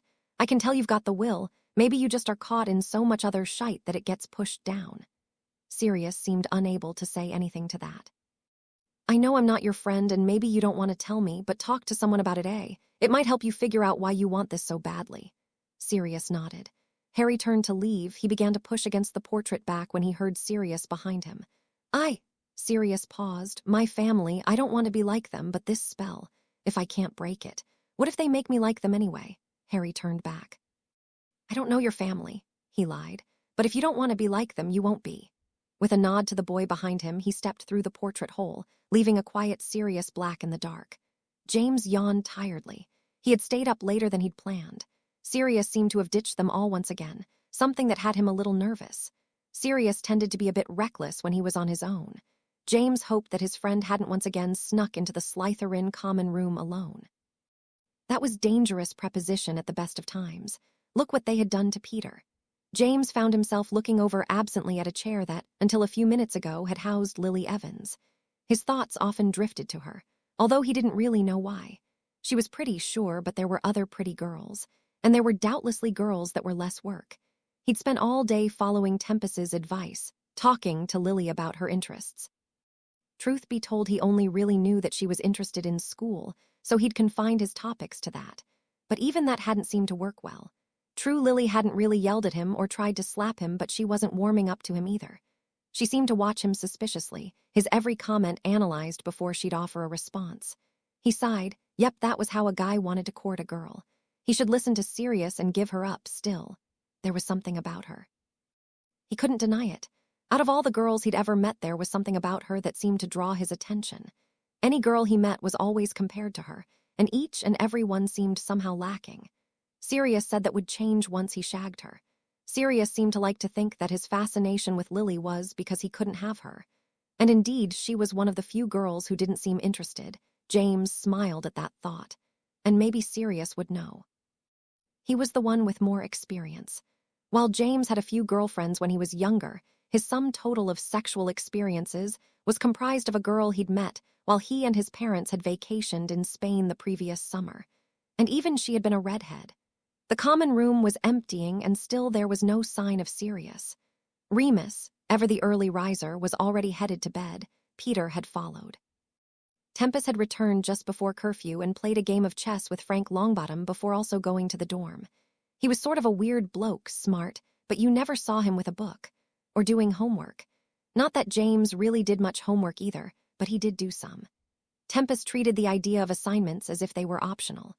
James looked at the clock. Curfew had come and gone some time ago, and still no Sirius, but that wasn't really a surprise. They could all maneuver their way through the halls well enough to not be caught. James smiled. Curfew was the sort of thing that lesser mortals worried about, not the Marauders. The portrait hole opened, and James was able to relax when he spotted his best friend. His expression changed, however, when he noticed how Sirius was acting. James had sort of been hopping that his friend had gotten together with another girl, but Sirius's walk lacked any sort of strut. Nope, not a girl. "Hey," James greeted. Sirius plopped into a chair beside James. He worried his lips a bit, rubbing his hands together. "Where were you?" James asked, worrying that his fears might well be justified. Sirius shrugged before looking at his friend. I've been asking for special lessons from Barton," he confessed. James looked at him surprised. That had been the last thing he'd been expecting. "What?" he managed to say. Sirius leaned back in his chair. "Yeah, lessons to try and break the Imperious curse," he said.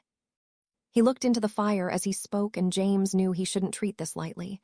"What happened?" he asked, not knowing why he phrased it like that, but it seemed to be the right question. "I had a bad summer," he explained. James nodded. "I know." Sirius looked up. "I guess they've been bad the last few years." The pureblood seemed to have stolen James's gesture.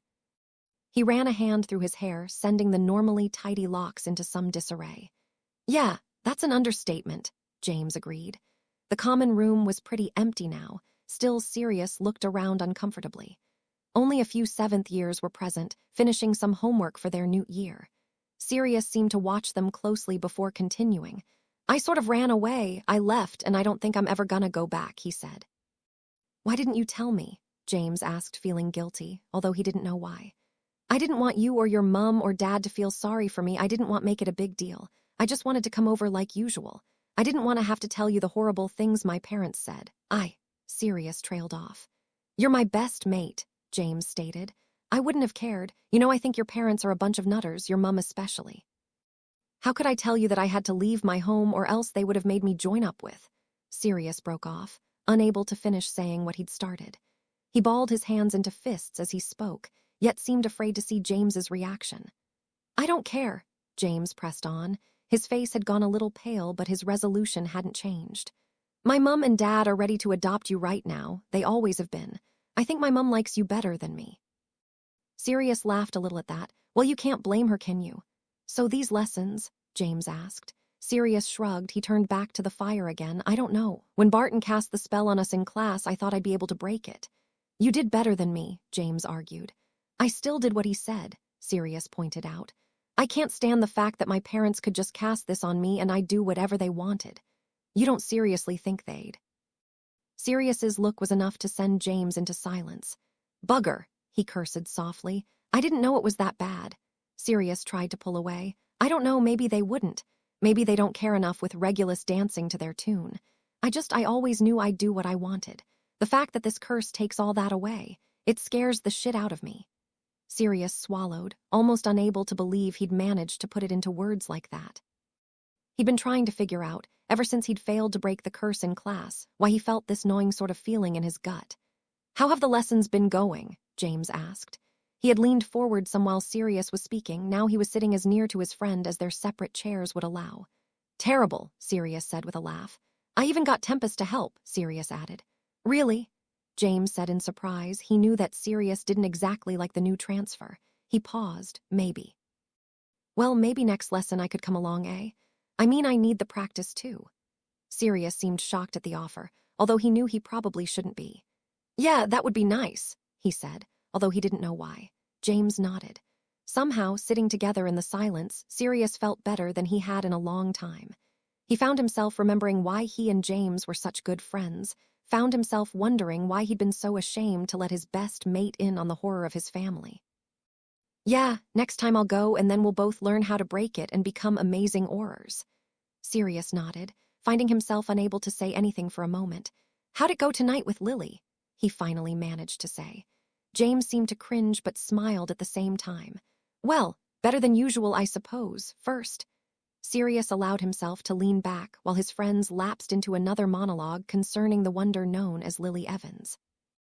Nothing seemed to please James more than speaking about her, and tonight Sirius allowed it, not really paying much attention, just smiling while his friend rambled on about their non-existent connection and deepening relationship. Sirius couldn't help the small chuckle as he listened to James excitedly provide the step-by-step account of giving Lily his mother's transfiguration book. James seemed to see it as amazing progress, sure sign that Tempest's advice was working. James continued speaking, but Sirius found his thoughts drifting to Harry Tempest. That didn't happen often. He'd pretty much decided to dislike the boy. Case closed. Still, it had to be said that on more than a few occasions, the new student had provided advice that was surprisingly good. As Sirius enjoyed his current contentment, he found himself wondering just who Harry Tempest was. It didn't take long for the boys of the 6th year to realize that something was strange.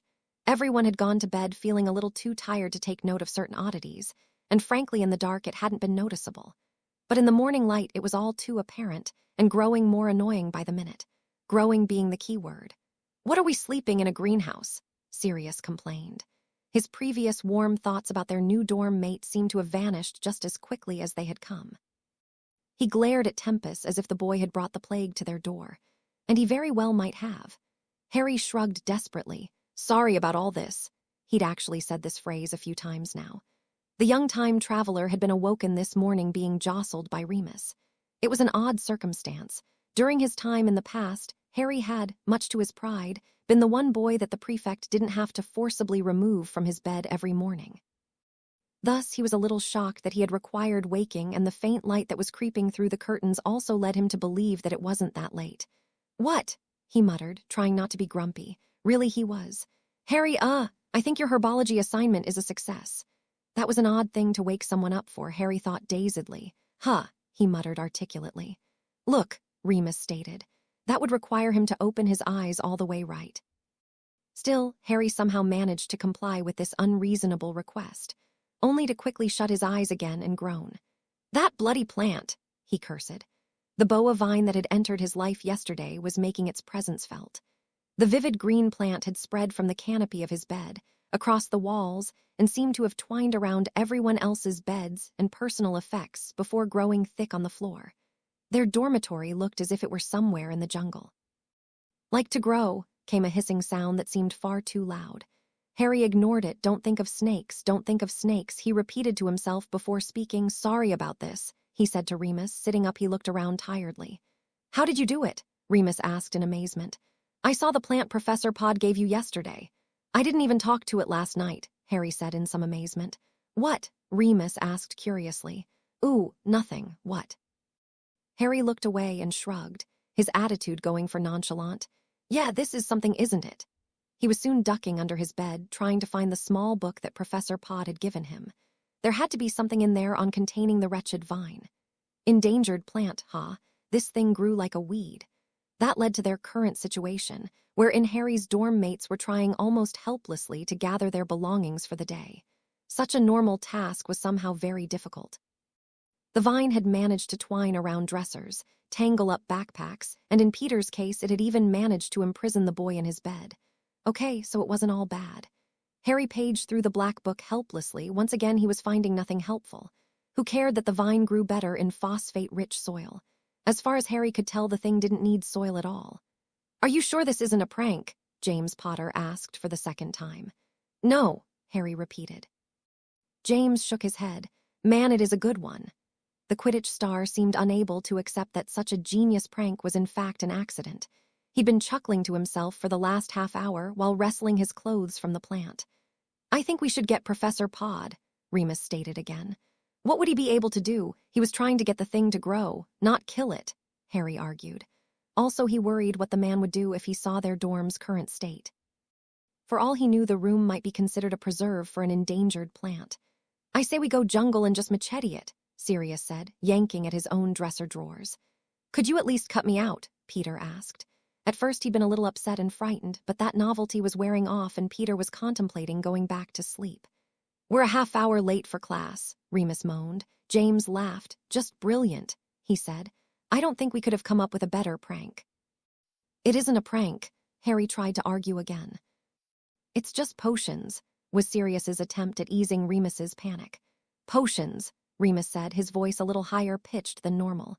"Slughorn will never let us make up the points." "Maybe not you," James agreed, "but I think he sort of likes me and Sirius." "Your families, rather," Remus remarked sourly. Harry was wondering if he could whisper in parcel tongue.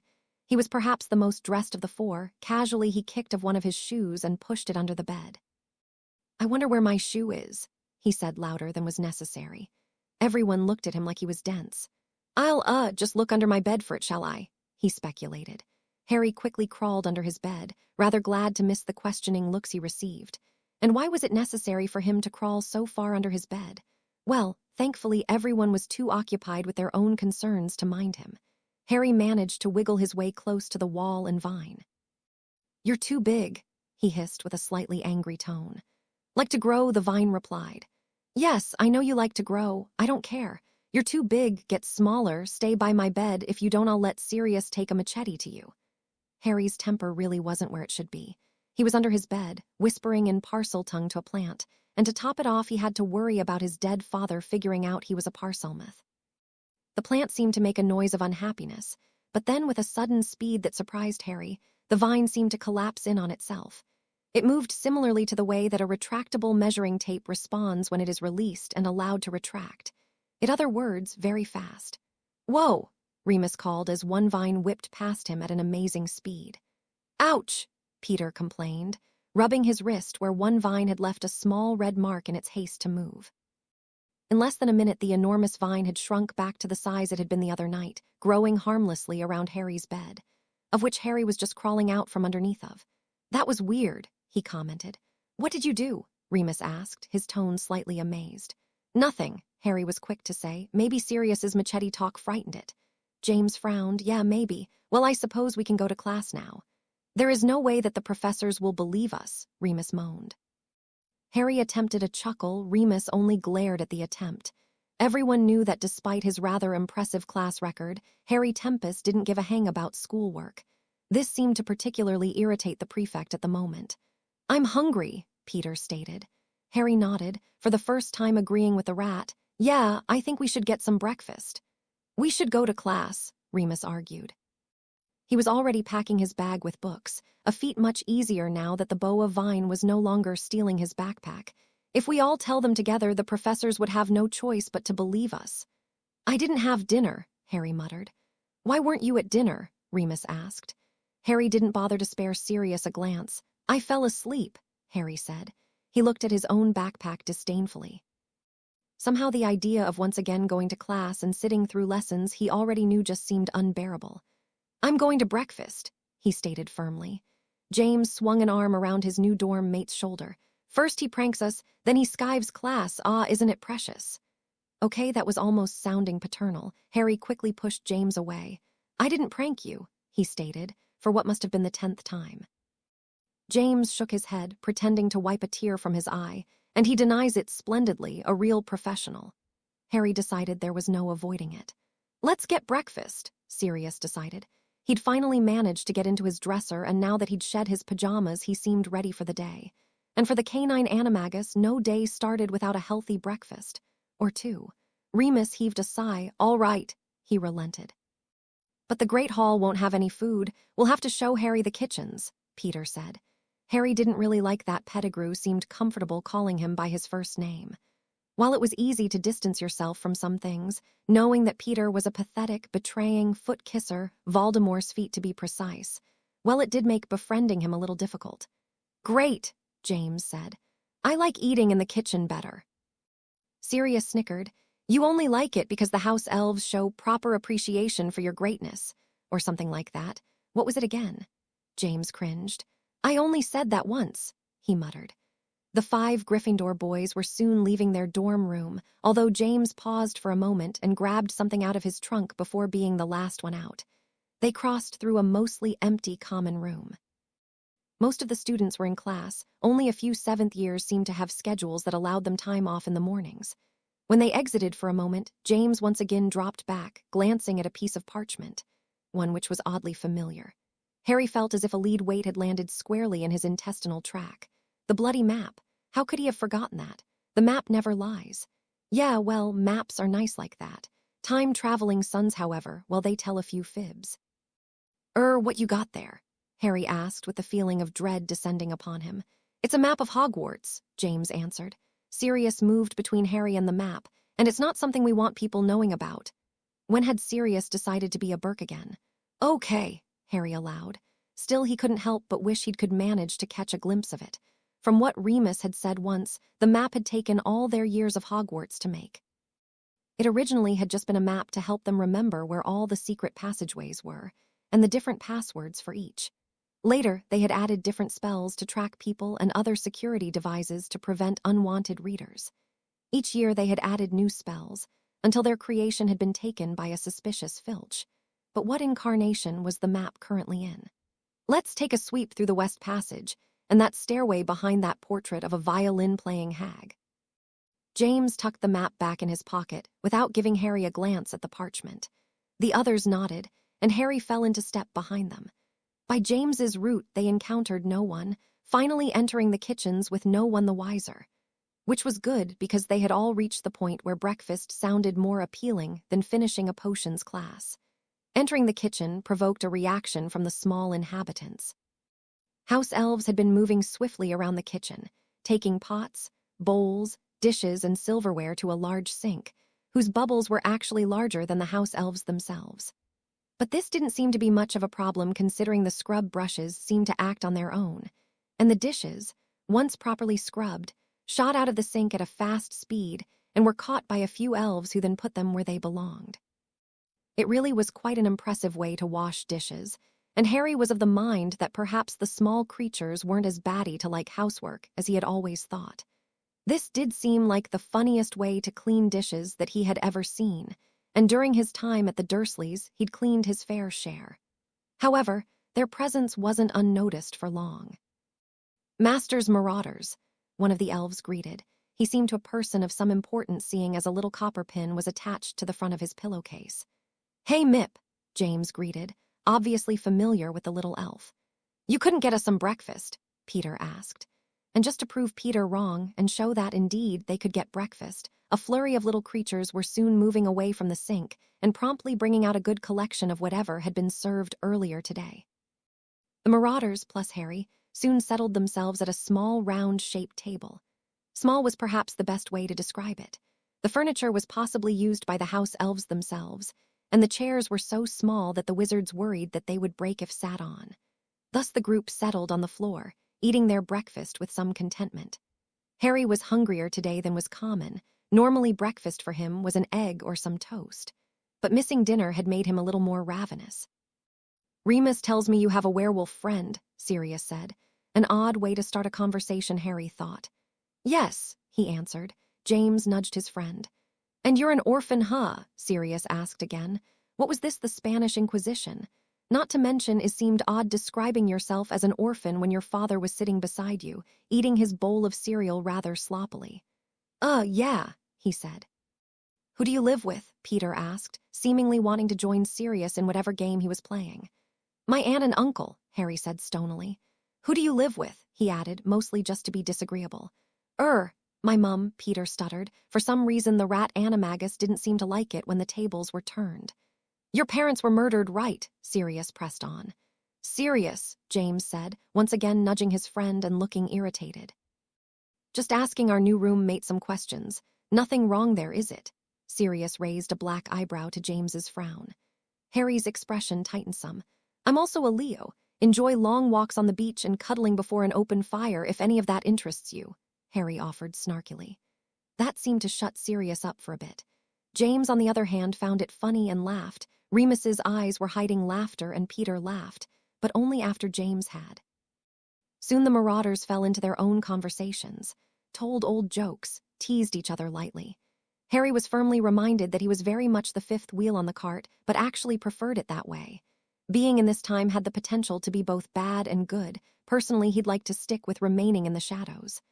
Let's at least go to Charms, Remus urged as everyone was finishing up their breakfast. I forgot my book, Peter said, sounding slightly panicky. Harry recalled that Charms was Pettigrew's best class. We've got enough time, Sirius said. See you in class Tempest, he said. Harry nodded, not the least upset about the brash dismissal. Yeah, see you. Harry turned and left the Marauders alone. James faced Sirius with a somewhat perplexed expression. What was that about? I thought you were coming around to Tempest. Sirius sighed, exiting through the kitchen door as he spoke. Not everyone is willing to like the guy simply because he doesn't want to shag Evans. I don't know, Peter offered timidly. He seems nice enough, if a little weird. Sirius nodded. My point, don't you think he's strange? Mate, some people think we're strange, James offered. No, I mean really. He seems to be amazingly smart, gets every spell right on the first try. His herbology assignment, which is supposed to be close to going extinct, overtakes our room, not to mention the acromantula and the imperious curse. And he defended Slytherins. James rolled his eyes. We get every spell right too, and he's amazing at Quidditch. Come on, Moony, you think he's a little strange, right? Sirius, it seems, had decided to give up on convincing James. Moony paused. Perhaps a little, he allowed, thinking of the boy's penchant for sweets. But I don't see why you felt the need to pry into his personal life. Sirius didn't know what to say to that. Honestly, he didn't know either. Perhaps it was because he wanted to kick the tires, so to speak. Maybe it was because there was something unsettling about Tempest, and it wasn't anything to do with the fact that the boy was good at schoolwork. It was just the way the boy responded to things. Sirius knew that during their confrontation the other night, if Sirius had been in Tempest's situation, he would have slugged himself. Or, that didn't come out right. If he were Tempest, he would have slugged Sirius. It was confusing to try and put himself in someone else's place. He didn't do it often. He simply couldn't get a firm grip on the boy's personality, and it was irritating him. The four had finally reached the common room. It was a little more crowded than it had been earlier. Students were moving from class to class. The third years must have some sort of presentation due as they emerged from their own dorm carrying boxes that seemed to smoke slightly. Entering the dorm, everyone looked around a moment, hoping that the dreadful vine hadn't once again overtaken their belongings. But the plant was growing harmlessly around Tempest's bed, looking as innocent as Muggle ivy. Peter hurried to his trunk, digging through it until he found the Charms book. Ready, Pete? Sirius asked. The other boy nodded. James also moved to his trunk, pulling the map from his pocket. He placed it on top. You don't think Tempest would tell anyone about the map? He asked the others. Sirius looked concerned, but Remus shook his head in the negative. James shrugged. You're probably right, but it seems odd to have someone in our dorm who isn't. One of us, Sirius provided. Someone new, James corrected. When I pulled it out, I sort of forgot he was there. He suddenly looked toward Remus. Is there defense after lunch today? Remus nodded. Double defense. Might as well grab that book. Hey, you know what curse we're doing today? James added, some sort of excitement in his voice. Do you think Barton will really be able to lecture on for a whole class about the Avada Kedavra curse? I mean, it hits you, boom, you're dead. Not really that complicated. Sirius's words trailed off as the four teenagers left their dorm room. Behind them, the air shimmered for a moment. The space seemed to fold in on itself as Harry Potter stepped out of his invisibility cloak. If only it were that easy, Harry said, rubbing his lightning bolt scar in a distracted manner. He crossed to James's trunk and flipped open the lid. The piece of parchment lay on the very top, looking blank and not nearly as worn-looking as Harry remembered it to be. I solemnly swear I am up to no good, Harry said. As usual, ink swept across the page, reveling the halls of Hogwarts. Harry quickly located the Gryffindor boys' dormitory, and there, right where he stood, was a little ink dot marked Harry Potter. It seemed somewhat strange seeing that name now. Mischief managed, Harry directed. He moved to his father's trunk. He pushed aside some of the clothes and books that were on top, finally finding a second-year transfiguration text. He shoved the map inside, before once again burying the book. He hoped everything looked unchanged, but then James's trunk was such a mess. Harry doubted that his father would remember how everything had been. Harry was certain that James would find the map again, just some time after he had returned to the future. It wouldn't do for James to learn the last name of his twin. Harry grabbed his own defense text, frowning as he did so. He wasn't looking forward to another of Barton's lessons on the unforgivables. Moody had spent only 2 days on the curses that had seemed more than enough. Was it odd that a disguised Death Eater was Harry's preferred professor? Harry hurried through the common room, moving to the charm corridor. By the now silent halls, it was easy to tell that class had already started. But Harry wasn't really worried. He had an excuse ready-made. He slipped into the charms room, trying to quietly pass Professor Flitwick, who was lecturing on the potential risks in some charm or other. Lily managed to send him a glance that was both disapproving and concerned. The Marauders just looked at him dumbly. He could guess that they had been curious about why he wasn't already in class. He managed to snag a desk in front that no one had claimed. It didn't take long for him to fall into a stupor. He remembered why he didn't want to come to class. Flitwick was covering animation charms, something that Harry had already learned. Really, he wasn't smart. This sort of deception was proving annoying. He'd simply been taught this material only a month ago. Once the class had broken up to practice the spells, Flitwick approached Harry's desk. "Mr. Tempest, can you explain why you were late for class?" the small man inquired with a pleasant tone. "I'm afraid I got lost, sir," Harry answered, throwing on his best sheepish smile. "Oh, I'm sorry to hear that," the small man said kindly. "Perhaps you should stick with your fellow Gryffindors more." Harry nodded, the small professor nodding before moving on to the other students. "Did you really get lost?" Remus asked. The bookish Gryffindor was seated behind him. He leaned forward questioningly. "Yeah, I'd ever been to the kitchens before, must have took a wrong turn," Harry lied. Remus seemed to pause for a moment before looking back at his text. Needless to say, charms was rather boring. For whatever reason, Lily seemed mad at him, and while the class practiced the charm, Harry grew more and more bored. Finally, he animated his quill to dance in Lily's direction. She seemed less than amused. Whether that was because she was mad or because her own quill seemed stuck doing a can-can, well, it could be either. Harry finally dismissed it. At least he had defense to look forward to. And that, my good friends, is sarcasm. When charms was over, lunch was perhaps a welcome relief. Despite the fact that the male Gryffindor's 6th years had just eaten breakfast not long ago, they all seemed able to eat a full meal. Lily was still ignoring him, which led Harry to spend most of the time chatting with Alice, who he decided he liked, mostly because she had a sharp sense of humor and seemed to revel in making lewd comments about the professor's sex lives. "I'm just saying," the blonde said with a high tone, "it is a little suspicious that Professor Pod and Professor Slughorn both went to Egypt over the summer, and I have seen them chatting quite often." Frank looked down at his full plate. "Thanks, now I can't eat." Alice smiled. "What, there is nothing wrong with 2 men sharing in a healthy—" "Please stop," Frank implored. "I don't want to have to imagine Slughorn with anyone." "Him naked would be like watching Jell-O jiggle, eh?" Alice commented. Harry looked down at the green Jell-O he had put on his plate. He tapped it speculatively with his fork and watched it shake. He looked at Frank. The feeling of companionship was overwhelming. He pushed his own plate away. "You two are so judgmental. Everyone needs a little good healthy sex," Alice decided. Ethan, who had been listening into the conversation, smiled at Alice. Draping his arm around her, he turned to Frank. "Man, you have the best girlfriend." Frank glared and Ethan removed his arm. Lily had been growing beet red as she tried to ignore the conversation. Harry was starting to see why Alice had traveled down this line of discussion. It was obviously grating for Lily to not step in and defend her professor's virtue. Alice seemed to note that he'd caught on to her agenda. "What about McGonagall?" she questioned. Lily stilled. Harry smiled, then tried to look serious. "Oh, I know she's shagging Professor Barton, that's obvious." Lily seemed to draw a large breath. "Well, but the real question is, do you think she's boinking Dumbledore too?" "You two stop this instant," Lily said, finally not being able to take any more. "They are professors and they are professors." She seemed too flustered to offer any more defense. "I exist," Harry said in an amazed tone. "Alice, I officially exist." "That's good, I thought your non-existence was taking up a great deal of space," she commented. "Ha ha ha," Lily said without amusement. "You know perfectly well why I'm mad at you." Harry took a moment to think. "No, I really don't." "You skived off a class," she hissed at him. "What are you, his mother?" Ethan complained. Frank nodded slightly.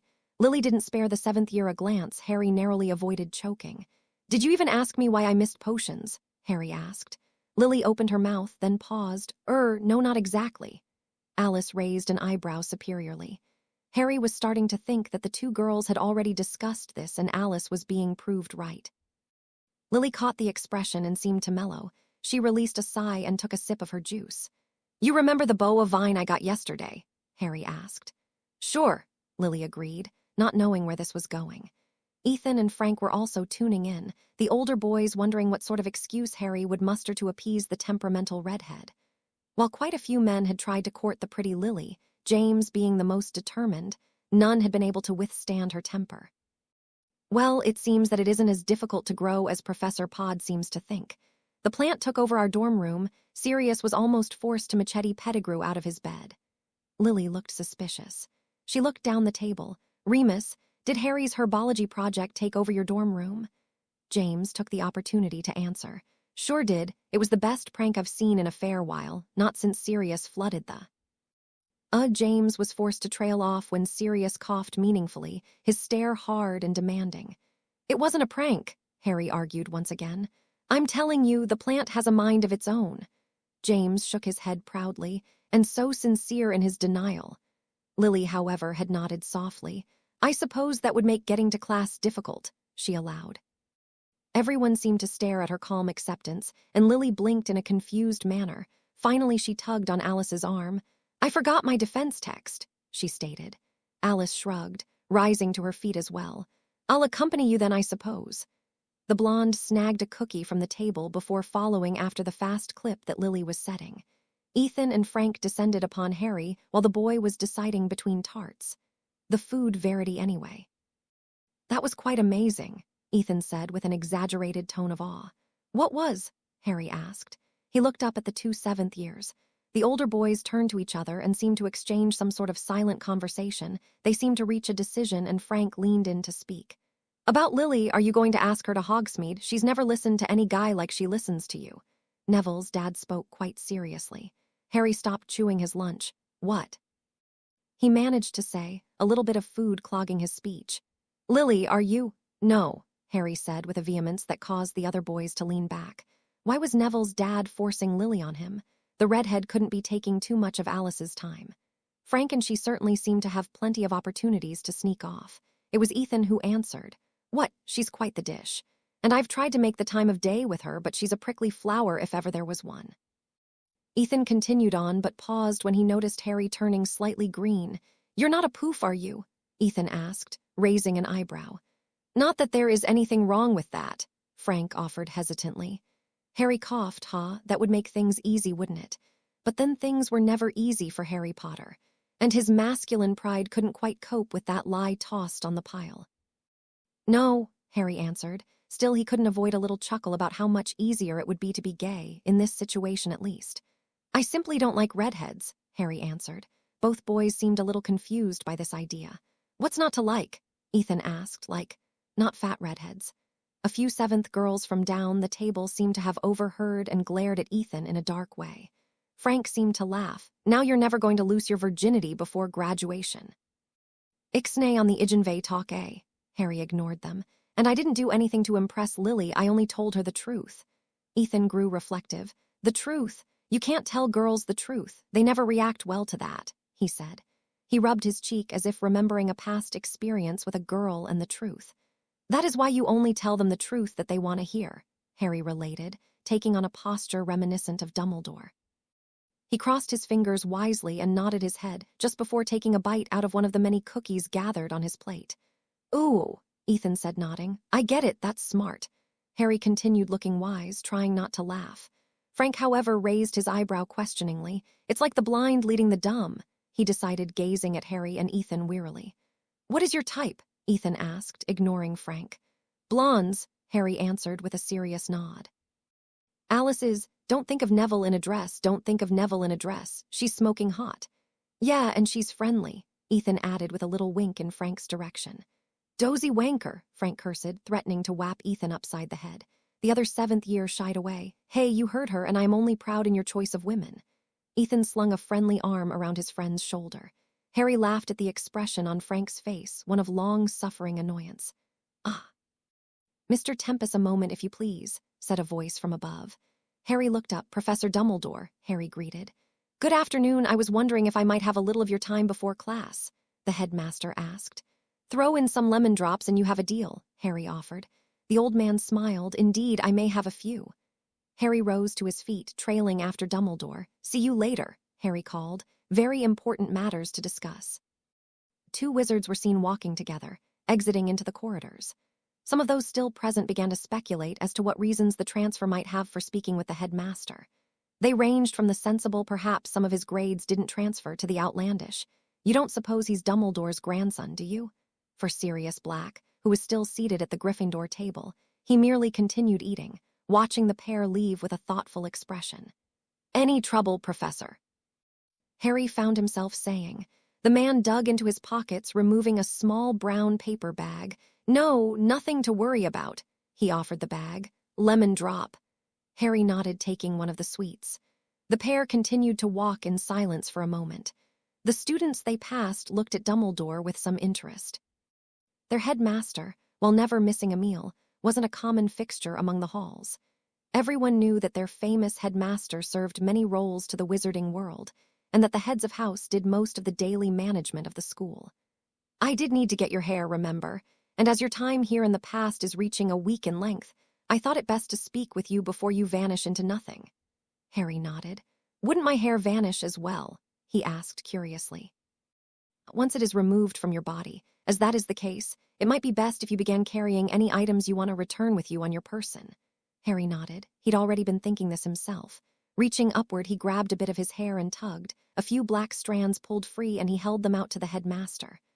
Professor, I hope you don't think me overly paranoid, but what would be your ideal Christmas gift?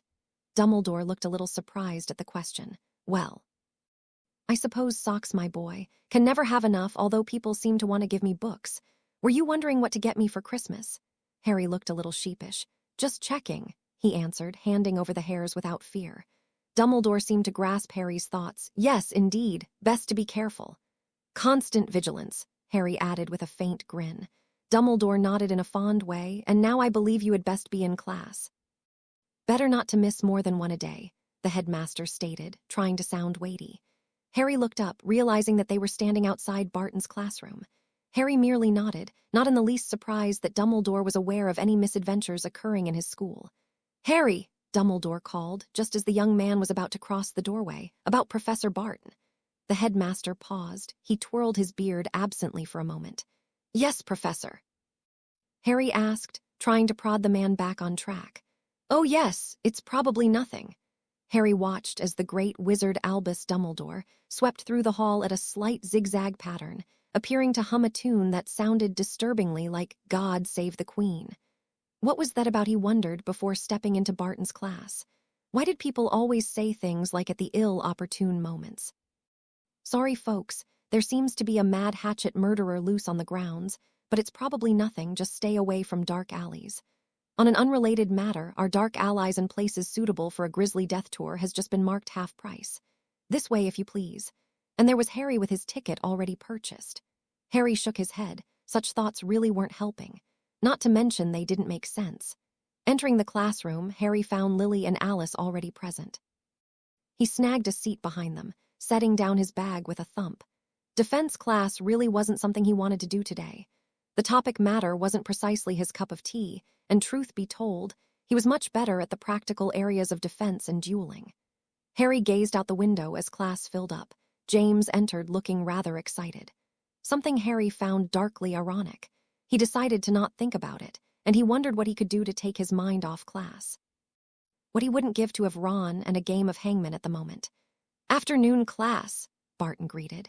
He was dressed in wizarding robes again, the material swirled out round his ankles as he strode into the room. A few students muttered greetings. Harry merely looked out the window. Today we will be focusing on the killing curse. Some call it the worst among the unforgivables, but that is really a matter of personal opinion. Perhaps its worst characteristic is that it can't be blocked. Thus, after we've spent a little time discussing this curse and its history, we'll move on to some elementary dodging techniques, which is really the only thing that can help you should the curse be cast in your direction. Harry found himself perking up somewhat at that. A chance to get out of his seat was fine by him. Still, as the class dragged on, Harry had a hard time keeping that same level of interest. Barton's history lesson on the killing curse was boring and pointless to Harry's mind. Did it really matter the spell was a corruption of a good spell? Barton seemed to think so. He lectured extensively on how the current killing curse had grown out of the Aramaic abracadabra, which translated as I create as I speak, and how, as with all dark magic, it was a perversion of something good. Harry found himself dozing. After what seemed like a very long time, Barton finally pushed away from his desk he had been leaning upon. "All right, class," the man announced. "Stand up and move away from your desks." Harry got to his feet rather quickly. Some of the other students looked a bit nervous. With a gesture from his wand, Barton sent the students' desks sailing toward the back of class room, where the desks lined up neatly. This provided even more space in T-front. With another wand wave, the ground was covered in springy mats. The students walked on them experimentally. The first aspect in correct evasion is always a high sense of spatial awareness. This can be difficult when working around multiple attackers, potential allies, and space obstructions. Some people stared at Barton blankly. Harry found himself, for the first time, paying attention. But even knowing that, there are a few simple methods to dodge effectively, in such a way that you can become mobile again. "I'll demonstrate some. Mr. Black, if you'd lend me a hand." Barton called Sirius up to the front of the class, not something that seemed to embarrass the young man at all. Harry listened as Barton shared some simple dodging techniques. Tips for rolling, sidestepping, ducking, all the movements aimed to not land you in a postian that would be difficult to get out of. While flashy backflips and dives looked good, an awkward landing could leave you in more trouble than you started. Sirius seemed to enjoy his role casting flashing lights at the professor. However, the man's superior physical skills seemed too much, and none of Sirius's spells landed even a glancing blow. Something that disappointed him. When Barton was finished with his demonstration, Sirius moved back to the other students a little sulkily. "I once saw a man move out of the way of a stunner and move into the path of a killing curse." Barton paused. Perhaps that should be the first lesson, recognizing the difference between situations where you need to dodge and situations where you can block the oncoming spells. In combat situations, always ready yourself to do either and respond correctly. "Break into pairs," Barton said suddenly. The students quickly moved into groupings. Alice and Lily stood together. James and Sirius also paired up. Remus caught Harry's eye and the time traveler nodded in agreement. "We are going to start with a simple exercise. One partner will attack, the other with respond. I want the attacker to fire colored lights, red and green, at their partner. Responders, you will have to react to the different colored lights appropriately. If you try to block a green, you're dead. Similarly, if you dodge a red, keep a tally of how many times. We'll play this like Muggle baseball. 3 strikes and you're out, switch roles." Barton ran through the rules quickly, leaving a few people confused. But Harry found himself rather excited. Dodging and blocking was an exercise he practiced in the room of requirement. It would be nice to try the same sort of thing, but with a live person to work against. Training dummies were all well and good, but the name did have a point. "Which do you want?" Remus asked. "I'll respond," Harry picked selfishly, eager to get right to work. Remus nodded. "All right." For a moment the werewolf didn't seem sure of how to begin. Should there be a bow involved as with dueling? Finally, with a short nod of his head, Remus lifted his wand. Harry felt a rush of energy fill him. It was nice to battle against an opponent without the threat of death involved. With a flick of his wrist, Remus cast a red light. Before he could watch Harry counter, the prefect sent a green flash as his opponent. This one he did watch slightly. Harry had responded by dropping to one knee, letting the green light arch over his shoulder. Remus waved his wand, letting loose another succession of colored flashes. The simple charm that allowed different flashing lights was very easy to cast, draining little magic from the wizard using it. Thus Remus found himself wielding his wand quicker than he normally would, trying to catch Harry off guard. Harry spun, enjoying the feeling of losing himself in the exercise. It was somewhat similar to his training, this feeling of non-existence, as if he wasn't really himself anymore. He simply existed to keep up this rhythm. Different lights were like a cue to a dance. Well, perhaps that was bad example. Harry couldn't dance, but this he could do. Remus found himself smiling somewhat while he watched Harry move. He had to admit Harry Tempest was sort of a natural at this, or so it seemed. The boy moved tightly. Some might say gracefully, but there was nothing really graceful about his movements. They were well-timed perhaps, but there was a precision and a contained quality to it. No, it wasn't graceful, just very sharp. He also noticed that Tempest was reacting almost perfectly every time. Despite Remus's rapid casting, he had only dodged one of the red curses. One strike, Remus thought, but landing another was proving to be difficult. Remus found himself stretching his own abilities to land a hit on the new student. Harry swept his leg back and dodged a green light that had been fired at his center mass. With the sweep of his wand, he blocked a red spell that had been shot at his head. Remus was proving to be an inventive opponent. Harry moved back a hair, allowing a clever side shot to miss him by a few centimeters. Most of students were growing tired of the exercise. Few were attempting seriously. One rather tall Slytherin with a cleft chin sneered that such muggle exertions shouldn't really be a part of the curriculum for a magical school. Of course, some students had taken to Barton's training with great excitement. James and Sirius seemed to be having a marvelous time. When Sirius's was the responder, the boy even managed to pull off a rather impressive limbo-style duck to avoid one light. It wasn't terribly practical, especially considering James hit him with a green light when he swung back up, but it did look cool. Also, the pair's natural competitive streak and love of showing off made them sort of a spectacle for the bored students to watch. This attention forced the pair to even greater heights of foolery, all in an attempt to elicit the smiles, laughs, and cheers of their classmates. Indeed, by the time class was nearing completion, almost the entire class had gathered around the two pranksters and were cheering on one or the other. Professor Barton, however, was focused on another pair. Harry Tempest and Remus Lupin hadn't changed roles once during the game he'd started. That in itself was odd. This training exercise was actually another he'd pilfered from the Ministry's Auror training program, and Tempest seemed to be doing quite well. "That's 3, Remus finally said, breathing somewhat heavily. Harry shrugged, "But I wasn't hit by any of the green ones, that's all that really counts." Remus seemed to think for a moment. "I suppose you're right." "Ready?" Harry asked. He raised his own wand, a somewhat devious expression marking his face. Remus nodded. "Class dismissed," Barton called. Everyone seemed to look around for a moment before glancing at the clock and realizing that class had actually been over for 5 minutes. Sirius used the distraction to hit James with a green light. "Ah, that's cheating," James complained. "Nothing's cheating," Barton said ominously. James looked a little spooked, not having been aware the professor had been listening to him. "In a real fight, nothing is cheating." The class nodded a little somberly before shooting each other amused glances. "And Tempest," Barton called as everyone began to file out. "Detention, my office after dinner." "What?" Harry asked, his face twisted with confusion. What had he done to deserve detention? Remus, who had been with him the entire time, was equally confused. "We'll discuss that tonight," Barton said, a grim expression on his face. Harry nodded distractedly before following his classmates out. It was coming on fall, and the sun was setting even earlier.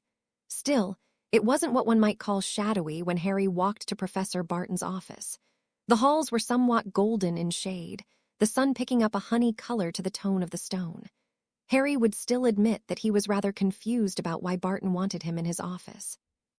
Perhaps the time traveler had sort of used up Remus's time in the exercise, but Harry thought, and the prefect had agreed, that time spent trying to hit a difficult target like Harry was also a good learning experience. And he certainly hadn't broken any rules. He'd followed Barton's directions perfectly. Was it his fault that he'd done well enough to not need to switch roles? Still, a part of Harry would admit that he was a little curious about what Barton's office would look like.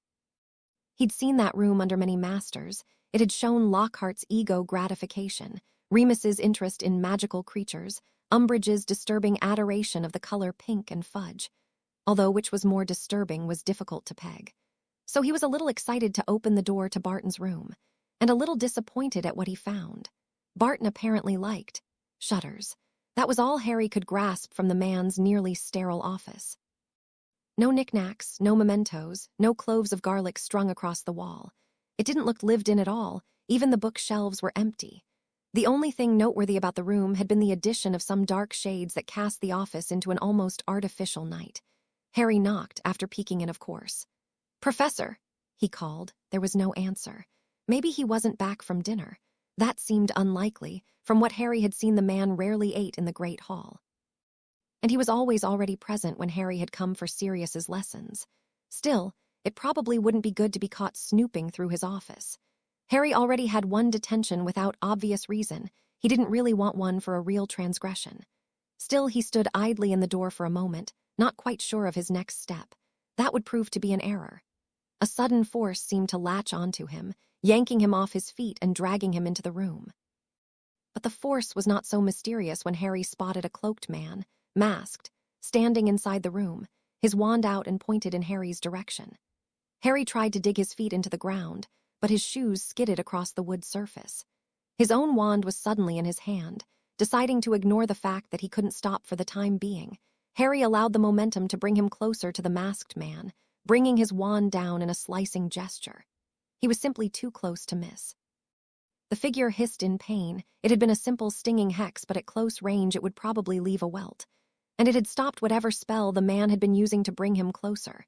It must have been some sort of soundless summoning charm. Harry moved back a few steps, not turning his back on his opponent. He wasn't quite certain how a simple detention had devolved into a fight. Wait, what day was it? It wasn't Thursday, was it? That would explain so much. But the today's day was starting not to matter. Harry's opponent had raised his own wand. His masked face didn't express any emotion, but Harry got the sense that the man was evaluating him. With a subtle whip of the man's wand, a bunch of cords shot towards Harry. But that was one spell that Harry had experienced before. And any spell that keeps you tied to a statue while a Dark Lord is reborn, well, that tends to be the spell you learn to counter. Harry had found an effective but simple spell. Incendio, he called. The flames licked up the flying cords, burning at a magical rate. In only moments merely ash remained, falling harmlessly at Harry's feet. Defindo, a voice other than Harry's stated. Harry rolled as a severing charm curse flew at his head. He spun with a little more speed than intended, and he landed on his knee, one arm bracing his body as the other held his wand steady. The man raised his wand again, but Harry had waited enough. Stupefy, he called, letting the red light arch up toward the masked man. The figure blocked it casually, but Harry was already following up with bludgeoning hex. Once upon his 4th year, he might have followed up with an Expelliarmus, his charm of choice. But he'd gradually come to the idea that just because a wizard doesn't have a wand, doesn't mean he can't hurt you.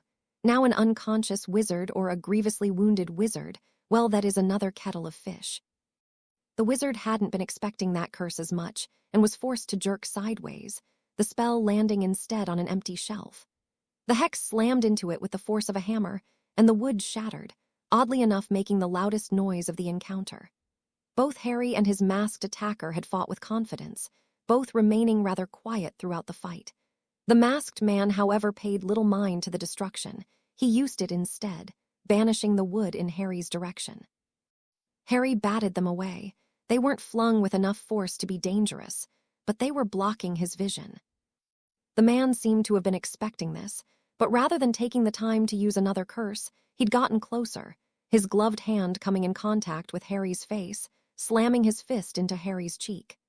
The pressure on his face knocked Harry back a bit, but he raised his hand to check for any bleeding and didn't find any. He steadied himself in an instant.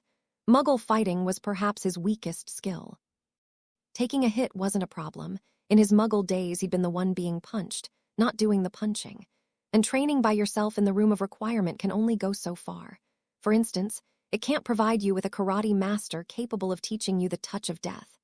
And yes, Harry had asked. Still, he wasn't a slouch in the magic department. In fact, he had more than enough magical energy to spare. Harry fired back with a rapid release of spells, his wand moving fast. Powerful spells flowing from him as if they were nothing. A cutting curse, a suffocating charm, a complex power-weakening hex, a volley of stunners, and to finish the list, a quiet summoning charm for the man's wand. Expelliarmus was all well and good, but people tended to know what you were planning and could respond accordingly. A simple and quiet summoning charm could at times be more effective, or so Harry speculated, but the figure seemed to have been expecting the sudden assault. He moved quickly and efficiently, dodging through the maze of light with a manner of ease. However, something had to get through. One of the stunners clipped the man's elbow, not enough to knock him unconscious, but the spell seemed to make him a little dizzy. Harry neared for a moment, and the man's hands swung out in an arc, clocking him in the head and trying to knock him away. But Harry paid little attention to the blow that should have sent his ears ringing. Taking the opening, he sent another bludgeoning hex without thought. This time the man barely managed to move out of the way. Harry sent another blast, missing the man's head but hitting his shoulder with a sound that must be painful. However, the masked figure didn't make a sound. Instead, he raised his hand in a peaceful gesture, letting his wand clatter to the floor. Harry's breathing was heavy. He was ready to finish this, but he paused, summoning the man's wand to his hand. He took a step back. He didn't need another hit to recognize that his opponent enjoyed physical combat. The man didn't rise, but raised his hand to his hood, grabbing the material at the top of the head. He pulled it down to reveal a face that Harry knew. "Professor Barton," he said, his voice not allowing any surprise to register. He'd been caught in reaction mode. If he'd been able to think, then it would have been obvious that his defense professor was the best candidate. After all, that post did seem to have it in for him. How many had attacked him now? But beside that, who else had known that he was going to be here? "Impressive," the man said, rising to his feet. Harry took another step back. Despite what Barton may think, revealing his identity did not win Harry's trust. If anything, it had made him more weary. "Your skills," Barton explained. Harry didn't speak. "I'm sorry if you think this a little out of hand," Barton admitted. "But after seeing you in class today, well, I had to fully understand your ability. As I say, impressive. You must have had an interesting education." Harry still wasn't drawn in by the man. He watched him carefully, keeping a good distance between them. "You think it's a good idea to harm students?" Harry inquired with a slight chill to his tone. "No one was harmed," Barton stated. He seemed to have recognized Harry's reservation. "I set up a neutrality ward. It only lasts for an hour and is beastly complicated. I'm glad this wasn't a waste of my time. No one could be hurt within the ward." He flexed his own arm to show that the forceful bludgeoning curse hadn't seemed to have left any lasting effect. Harry raised his own hand toward his cheek, noticing that his face didn't seem to ache like it should. Harry continued to show little change of emotion. Barton didn't seem to mind. "I hope you know that you're going to have to choose a side, Mr. Tempest," Barton said silkily. "Some may be able to cling to the fence and ignore the chaos our world is falling into, but a man with your talent won't be able to stay at the wayside." Barton turned his back on Harry and settled at his desk. "You're excused," he said, not bothering to look at Harry as he spoke. Harry's grasp on Barton's wand was just as strong, and he felt an odd feeling that perhaps he shouldn't return this wand. He had no idea what the man would do with it. What good or evil would Barton do with the tool Harry held? As he stared at the back of the man's head, Harry felt an uncomfortable pressure, as if his choice might mean something. Harry dropped the man's wand to the ground before turning on his heel. "Choose carefully," Barton's voice finished before Harry closed the door behind him. In the hallways again, the light was just as warm and golden. Barton's office felt like it was in another time. It was impossible to imagine that he had felt the rush of a fight only moments ago. The lack of reason behind the act left Harry feeling cold. There hadn't been a conclusion, and he was no more aware of the intentions of the masked man than he had been when the stranger had first struck. Was Professor Barton's face just another mask? Harry turned towards the Gryffindor common room, nodding unpleasantly that the edges of his vision were still watching the defense professor's door cautiously. He was certain of only one thing. This bloody sand had better start working again, quick. Entering the common room, Harry finally realized it was Wednesday. He'd once said to Hermione that Wednesdays were days both good and bad, days of choices. And looking at his life, those statistics continued to bear out. Hermione had rolled her eyes, lecturing in a tired voice that the day didn't mean anything. Maybe she was right, but Harry still felt as if he had made a choice in returning Barton's wand. Good or bad, that he didn't know yet. The common room was still crowded as he entered. Harry felt rather tired and looking around among the other people his age. He just didn't know what to make of them, which was pretty much how most of his life had been. Seeing as nothing was new, Harry landed himself in an armchair, wondering how to spend another evening. Normally, he'd have found Ron and Hermione and spent the evening listening to them quarrel with each other, which was usually a good enough way to pass the time. Or he might be working on some homework. That wasn't going to happen, not hardly. "Detention must not have been too bad," Ethan said, sitting down across from him. Harry shrugged. "What does Barton do? Because if it's just lines, I might not do that essay," he said. "Who really cares about the cultural climate when Grindelwald rose to power?" The seventh year leaned back in his armchair as he spoke, rubbing the slight stubble on his chin with a thoughtful air that seemed out of place. "He duels you," Harry answered tiredly. Ethan blinked. "He duels you." "Like a competition," Ethan trailed off. Is that allowed? He asked. Harry shrugged again. Ethan leaned back in his chair. Well, maybe I'll write the essay then. Harry continued to watch him for a moment, waiting for him to leave. However, Ethan seemed to have no intention of doing so, bobbing his head as if listening to a song. Harry decided to stop watching and just accepted his presence. Perhaps Frank and Alice were busy, which was a bad mental image indeed. Hey, Harry, another voice chimed in. Lily said you had detention. That's rough. Maggie settled on the couch near Harry's chair. Her sister plopped down silently beside her. She seemed a little nervous to meet Harry's eyes and was staring at his chin instead. Maggie Morgan, Harry greeted. Despite their similar faces, both girls were dressed in an opposite manner. Maggie, the more boyish one, wore trousers and a worn-looking robe. Morgan's dress was the faintest shade of pink. These sisters seemed determined to be opposites, but it did make it easier to tell them apart, if only the Weasley twins were as considerate. Apparently Barton dueled him, Ethan said, drawing the black-haired girl's attention to himself. Maggie opened her eyes wide. Really? Well, that is unique, I suppose. How'd you do? Not too bad, Harry answered. In reality, he wasn't certain. Had Barton been going easy on him, it didn't seem like it, but the man was undoubtedly skilled. What type of dueler is he? Maggie prodded. She pulled out her own wand from a holster on her hip and ran it between her fingers as she spoke. Morgan noticed the gesture and seemed to sigh somewhat. Harry had a feeling that he was venturing into one of Maggie's interests. Still, he found himself interested in the conversation. More of a physical type, I suppose. I think he might have some skill in Muggle boxing. Harry tried to recall the exact moves the man had made. He'd seen a few ninja movies. Dudley was fond of any television program that involved people hitting each other, and the man's moves didn't seem to have that sort of movement. Maybe boxing and some sort of self-defense thrown in. Maggie grew thoughtful. Really? That's a strange fighting style for a wizard to have. Maggie turned to her sister and seemed to note the other's lack of interest. She smiled and gestured toward Harry. However, the quiet girl shook her head slightly and narrowed her lips. The twins didn't seem to really need vocal communication. Harry had seen the Weasley twins converse like this on a number of occasions. Ethan seemed to notice the lull. Sort of smart when you think of it that way. How many wizards know hand-to-hand fighting techniques? It was an oddly astute comment coming from the 7th year, and Harry nodded his head thoughtfully, wondering once again if there were a way that he could get some physical fighting training once he got back home. Surely Professor Dumbledore knew someone with that sort of skill. Even if Voldemort was in a coma, Harry knew that the Dark Lord would be returning far sooner than anyone hoped.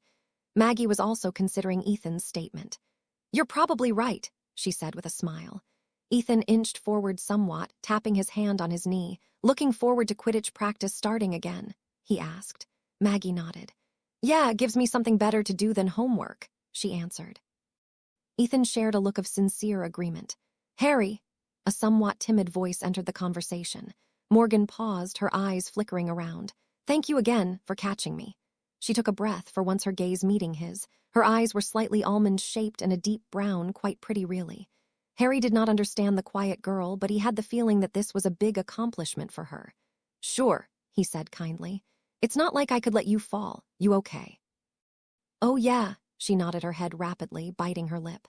2 cracked ribs, Maggie added, but Madame Pomfrey stitched her up in a snap. She snapped her fingers to complete the statement. Harry agreed silently, remembering the witch's skill with his own injuries.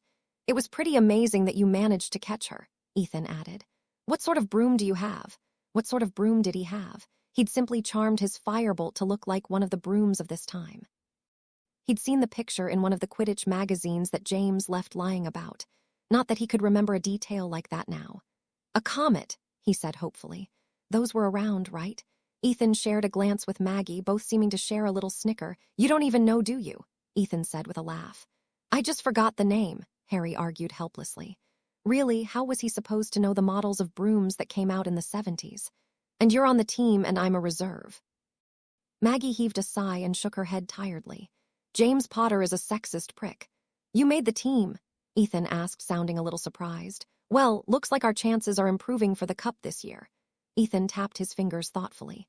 Harry had the notion that the older boy was considering betting opportunities. The twins' eyes could take on the same gleam from time to time. Harry turned back to Morgan. James isn't that bad, Harry said, feeling somehow forced to defend his father's reputation. You're a boy, like you would notice, Maggie said snidely. Harry's not like that. Morgan injected into the conversation suddenly. Maggie seemed surprised by her sister's sudden outburst, turning to her questioningly. Morgan opened her mouth, closed it again, and twitched her shoulders. "I have homework," the girl said softly before rising to her feet. Maggie watched her sister leave, her eyes following Morgan's retreat up to the girls' staircase. She then turned that sharp gaze onto Harry. "I should probably go too," the dark-haired girl said slowly. Before she could rise, Ethan called after her, "You going to Hogsmeade this weekend?" Maggie looked a little startled by the question but shifted into an aloof manner. "I suppose so.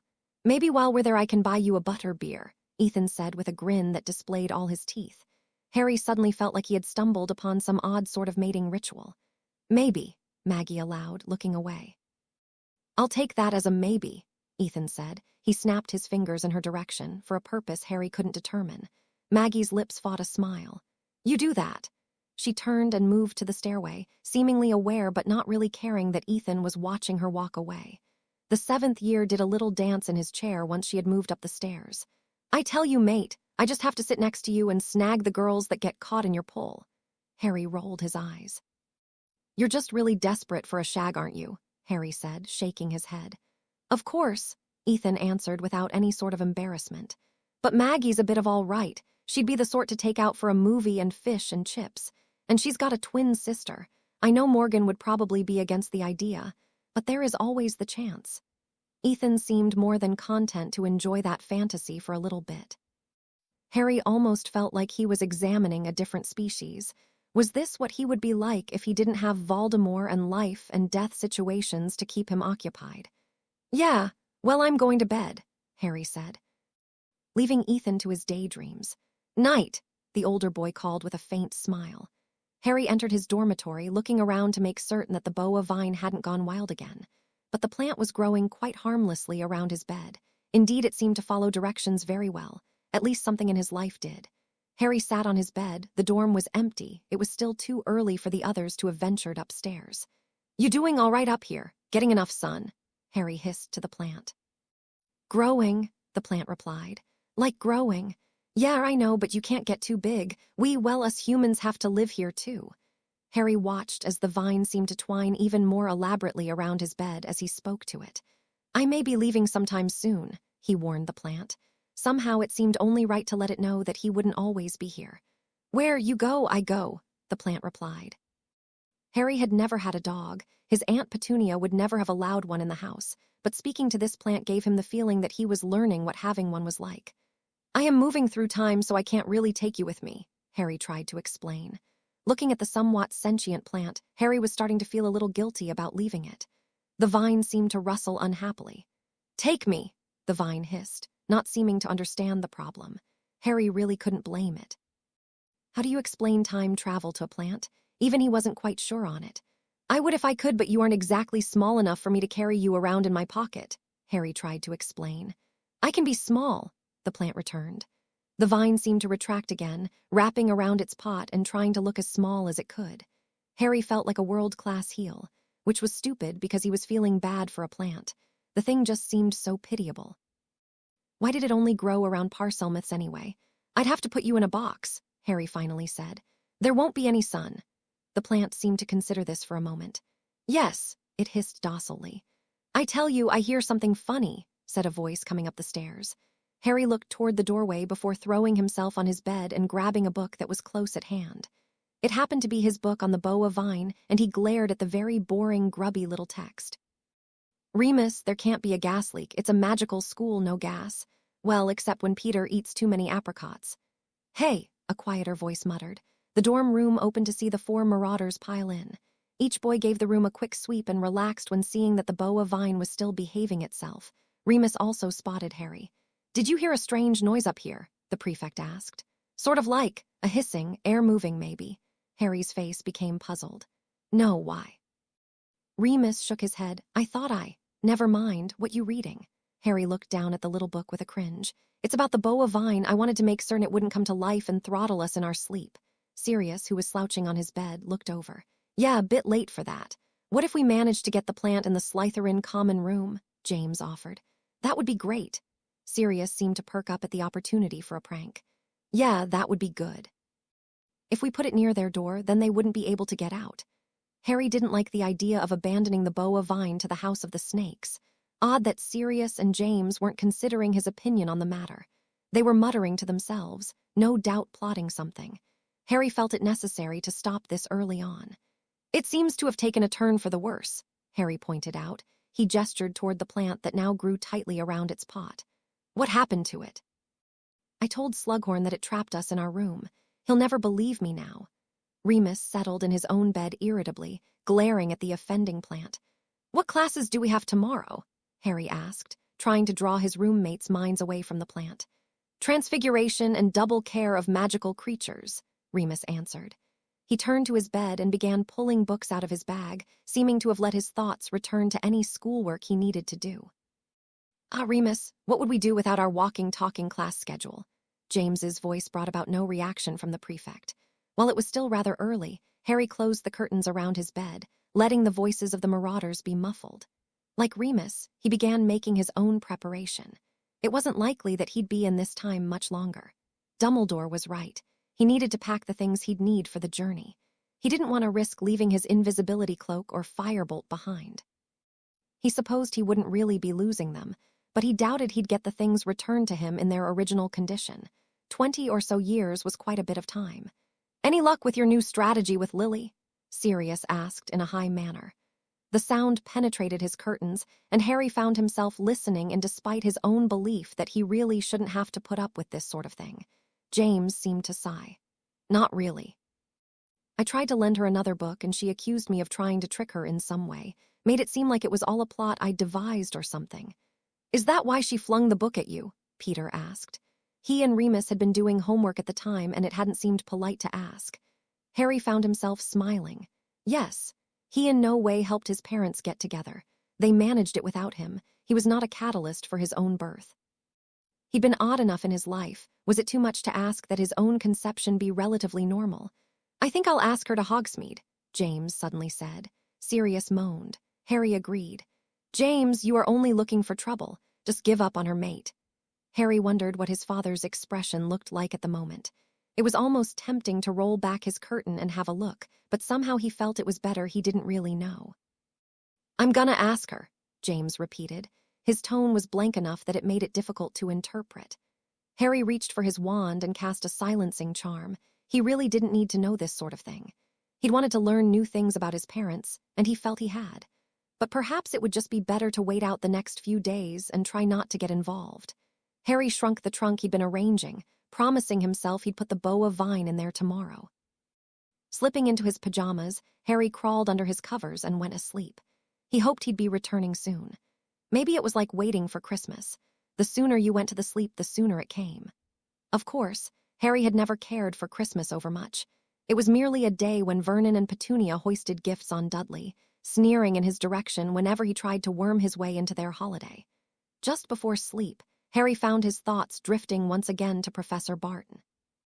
He wasn't certain how exactly he was going to handle that situation, but he did know one thing. The man wasn't getting any more homework from him.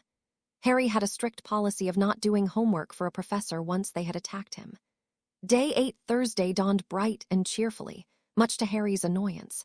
His dreams had once again been vague and murky. Whether that was his own mind or invading presences was anyone's guess.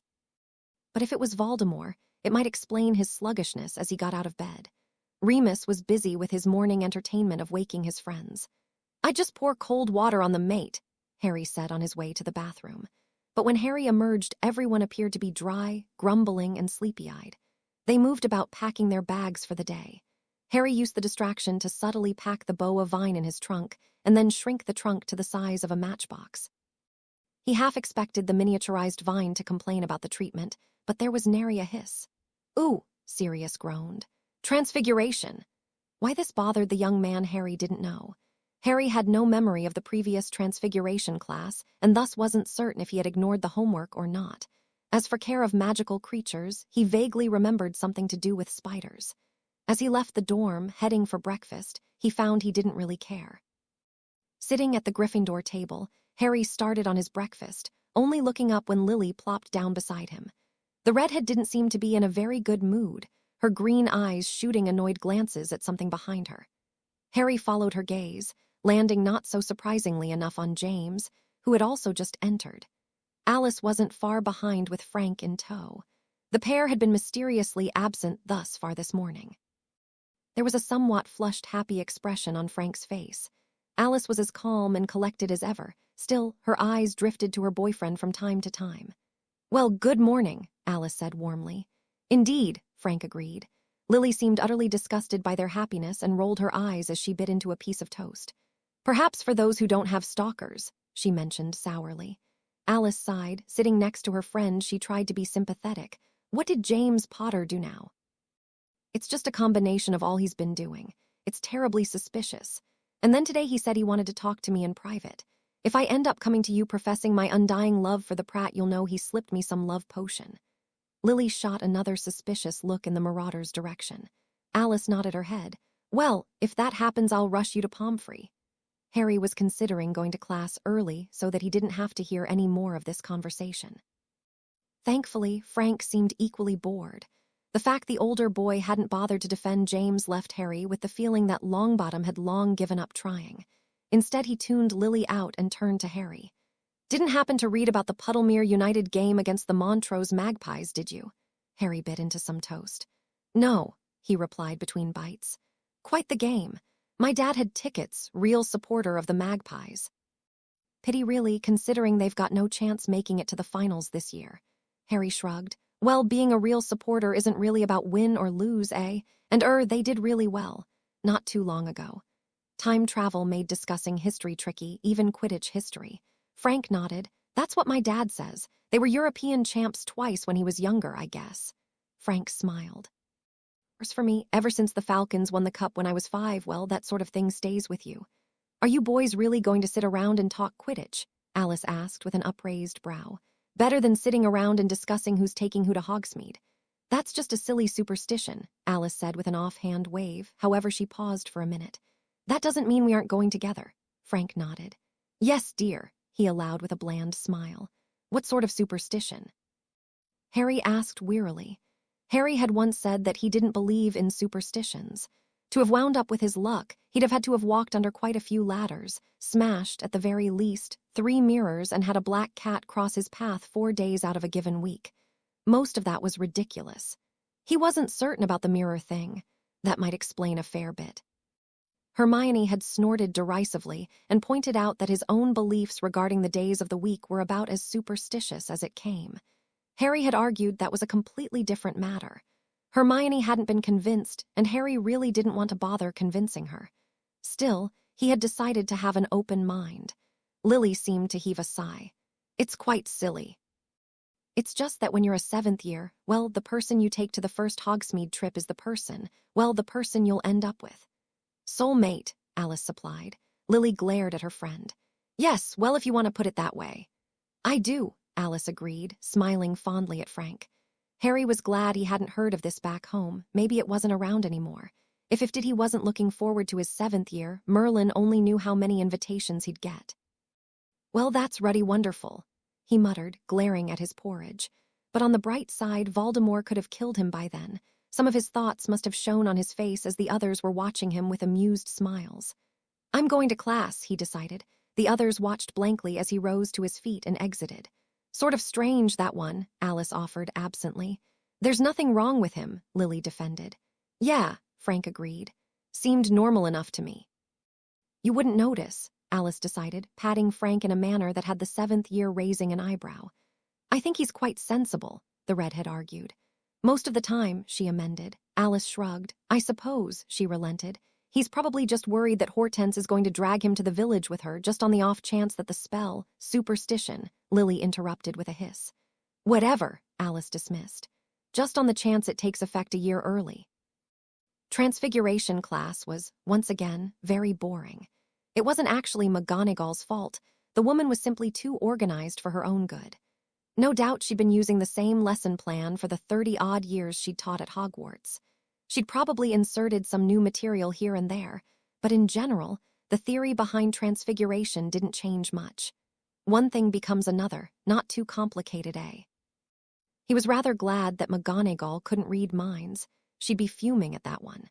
Harry found himself once again sitting through a lesson he'd already heard. The practice was just as easy, and Harry found himself dozing through most of the class. He was starting to wonder why he bothered sleeping. He could stay up all night and just nap his way through the day. Of course, he shouldn't have assumed that his inattentiveness had gone unnoticed. "Mr. Tempest, a moment if you please." McGonagall stopped him as he went by. "I will provide a pass for your next class." Harry didn't actually have another class, just a little free time before lunch and then care of magical creatures. He felt that the lack of an imposing schedule was really hurting him at this point. How long would McGonagall keep him to lecture about proper classroom behavior? Sure, Professor." Harry stood uncomfortably before his head of house's desk, while the other students shuffled out of the classroom. Remus and Lily no doubt had ancient runes or some other such academic type of thing to go to. Harry watched them almost longingly. Almost. Once the class was empty, Harry did the only thing he could, deciding to circumvent the storm. "I'm sorry I haven't been paying close enough attention in class. I'll do my best to improve in the future." He added a concerned look to finish off the statement. McGonagall seemed to pause for a moment before settling in her chair. "That isn't what I wanted to talk to you about, but I'm glad you are thinking on it." Her gaze was a trifle chilly, but it warmed a bit as she watched him shift before her. "Still, your classwork has been top rate. I can only assume that your previous professor was a skilled teacher." Harry tried to hide a smile. "Yes, she was very talented." "Good. Now, what I wish to discuss with you. You are aware that this coming weekend, Saturday to be precise, the older students are allowed to go to the wizarding village of Hogsmeade." Harry nodded, wondering where this was going. "I will need your parent or guardian to sign this form to allow you to go," McGonagall said quite simply, brandishing a white parchment paper in his direction. Harry looked at the piece of paper, pressing his lips thinly to avoid a smile. "That may be a bit of a problem," Harry said slowly. McGonagall arched one of her thin eyebrows. "And what exactly is the problem, Mr. Tempest?" "Well," Harry began with a somber tone, "my guardians are quite a distance away. I don't think it would be possible to get the form to them before Saturday." McGonagall looked at him sternly. "Then I'm afraid that you will not be able to go to Hogsmeade this weekend. If you get the form signed, you will be able to attend the next, sometime in early December." McGonagall clearly looked ready for a fight. She crossed her arms, her chin was slightly raised. She surveyed Harry with a somewhat weary expression. Harry couldn't contain a smile. "Thanks, Professor, that really helps me out," he nodded, trying to remember forever her gobsmacked expression. "I won't need a pass," he said, before turning and walking away. McGonagall quickly composed herself, watching with some interest, and the barest of smiles on her lips as the transfer student walked from her class humming. He was a curious individual, and she found herself becoming a little more curious about who exactly he was. She'd originally planned to send the permission form directly to his guardians, only to find the school records woefully uninformed when it came to Harry Tempest. It seemed almost as if the boy had sprung from thin air. When she'd brought up the little complication with Dumbledore, the headmaster had been more confusing than ever, remarking that he was certain that, eventually, the records would be complete. He seemed to chuckle at her problem of locating the boy's guardians, almost in the same manner that Tempest himself had. Minerva McGonagall was fairly certain that something was underfoot. Some sort of plot shared between Tempest and the headmaster. McGonagall reached into her desk and pulled a biscuit from a tartan tin. She was fairly certain that whatever it was, she didn't want to know. Lunch came and went as lunch usually does. Harry ended up in another Quidditch conversation with Ethan and the former seeker for Gryffindor, Tobias Crane. Harry didn't know if James had shared the bad news yet. Either way, Crane seemed to be an agreeable bloke. Barmy about Quidditch, but then who wasn't? It was more a conversation of strategy, not team stats, so Harry had an easier time keeping up. The one good thing about Quidditch conversations, despite their natural enjoyableness, was that Alice's dislike of them kept her and Lily away, which protected Harry from a discussion he probably wasn't interested in. Of course, before lunch was over, Harry had to relate the bad news to everyone. "You can't go to Hogsmeade." "Oi, that's terrible, mate," Ethan commiserated, knocking his knuckles on the table to show his displeasure. "Yeah," Harry agreed. "It's a real shame, and I was so looking forward to it." Harry's expression was spot on. However, inside he was feeling quite differently. Not having to go to Hogsmeade meant a day to loll about the castle, not having to worry about the ghosts of the past popping up and disrupting the quiet. Not going to Hogsmeade gave him a plausible reason to avoid conversations anyone might have about who was going with who and what not. "Where are your guardians anyway if an owl can't reach them before then?" Tobias asked. "China," Harry pronounced seriously. "I thought your relatives were Muggles, mate," Ethan asked, right before taking a large bite out of a sandwich. "Muggles can go to China too," Harry argued. Ethan shrugged. "Guess so. What are they doing in China?" "They went there to learn how to build a wall. They have a pretty big one there, apparently," Harry answered, again his face quite serious. Crane, who was a pure blood, just nodded. Ethan spared Harry an incredulous glance. When lunch had ended, Harry headed down to care of magical creatures. James and Sirius had already left for some reason or another, probably none of it good, but Remus was hanging behind slightly. Harry didn't need a guide to get around, but ever since he had claimed to have gotten lost, Harry noted the prefect watching him a little more closely. If that was his punishment for lying, well, so be it. The two fell into step together, neither saying much. It wasn't until they reached the grounds that Remus spoke up. "What do you suppose Kettleburn will cover today?" the werewolf asked. Harry looked thoughtful. "I don't know, should be interestin'," he added with a slight smile. "Do you know Hagrid?" Remus asked, sharply picking up on Harry's slight mimicry. Drat, Harry remembered, Hagrid was probably groundskeeper in this time already. Strange he hadn't noticed the man about. Very strange considering he towered over most of the staff. Best to play dumb. Harry put on his best Gregory Goyle expression. "No, who might he be?" Remus nodded thoughtfully. "He's the keeper of the keys and grounds of Hogwarts, but he hasn't been around yet this year." Sirius and James have been wondering where he's been. He never gives them too strict of detentions. But I suppose you couldn't know him. Harry nodded. "Yeah." Kettleburn was already packing about the class when they arrived. The short man was holding an odd crooked stick in one hand, a bucket of ice in the other. He set the bucket down, but the stick stayed in his hands, which he leaned against like a staff. Harry noted that the hand with 3 fingers seemed to be sporting a fresh bandage, tightly binding the hand into a white mitten. But it didn't seem to have lessened the professor's enthusiasm any. He smiled warmly when he noticed the last of the students joining. James and Sirius were the last to arrive. They raced down from the school with winded but excited faces. "What kept you?" Remus asked. The pair shrugged his question aside, turning to the professor instead. "Gather, gather," Kettleburn instructed, waving at them with his injured hand. Harry once again noted the larger class size. He spotted Morgan and Maggie down front and remembered wondering about them last class. Now he smiled in a polite way when he spotted them. No one seemed daunted after their previous magical creature lesson. Most were watching the metal box behind Kettleburn with some interest, and with good reason. The top was a metal grate rather than solid steel. Smoke seeped from it, creating an ominous appearance. "Now today we'll be dealing with a tricky thing. I can't promise you'll be seeing much, but I'll give you a solid lecture, and if we get lucky we may see something special. And I'll be making Professor Slughorn very happy." Harry, along with the rest of his classmates, smiled, waiting for Kettleburn to lift up the box and show them what they were working on today. "Maybe it's a dragon," someone whispered.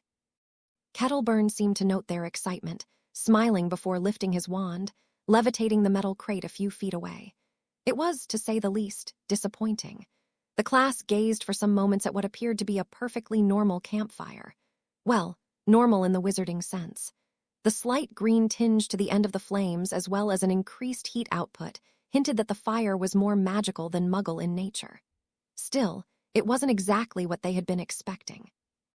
The students looked around, sharing glances with each other. "We're very lucky to have found one," Kettleburn said, circling the fire. He seemed to be determined to keep a good distance away. Professor," one tall Hufflepuff posed speculatively. "What is that?" Kettleburn seemed to snap out of his daze.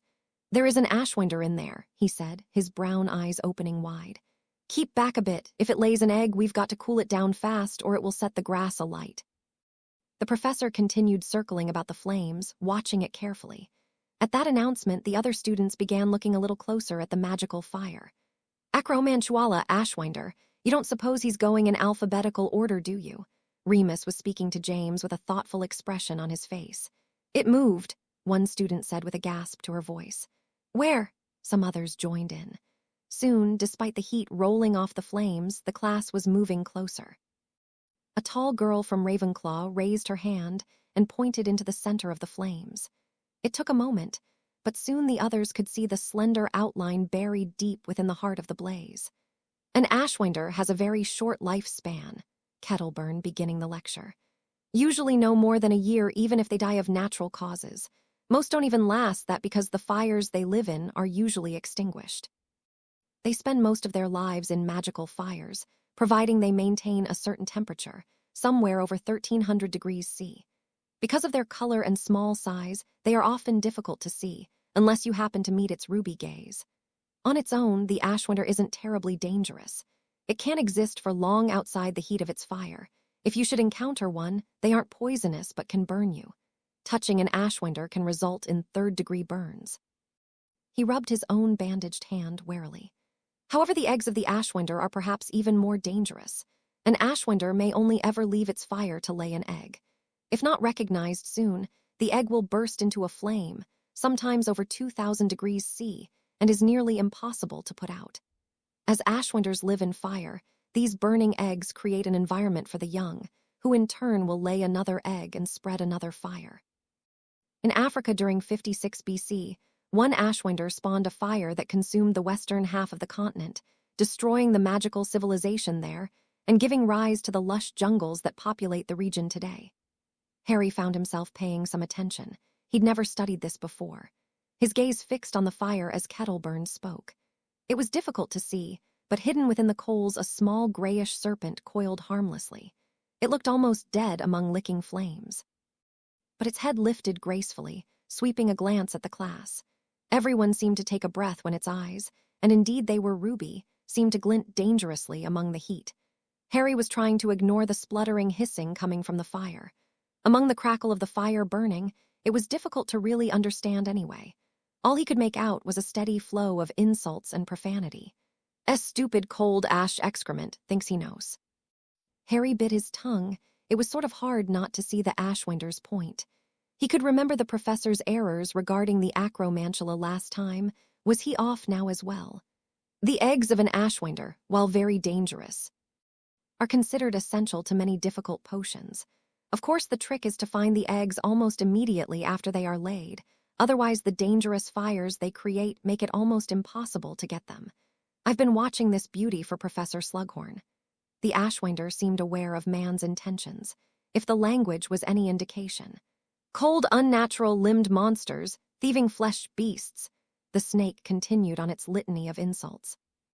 Harry found himself fighting laughter at some of the inventive invectives. Kettleburn continued speaking about the properties of ashwinder eggs as the class milled around. Everyone seemed to be keeping a good distance this time, and Harry doubted he'd have to worry so much about Sirius. Of course, Harry was starting to wonder whether someone was out to get him. Besides Voldemort and Death Eaters and such, no more like some sort of fate conspiring against him. A parseltongue plant, now a profane snake in class. Was there some figure looming out there wanting to expose him? Harry was aware that it was Thursday, and so he chose, quite wisely, to keep his mouth shut. The class finally broke up with Kettleburn still circling the fire.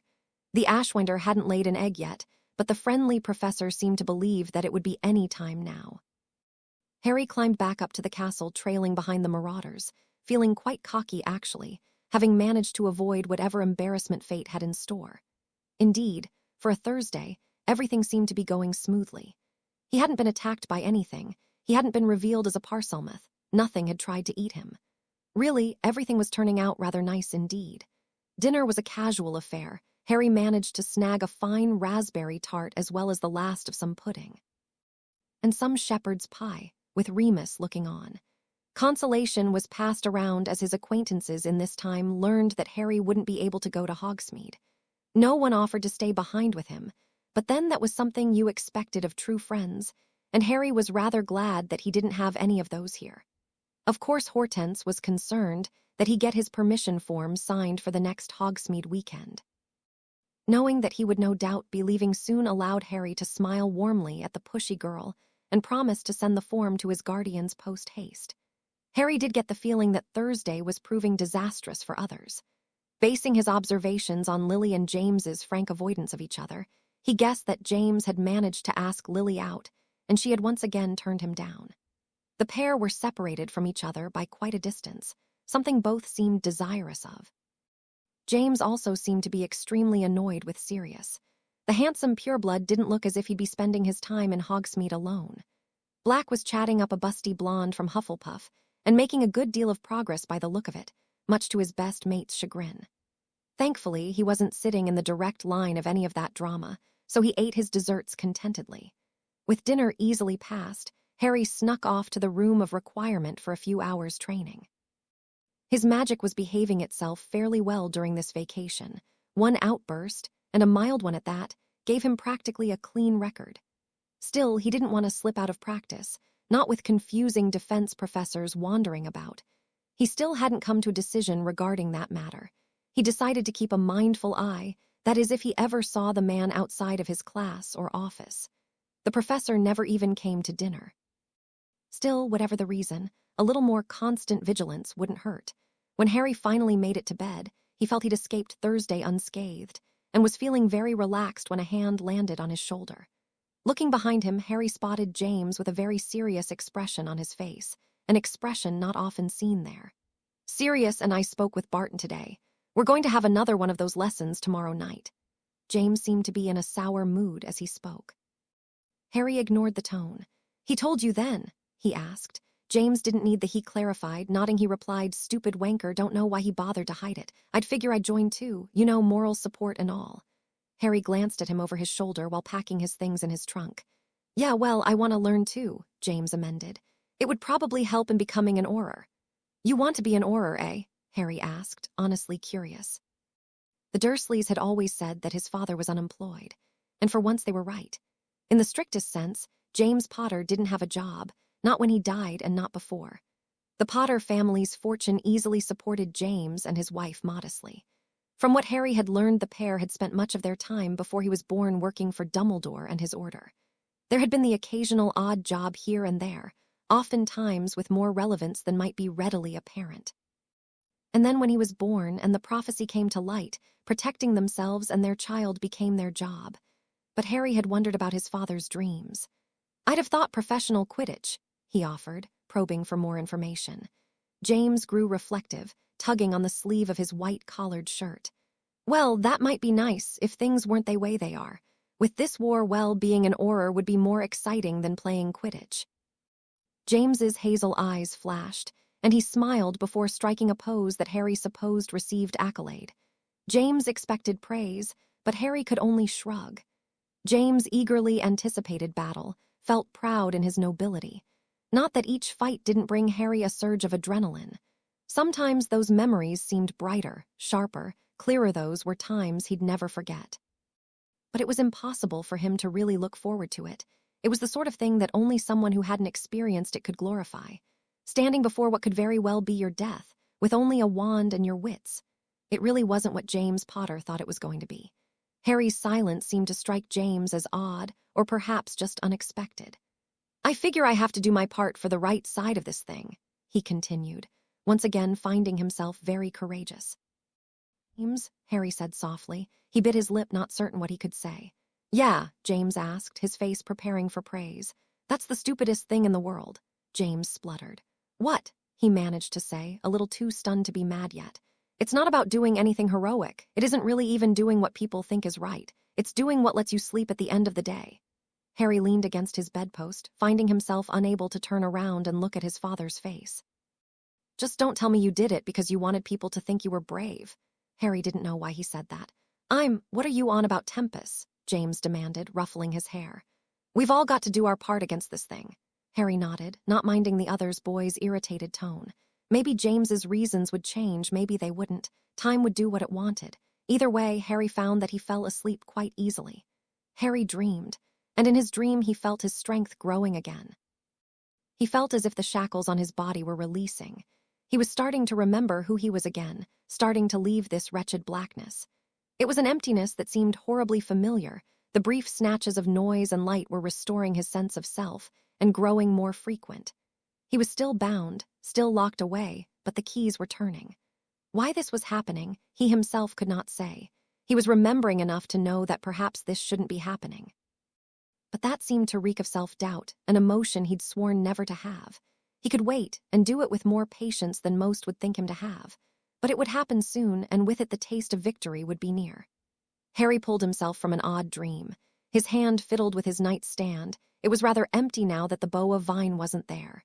Bringing his watch right under his nose, he peered at the face. He's forgotten it was still dark. Light might be helpful about now. Thankfully, his wand was close at hand, still strapped to his forearm.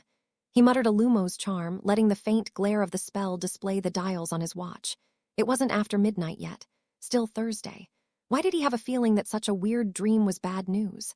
Day 9, the day after Thursday, it was Friday, and with a Hogsmeade trip the next day the students of Hogwarts were in a good mood. Well, most everyone. Harry seemed to be different yet again. The odd dream that had awoken him before midnight wouldn't seem to leave him. Still, the more he thought about it, the more the dream seemed to become more indecipherable, becoming only fleeting emotions and feelings. He tried to cast it aside at breakfast, but it seemed to cling to him almost in a tangible manner. "Isn't it lovely out?" Alice said. She was without Frank for once, and Lily was settling a dispute among some fourth-year girls. "Meh," Harry grunted. He pushed aside some porridge with a spoon, not wanting to eat it but feeling too lazy to get something else. "Aren't you chipper?" Alice offered, helping herself to her own breakfast. Harry continued digging through his porridge. Alice watched him while she munched on some toast with marmalade. "Rough night?" she asked. "Ma," Harry muttered, nodding and shrugging at the same time. Alice seemed to nod knowingly. "Was it serious?" "Because I could really picture him sneaking up on you in the middle of the night. The boy has more hormones than is healthy." "What?" Harry asked, introducing his first coherent word of the day. "What are you talking about?" Alice reached out and patted his hand gently. "It's all right, just remind him no means no, and a polite kick in the crotch isn't out of line." "You have some disturbing notions about what goes on in a boys' dormitory," Harry said. He eyed the girl across from him, not quite knowing how Neville could look so much like her, and then not actually resemble her character at all. Ethan and Frank joined them. "What are we talking about?" Ethan asked. "Frank's girlfriend's disturbing mind," Harry related. Frank seemed to nod understandingly before stilling from a rather cool glance from said girlfriend. "Like you don't think that girls have pillow fights in their panties and practice French kissing," Alice said. Harry was beginning to see where Neville's character came from, as Frank turned a hideous shade of red and gulped down some orange juice too quickly. "You do," Ethan said firmly. "You do, and there is no room for argument." Despite the somewhat ominous dream, Harry was starting to feel a little better. Friday was turning out to be a rather uneventful day. Potions was cut short, no practical, just a short lecture on some of the topics they had already covered. Apparently Slughorn had a potion he was brewing that was taking all his attention, not that Harry minded much. The lack of class allowed him a few hours to sleep before having to go to Charms. Charms was hardly worth the effort of getting up. Once again, it wasn't Flitwick's fault. The small professor was simply teaching a lesson that Harry had already learned. The lack of anything to do allowed Harry to think about the other lesson he had tonight. It wasn't really in his nature to worry about little things. Not anymore. A few attempts on your life and the little worries tend to matter less and less. Still, he didn't think it was untoward to have a little anxiety before this evening's lesson. Not only would he be assisting his father now as well, but he would once again be meeting Barton, a man whose motives were still unclear. Harry had a hard time believing the man to be a Death Eater. It wasn't anything concrete, just a feeling. The man seemed to lack some of the earmarks of his favorite pure-blooded minions. Barton's fondness for Muggle clothing, and the man's Muggle fighting style just didn't seem to match what we knew about their bigotry. All the same, he was a dangerous character, and it wouldn't be the first time that Voldemort hid his works in an unassuming guise. "Mr. Tempest," Flintwick called. Harry looked up, shocked to see the diminutive professor peering up at him, his hands resting on Harry's desk. Yes, sir." Harry wondered hesitantly. "Class is over, Mr. Tempest," the Charms professor reminded him in a cheerful voice. Harry looked around a little bewildered. The classroom was entirely empty. How had he missed that? "Sorry, sir," he apologized, although he didn't know why. "Not to worry, my boy," Flitwick said kindly, patting Harry's arm as one would a puppy. "I imagine you have a lot on your mind." There was a somewhat all-knowing tone to Flintwick's voice. Harry really didn't want to know if he knew anything or not. He nodded to his professor, before quickly walking away. Friday was seeming very long. Well, at least he had his lesson with Barton tonight to look forward to. Harry found himself waiting outside of Barton's classroom this time. His hesitance in the past had involved some embarrassment, for reasons such as throwing the man across the room and walking out on his class. But that had not been quite enough reason for him to avoid the man before. However, being attacked by the professor made him consider the benefit of witnesses. James and Sirius were still at dinner, an event Harry had endured briefly. Talk of the Hogsmeade weekend seemed to be the main focus of the meal. As he wasn't doing any of the talking, Harry ate his way through a piece of chocolate cake and treacle tart, as well as some potatoes and a smidgen of stew. He decided to leave when conversation turned to who was going with whom, mostly in fear that the discussion could turn even more petty. He didn't think it possible, but he'd been proven wrong in the past, or the future depending on your frame of reference. "Not coming in?" a voice asked him speculatively. Harry looked up from the spot on the floor he'd been looking at. "I'm actually fine here, sir," he provided. "You're a Gryffindor, I'd expect a different response." "Yeah, well, I'm different sort of Gryffindor," Harry stated simply. Barton moved so that he stood in the doorway to his classroom. The molding of the door shaded his face. Harry thought it was a little overdramatic. "You are interesting," Barton answered. "Back at you," Harry replied. The silence between them wasn't exactly comfortable. To have that, you have to have some sort of trust between people. But it wasn't awkward either. Neither character was capable of false posturing, thus they found themselves at an odd impasse. "Do much Muggle fighting?" Barton asked suddenly, still managing a conversational manner. Harry shook his head. "Afraid not." "I find it's a nice addition," the defense professor commented. "Do Aurors do much in that way of training?" Harry found himself asking. He'd been curious. Ethan did have a point earlier. It wasn't often that you saw wizards exchanging blows. And if it did appear, it was usually Muggle-borns like Hermione wiping the floor with spoiled brats like Malfoy. "No," Barton answered.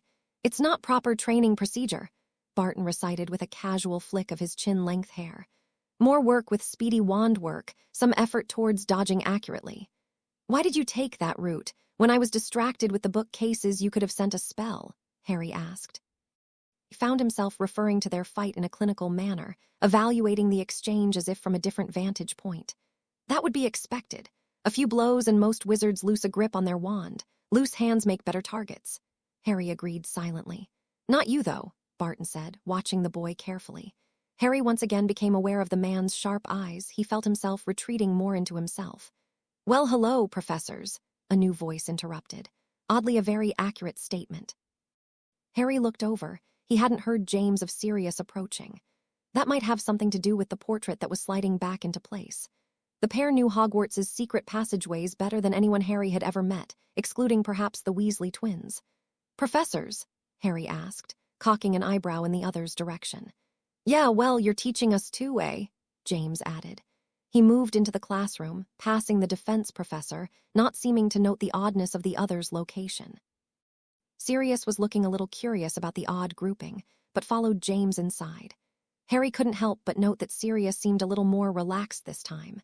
Their previous lesson had been an undeniable failure, but he had a little hope that this one might be better. Once inside, Harry quickly repeated for James his advice on how to beat the Imperious Curse. "Argue with the voice in my head. Sounds a little barmy, but, well, you're the professor here." James was still dressed in his full school uniform, but he removed the black robe and rolled up the sleeves of his shirt as he seemed to brace himself. Sirius raised his eyes as the motion. "It's mental, mate," he said. "I know, crazy, eh?" James grinned. Sirius rolled his eyes. "Why are you looking like you're ready to duel? It's all in your head." James shrugged. "Yeah, well, going to have an unforgivable cast at me. Got to be ready." "Be thankful it's only the Imperious," Barton warned.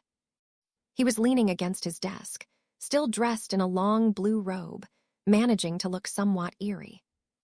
Right you are, Professor," James agreed with a weak smile. Take your best shot, eh?" Barton raised his wand, looking somewhat bored. "Imperio." In less than 5 seconds, James was moving about the room clucking like a chicken. Harry tried to contain his laughter.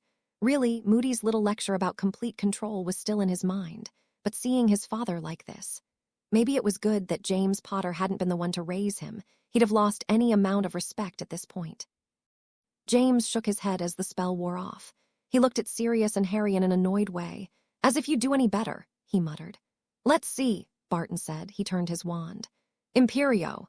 But the spell didn't fly in Sirius's direction. It hit Harry with a surprising accuracy. The feeling of peace came on heavy. Harry's magic was a little more stable today, but despite that, the rush of power buried within him seemed to roar in anger, cluck like a chicken. "You must be joking," Harry ground out through clenched teeth, ignoring the voice in his head. His tone had gone chilly. "At the very least be inventive," he advised. "Just checking," Barton said. Still, his eyes were a tad too probing, and Harry found himself breaking the curse with a vengeance, causing the man to stagger back from the force. Don't we already know he can break it?" James questioned. "Yeah," Sirius argued, finding himself agreeing with James more out of habit than anything else. "Forgive me," Barton said, taking a breath and stepping away from Harry, although who the man was speaking to was up for debate. Once again, Sirius was run through his paces. Harry might be feeling too optimistic, but he had the vague feeling that Sirius was doing better than he had the previous time. His response was not any more slowed. He still eventually submitted to whatever Barton ordered, but Harry thought there was something in his eyes that spoke to his strength. Maybe having James there helped, if only for the added pressure to succeed. Not that James was providing much competition. Harry had to hand it to his dad. He seemed to be able to fail time and again and not get down about it. But he was improving some. His first attempt in class had produced almost an immediate obedience. He was fighting it, if only very slowly. Maybe with more lessons with Barton, James wouldn't be bound by this spell's sway. Harry watched as once again the spell was cast in Sirius's direction. Black stood there for a few moments before, strangely enough, he coughed. Harry looked to Barton. Was the man asking him to cough? But Barton looked just as intrigued. The man seemed to double his efforts. Sirius coughed again, this time more loudly. Perhaps there was a trace of coherence amidst that sound, but nothing Harry could understand. Barton let the spell drop. "Good work, Mr. Black. Finally some success." James moved to his friend and slapped him on the back. "Good job, mate. Most Aurors can't even do that." James spared a glance for the former Auror and current defense professor. "Indeed, you are right, Mr. Potter," Barton agreed. "You've made the first step today. Next lesson we'll work on having you beat it completely. And you, Potter, you come again as well." Both Harry and James nodded absently at this comment. "We're done?" Sirius asked. He still hadn't commented on his victory, looked almost dazed at the result. "For today, I have other work, Mr. Black." Barton wasted no time in hurrying them out of his classroom, closing the door behind them with a snap. Harry had been shuffled out with the other students, not that he'd actually wanted more time with the defense professor. He found himself falling into step with James and Sirius. James was moving about at a hurried pace, turning so that he could walk backwards and face Sirius. "Hard to believe you managed it, mate?" James said. Sirius nodded. Not all the way." Still, Harry could tell that Sirius was on the verge of celebrating. The young man couldn't seem to believe that he'd done it. Voicing this concern aloud, he said, "What if the next time he casts it, I can't break it at all? What if it goes back to being the way it was? And what if the roof to the dorm caves in? Jesh, snap out of it, will you? You did something even Barton can't do." James prodded his friend's shoulder. Sirius finally smiled, his lips quirking into an expression Harry hadn't seen much. "Yeah, you're right, I'm pretty great, eh?" James swung an arm around his friend's shoulder. "Well, you're at least the second greatest guy roaming these halls." "No need to ask who's first," Harry muttered lightly. Sirius caught the words, and seeming to notice that Harry was trailing along behind them, he paused for a moment. "What do you think, Tempest?" he asked. Harry found the inclusion odd. "Well, it seems like you tried to do and not do what Barton was telling you, which is what I did first, a few more times and I had it down. I think the same will be for you." "Well, Harry," James entered in, "Black has a slower learning curve. We might have to allow a few more lessons." "Hey," Sirius complained, batting at James's head. The Quidditch star ducked, his face grinning. They walked through the halls for a moment more. Harry found it odd that he was among them, and not really in the sense that they were dead and that he was from the future. No, perhaps just on another level he was interested in how he was almost fitting into their world. He'd never have expected to, but there was something about their camaraderie that left him feeling peaceful, if not a bit nostalgic. He almost wondered what would happen if he really were Harry Tempest, and what the years would hold if this was his home, and this was his place. It was foolish to think on this, of course, but he knew it was unavoidable, now that he had met them and found a place for himself amid their lives. "That Barton is an odd bugger, eh?" James questioned. "You don't think he's a little like a vampire, do you? He's always sneaking up on me." "He vants to drink your blood," Sirius said, leaping at James and nearly latching onto his neck. Harry grinned at the James, tried to fight off an advancing Sirius. Harry knew this was a moment that Alice would have loved. It would have certainly been proof that her fantasies had some validity. If only he had a camera. Now that was an idea. Finding a magical camera was actually a difficult proposition. Harry would not know this. Having a Creevy brother always about, ever eager to snap a picture, or 200, had made him unaware that managing to have a magical camera might be difficult. Because Harry wanted one snapshot to remember his historical field trip by. It was perhaps a silly thing to want. In fact, Harry knew it was, but the idea had latched onto him, and he knew he didn't want to leave until he'd managed to snag a Potter family portrait, as it were. It was the sort of thing that hadn't happened in 15 years. It would be a picture where Harry was more than a chubby baby face with black hair and green eyes. To have something like that, not many people could understand how precious that was. Harry was oddly amused to find that he had managed to find a sappy moment during this strange trip. He'd tried his utmost to avoid such, but to hell with it if he wanted one bloody photo, fate would just have to deal with it. "Morning," Harry greeted, feeling oddly happy this morning. His new plot, i.e. finding a camera, had given him something else to occupy his mind. Alice nodded at his greeting. Frank opened a palm in a wave before yawning. "I expected more excitement," Harry said dryly. "After all, you are the ones who get to roam around the village today." Frank nodded. "Gets sort of boring after third year," he admitted. "Not boring enough to miss out on butterbeers at the Three Broomsticks," Ethan said, sliding onto the bench to join them. "Did you catch the legs on Ted's daughter?" The seventh year grabbed some toast and pot of jelly while winking in Frank's direction. "Rosmerta is," Frank broke off and coughed before stumbling on. "Very good at serving."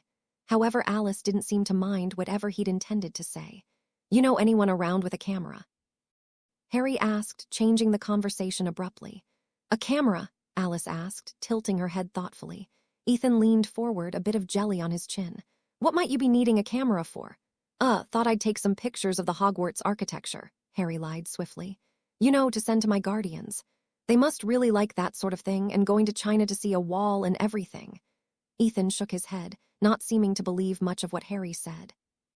Harry found it odd that Ethan was the only one to see through the bullshit he was spreading. "Better off someone who might loan me their camera for a bit," Harry prodded again. Frank shook his head. "Sort of a muggle-born thing." "You could ask Lily. I think I remember seeing her with one once." Alice shook her head in the negative. "Broke in fourth year." Harry found himself wondering what happened to the pictures she took prior to that.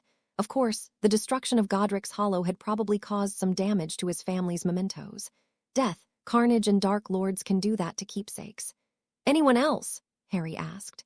The group shrugged or looked uninterested, making Harry start to doubt his chances of finding a camera. Maybe he could ask Dumbledore. The headmaster had quite a few gadgets in that office of his, but Merlin only knew what sort of device Dumbledore would produce. He need only think of the trunk the man had provided to cast that idea aside. Harry wouldn't let it bother him. There must be a camera somewhere in this school. In the next few days, he going to be here, he just had to keep his eyes open. Perhaps he'd snag a few photos for Neville as well. If he wandered around opening broom closets, he was bound to catch a picture of Alice and Frank. If he had to be traumatized by his parents, someone might as well share the emotion. "What are you planning to do stuck in the castle all day?" Ethan asked. He finished his breakfast and leaned forward, twisting the back of his hair with a finger. Sit around, I suppose." Harry hadn't actually given it much thought, just knowing he wouldn't have to worry about coming future, that he wouldn't have to try and think about his parents and their fate was enough. "I won't even bother suggesting you should do your homework," Lily said, finally joined them. "Awake before noon, impressive," Alice teased. "And I keep asking what homework," Harry mentioned. Lily opened her mouth, perhaps to tell him exactly what homework. Thankfully, that potentially boring speech was averted by Ethan making gagging sounds. Lily's gaze was cold enough to freeze water, but it didn't seem to bother him. "Well, I think that sounds right boring, mate. Maybe you should ask your dorm mates for a way to sneak into the village. Merlin knows I spotted Sirius Black there before he was a third year." Harry shrugged. "I'm not worried. With the upper years gone, it should be quiet. Maybe I'll do some flying." That wasn't actually a bad idea. He'd enjoyed the game the other day, but it would be nice to find a spot where he could really allow his firebolt to fly at the speed he was used to. Indeed, the more he thought about, the more he decided it was a good idea. He'd missed out on practice all this week, and providing he returned sometime before the fortnight, He'd need to be in prime form for the game against Ravenclaw. Cho was determined to make a name for herself before graduating, something he wasn't about to let happen. "Well, if you think so," Ethan allowed. "Morning, Harry," a new voice intruded. Harry looked up to see Hortense poised above Ethan, her well-made-up face grinning to see him. Her expression changed into a pout. "It's not going to be the same without you and Hogsmeade," she said seriously. Her intentions were obvious, but Harry bore it well. But then, Frank had said that subtlety wasn't one of her skills. "Seeing as he's never been to Hogsmeade," Ethan interrupted, "it will actually be just the same." Hortense's eyes grew a little frosty. "Well, you're a fine friend. At least I'm going to miss you, Harry. Be sure you get that permission slip signed." She waved her hand, walking past him, an obvious sway to her hips. Ethan watched her go.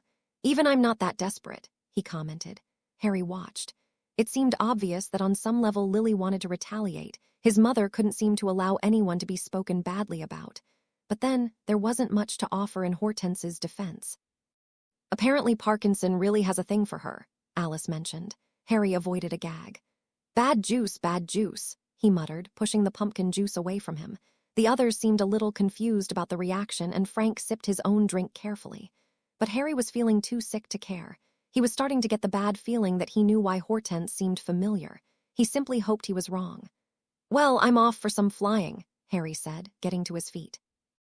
He couldn't help a smile, considering how he'd be able to spend the day doing his favorite thing. Cutting through Hogwarts and back to Gryffindor seemed to take no time at all. He entered his dorm room to get his broom, waving at a departing James. "Have fun in Hogsmeade," he said to his father. "Too bad you can't come," James said politely. Harry shrugged. "I will next time." He'd managed to forget his trunk in the dorm that morning. Opening it, he removed the firebolt.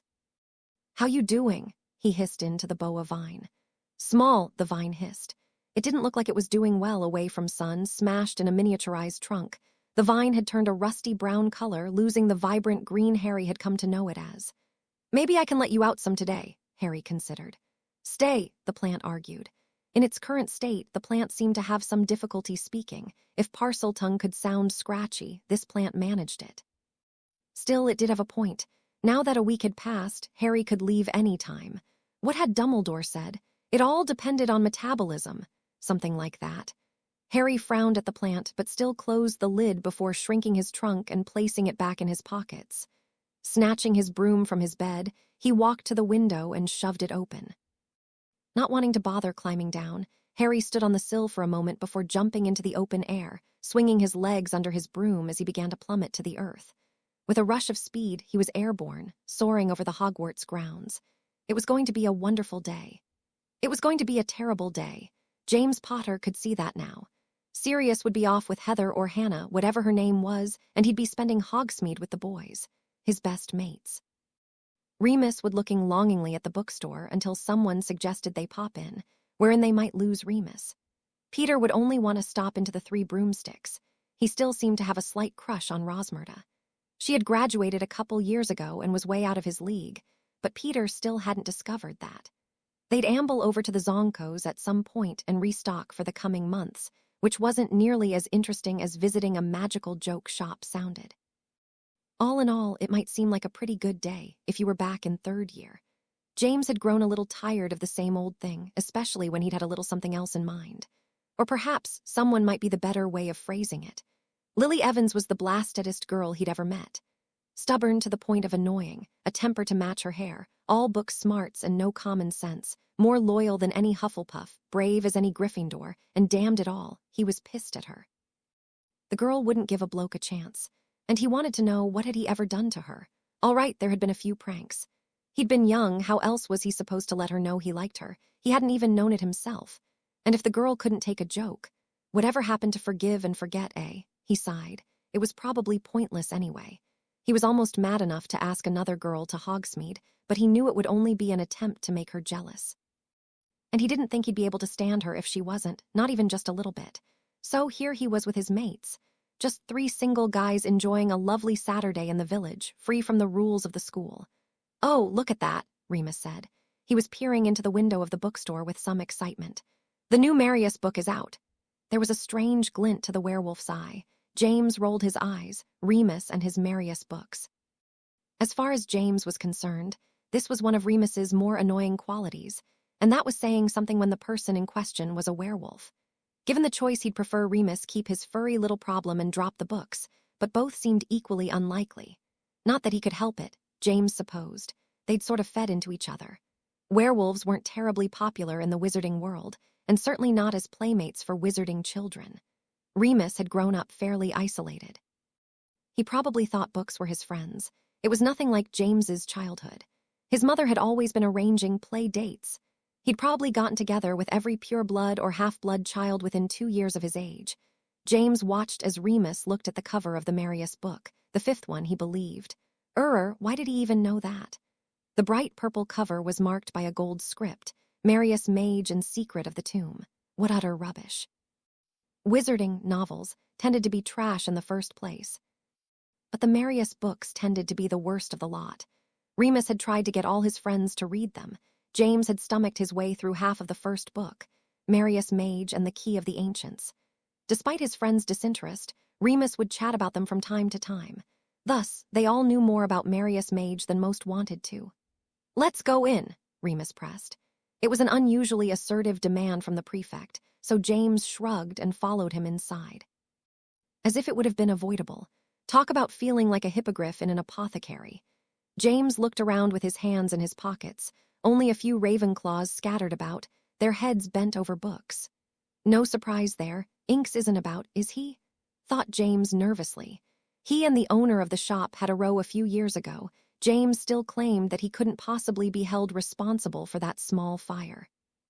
The fireworks had clearly stated that they were inflammable. Was it his fault that the man's collection of fire elemental texts were sensitive to sparks? Sticking his hands behind his back, he peered about. Ducking further into the shelves, he looked around curiously. Maybe Lily would be here, he thought wistfully. Remus, on the other hand, was already hurrying up to Mr. Inks. He was short, balding man with a bulbous nose and small eyes. His rather large spectacles, however, had a way of magnifying those eyes to an alarming degree. "Ah, Mr. Lupin," the man greeted. "Mr. Inks," Remus greeted. "You have the new Marius book. I thought that wasn't supposed to come out until next month." Inks chuckled. "Ah, well, there was a wee accident with a time-turner. Seems the publisher got them done a bit ahead of schedule. I told the president of WWR Publishing not to fool around with time travel to speed up printing. I said to him, someday you'll break one and then really have a problem on your hands. Time sand really isn't something to mess around with. Better than late, though. If they would have been late, I'd have had to close the shop to keep the Marius fans out of my hair. What is left of it anyway?" He patted his balding head with a chuckle. Remus nodded. "I'll take a copy." He wasn't interested at all in why the books were there sooner, just that they were there. Inks chuckled. "Yes, got one saved for you. Figured you'd drop in today." Remus waited impatiently at the counter, tapping his foot against the floor, as Mr. Inks went to the back room for one of the books. "Can't keep them up front, they fly off the shelves. Literally actually must be some new gimmick." Had Remus not been so preoccupied, he might have wondered where his friends wandered off to. Surprisingly enough, they hadn't left the shop. Peter was trailing behind James, who seemed to be looking for something. They'd wandered all the way back to historical fiction. Peter looked curiously at the cover of one of the books.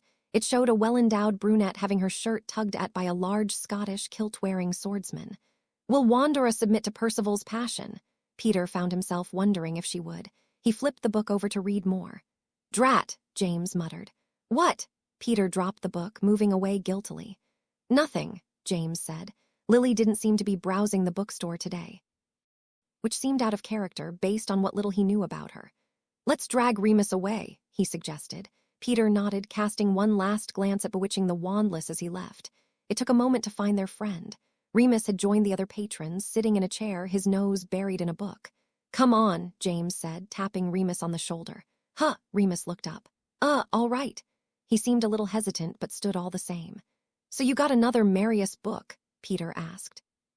Peter was perhaps the only other marauder who had demonstrated some interest in Remus's little hobby. Peter had even managed to read 3 of them, an impressive number considering that Sirius and James's attempts at reading, added together, didn't even equal a whole book. "Does it look like the evil Lord Quietusnex is going to come back?" James suffered in silence. In the last book, he made an attempt on Marius's life, but Marius was saved because the ghost of his mother came to him and told him what he needed to do. I was wondering if they were going to explain some of that in this book. How can she be a ghost and not be a ghost? That doesn't seem possible based on the ghosts I've met. Can you loan me that one? Peter asked. Remus nodded. Oh, come on, James vented. Don't you think these stories are a little far-fetched? He had to say it. No, it's very accurate magically. Rolson has a master level in magical theory. Remus's argument was something James had heard before, yet he couldn't help prodding it. Okay, so the writer has some fancy qualifications. That doesn't mean that story is logical. Marius Mage is just a kid the first time he comes up against Lord Quintuplet. Quietius Nex, actually, Remus corrected. Yeah, well, he's like a first year, right? James questioned. He didn't wait for the answer. Is the evil Lord Quintuple just stupid or something? Why isn't he able to kill him? Remus shook his head. I've explained this. He was saved by his parents' love, I remember. And Marius has some sort of prophecy that only he can defeat Lord Quintastic, right? What was it again? A boy born to 2 renegades, born at the winter's end. He shall be the only one with the power to end these dark times that now consume us, Remus recited dutifully. It's scary that you know that, James said with a shake of his head. Anyway, how many kids out there could that have fit? What makes Marius the only one, eh? And is Marius stupid? He has all this money his parents left for him. Why is he sticking around year after year? He should go to Fiji or something. Marius wouldn't run away, Peter argued. He's fictional, Peter, James challenged. He hoped Peter knew that. I'm not debating this with you until you've read the books, Remus seemed to decide. James sighed. I'm only saying it seems too ridiculous to be real. Remus wasn't listening anymore, and to be truthful, neither was James. He'd spotted a head of red hair entering the 3 broomsticks. Changing his direction, he headed for the small pub. Butter beers on me, he offered. As with any Hogsmeade weekend, the 3 broomsticks was jammed with people. Thankfully, some spell made the inside bigger than the outside would suggest. The Wizarding Pub was a popular congregation area for wizards and witches up for a day of shopping, as well as the town's many residents. Still, most of the people crowding the pub that day were Hogwarts students. Third-year Muggle-borns tasting butterbeer for the first time, some inter-house friends lifting a few and catching up on stories, some older couples enjoying some of the private booths. Also, the food wasn't bad, not for pub fare anyway. The building was built quite a bit in the past. How far back James didn't know. Solid woodwork and a mahogany bar were the main focus of the room. An abundance of candles and a roaring fireplace made up for the paltry number of windows, a small row of 3 near the door. It created a place that was smoky, dimly lit, smelling of ale and meat, and filled with voices. In short, it was a comfortable place. Rosmerta seemed to have taken the helm. Her father Ted had managed the place for longer than anyone could remember. Course, his father had been named Ted, too, and his father before him, and so on. It made it difficult to tell. The old man still ran the bar, and he wouldn't quite give up the kitchens either if the rumors were true. Not that Rosmerta seemed to mind much. She had been a kind-hearted Hufflepuff, only 3 or so years above them. And quite the minx if you believed those rumors as well. She approached them when they entered, her eyes flashing. Hello there, you all. Hope you brought your galleons this time, she teased them, flicking a lock of her hair as she spoke. Now I told you last time, Rosmerta Muddier, James said glibly. How was I to know that Sirius had switched out my money for leprechaun gold? She scrunched her nose and hid a laugh. Well, be sure that scoundrel hasn't been by your pocketbook lately. Course he's probably far too busy wooing the lasses, eh? He was in here earlier, a different girl than last time again. James couldn't avoid the slight cringe. However, he quickly flashed Rosmerta a smile. Wouldn't happen to be in the mood to help me with my own romantic intentions, he asked the older girl. She seemed thoughtful for a moment. And whom might they be on? I don't want my pub blasted apart if you and Lily Evans get in another snarl. Just sit me near her. I promise no damage of private property, James avowed. Yeah, well, if you weren't a handsome bugger, I'd have tossed you out long ago. She smiled at him in a friendly way. The 3 Marauders crisscrossed the room, heading toward a corner of the pub that was a little quieter. It was located toward the back wall. No windows, but a good view of the bathrooms. Still, James hadn't chosen the spot for the view. Well, not a view of the town anyway. The noisier crowd was gathered up near the bar, listening to a Quidditch match commentary on the pub wireless. There seemed to be fans of both the Puddlemere United and the Harpies as both cheers and jeers resounded when either side scored. Budge up, Fletcher, Rosmerta said, nudging a lump of a man who was sitting alone at one table. Now there, Rosmerta's sweetheart, I haven't even finished my drink yet, the man said. He pulled his hat off, revealing ginger-colored hair, and turned his eyes upon her in an expression which might have been endearing, if not for his bloodshot baggy eyes. Go on up to the bar. Dad wants to talk to you about something. Now, Rosmerta, dear, you know full well that I told your father that only half of those spoons I sold you were self-stirring spoons. If the spoons all needed to stir, he should have gone to the alley, not that he'd have found my price. The man rubbed his hands as he spoke, glancing up at the young woman with honest eyes, which again were only half convincing. It's not about the spoons, she said, waving the matter away. He wants to get some of those fairy lights for Christmas. Well then, Fletcher said, rising to his feet, I suppose I'll pop up there then, just happen to know where I might find some. Here you are, boys. Rosmerta wiped the table down. You be wanting the usual. Yes, please, Peter said. This was his first opportunity to speak to the young mistress of the 3 broomsticks. She patted his arm fondly. Aren't you the polite one? Why you hanging around this one? She jerked her thumb in James's direction, causing him to splutter indignation. She gave the Quidditch star a condescending glance. There you are. I've seated you near your lady love. Can't help you after that. She passed James, patting his cheeks in a sisterly way. James pushed her away, claiming revenge but smiling as he did so. Once Rosmerta was gone, his eyes fell upon the only girl that mattered, although why would be a question he'd want answered someday. Lily was sitting with Morgan today. He hadn't been aware that they were friends, but then he supposed that Lily's only friend was Alice, and that was a girl that was probably busy today. He sent a cautious glance toward some of the darker booths, but he didn't spot the blonde Gryffindor and her 7th-year boyfriend. James looked over at his friends, who were being rather quiet, it seemed. Remus had already opened his merriest book, seemingly unaware of the noisy pub. Peter was glancing back towards the bar area where Rosmerta was laughing with a few of the Quidditch fans. Well, they'd be of no help. Playing it casual, James got to his feet, sauntering behind Lily. Hello there, he greeted, whispering into her hair. Lily jerked. Merlin, Potter, what do you think you're doing? Just greeting my fellow classmates, he explained, leaning on a chair. And how are you today, Morgan? Fine, the girl answered, looking into her cherry-colored drink.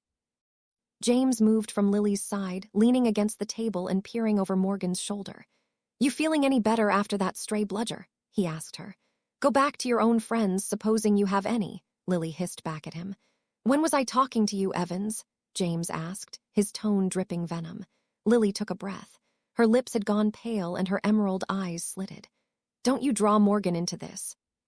Just because I said I didn't want to go to Hogsmeade with you doesn't mean you have the... A large boom shook the surrounding area, interrupting what was no doubt a tedious bit of drama.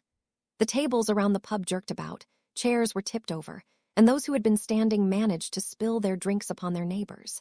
James Potter hadn't had anything to drink. However, he had managed to fling forward slightly, his palms landing in a rather enviable position. At least he thought so. Lily didn't seem as pleased about it. She shoved him off, her face growing red, either in rage or embarrassment. James wasn't certain. The noise of the pub had been cut drastically, which allowed James to hear Lily's muttered comment, perv. Hey, he grumbled back. Peter and Remus had stumbled up behind him. What do you think that was? Peter asked. Sounded like a firework, James suggested. He grinned. You don't suppose Sirius got into another fight with Zonko? Remus, however, was looking a little more concerned. James, he said hesitantly, I smell smoke. James paused, not really knowing what that could mean. He might have easily dismissed it as a prank, but there was something in Remus's tone that made him think the smoke might have a more serious nature. He'd learned to trust Remus's nose. How about I take a peek outside? He suggested cavalierly, winking in Lily's direction. Oh, don't try and act like a hero, she huffed. Rising to her feet, the red-haired girl moved past them all, joining a crowd that was moving toward the doors and windows. It seemed most of the pub's patrons had the same idea. They bustled about, talking with a curious chatter. James was ready to join in the excitement, except that he spotted one face that didn't seem amused. Professor Barton wasn't moving toward the door. He was still seated at the bar, his wand casually in hand. The man's sharp eyes seemed to be looking over the crowd, his head cocked as if he was listening to something. Hey, Lily, wait, James called. He moved after her, darting into the crowd. Coming up behind her, he touched her shoulder, making her turn her head to look back at him. Maybe we shouldn't go out there, he stated.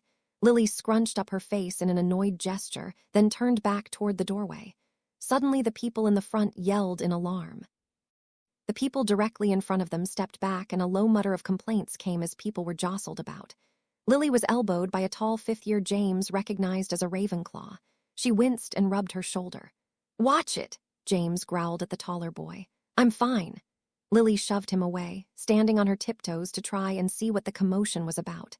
The noise had stilled some, and James was able to make out a few distinct phrases among the shouting.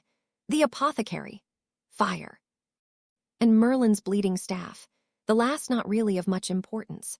Another shock wave seemed to shake the building.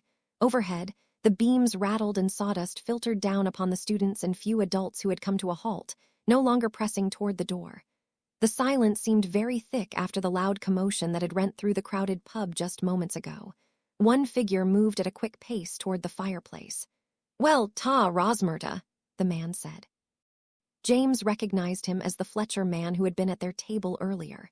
He tossed some green powder in the flames, shouting his destination. Only nothing happened.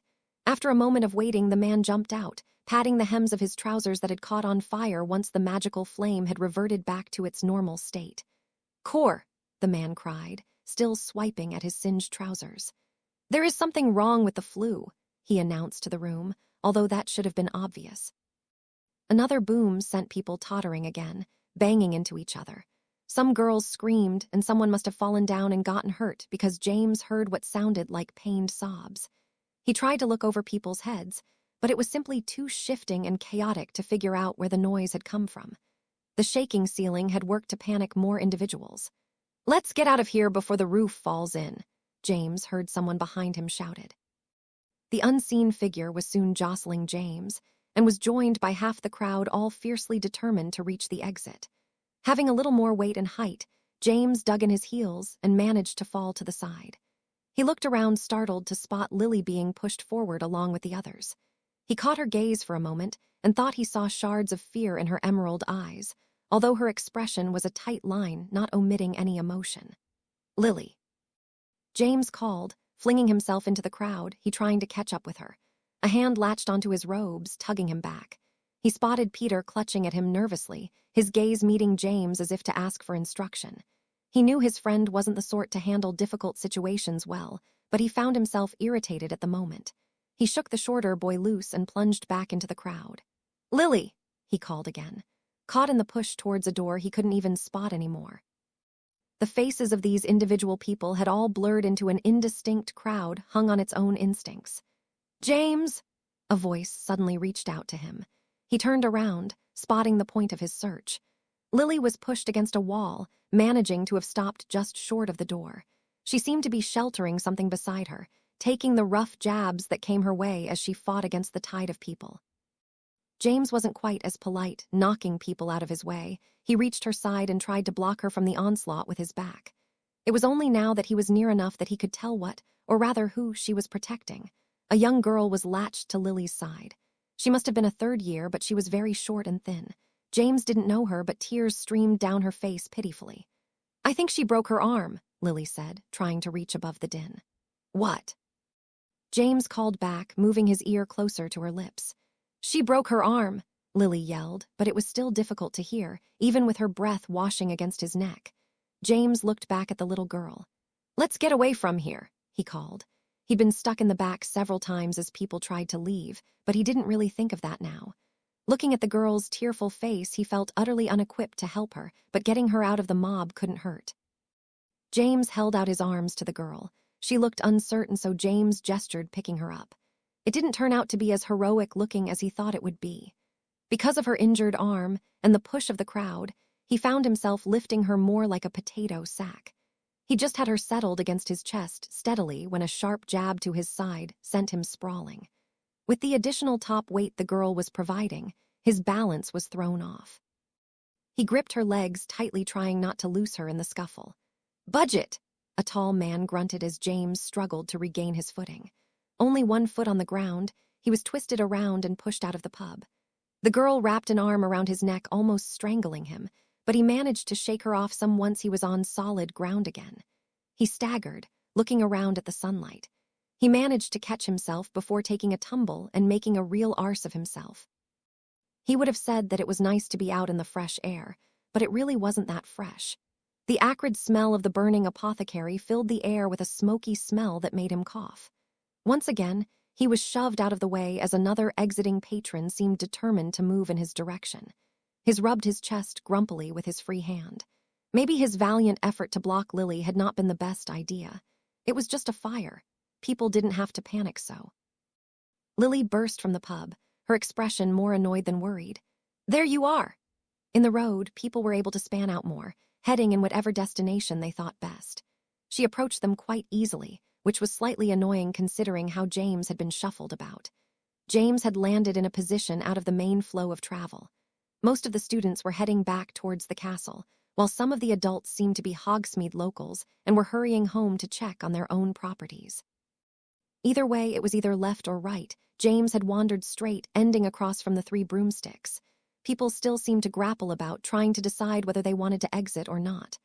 "Are you all right?" Lily asked, her manner oddly caring. "Lils never knew you cared," he replied with a cheeky grin. Maybe he was growing on her. She frowned and narrowed her brows angrily. Ah, that was an expression he knew. "I wasn't talking to you, Potter," she spat.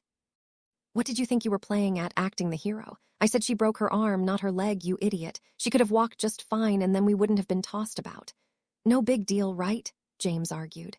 He looked down at the slim girl he was still carrying and set her down gently. "See, all's well that ends well." "I wasn't actually wanting to leave the pub," Lily said frostily. "You can go back in, no one is stopping you." Arguing already. Remus appeared at their sides, looking only faintly amused. But that seemed to leave him when he managed to catch a good view of the burning apothecary. The ingredients inside had set the flames burning at different colors. It was really amazing looking if you thought about it that way. A few other people had gathered around for a gander. Some seemed to be clever enough to remember the charm that conjured water, but it was doing little good. "Quite the sight," James said. It wasn't actually too bad outside. Why had they wanted to stay in anyway? "It's not something for your amusement," Lily lectured. "Girl, if you can't just sit and watch a bloody fire without opening your gob." He was cut off by a furious glare and wisely turned away from her. "What's going on inside?" he asked Remus, ignoring the spluttering invectives coming from Lily's direction. "Barton is trying to get everyone under control, and Rosmerta is hexing those who aren't listening. I don't fancy being the bloke who managed to knock over a tea tray. When she gets a hold of him, he'll have preferred getting crushed by the roof. Less painful anyway." "Imagine Barton liked that," James said thoughtfully. "Don't think so," Remus frowned. He looked a little tense, actually. James and Remus moved a little more down the street, passing a stationery store, the Quidditch shop, and a place that sold fancy robes. Lily and the 3rd year hung back, but still followed. The prefect seemed to have gotten over her ire for the moment and was speaking gently to the girl. Her wand was out, and the injury was quickly bound in a white wrapping. The small blonde 3rd year seemed to have swallowed some of her fear and was trying to catch up with James and Remus, her eyes glued on the flames. "Exciting, eh?" James said speculatively. "Nothing like a good fire to make a boring Hogsmeade visit a little more memorable. Is that all you think it is?" Remus questioned. He continued gazing at the blaze. "What else could it be?" James almost found himself laughing. It really was ridiculous. Everyone had panicked over something so little. What world did they think they were living in? This Dark Lord had everyone spooked, but Voldemort had never attacked a town. That would be foolish. He was targeting Muggle-borns and purebloods who had married Muggles and such. Everyone knew that. That was barmy enough on its own. "I don't feel so good," Remus said suddenly. James turned at the odd comment, a shock of concern hitting him when he got a look at his friend. Remus's face was pale and a thin line of sweat had gathered on his brow. Come to that, why did it seem like the temperature had dropped 20 degrees in a matter of seconds? James didn't quite know, but he was starting to feel bad himself. It wasn't sick, really. It just felt like he'd lost a Quidditch game, or something even worse. It was hard to put words to. He looked over his shoulder at Lily, who was looking around nervously as well, her fair complexion growing paler. Not quite knowing why she looked up and met James's gaze. She moved a little further up the street, standing closer to James and Remus. The young girl was clutching her arm fretfully now. "Do you, Remus?" Lily called in alarm. James could only watch helplessly as his friend collapsed onto the ground. He crouched beside him, nodding, a frown marring the werewolf's expression and tears forming in the corners of his eyes. No, Remus moaned fitfully. Down the road, Barton emerged from the pub. He looked around worriedly, but whatever he was looking for he didn't see. However, that didn't seem to diminish his worry. He spotted the students and jogged toward them. In a minute, he was at their side, not bothering to check on Remus, only looking at him with a stony expression. "Your friend would have a tough time of it," he said coldly. "Professor, he just—" James tugged at Remus, but his friend showed no sign of any recognition. Another man emerged from the pub. He too ran quickly towards them, stopping before Barton. James thought he remembered seeing the black wizard next to the professor at the bar. "See if Rosmerda has any chocolate," Barton said to a man. Why in Merlin's name would they needed chocolate now? The stranger paused. "I'm rubbish around them, you remember," he said, looking at the ground. "Some have a right to be," Barton said almost gently. But then James figured he must have imagined it because the defense professor's face was just as expressionless. Still, the young wizard nodded, crossing back to the pub despite the shaking of his legs. James noticed that the man couldn't seem to run anymore. The temperature continued to drop. And suddenly James was starting to see why. Some odd creatures were gliding toward them. They had come from right, emerging, no doubt, from the alleys behind some of the shops on the other side of the street. They weren't close enough to take in much detail, but he knew they couldn't be human.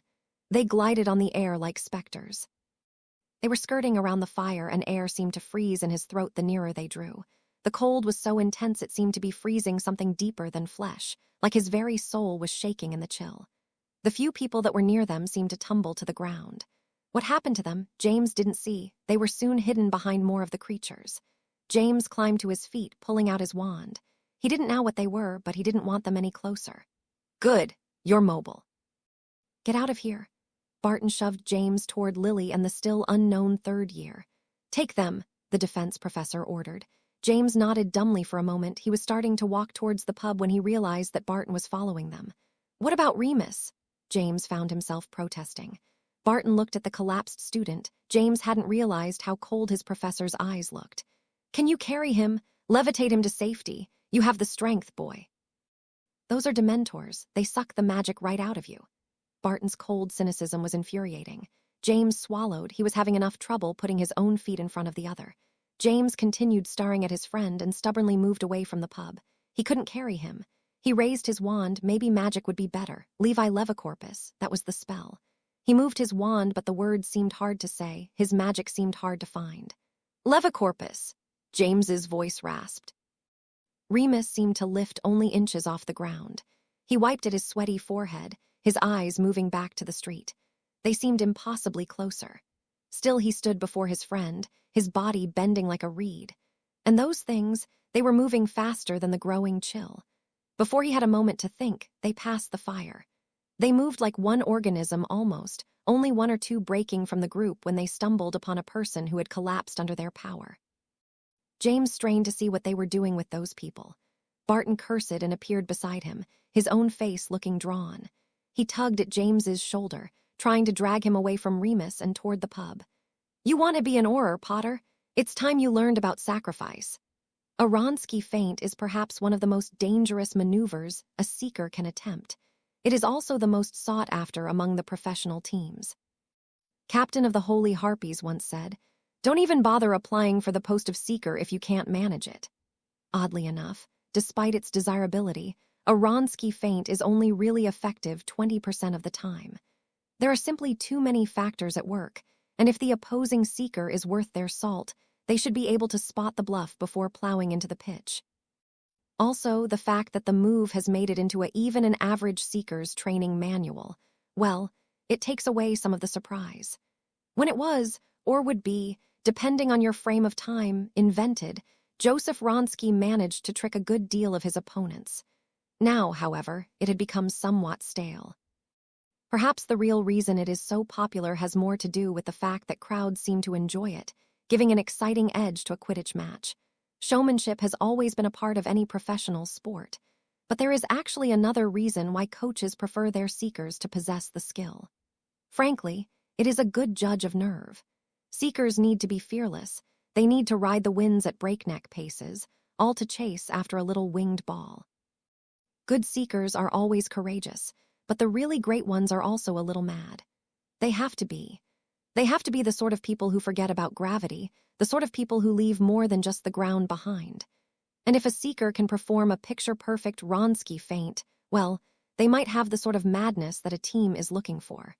That being said, it spoke to Harry's character that the Wronski feint was his favorite Quidditch play. He was enjoying the empty Quidditch pitch now, flying sharp Wronski feints and loving the rush his firebolt gave him when he let it out full speed. He's called his current flights sharp Wronskis, but it was almost a different flying pattern. Probably pointless in a game, but hell of a lot of fun to fly. He'd fly almost vertically down, then arch up just as suddenly, forming a parabola, not that a mathematical term meant much to Harry. He'd just discovered he could do it one day, and it had brought the best of both worlds, the weightless of falling and the rush of shooting up. It had given his Quidditch mates back home coronaries, but it was a great ride. The only downside was the sudden urge to puke from time to time, but if you could control your gag reflex, no problem. A faint boom was enough to break him off course. Harry had been flying upward when he jerked at the echoing noise, losing his altitude and falling slightly to the left. He couldn't see anything, still surrounded by the Quidditch stands, but he corrected his flight path and was soon soaring above the stadium. Smoke was already beginning to mar the blue sky, making it easy to spot the source of the commotion. His heart thudded uncomfortably in his chest as he watched the gray smoke curl ominously above the town of Hogsmeade. It could be harmless, but he knew it wasn't. He didn't think. His broom was already moving in that direction. Where others might dismiss, Harry reacted. Despite what some potions masters may think, he did have a brain, and it caught up after a moment. What was he thinking? This wasn't the present. It wasn't as if he could change things. Harry hung absently on his broom, the edge of the Hogwarts grounds below him, his eyes watching the rising smoke with a grimace. It had already happened. All time travelers were meant to travel, and hence if they didn't travel, history would not be as we know it, so I shan't tell you to be too careful. If you were meant to do something, then you've already done it. Ah, he knew that voice. That was the sort of thing that Dumbledore said, utterly unhelpful. Another explosion seemed to rock the village of Hogsmeade. A cloud of smoke emerged from the town. He tried to look away, to turn his back on it. This wasn't his problem. Who am I kidding? Harry thought grimly. He let his broom slip higher into the air. The wind currents buffeted against his face, pressing his glasses against his skin and making his hair lie flat against his head. Hogsmeade wasn't far from the Hogwarts' grounds, but he chose to climb higher rather than approach the town directly. He was nearing the border of the village when he felt them. Perhaps he should have seen them first. A quadrant of tall, black-robed, soul-sucking monsters isn't really something that can hide on a sunny day, even in a magical village. But he didn't spot them.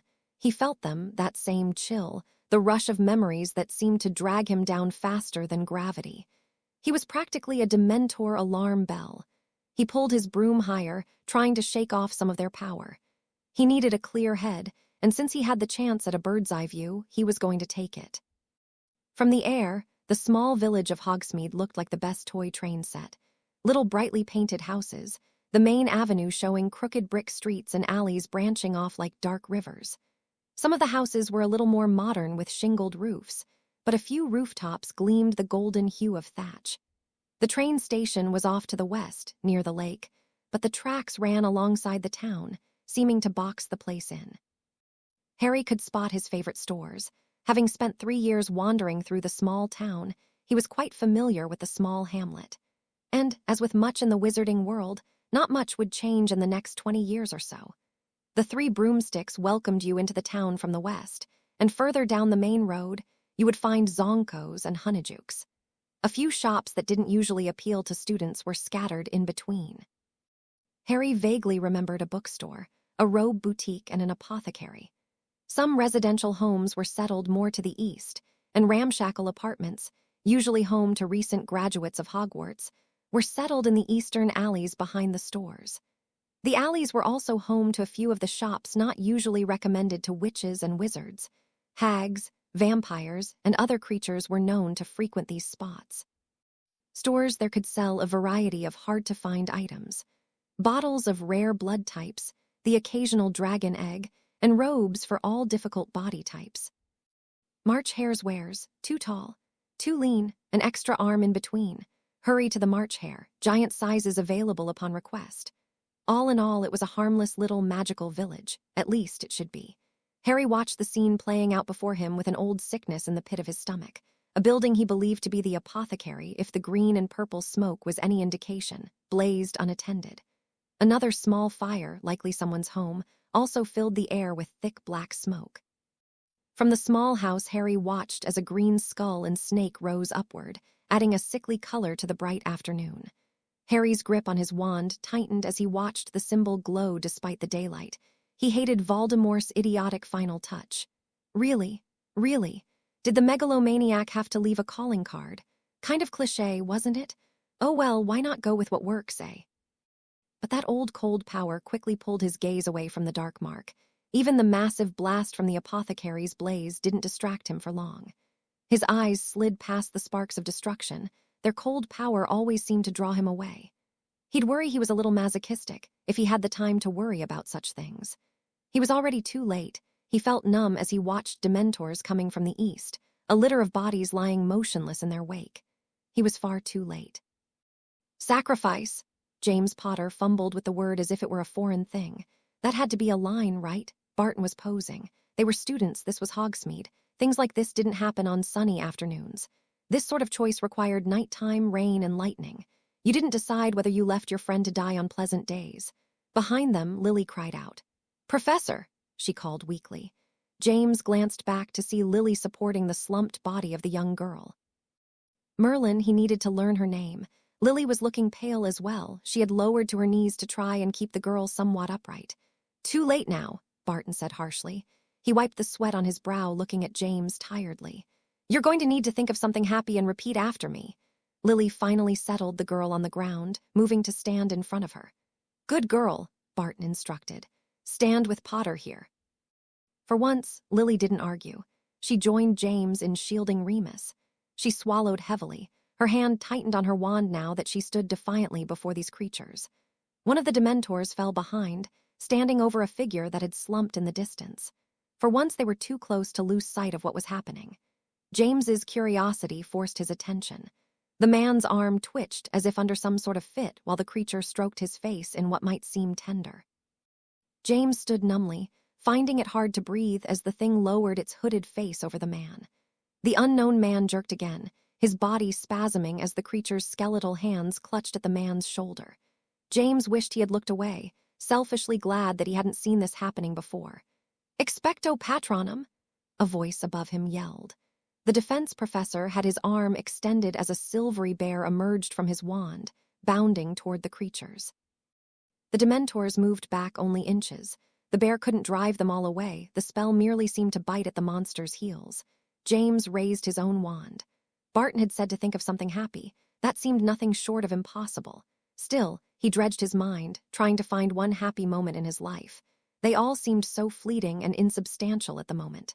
Finally, he grasped a hold of when he'd first learned of his animagus ability.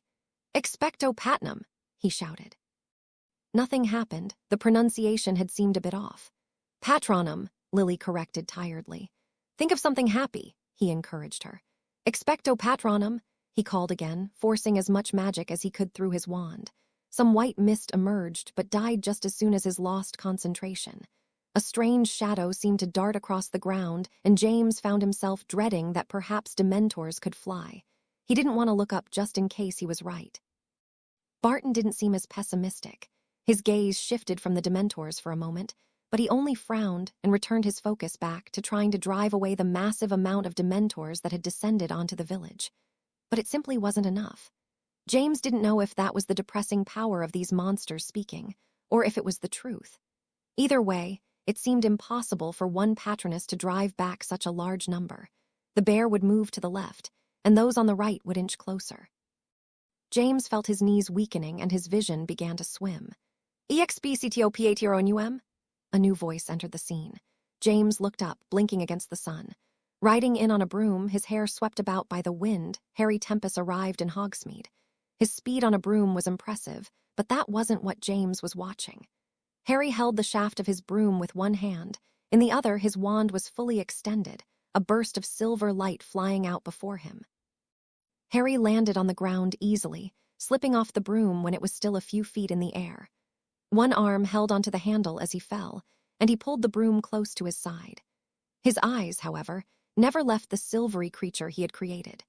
Charging ahead and facing the Dementors with no fear, a large silver stag used its horns like a ram, goring into and scattering the Dementors.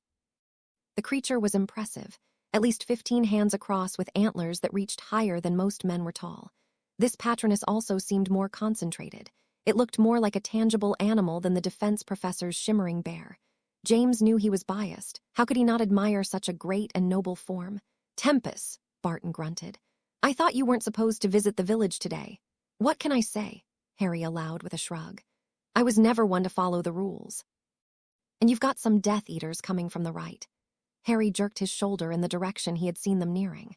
The Dementors were being herded out the city, the two corporal patronesses doing what one alone couldn't do. Although James wondered if perhaps it was Tempest's creation that had them fleeing. "The Aurors should be on their way. This much spell damage and a pack of Dementors can't escape their notice." Barton shook his head with impatience as he spoke. He seemed to have little faith in his place of previous employ.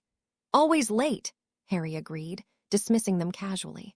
From behind them, a few more citizens were emerging from the pub. They crossed the open street looking around with squinted eyes. James noticed as Barton's friend from earlier approached.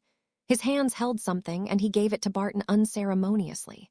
Barton opened the silver wrapping and stuck the dark food in his mouth. He tossed some to Harry as well, who tore off the wrapping and bit into it with a slight grimace.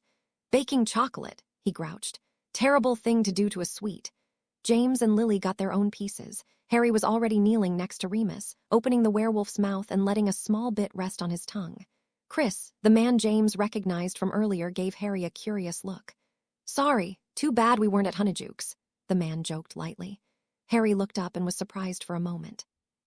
The newcomer looked young, probably not out of Hogwarts long. Harry thought he looked strangely like his roommate Dean Thomas. A few other people were milling about now that the Dementors had gone, most coming from the residential area of the village. One older man approached those that had been kissed, and he kicked the booted foot of one soulless shell. "Bad business," he muttered. "You know who is behind this, but coming out into the open like this. What's he playing at?" Somewhere down the street, someone started screaming. "Get back inside," Barton said harshly to his students. He paused for a moment when he looked at Harry, but seemed to decide to bunch them all together. Harry looked down at Remus, who was just starting to come around. "You get her, I'll take him," Harry answered. He nodded to Barton before the professor turned on his heels and darted toward the screams. James picked up the little girl, this time managing a more heroic pose. Not that he had noticed. "Remus," James said with some relief. "You all right, mate?" The little girl was still dead weight in his arms, but Remus seemed to coming around. Harry helped Remus to his feet. Remus took the arm reluctantly. Still, it was obvious that he couldn't stand on his own power. Everyone still seemed a little shaky. "I'm fine, we're those Dementors," he spoke softly, a bookish, clinical tone wiping his friend's concern away. "Yeah, ugly buggers," James agreed. They paused for a moment when a loud banging noise came from outside. They stood still, their ears straining for more. "We should get inside," Lily advised, her tone a little more tense than usual. Her hair flicked in the wind as she looked around nervously. "Yeah," Harry agreed. He looked toward the sound of the noise, deciding it would be better to make sure that his parents made it to safety before considering any additional acts of foolhardiness that were bound to kill him. Remus's eyes opened some. "Harry, what are you doing here?" They'd noticed. Trust that Remus, even in a poor state, would be the first to notice. "Yep, so this is Hogsmeade, a cozy little village," he commented dryly.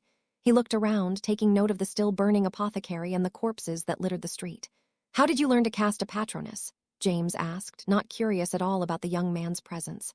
Who hadn't snuck into Hogsmeade a time or two? "He what? A corporal one?" Remus asked. They had reached the doorway of the Three Broomsticks, and Harry was wondering the best way to handle this question when, thankfully, another distraction emerged. The fight that must have been happening further down spilled into the yard before the Three Broomsticks. Rosmerta had opened the door and was waving them in frantically. Harry pushed Remus in, unfortunately knocking the werewolf off his feet. Rosmerta caught him about arms and pulled him out of the way when others pushed in. Harry darted to window, not sparing time on those already inside. Most of them were either looking out anxiously or huddling in corners. Behind him, James and Lily were reuniting with their terrified friends who had managed to stay inside. Peter and Morgan seemed almost numb. They looked at James and Lily as if they hadn't really expected to see them again. But outside, the real fight was going on. Barton and a few other adult wizards had joined forces to try and stop the destruction the Death Eaters were causing.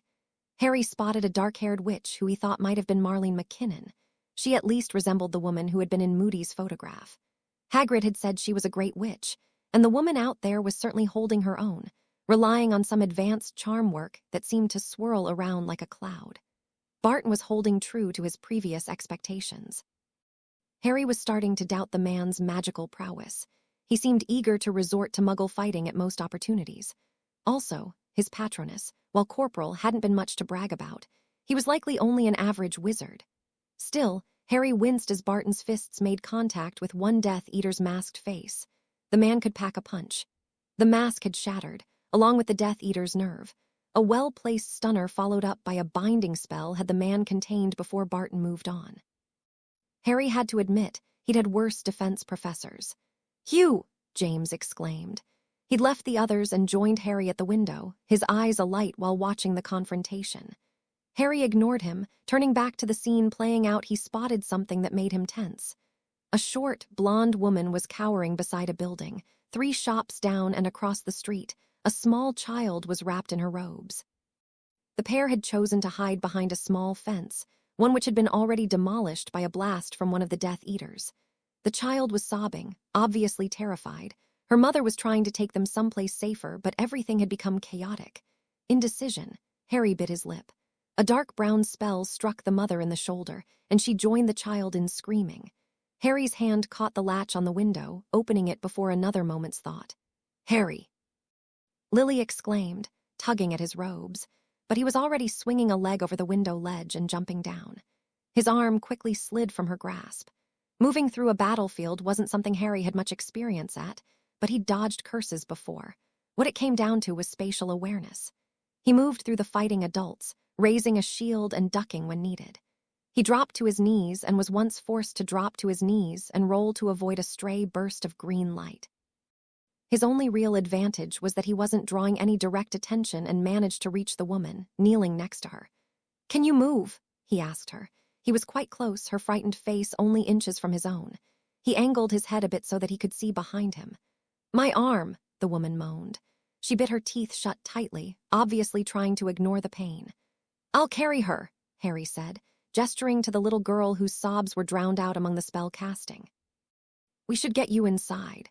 He glanced over at the 3 broomsticks but dismissed it. He doubted the pair would be able to dodge through that maelstrom of curses and hexes. The woman nodded, eyeing the scene hesitantly.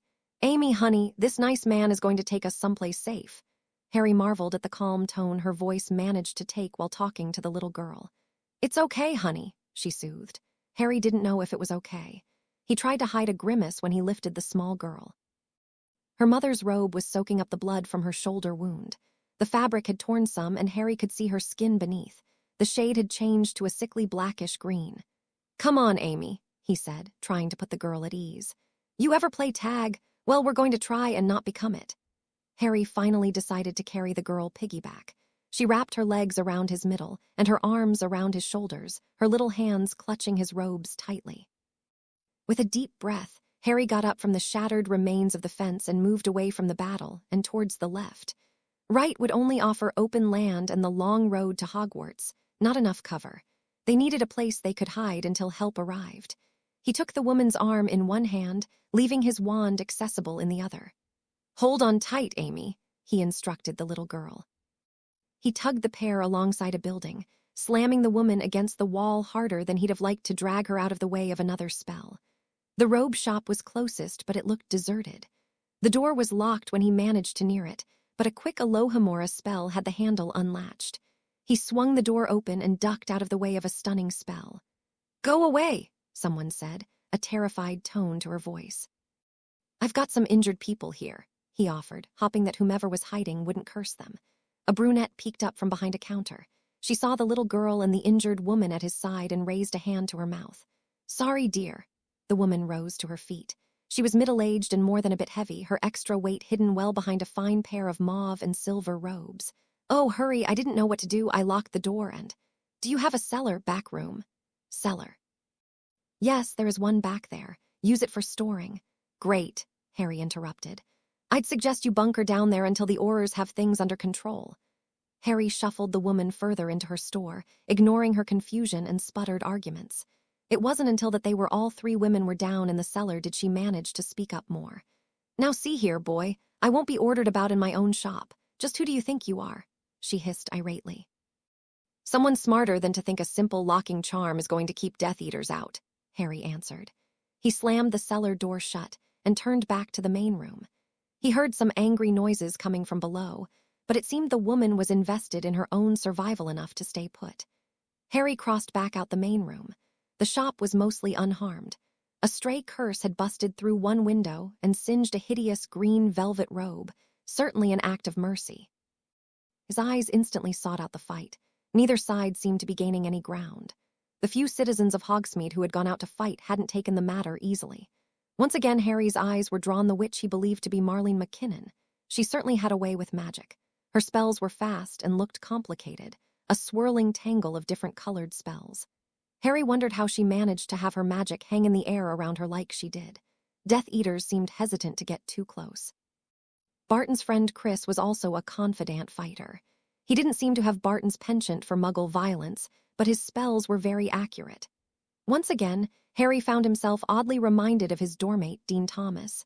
The wizard had been a member of DA. His and Chris's fighting styles were. There was little flash, few spells cast, but each move was made to count. Harry watched dispassionately as the man struck a Death Eater with a powerful-looking burst of orange light. The robed figure collapsed bonelessly to the ground. But it wasn't only the Death Eaters who were sustaining injury. A short man with red hair was brought down by a stunner. Not far from him, blonde witch was pushed aside and fell painfully onto her arm. Across the street, a thin man took a cutting curse to the shoulder, and the people near him were sprayed with his blood. Harry blinked. A portkey must have activated. Suddenly, the street was fuller. A group of Aurors had finally arrived. They wore their official dark blue robes, now creating a unifying presence to go against the Death Eaters' black. The citizens out in the streets seemed to hearten renewing their efforts. Harry thought he heard the cheers of some people hidden among the town. It seemed that whatever your politics, everyone was relieved to see Aurors arriving. Harry's gaze focused on the three broomsticks. In one window he thought he saw his father's smiling face. It was too difficult to tell through the glare, but it seemed like a James thing to do. Harry looked back at the cellar. They should be safe. Perhaps he should consider making his way back to the pub. Indeed, things were looking up. Within the first few minutes, the group of Aurors were jumping into action. Their portkey had settled them in the middle of street, spaced tightly together. In only a moment they had spilt into two groups, one moving east, the other west. Each group had 2 levels. The first row had strong shield charms. They plowed down the street, their boots moving at a steady march. Behind them, another row of Aurors used the cover to fire spells at Death Eaters. As the groups marched in opposite directions down the street, they absorbed and aided any civilians caught in the battle, as well as helping those that had been injured. They were cleaning the street in a very deliberate and methodical manner. The black-robed Death Eaters were being pushed out, unable to combat these numbers. Harry felt an odd sense of nervousness. Was it just him, or were there more civilians out there now? What were they doing out there? He'd been out there ducking for cover only moments ago, and he hadn't noticed that many people on the street. It didn't make sense. True, the Aurors were gaining headway, but it didn't make sense to come out when the battle was only half won. A green light flashed, lurid and blinding. And then another. And then another. The green glare was suddenly drowning the street. It seemed like his eyes were tinged with the color. The light played across the room cruelly. Harry blinked away, feeling an emptiness rise in his chest. It was the same shade of green that had haunted his nightmares as a child. Outside in the yard, somewhere between 10 and 20 wizards had dropped dead, seemingly struck down by normal residents of Hogsmeade. These wizards hadn't been dressed in the garb of Death Eaters. Their faces were unmasked. They stood between the 2 squads of Aurors, striking them down from inside their formation. Harry pursed his lips, adding that he couldn't drag up much emotion to be horrified. Instead, his worried mind began to wonder what else Voldemort was planning. The patrons still inside the 3 broomsticks were handling the sight with less hardened eyes. James had gone numb. He stared blankly at the scene without understanding what he was seeing. Lily, who had been back a little further, acting as a support to Morgan, hadn't seen what had happened, only witnessed the green light reflecting around the room, but she found herself unable to recognize the situation either. Morgan had buried her head into Lily's shoulder. Remus's mouth hung open in shock and Peter sat down on the floor heavily. Around them, other reactions were swelling. A few individuals screamed or yelled out in alarm.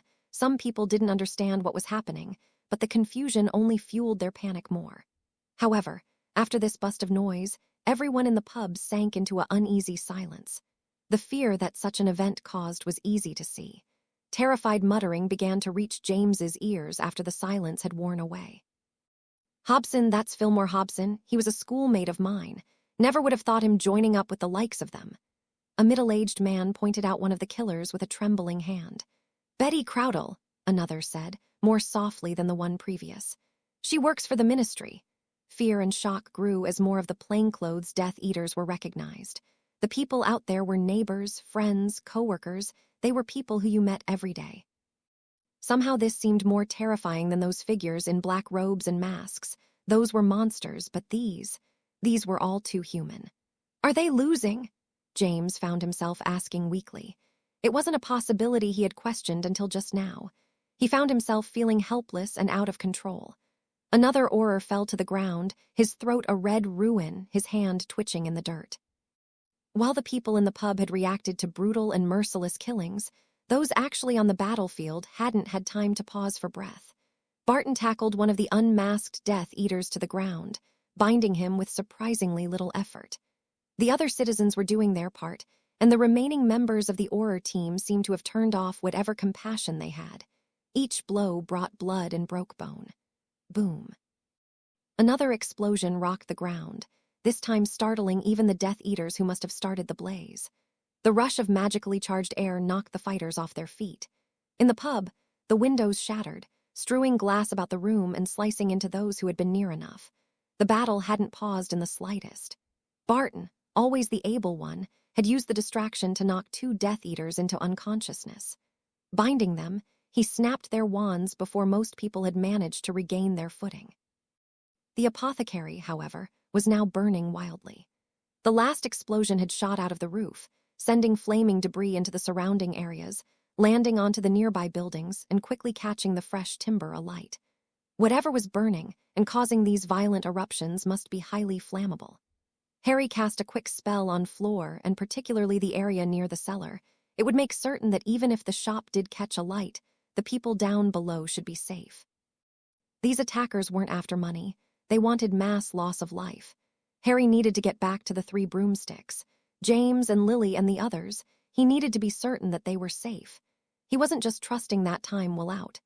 Harry slipped outside, shutting the door quietly. His best option would be to remain out of sight as much as possible. Perhaps he could move further up the street and cross over to the other side once he was out of range. The Death Eaters weren't his only rivals at the moment. The appearance of attackers dressed as ordinary residents had obviously affected those defending the town. Aurors and the citizens of Hogsmeade were striking at anything that moved, likely even resulting in some friendly fire accidents. Harry wasn't paying close enough attention to tell for certain, but he wouldn't have been surprised. Harry ducked out of the way of a glowing orange hex. It arched over his shoulder as he spun towards the ground. He tossed himself behind an overturned trash bin that had somehow ended up in the street. His green eyes looked over, spotting the caster dressed in Auror robes. Yep, good idea to be careful. He kneeled for a moment, trying to find his chance to move again. He rested his hand on the ground, pulling away when his fingers brushed something soft. His hands had rested against someone's robes, an older wizard dressed in mottled green. He was bound tightly, ropes wrapping around him from shoulder to knee. Harry looked at him absently for a second, staying out of sight of any Death Eaters or Aurors. The man didn't seem like much of a Death Eater, he thought. He had kind eyes, hidden behind chubby, muggle-looking spectacles, and those eyes seemed to stare ahead mindlessly, almost as if he had been turned off. He lay in the dirt, not putting up any sort of effort to move or untie himself. Rather odd, really. His feet were still loose. He hadn't been knocked unconscious. and yet he lay there rather peacefully. If he hadn't blinked, Harry might have thought he was dead. What was it about those eyes that was bothering him? He felt like he'd seen that sort of mindlessness before. A short lull gave him the chance to get to his feet and move into one of the ally openings. Another spell struck the wooden shutter right where he had been, the dark energy burning into the material like some sort of acid. Harry shook his head resignedly. He had feeling it would take some time to get back. He leaned against the wall and stared absently down the alley. Maybe he could work his way back behind the buildings. That idea was quickly extinguished when he saw a brick wall. This path was little more than a space to store trash. It was also storing someone else, and Harry's eyes narrowed. "James!" Harry could only offer surprise. "What are you doing here?" he demanded. James Potter was crouched near the end of the small alleyway, his back pressed against the building across from Harry, while much of his body was hidden behind a crate that had once held something called Mabel's elixir. "Harry," James offered with a grin. "What are you doing here?" Harry found himself asking again. He crossed towards James, suddenly feeling like the parent of a disobedient child. "You know," James offered, "doing what you're doing. Did you get to the girl and her mum okay?" "I wanted to help, after." James trailed off uncomfortably. Harry knew what he was referring to. Someone had once told him that people deal with terror in different ways. Most people did the same thing, crawl into the fetal position and pray that it all ends soon. He had to ask. "Don't you think that was a little stupid?" James frowned. "Then why are you doing it?" Harry could have answered. "Well, Dad, perhaps it's your ruddy genes that have me act this way." Blaming genetics was comforting sometimes, but as he didn't have an answer James would understand, he took to staring out toward the opening between the two buildings. Occasionally a body would flash by, or a glowing spell would cut the scene like a burning arrow. Maybe it was him, but the noise seemed to be growing more distant, the flashes of people less recent. Soon, only echoes of the confrontation were nearby. Harry crossed to the opening of the alley, keeping James behind him. He listened closely, thinking perhaps he could risk sticking his head out for a look. Another body suddenly darted into the shadows, charging into Harry with a force that wasn't quite enough to knock him down, but it was close. He dodged a punch as the figure swung its fists madly. "Serious, mate!" James cheered. Harry lowered his wand. Indeed, somehow the other marauder had managed to stumble upon them. Sirius grinned. His cheek was sporting a red mark that would likely blossom into a good bruise, and his shoulder bore a small patch of blood. Otherwise, he looked fine. "Finally! I've been looking for you. Popped into the broomsticks, and Remus said you'd headed out, wasn't pleased about it either." "Where have you been?" James asked. He slung an arm around his friend, falling into a hug despite himself. They weren't really the type to hug, but that scene out there was making him realize some things. Like how precious little things like having a best mate can be. Sirius returned the gesture, patting James and biting his lip. "Glad you're all right, mate," he said a little briskly. They broke apart coughing and not looking at each other. Sirius began. "Well, Haley dragged me to Madame Puttyfoots's, which was a rougher ordeal than what it looks like you've been through," he said with a cringe. "Has it quieted down out there?" Harry asked, breaking into the conversation. Sirius shrugged. "They've moved further down the street. Think they might be trying to get away from the apothecary. Hell of a blaze, that." "Let's get back to the Three Broomsticks, then," Harry suggested. "It's only a few shops down. With the battle out the way, we should be able to get back easily." "Oh no, let's go and lend them a hand," James argued. Harry glared at him before ducking back into the sunlight. "You're not an Auror yet, Potter," he said, feeling rather uncomfortable addressing James as such. "They weren't all Aurors out there," James pressed on. "Who do you reckon they were? Did more than the Aurors?" James had become somewhat pensive, falling into step beside Harry thoughtfully. Harry found himself wondering why Sirius wasn't arguing as well. He and James both seemed eager for any excitement. He looked back to see the pureblood wizard standing frozen only a few feet out from where they had been hiding. "Sirius?" he questioned softly. A chill went down his spine when he turned to face Sirius. It was there in his eyes, a distracted, powerless expression. He knew it looked familiar. The man with the glasses, bound and unmoving, had looked the same. And Sirius, from his lessons, Harry knew why Sirius would look like this now. Black's wand raised stiffly, he was in there somewhere, struggling for control. Harry moved toward him cautiously, but Sirius's wand wasn't pointed in his direction. "Sirius?" James questioned. His hazel eyes showed no apprehension, no sense of concern or fear. A blast of green light jumped from the Marauder's wand. It tore through the empty air, chased by a scream. It was Sirius's scream that tore through the air, following in the wake of a spell that would destroy everything that mattered to him. His arms swung wide at the last moment, sending the curse far over James's shoulder, a burst of willpower allowing him to break through the curse that was shackling him. He dropped his hands to his knees, taking in air as if he had been drowning. Harry watched the scene numbly. It had been terribly close. He looked around cautiously, his head tilting slowly as he examined the area. The noise from the fight with the Death Eaters was filtering down the street, but otherwise there was no sign of life in this portion of the wizarding village. "Impressive," a voice said from above. Harry resisted the urge to swear violently. It was a voice that seemed disturbingly familiar. Standing above a stationery store, dressed very plainly, a man with dark hair looked down on them. He seemed very ordinary, if perhaps a bit handsome even, his thin frame dressed in gray trousers, black vest, and charcoal robes. His white shirt was buttoned up tight on his throat, making him look every ounce of respectable. His eyes, however, gleamed like hot coals, their red color unnatural but also somewhat fascinating. Lord Voldemort took a step off the roof, stepping down as easily as if he were merely descending some stairs. Sirius stumbled to his feet as the man crossed elegantly toward them. A white wand that looked like carved bone looked delicate in his hand. "I've heard of you, Sirius Black," he commented conversationally. "You've done well in your classes, defense particularly, and now defending against an unforgivable curse." His head tilted, and he viewed Sirius through sideways eyes. "It's not something most can do. Your heritage is ancient and well known. But even you must admit that you've chosen the wrong path. It has cost you your family power and the wealth you'd have been given as the eldest son to the Black name." Voldemort's words hung over them as Sirius stared back. His lack expression was actually more of a danger. Harry couldn't help but feel almost amused. He had never been this close to Voldemort without inciting threats upon his person. Yet, those eerie red eyes weren't even glancing in his direction. He was nothing more than a bystander, a student not worth the Dark Lord's notice. The man moved silkily, only a few steps forward, a faint look of, well, it could almost be called appreciation. Harry was surprised how human the man looked. His voice was smoother as well, dripping from his mouth like venomous honey. "Join me, and I will restore your former glory. Your family will welcome you back in their arms." James scoffed, and Harry silently agreed. Voldemort noted the gesture, and his smile widened. "If you would join me, you'd be in a position to give protection to those whom you do claim." The Dark Lord lowered his eyes on James, another shifting of expression that was difficult to read. Sirius, however, bit his lip that ached been trembling slightly. "I'd never join you," Sirius ground out through his teeth, his face a mask of fury. His anger at the Dark Lord's threat seemed to have pushed all other emotions away. He wasn't afraid now. Voldemort stood rather still, a small smile playing across his face. "Accio," Harry called quickly.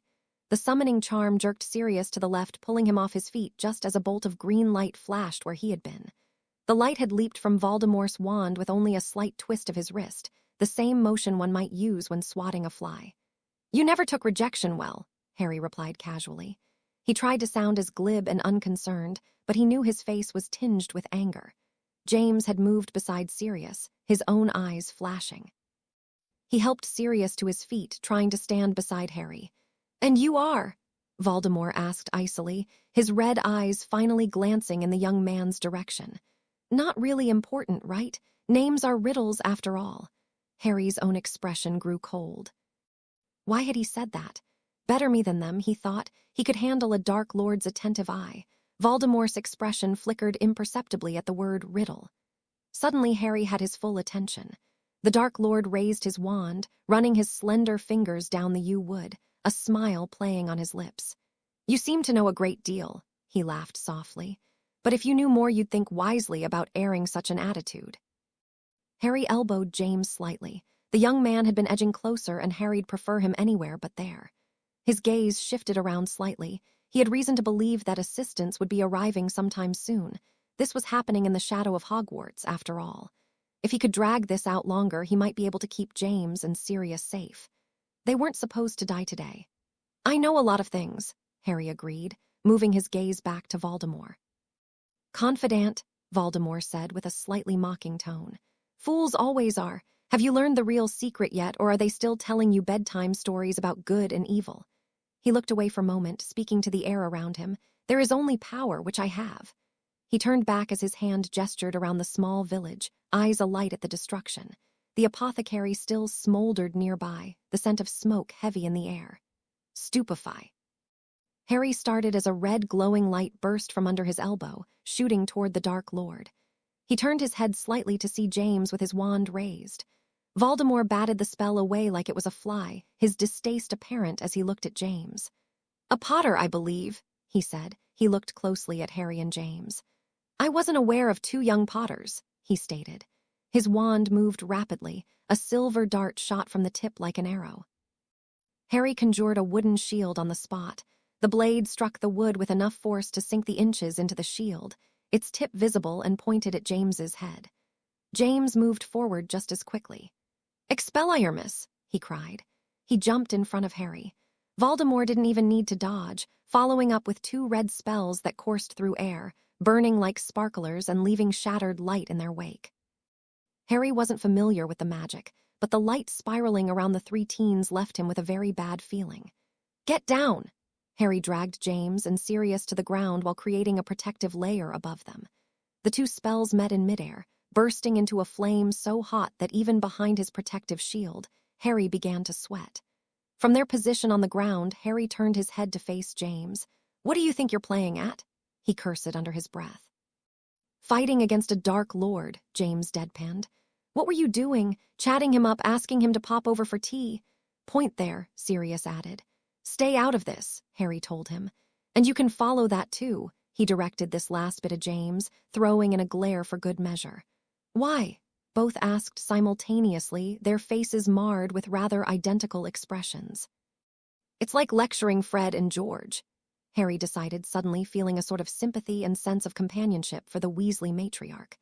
Another spell burst from Voldemort's wand, striking the ground near Harry. The blast hit hard, sending pieces of the brick rode through the air and firing shrapnel underneath the protective shield Harry had erected. Harry caught the worst of it, pieces of the sharp stone hitting his ear and tearing long cuts along the edges. He clutched a hand to the side of his head for a moment. "Your way is working much better, is it?" he gripped. Harry pushing himself back into a crouching position, firing off a concussion hex and foot-tripping jinx.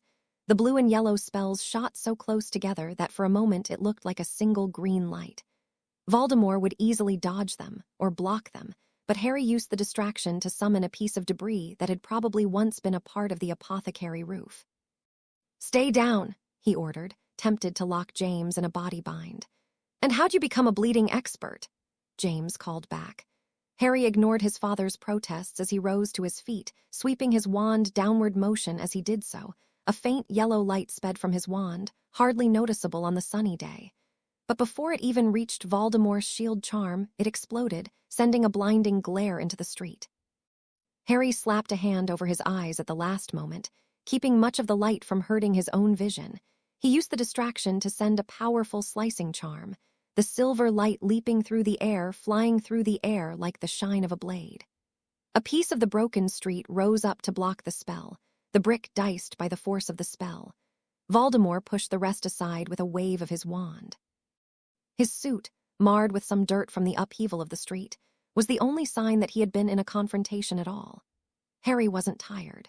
His magic was reacting to the need in the forceful, protective way that it had since the ward's collapse, and the energy burning in his chest was eager to be spent. Harry knew he would have to be careful not to let his anger and sincere hate of Voldemort color his intent. If this battle had to be, it would only be to protect James and Sirius. This could not be some renegade attempt at killing his parents' murderer. "Fractus!" Harry shouted. He pointed his wand at the ground. The power behind the spell made it appear almost solid. A hammer of black light hit the street, bucking the ground up 3 feet, creating a small division between the 3 Gryffindors and Voldemort. The power behind the spell made a ridge that was 3 meters at its highest point and ran for over 10 meters. "Okay, that was pretty neat," Sirius muttered. "How's that going to let you fight him?" James argued. His father was still blinking somewhat. The blinding blast of light seemed to have caught someone. Course he would have been fine if he'd been behind the roof, Harry mentally chided. Voldemort's red eyes were watching him closely. Harry was feeling as if he were some sort of clever pet. While his expression didn't deviate from that carefully regulated smile, the rapid examination was easy to discern. "Impressive, and I mean it this time," Voldemort said. Black would have been amusing. He waved his pale hand dismissively. "But you are interesting." Harry raised an eyebrow.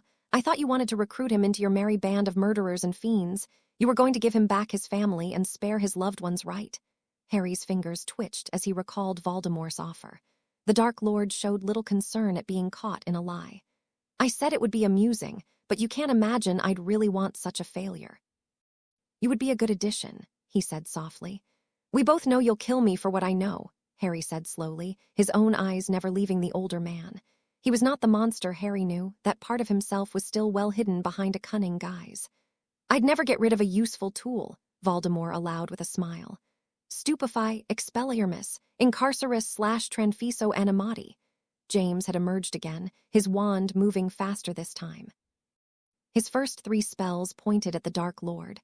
The fourth, however, struck another piece of roof, transfiguring it into a large dog that then turned to attack with a growl.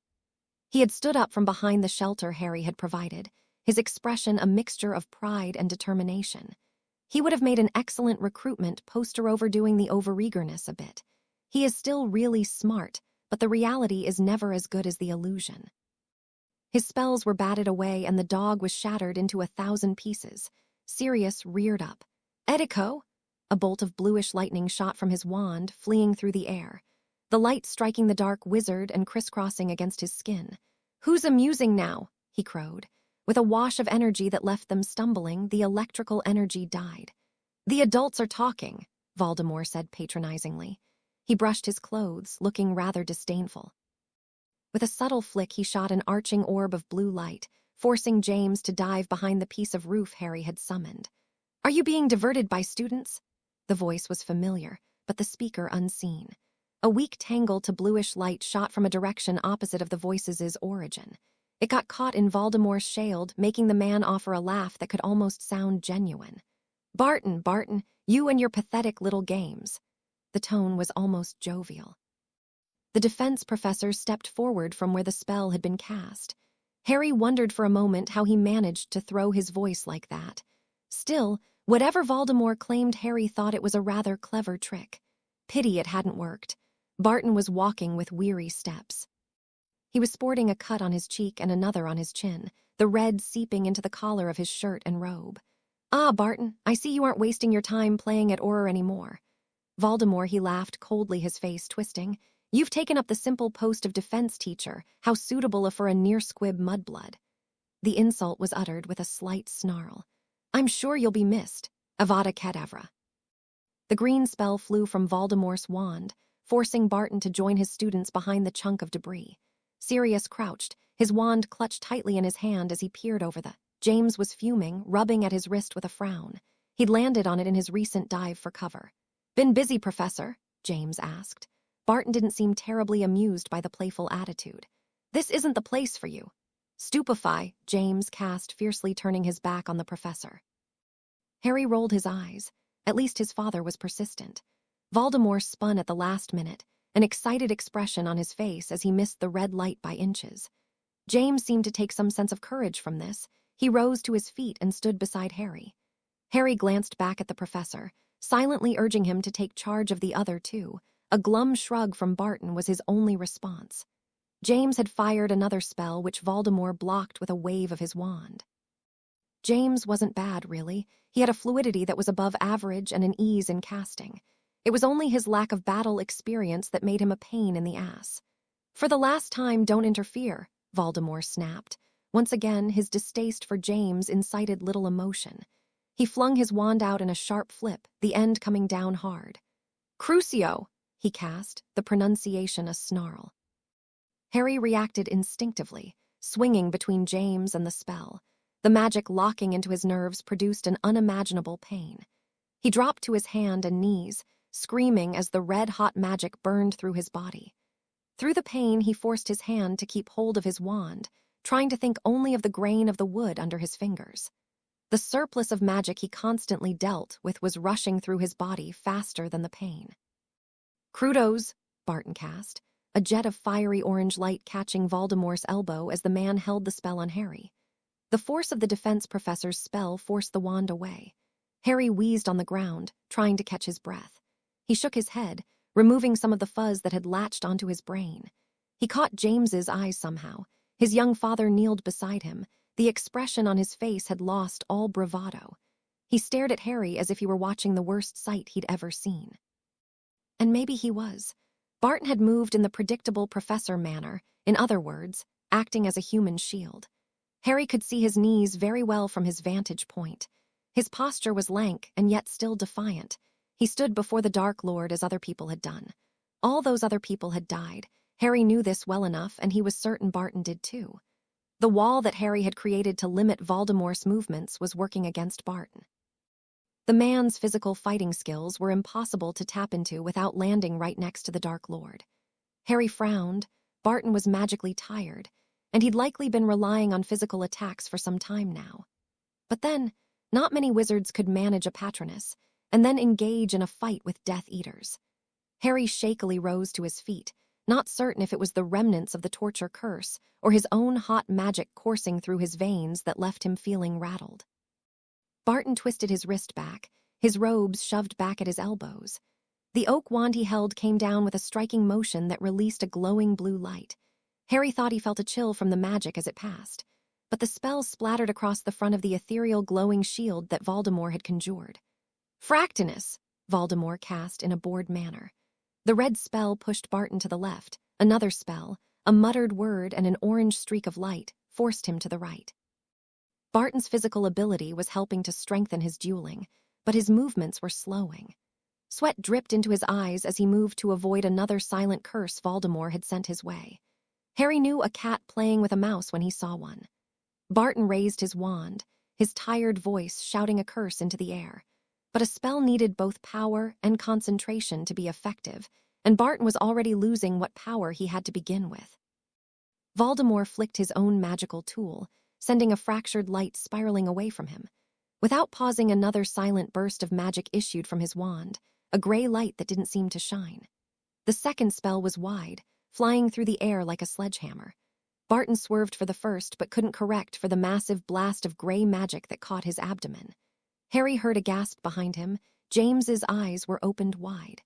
The light absorbed into his body like water into a towel. For a moment, the defense professor stood very still. His wand hand dropped slightly, almost as if to clutch at his stomach. Harry's green eyes narrowed and his mouth opened slightly. Barton's chest exploded outward. Nothing Harry had seen could have prepared him for it. It was almost like a muggle grenade had been released inside Barton. The muscle had exploded out, looking like raw meat under the glare of the sun. His intestines curled from Thehai's body like snakes. Barton's skin had paled to the color of milk, and the splattering of blood stood out in sharp contrast to the lack of color. His body dropped bonelessly, hitting the ground hard in a manner that made Harry think that something had fallen. Barton wasn't a person anymore. It lay in the dirt, blood filling the hole that had opened where the chest should be, eyes closed. James stood mutely. A splattering of red made his face look freckled. Sirius had been closer than any of them, and a side of his face was practically painted. He touched his cheek with his fingertips, his eyes widening when he realized that the wet coating his face was blood. Harry swayed for only a moment when he stood to his feet. "Now that has been taken care of," Voldemort allowed, tipping his head, a charming smile oozing from his face. "Convincing," Harry muttered, looking down at the street at all the destruction. Harry could feel the magic within him struggling. A few pieces of brick and other debris pulled free of gravity and hovered unnoticed at ankle level. Harry focused on a sharp bit and sent it spinning, trying to put the excess magic to work. "Ventus!" Voldemort cast, a dark green blur shooting in Harry's direction. The light was quickly followed by a silent spell that barely displaced the air as it moved. The magic hanging around him caught the spells like a spiderweb, trapping them in the air before him. Harry's mind continued to toy with the spinning brick, watching the speed increase as he pushed more focus. Unlike most wizards, Harry's magical levels didn't drop due to physical weariness. Instead, they seemed to grow fed by his own. The spells caught in Harry's net fell to the ground like glass when he raised his head. Voldemort seemed to spy those green eyes, and a thrill seemed to fill the air. They both reacted at the same time. a crisscrossing of magic that made the air smell like ozone. The colors from the spells bled into each other, and their voices bounced off the buildings in the village. The magical volley left them at a standstill as both fought the other with tightly controlled powers. It must have only lasted for less than a minute, but when the pair paused, the street was littered with scorch marks. Harry propelled the still spinning piece of brick, and all the others that were floating nearby. One stone cut to the side, slicing through Voldemort's magical shields, its momentum too fast to control tightly. It drew a long gash along the Dark Lord's cheek. Those red eyes narrowed, but there was no other emotion as Voldemort blasted a sharp-edged silver spell that broke through the roof protecting James and Sirius, slicing through the debris like a knife. Sirius hissed and brought a hand to his shoulder, pressing into the sleeve of his shirt that was rapidly turning crimson. "Lesson boy," Voldemort hissed. "You fools always have more to lose." Harry nodded. "It's better than nothing." "Bastard," Sirius yelled, letting his wrist rest upon the remaining structure. "Feracious!" His spell arched wide, a spinning disk of magic that drove forward like a sledgehammer. Voldemort's shield shuddered as the spell hit, forcing him back a few feet. Sirius was breathing heavily, anger licking at his expression. Voldemort raised his wand, preparing another spell for the Gryffindors, but Harry stepping away, moving outside the ring of upraised road. The concussion hex was more reaction than skill, but knocked Voldemort away from his intended targets. Harry pulled to the right, nearing the Dark Lord with a faint, challenging gleam in his eyes. It was almost as if the world had stopped. The smoke stopped coming from the apothecary, the air died to nothing. There was a sense of expectation in this confrontation, and Harry found himself forgetting some important things, like where and when he was. Looking at the Dark Lord, he had a tired feeling. He'd done this too many times. Harry wasn't prepared for the blast of black energy that spiraled toward him, moving with a fluidity that sliced through the air. There was something hypnotic about that light. He only managed to spin out of reach a second before it would have hit his face. Harry responded quickly, his magic reaching out and grabbing the debris on the ground and throwing debris through the air like horizontal rain. Voldemort blocked fairly well, pushed most of it away, fragments breaking through and tearing at his clothing. But this seemed to matter little. His arm reached over his hand and moved behind like a lasso. A spell that looked like a whip of fire sprang from his wand. Harry did what seemed natural, he pushing back with a wall of water that met the Dark Lord's spell in the space between them, sending up a wave of steam that hissed thunderously between them. Behind him, Voldemort laughed, a high tone that brought back Harry's nightmares, and he forgot himself again. He might have plunged ahead, bearing down on the Dark Lord with all his surplus magic, but he realized that the steam wasn't fatting. It was filling the air, not disappearing like a cloud but keeping a solid shape. Harry could see Voldemort grinning, or rather baring his teeth, through the mist that continued to hiss. Hissing, indeed, in a way that was starting to seem vaguely intelligible. "Attack!" came a hissed order, forcing Harry to turn in the Dark Lord's direction. He quickly looked upward at the swirling mist, its shape now fully formed. It was serpentine, but without much distinction, a curl of steam that made the air hot. A blast of scalding steam ripped through the air. It hit the brick near Harry, leaving the masonry unmarked by anything except moisture. However, Harry didn't need to experience the creature's touch to understand the danger represented. He was sweating already from being close to the monster. "Left!" Voldemort hissed, sending the creature down on Harry. He spun out of the way of a direct hit, but he gritted his teeth to avoid yelling out as his hand managed to catch some of the spray. Saying it like that minimized it. The feeling was akin to sticking your hand in a pot of boiling water. In moments, the back of his hand was already turning red. The thing was massive.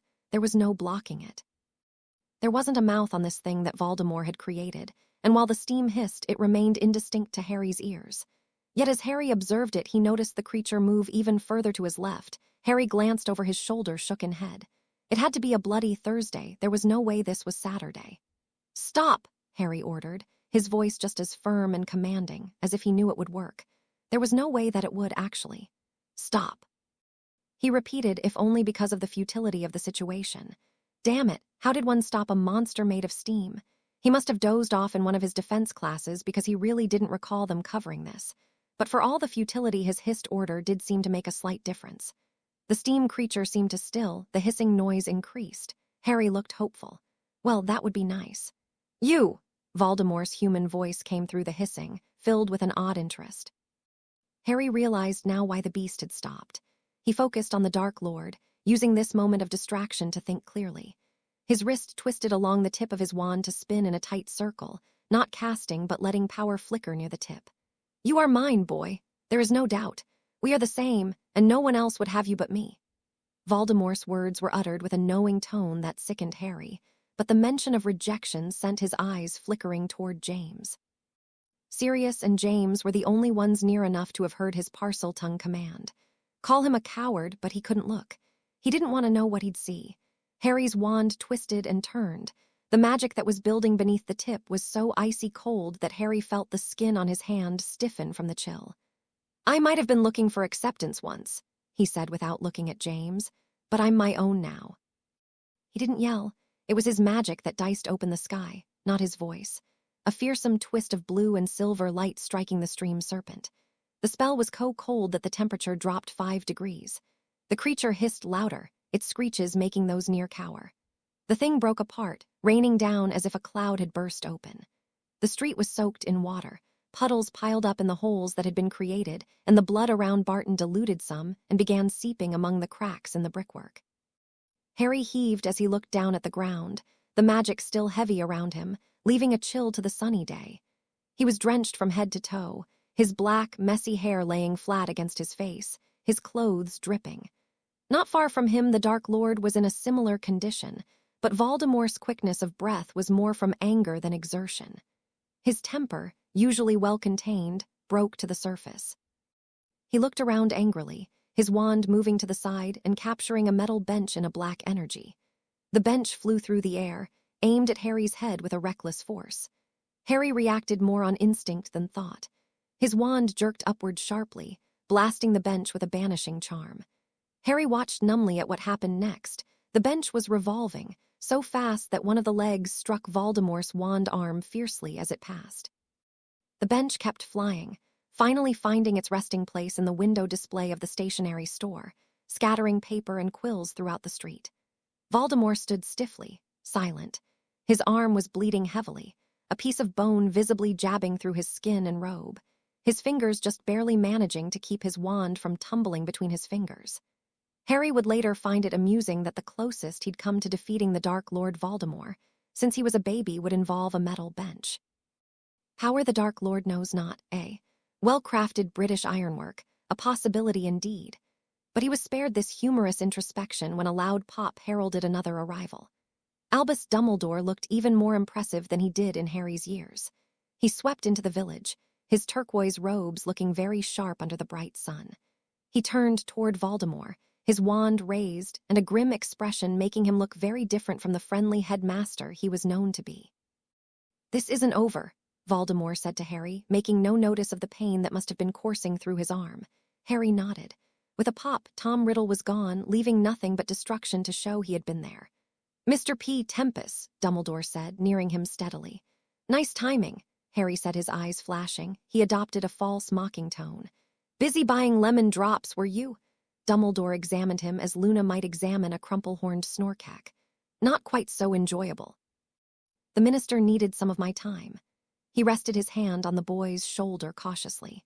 Further up the street, another troop of Aurors had emerged and began to march about in a very official-looking manner. Harry wondered why he'd ever wanted to be an Auror. "I'll see to matters if you're all right." Harry nodded, dismissing the concern and gesturing toward the ministry employees. He watched as the old man walked away. Dumbledore was in his element, easily finding the person in charge and establishing some control over the situation. Harry wondered how he did it, but then being either headmaster or teacher to most of the wizards in England did give him plenty of blackmail. The old man had the goods on him. Another batch of Aurors arrived, and soon the figures were crowding the street. Harry watched as they broke apart looking for any stragglers, but it seemed that the battle was done. Harry wheezed. It was surprising, but for once Dumbledore's arrival didn't save him. It didn't trumpet a feeling of relief. Harry didn't know how he felt. Despite knowing better, he did feel a desire to defeat Voldemort now, back in this time when he couldn't destroy so much of Harry's life. This was perhaps a very normal response, but no one would be able to foresee what such meddling might result. Thus, when you considered the consequences, Dumbledore had saved him yet again. The the barmy old codger. Harry. Harry, James had approached without his noticing and waved a hand in front of his face. Harry looked up negligently. Yeah, he asked, not giving James much of his attention and looking out at the town instead. Another group had arrived. They didn't look military issue as those previous and were seeing to the apothecary fire and assisting the townsfolk who were emerging from their hiding places. Harry found himself moving back to where Sirius was still sitting, leaning against the shattered remains of the apothecary roof that had guarded them well. He avoided looking at Barton. A bunch of Aurors were crawling all over him. Harry didn't know what they hoped to do, maybe just clean up the mess. The dead and injured were all being portkied away, probably to St. Mungo's, with little distinction being made between them. In a moment, Barton was gone as well, leaving only a street stained with blood and still drenched in water. Sirius stood up straighter when they neared, watching the rescue operation in the same uninterested manner that Harry was. It had been a difficult afternoon for the young Gryffindors. James was sporting a large scrape on one side of his face that would probably blossom into an impressive bruise. Sirius bore a similar mark from earlier, and his shoulder was looking gruesome. He'd wrapped some cloth around it, and Harry trusted that it would keep until he was subjected to Madame Pomfrey's tender mercies. He was actually a bit more curious about how they were mentally handling all this. He hadn't heard much out of James since the Cruciatus curse and Barton's violent death. Still, as they stood among the wreckage, Harry wasn't about to ask. "Harry, how did you do that?" James asked, striding beside his dorm mate. "Practice," Harry answered tiredly.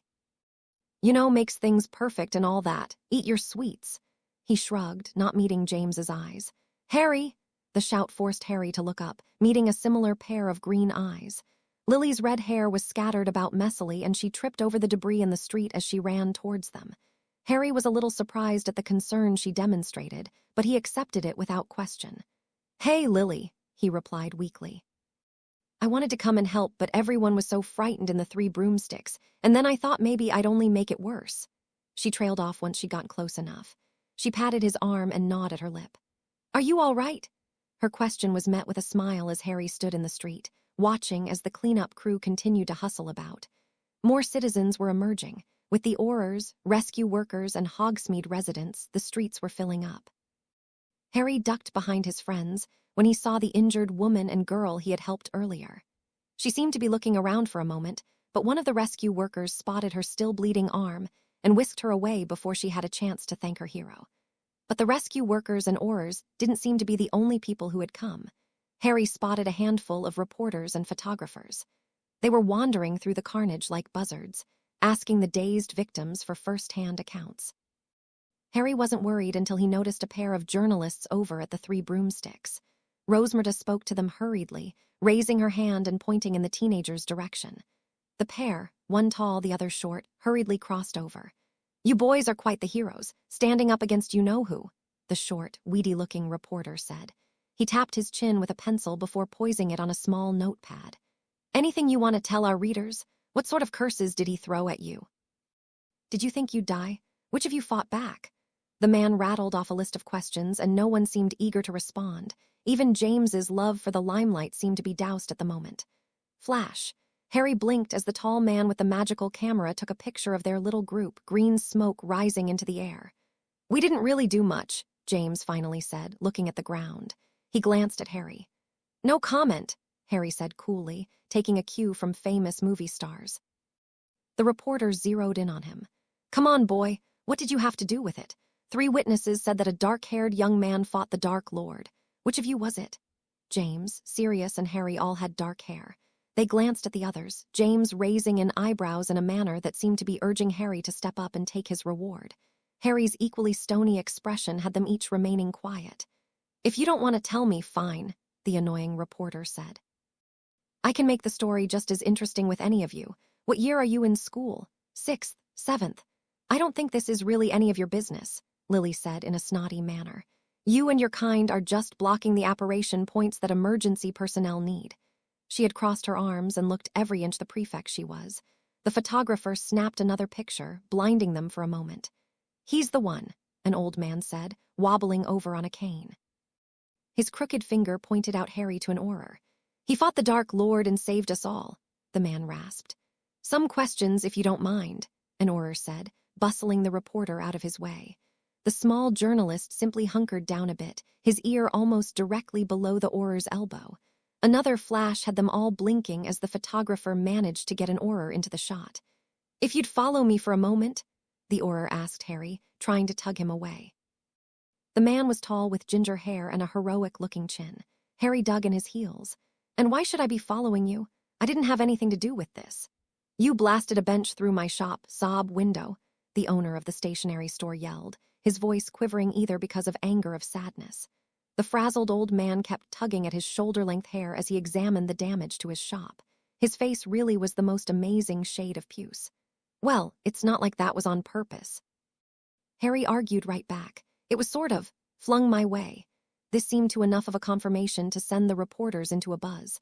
A few more of the scavengers had gathered, clamoring for attention. "How did you fight the well-you-know-who?"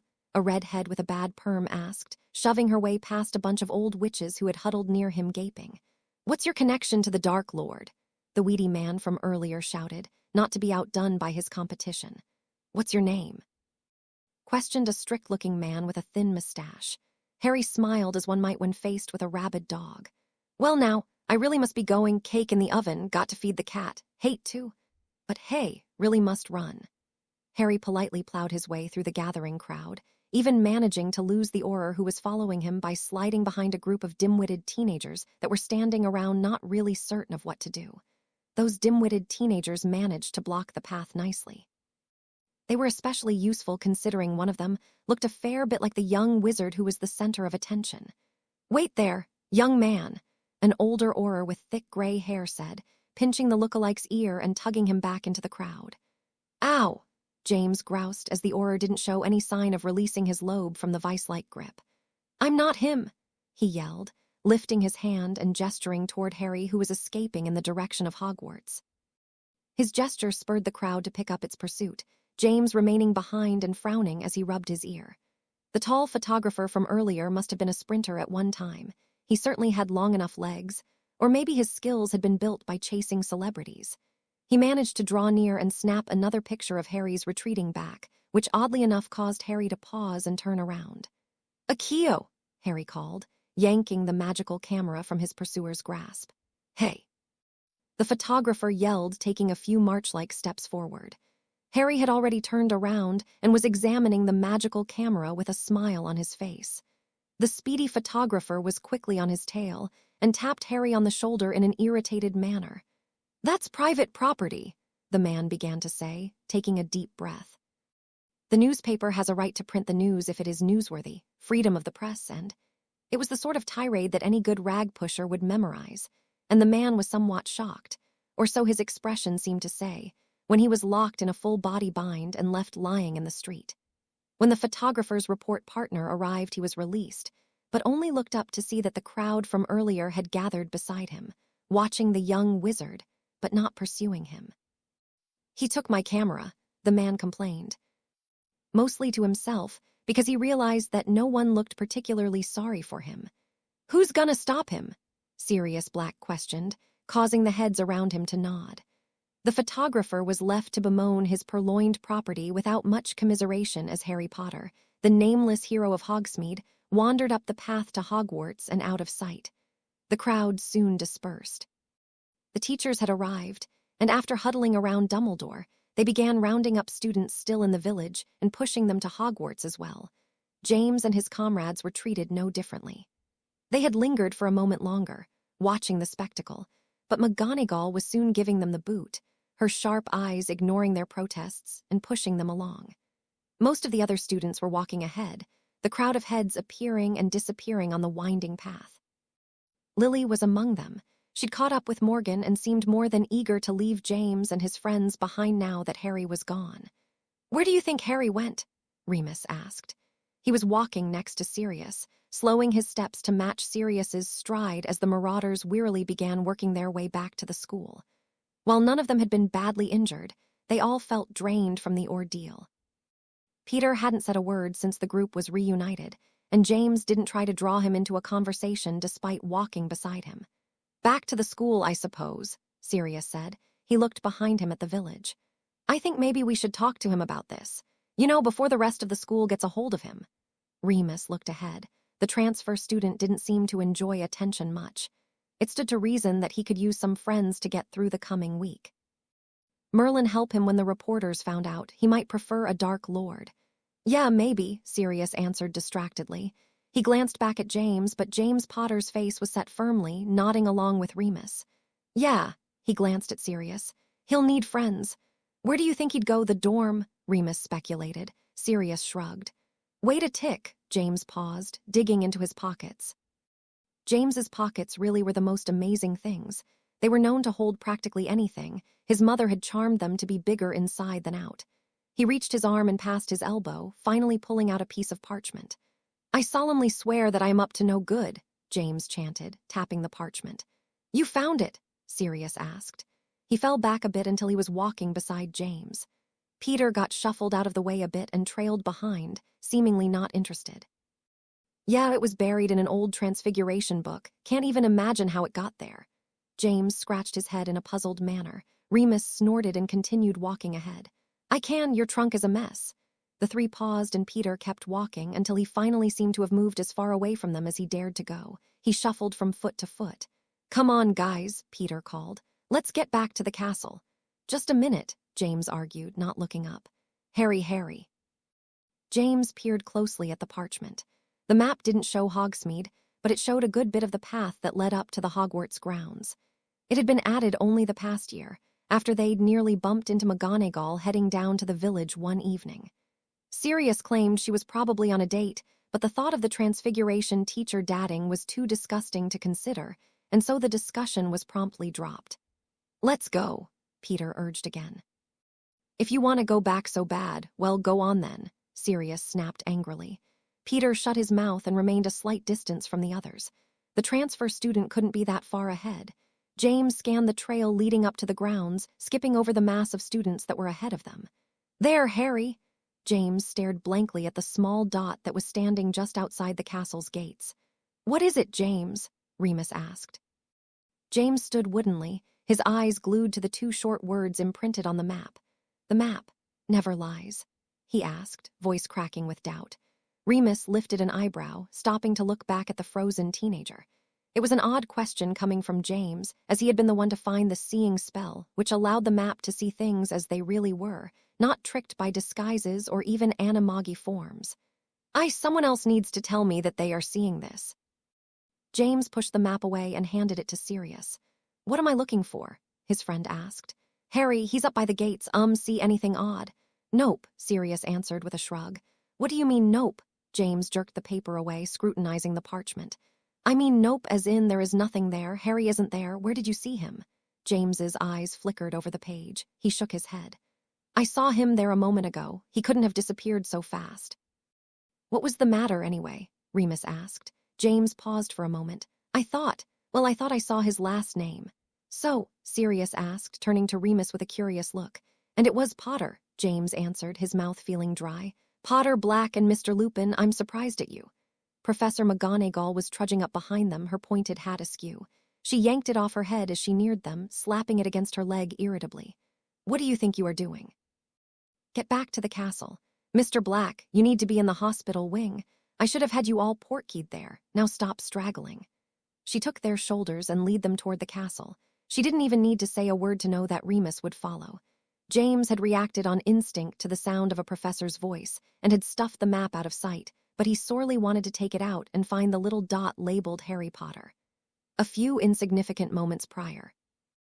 Harry stuffed the magical camera into his trunk, looking hesitantly at the boa vine. It really wasn't looking good.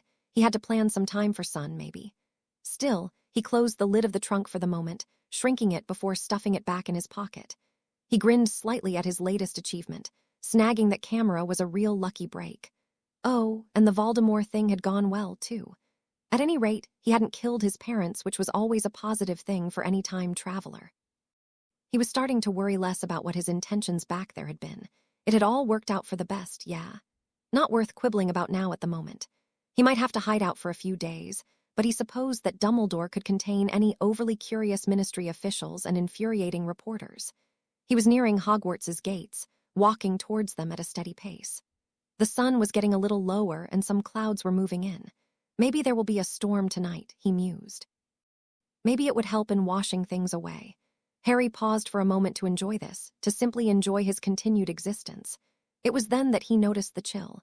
He found himself wondering for a moment if his magic was remembering the bolt of cold he had sent at that snake-like steam.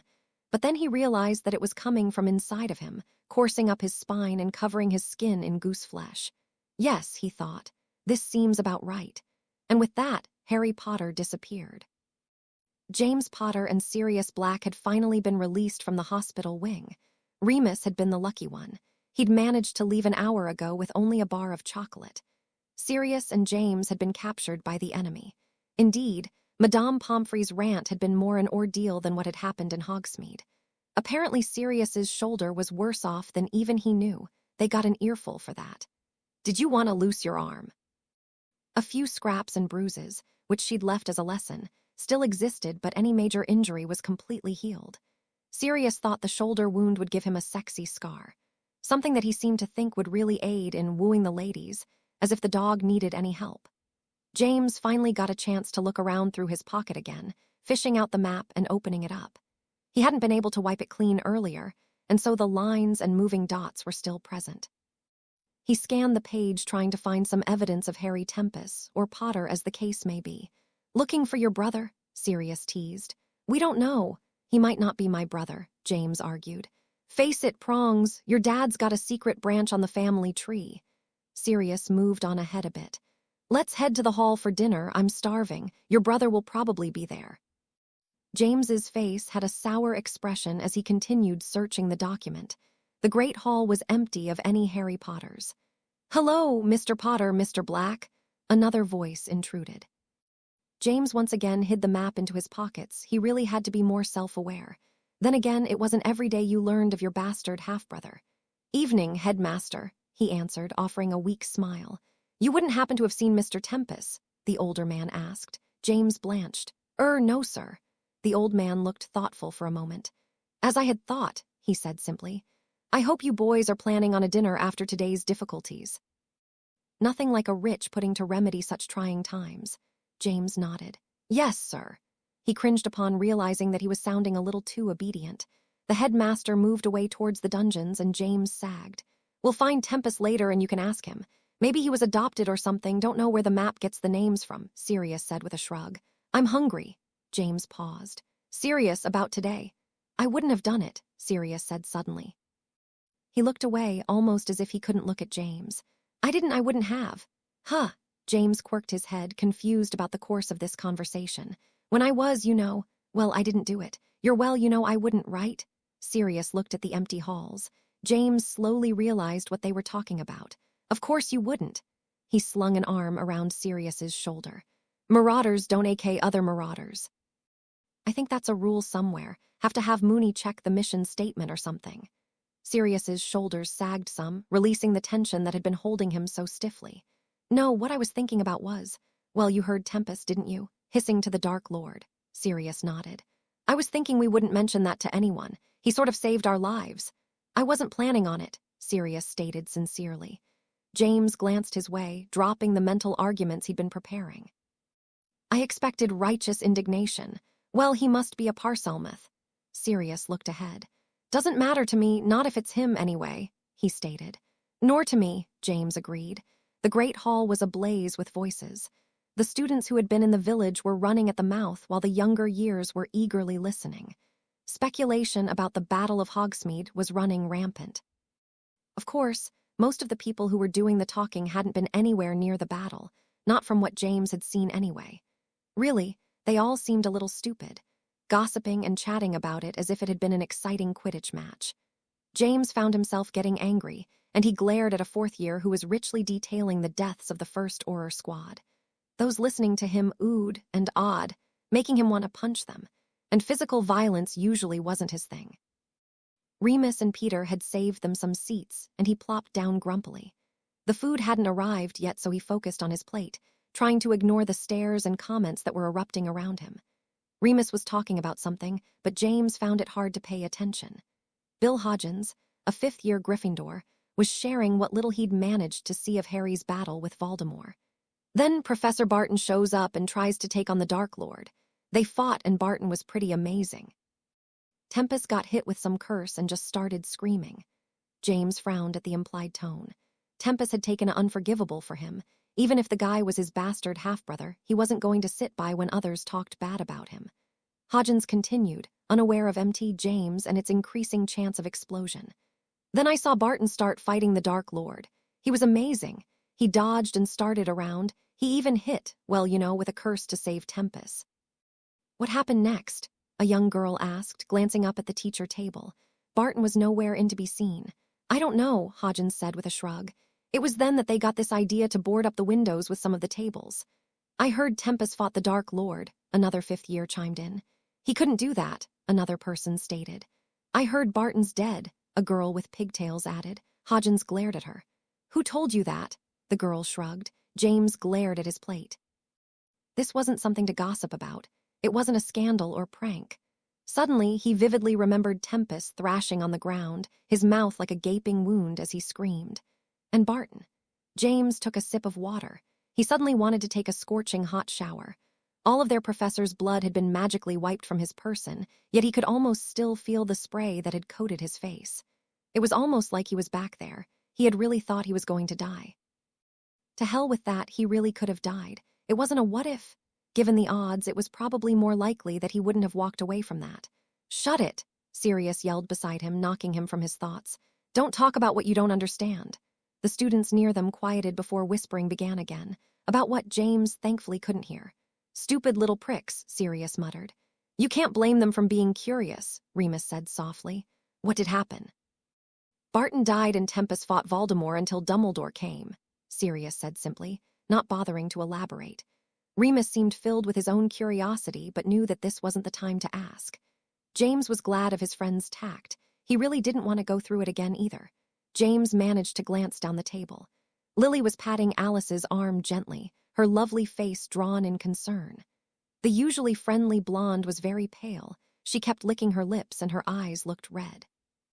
What happened to Alice? James asked, looking toward Remus. The werewolf shifted uncomfortably.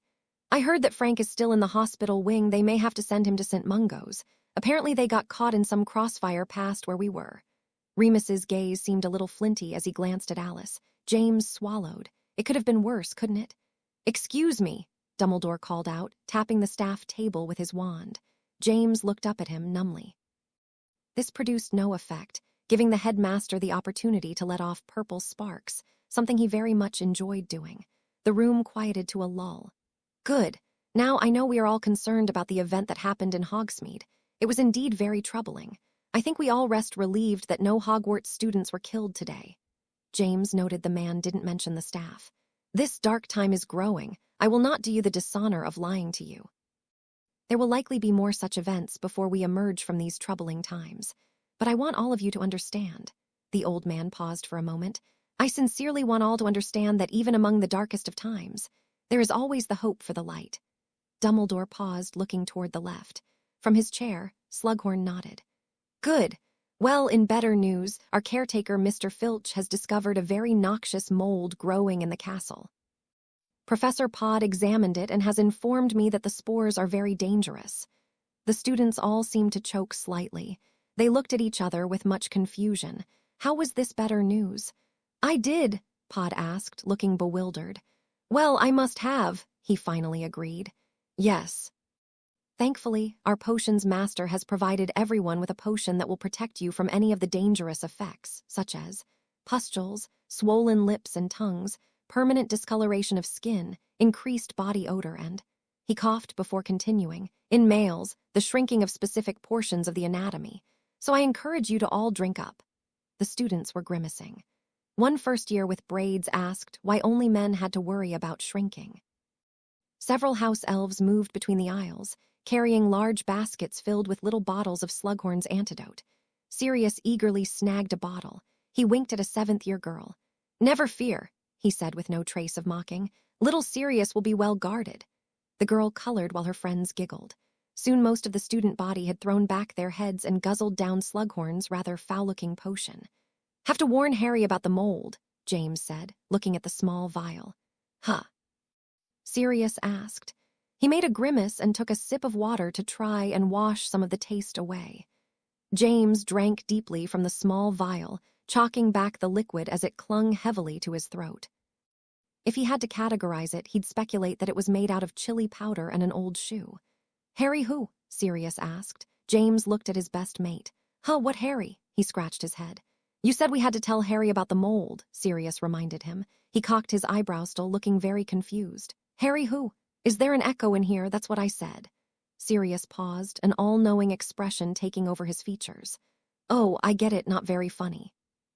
He clucked his tongue and gave James an unforgiving look. "What?" James looked at his plate. Was the food coming soon? He couldn't understand Sirius on an empty stomach. "Trying to prank me, you'll have to get up pretty early in the morning to pull the wool over this dog's eyes," Sirius claimed. He shook his head and turned back to Remus. "When was I?" James was interrupted from trying to figure out his best mate when the food arrived. "Good, I'm starving. Risking life and limb makes me hungry." He quickly reached across and pulled some chicken onto his plate, as well as a good helping of pudding. The other students around him were joining in as well. They were discussing the battle in Hogsmeade still, and James tried to focus on his food. The fight hadn't been anything like he had thought that it would be like.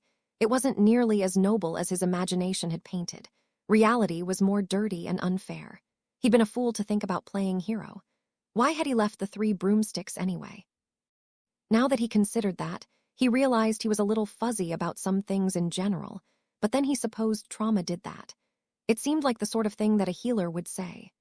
On the other hand, some images were emblazoned in his mind.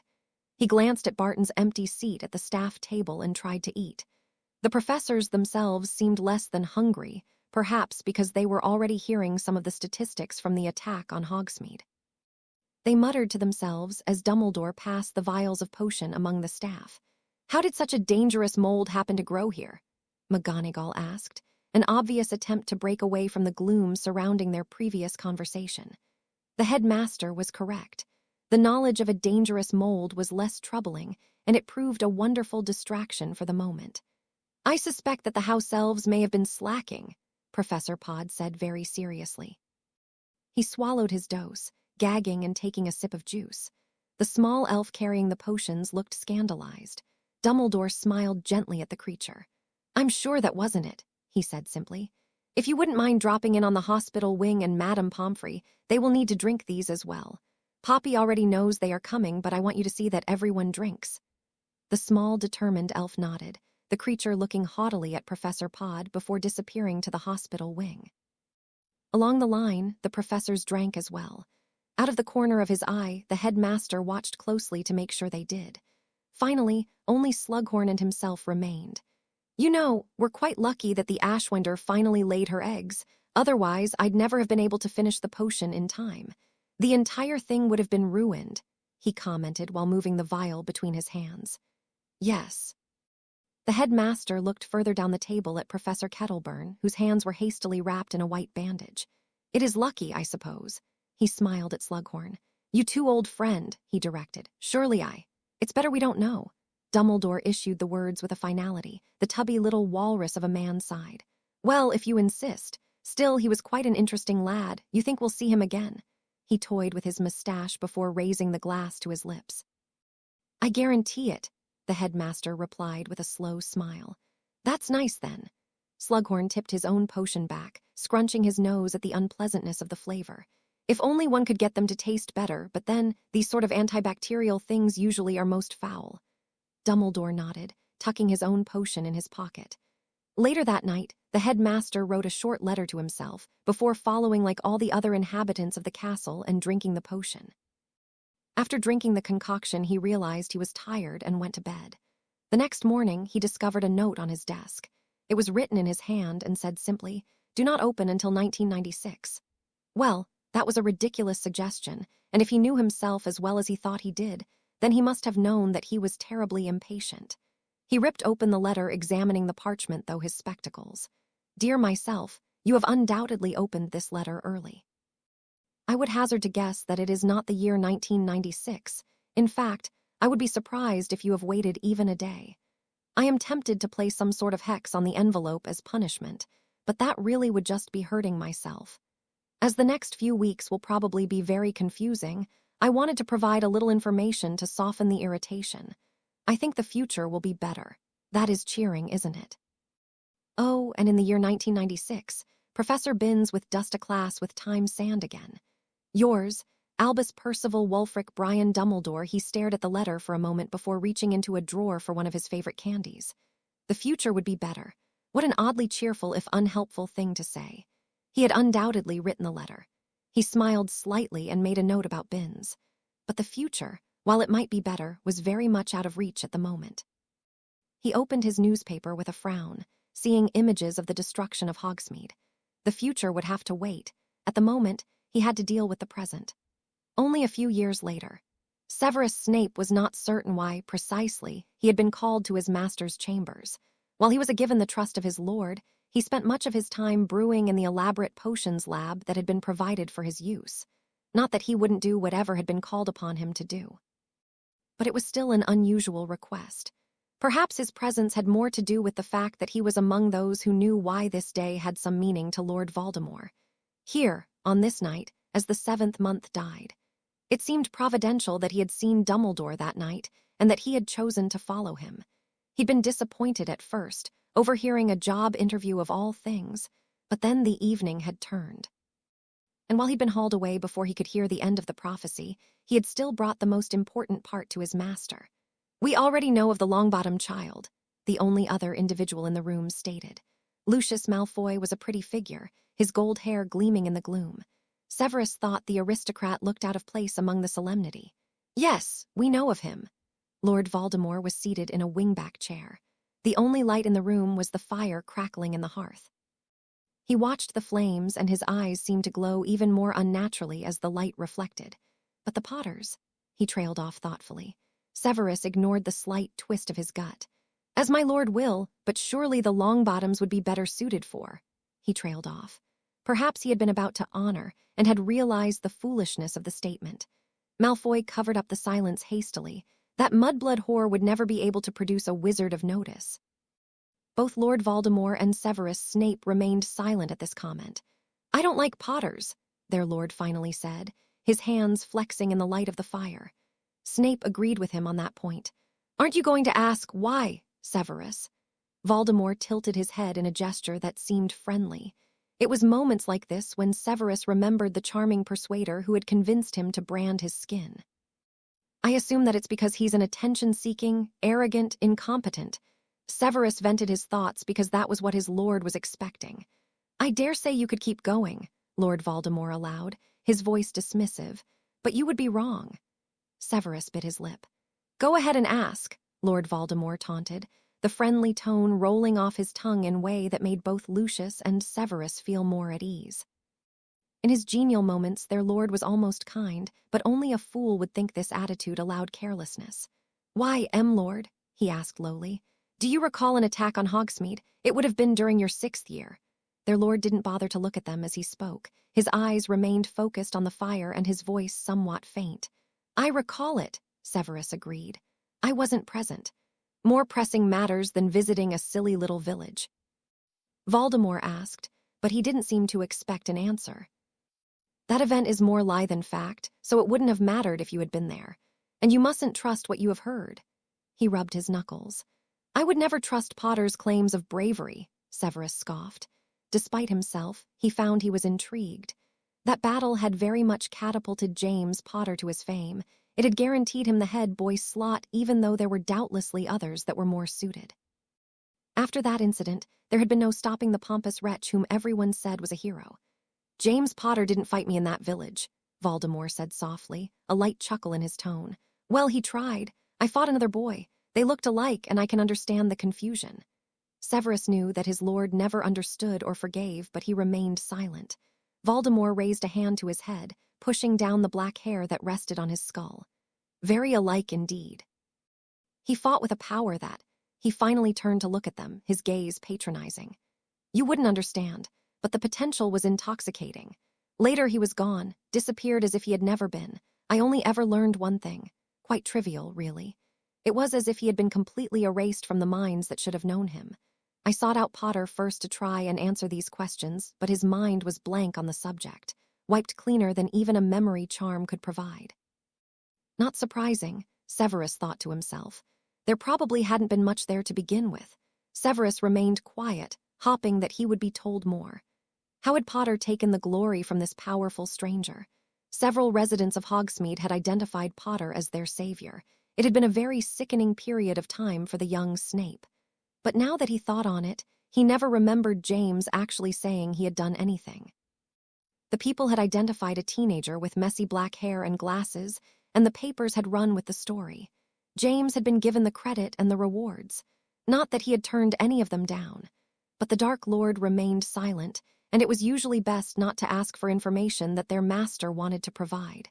Still, "What did you learn, my lord?" Snape asked as formally and politely as he could. The Dark Lord seemed to be in a humoring mood. His red eyes gazed for a moment at Snape. Nothing of consequence, really. His first name, James Potter, and Lily Evans were both heard to have called him by it. "Surely that must have helped," Malfoy said softly, rapidly silencing himself at his master's cold eyes. "It wasn't a name of much distinction," he finally said, turning back to the fire and ignoring them once again. The clock chimed somewhere in the shadows, heralding the end of June. And it was then that a knock sounded on the door. "Lord," a feminine voice purred, noticeably distinct among the darkness. "Any word from Mungo's, Bella?" Voldemort asked from his chair, the fire crackling providing the only noise in the expectant room. "Another boy was born," she said simply, keeping her head bowed the entire time. Severus found her servile manner a little over the top, but she was another of their lord's favorites. "Harry James Potter was born to the Potter and Mudblood an hour ago." As soon as the words left her lips, the fire began burning more wildly, the flames growing and licking the edges of the fireplace while they all stood frozen. Their master's chair seemed almost demonic, silhouetted in the darkened room, encircled by a frame of flames. "Harry!" the low voice growled. The fire reached greater heights, escaping the hearth and setting the mantel ablaze. They all stood hesitant to do anything lest it be seen as an irritation. A familiar terror shaking their bones, as the wall before them burned. Just as suddenly, the room was plunged into darkness, the fiery red coals providing the only light. "He will die." Harry's vision blurred for a moment, and the scenery changed a bit. The clouds that had been coming in from the east now blanketed the sky, and the warm weather had disappeared, letting the chilly November air reach up to meet him. He looked unsurprised about the change and merely continued to trudge up the path to the school. When he reached the gates, he came to understand some of the problems involved in time travel. Harry latched onto the bars and shook. The metal was locked tightly and it did not move a whit at his attempts. Harry raised his fist and pounded on the gate. "Hello," he called. It didn't do much good, as everyone was probably getting ready for dinner. Harry's own stomach growled in protest. He looked up at the castle in the distance. It was getting dark and the lights gleamed and twinkled mockingly. "Alohomora," Harry tried, not much hope in his tone. The door didn't budge. Once more with feeling, he supposed. "Alohomora," he called, forcing the remainder of his magic into the unlocking charm. "Ouch!" Harry cursed and rubbed at his hand where he had been struck by a shot of electricity from the gate. "Hello," Harry called again. He gazed at the empty grounds unhappily. He looked up. Could he climb over the fence, a levitation charm? Harry considered the snap of electricity that had struck his hand moments ago. Maybe it wasn't the best idea to try and sneak over the castle's protections. There had to be a reason why Voldemort never entered through the front door. "Can someone open the gate?" he called louder, hoping his words would manage to carry on the wind that was picking up. Harry crossed his arms to try and retain heat. His clothing from the warm September day wasn't adequate for this new weather. Above, the dark clouds thundered ominously. Already a few drops were falling heavily, the splatters of moisture making his still damp shirt become wet again. He'd managed to dry his drenched clothes a bit, but it seemed he wasn't fated to be dry today. He cast a charm to repel the water just before the sky opened up. It caused the drops to avoid him some, but the pouring rain still found a way in. His shoes squelched in the mud and his toes felt cold. But he was too tired from the afternoon's fight to care. He was still gazing up towards the castle when an ancient-looking gray umbrella scuttled into view. It was carried by a bony hand and positioned in such a way that Harry couldn't see its carrier's face as they approached. But the shuffling walk and the faint wheezing cough that emerged from under the large, tattered umbrella left Harry little doubt who his rescuer was. "Mr. Filch," Harry greeted in a voice that might sound friendly. The Hogwarts caretaker stopped short of the gate, raising the umbrella and allowing his small eyes to rest on Harry. They were not kind eyes. "Well, well, well," he intoned darkly. "What sort of mischief have you been up to?" "Well, funny story," Harry began, still trying to sound chipper as the rain continued to pour down upon him. Filch sneered. "You'll be in it for this, leaving the school grounds." "Tusk," he continued, licking his gums in a manner that expressed some level of enjoyment, as if he were tasting one of his favorite dishes. "Yes, well." Harry shifted his weight on wet feet. "Are you going to let me in?" He offered a smile that might have given Lockhart a run for his money. Filch dug into his pockets slowly, laboriously hefting a key ring that was littered with over 100 keys of all shapes and sizes. The ring shook slightly in the man's bony grasp. "Isn't Hagrid keeper of the keys?" Harry found himself asking as Filch fiddled. Filch muttered to himself. "Messy brute sniff, know how he got his job, cough, not so warm-hearted we'd have a decent groundskeeper." Harry tried his best to ignore the quiet complaints and insinuations. "Bet he'd have found the key by now," he couldn't help saying. Filch's movement slowed, his pale eyes meeting Harry's gaze harshly. He smirked before choosing the first key on the ring. "Let's give this a go then, shall we?" He attempted to insert it into the keyhole. Seeing as the key looked more suited to a Muggle bike lock, it was unsurprising that it didn't fit. Filch's face screwed into a disappointed expression. "Oops, well, the next one then." Filch moved on to the next key in the row. Harry looked at the massive key ring, his spirits dropping quicker than the temperature. This was going to be a very long evening. When Harry Potter finally made it up to Hogwarts, dinner was almost over. It probably would have been entirely over if Filch had been given his way. Luckily, at key number 86, a stray bolt of lighting had managed to strike Filch's umbrella, mercifully sparing the caretaker but not the umbrella. Suddenly, torturing Harry wasn't as much fun when he had to stand in the pouring rain to do it. Harry shook his somewhat damp hair as he entered the Great Hall. His appearance was enough to spark silence followed by much conversation. "Harry!" Hermione called, her voice rising above the others. One of his best friends rose from her seat at the Gryffindor table, waving him over excitedly. Harry approached, dripping water, feeling very tired, cold, and hungry. And oddly enough, when he spied Ron, he couldn't help but feel strangely annoyed at the redhead. He'd been unaware of any ire up till now, but suddenly seeing Ron Weasley dry, happy, and still eating a particularly large piece of tart put the whole thing in perspective. "Had to tick Bins off?"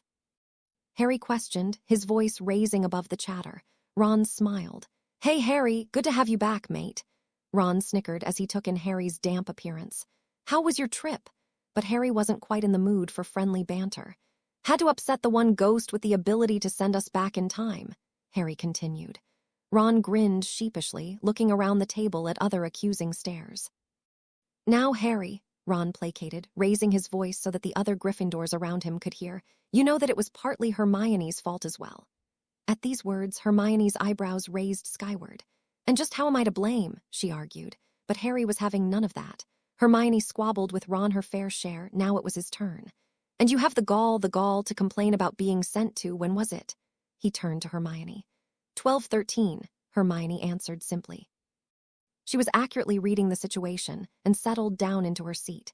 She did, however, cast a drying charm in Harry's direction which seemed to lessen the dripping a bit, even if it did make his hair stand up more messily. 12:13, and you smugly complained about the food." Harry pounded the table for dramatic effect, making a few of the dishes clatter about. "You tell him, Harry," Seamus Finnegan called, pounding the table in a similar manner. The Irish student had apparently not forgotten his own historical field trip spent as a prisoner. Ron bit his lip, looking a little nervous. "So, I guess you weren't sent anywhere nice, huh?" Harry sat down next to his friend. "Imagine the worst time I could be sent to." Ron exchanged a look with Hermione. 1213, Harry's head sank into his hands. "Pass the trifle," he ordered weakly. "I know, you were sent back to the time of the Founders," Hermione said excitedly. Neville was listening and handed Harry the dessert he'd requested. Harry helped himself to a large portion. "Having to meet the original Snakeface himself, eh?" Ron shook his head. "I'm real sorry, Harry." "I wasn't sent back to the time of the Founders," Harry corrected amicably, feeling less annoyed as he helped himself to his dessert. He decided to remain silent, rather enjoying the guessing game that was starting. "What about when? You know who was going to school," Neville offered quietly. People around the table shivered, looking at Harry pityingly. "No," Harry said. "Harry, you didn't," Hermione chided. She seemed to have reached another idea. "You were sent back to when Voldemort was a baby and tried to kill him." Good idea, that," Ron said with a serious nod. "No, I didn't," Harry said with a sigh. Although Ron did have a point, that one might not have been so bad. The table grew quiet as they tried to consider when he might have been sent. "The giant attack of 1423? Hermione asked. Harry shook his head, sipping his pumpkin juice. "I'm stumped," Ron gave up. "The 70s, Harry answered. The table looked stunned for a moment before someone snickered.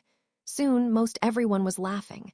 His fellow Gryffindors passed the information quickly, and a few other tables joined in smiling and laughing at what they assumed to be Harry's joke. The Slytherins seemed terribly disappointed. Most had hoped that Potter would draw a particularly horrid fate. "Good one," Dean Thomas said. He struck a pose, breaking into disco moves that had the entire house laughing. Beside him, Seamus watched his friend, feigning fear. "No, not disco, anything but that." This sparked more laughter, and soon everyone was going back to their meals. "Yeah, not the best period for trousers," Ron scoffed. "You had me thinking it was something serious." He slugged Harry's shoulder grumpily. "I was thinking He paused to look at Hermione. "We'd really messed you over." Hermione's face, however, had fallen some. Her brown eyes had become gentle and her lips narrowed. "Oh, Harry, I'm so sorry," she said quietly. She reached across the table and placed an extra piece of cake on his plate, her eyes a little watery as she did so. Ron paused somewhere mid-bite, setting his fork on the table and watching his friends with confusion. Hermione, daughter of dentists, never encouraged Harry in his cravings for sweets.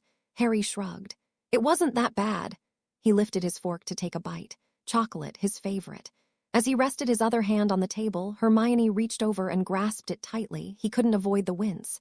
He looked up at her all-knowing gaze sheepishly. "Not bad, she questioned.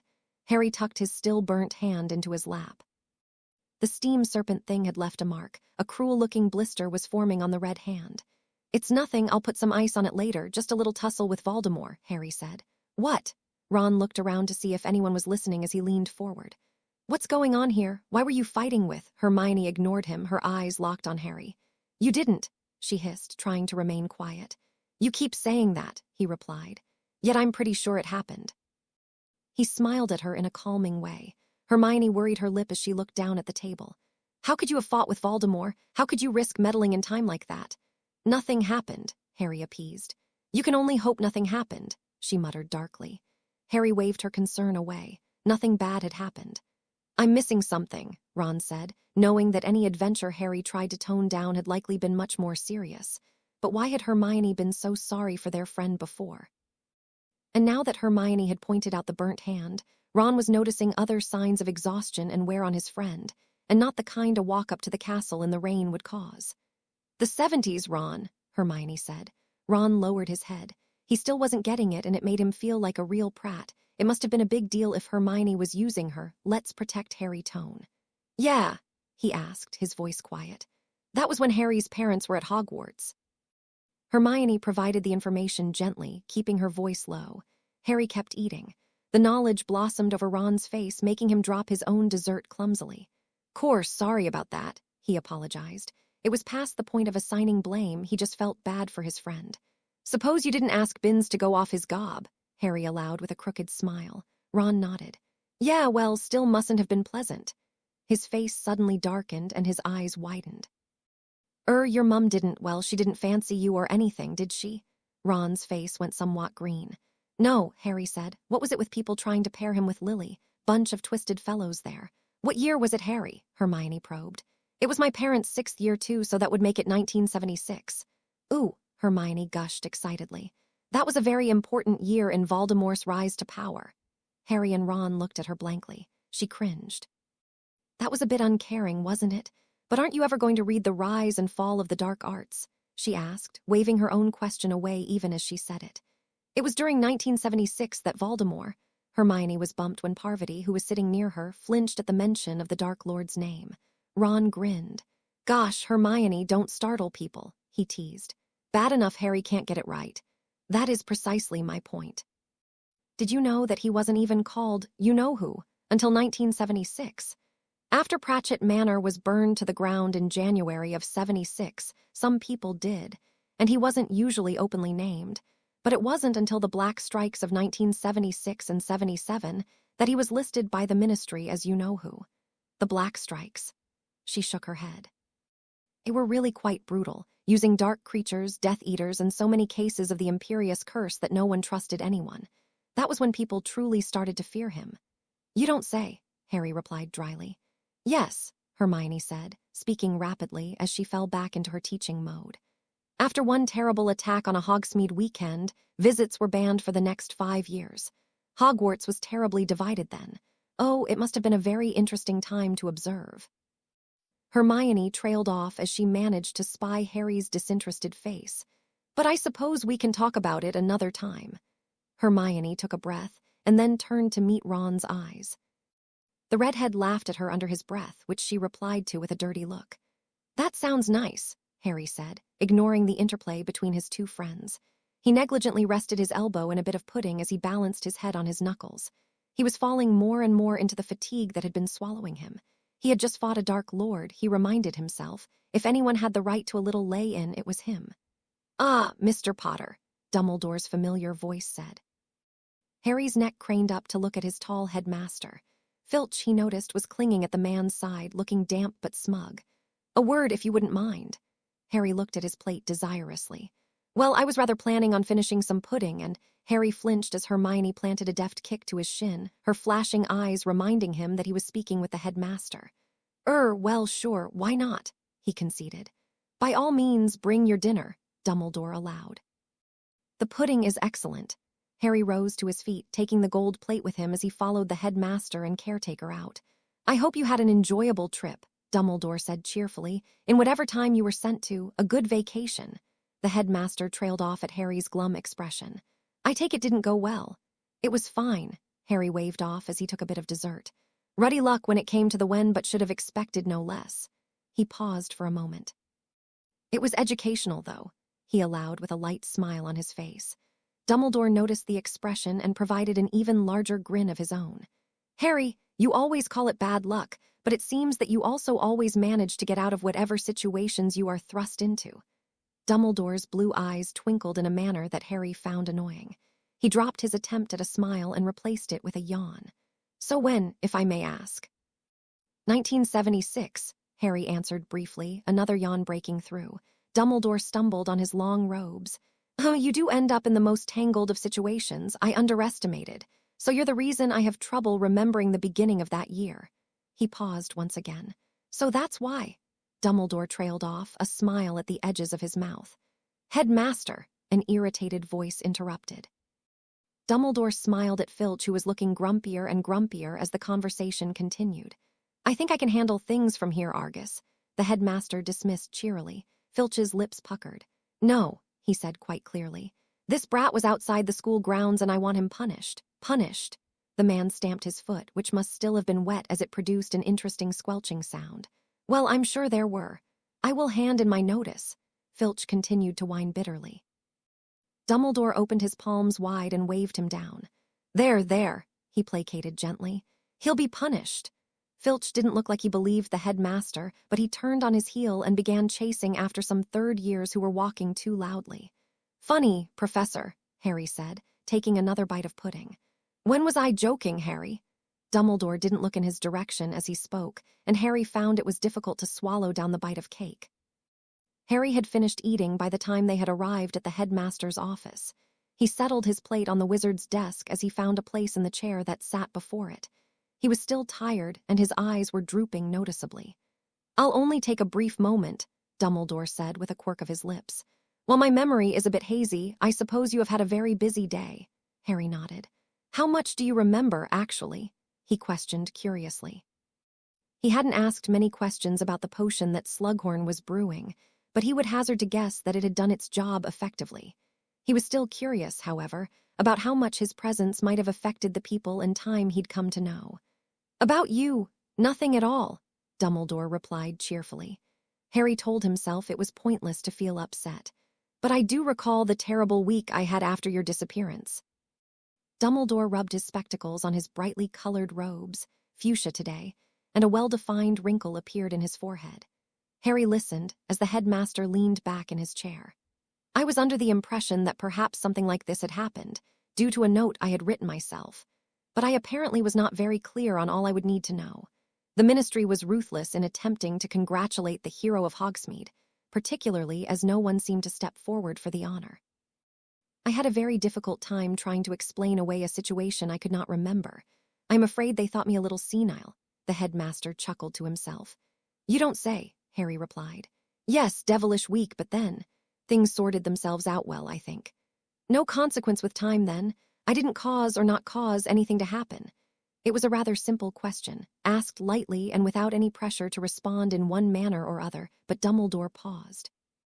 It was a distinct pause. A few ticks passed and the room was silent as Dumbledore sat very still. He seemed to be thinking, deciding something, and Harry wondered if his face had paled some. No, the man finally answered merrily. I'm certain everything happened as it should. There was a sharpness about that smile. It seemed almost forced. Most people likely wouldn't notice it, but Harry did and acknowledged it with a slight nod. So was there anything? Harry broke off with a yawn. The headmaster's eyes twinkled as he watched his student on the brink of falling asleep. No, not really. It can keep until morning. Harry wondered how bad Dumbledore's week in the past had been that he'd decided to drag Harry up to his tower when he was ready to drop. But then he supposed he had probably left his fair share of trouble when he'd been spirited away. Oh, Harry, you'll have detention this weekend. Polishing the trophy room, I should think. Dumbledore nodded absently. Professor. Harry questioned weakly. Well, Filch is right. You were outside the castle grounds and it was a Hogsmeade weekend, Harry protested. Did you have your permission slip signed by a parent or guardian prior to visiting the village? Dumbledore asked simply. Harry hesitated for a moment. Not as such. I do have one now, though. Dumbledore shook his head. 20-odd years later is a bit late. I'm afraid you'll have to forfeit one day to Mr. Filch. Harry thought up a pretty good argument. There had to be a legal precedent regarding promissory documents with regards to time travel. And there was the little matter of life and death eaters. If he had to force it, he figured he could skate on the old public hero clause. In his experience, heroes were allowed to disregard little rules and matters of private property when in the act of rescuing. For Merlin's sake, the man across the table had awarded him points in his first year for venturing into the forbidden third-floor corridor. Harry yawned. It really wasn't worth it. Where and when, sir? He asked. Dumbledore was hiding a laugh. Harry knew he was. Report to Mr. Filch on Sunday, 9 o'clock, the headmaster said simply. Harry nodded, his expression becoming thoughtful. That reminds me, sir, what is the day today? Ah, Dumbledore nodded understandingly. Thursday, he said simply. Time travel, Harry cursed sullenly. How else could I manage 2 Thursdays in a week? He rose to his feet, rebelliously leaving his dirty dish stacked on the headmaster's desk. Night, Harry, Dumbledore wished him gently. Harry waved in acknowledgement before slipping out the door and heading with lead feet to the Gryffindor common room. But so help him if the password wasn't the same, he and the headmaster were going to have words. It was late and most of the school was asleep. Harry had been asleep hours before everyone else. He drifted off while Ron had been nattering on about the other students who had gone and returned in his absence. Dean Thomas had ventured to 1896, which hadn't been too bad, at least from Ron's point of view, considering that Hogwarts had fashioned some sort of indoor plumbing by that point. Draco Malfoy had left only a day after Harry. It must have happened sometime in the evening because no one had seen it, and the Slytherin house wasn't sharing any details. The blonde, pure-blood prince had yet to return, something Ron seemed pleased about, but sleep still wasn't as soothing as it should have been. Harry was lost in his mind of muddled dreams and hazy emotions again. Just when he was becoming accustomed to the nothingness, he felt a sharp pain rocket through his temple, and his dark dream was blinded with intense light. He awoke breathing heavily, his pulse beating erratically. He was filled with a sense of certainty, the sort of thing you really shouldn't listen to at a little after 3 in the morning. He would have felt better if he could have simply rejected the knowledge that had invaded his head, but he knew it was impossible. Somehow, somewhere, Voldemort had awoken. He rolled over, wishing his mind would allow his aching body to sleep. But despite how tired he was, he crawled out of bed and sat beside his window, looking down at the Hogwarts grounds that had been painted silver by the almost full moon that hung overhead. A few dusty gray clouds remained in the sky. A small puffing of flakes that would be gone by morning were being tousled about in the wind. Harry rested his forehead against the chilly panes, allowing the cold to soothe the ache that emanated from his scar. A flash of white wings presented itself, blocking his vision. "Hedwig," he greeted softly, opening the window and allowing his owl to land on his arm. He stroked her gently as her beak brushed his face. "You always know when I need you." She soared to a perch on his bedposts when he rose to his feet. At the foot of his bed, his resized trunk lay open. The boa vine was still inside, and he took it out, setting what currently amounted to a small stick by the window. "You can grow now," Harry hissed gently. However, there was no movement from the plant. Harry returned to his trunk and pulled out the paper and quill he had been searching for. "Dear Dumbledore, things I think you ought to know. 1. Voldemort is awake. 2. I am running low on lemon drops. Please get in touch with your contact again. I'm still not giving him a signed picture. I don't care what sort of deal he'll give us." In a somewhat unrelated way, was wondering if you knew anyone who was skilled in Muggle fighting. Might be a good recourse, given my history. Anyone skilled in teaching the touch of death would work, or maybe a Mr. Miyagi type of person. Wax on, wax off. Got that skill learned when I washed Uncle Vernon's car. Did you see that movie? I think you'd like it. Night, Harry P. He folded the letter and let his owl wrap her claws around it. "Wake him up if you have to. I'm sure he'll think it's important." Hedwig swept back out into the chilly night air, and Harry closed the window behind her to keep the cold out of their dormitory. He continued watching the moonlight scenery for a bit before climbing back into his four-poster and falling asleep. Somewhere else, an old man pulled on a mismatched dressing gown, wrote a short letter, and sent it with a brown school owl. Then he sent his patroness out with a very important message.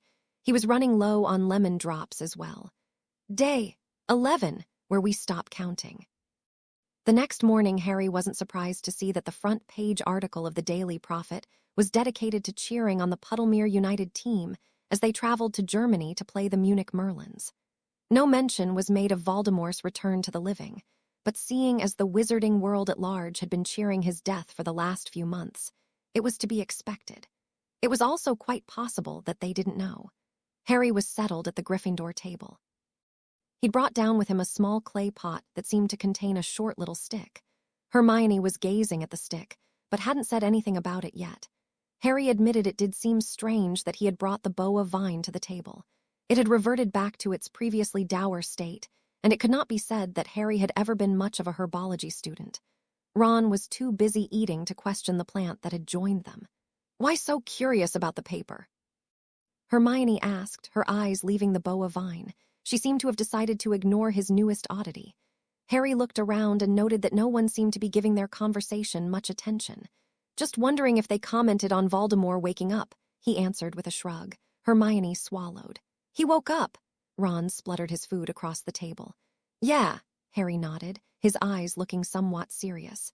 "Guess the vacation is over, eh?" Hermione accepted this with a brisk sip of tea, and Ron collected himself as well, rubbing his hands steadily as his thoughts left breakfast. Harry was right. They had fallen back into a false world where only the going-ons of Hogwarts mattered. They would be stepping out of that again the way they had stepped out of it before. There was no more discussion on the matter. No more was needed. The 3 Gryffindors had chosen their roles long ago. "Morning, Harry," Neville Longbottom said, sitting next to him. "Taking an interest in herbology?" the other Gryffindor asked, peering at Harry's pot with some interest. "Sort of. The thing was shut in a trunk for a few days and now it's sulking," Harry stated. He raised an eyebrow at the boa vine, as if to let it know that he wouldn't tolerate this behavior. Neville looked a bit defensive on the plant's behalf. "I'm sure it just needs a little water and, being locked up like that can't have been good for it." Harry nodded but still looked suspicious. "I'm taking it to Professor Sprout. Maybe she can look at it after class." The conversation and meal were wrapping up when Harry saw someone he wanted to speak to. "Colin," he shouted, finally spotting the short, mousy brown head further down the table. "Can I speak to you for a moment?" "Me," the Muggle-born student squeaked. Harry nodded. Colin scampered down the aisle between the tables, wringing his robes in an excited manner. He stood before Harry with a wide grin on his face. "What?" "Morning, Harry. What were you needing?" He managed not to stutter or stare at Harry's forehead during the entire greeting. As such, it was something of an accomplishment. "Just something to discuss," Harry said, rising to his feet and walking beside the younger boy. Colin continued to smile as Harry swung an arm around his shoulder and began leading him away, whispering quietly. "Harry, don't forget about class," Hermione called as they passed through the entrance to the Great Hall. Harry made no move that he had heard, and the two disappeared from sight. "What was that about?" Ron asked. Hermione turned back to the newspaper she'd been skimming. "He'll tell us when we need to know." "This is Harry we're talking about," Ron reminded her. Hermione looked toward the doors he'd exited out of. "If he doesn't, we'll figure it out like always." She shared a grin with Ron. The Golden Trio was going back to doing what they did best, following Harry into whatever mess he got into and finding a way to get out of it. Harry arrived just in time for herbology class, managing to slip in just as Professor Sprout was passing out sacks of dead mice, which they were feeding to the Venus flytrap. Unlike the Muggle plant of the same name, the magical Venus flytrap was exceedingly dangerous to humans, particularly men. It took on the shape of a beautiful woman and used its charms to lure humans into a well-hidden set of jaws. Not on the head, think lower. They weren't particularly fond of dead rats, or so they learned as they tossed the rodents at the plant. Apparently the trick was to get the plant to turn and go after a rat. Professor Sprout said that after seeing it eat, the charm, so to speak, was broken. The plant that Harry, Ron, Hermione, and Neville were sharing was looking at them very snootily as they tried to tempt her with the meat. "I don't think she'd eat me," Neville insisted for the 10th time. He gazed admiringly at the beautifully portioned flower, one which resembled a human face to an alarming degree. "She'd gobble you up," Harry argued again, giving the back of his friend's shirt a tug to keep him from nearing the dangerous plant. Neville's love for plants was really working against him here. Ron was staying sane by periodically glancing at Hermione, who was glowering at him. Neville looked away from the plant, pulling himself together. "So, you went to the 70s, huh?" He was staring at the ground as he spoke. There was a great deal being said in those little words. Neville's gaze flickered up. "Remind me to tell you some funny stories about your mum sometime," Harry said with a grin. Neville's head jerked up suddenly. "Harry, what did you do with my mum?" Harry's laughter filled the greenhouse, and the heads of even the Venus flytraps turned in his direction. He kept laughing even as Neville continued to call his name nervously. After class, Harry finally had the opportunity to talk to Professor Sprout about the boa vine. "Welcome back, Harry," the friendly head of Hufflepuff House said. "I hear you got the opportunity to meet my predecessor, Professor Pod." Harry nodded. "He was interesting." Sprout smiled. Despite that, he did some amazing work with these greenhouses. Her eyes fell on Pot that Harry was holding in his hand. "A talent you could learn from," she said sadly. Harry rolled his eyes. "If you'd seen it a few days ago, you'd think it was different plant. Grows like crazy, but I had to keep it in a trunk if it wanted to come back to the future with me," which it said it did. Once again, Harry gazed meaningfully at the plant, as if the thing could understand. Spout blinked before smiling at him gently. "Why were you so interested in bringing it back?" she asked curiously. "You've never had much dedication when it came to." She trailed off with a smile. With that, Harry went on to explain what he knew about the boa vine and its previously avid growing self. As Harry described how the plant managed to take over their dorm room, Professor Sprout bit back a chuckle as she pulled out a large, dirty book that was settled on a potting table. She paged through the text, her soiled fingers leaving more smudges as she skimmed through the book. "Boa vine," she said, finally landing on the plant's entry, her eyes widening as she continued reading. "Goodness." Her eyes switched to the plant in Harry's hand. She reached over and placed the pot delicately on the table, her tongue running against her lip as she stared. "Harry, you know this is really quite amazing. The boa vine no longer exists, at least it didn't until now. The last attempt at cultivating it died in the 80s. You managed to bring back a somewhat living specimen." Harry looked at the stick. "I think it's pouting." He directed this at the plant again, raising an eyebrow. "Well, I would too. The poor thing must be starved for conversation. I think the best thing for it is to stay close to you and provide it with some good discussion.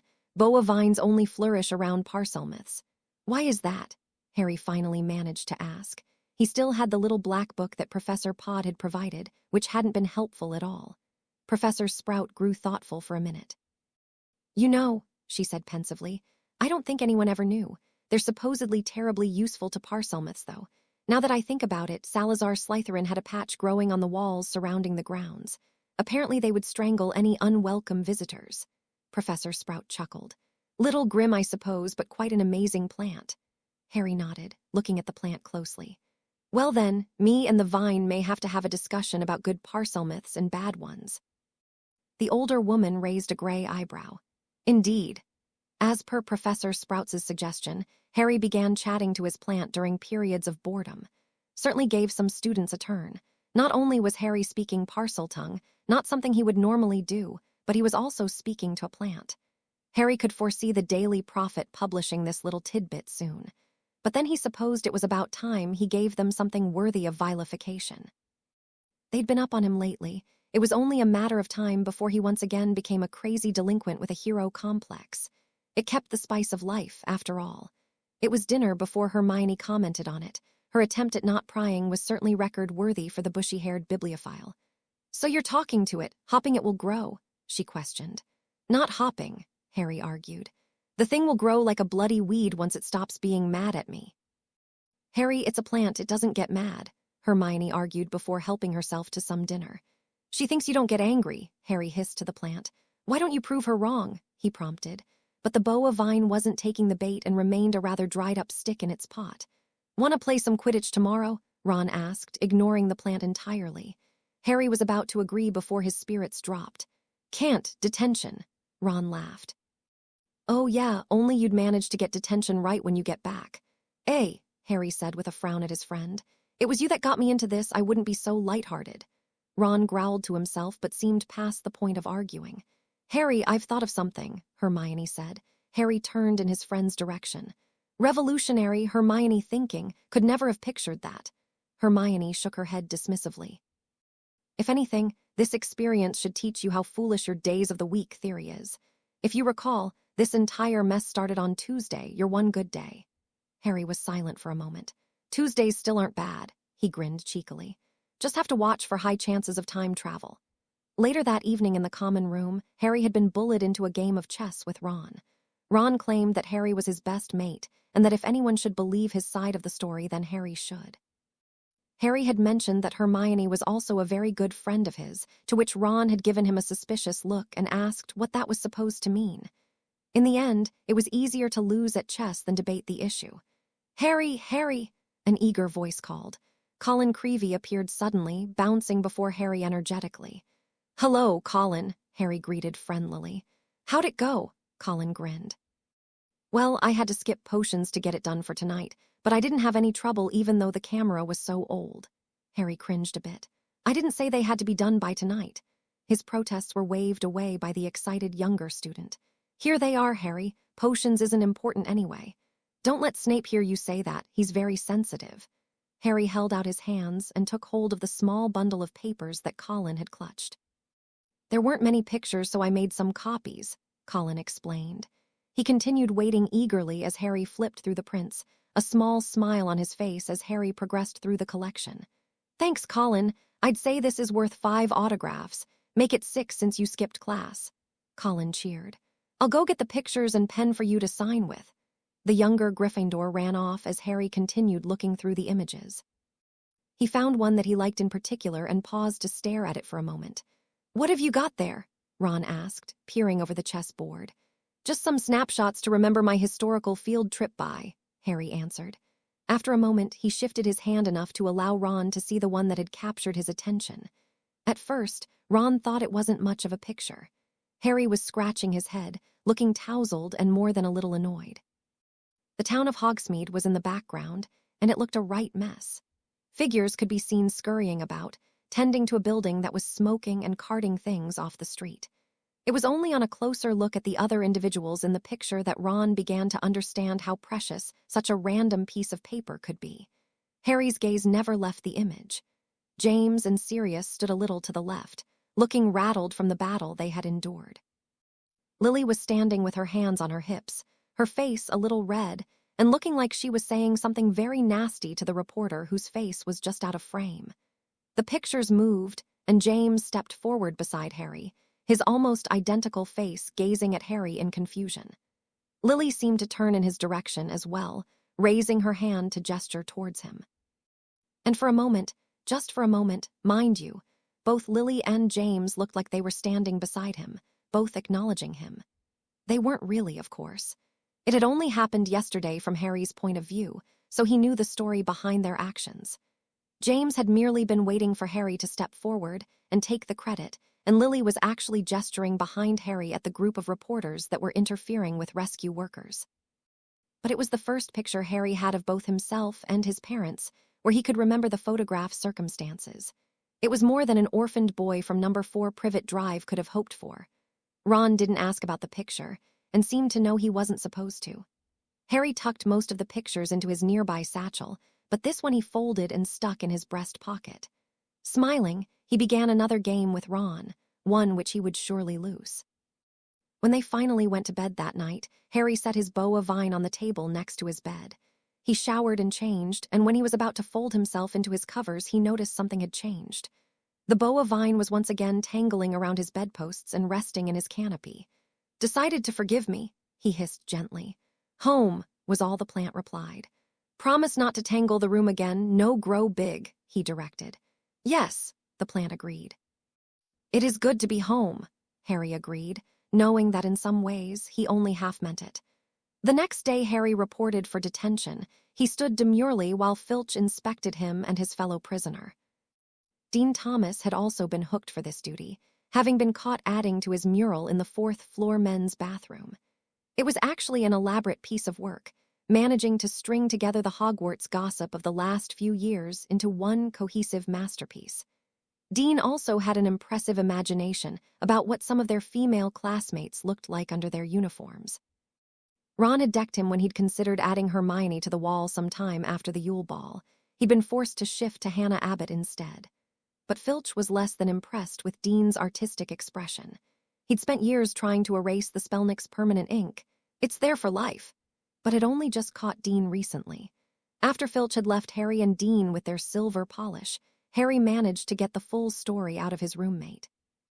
"Yeah, he caught me while you were gone," the artist explained. "I just got back from 1896 and wanted to add something I learned there. Did you know that Headmaster Dumbledore?" He trailed off and tugged on his collar. "You went back to Dumbledore's school years?" Harry laughed. "He was 5th year," Dean said. "And let's just say he liked to study while watching the Quidditch team, and there weren't any girls on the team then, if you get my drift." Harry chuckled.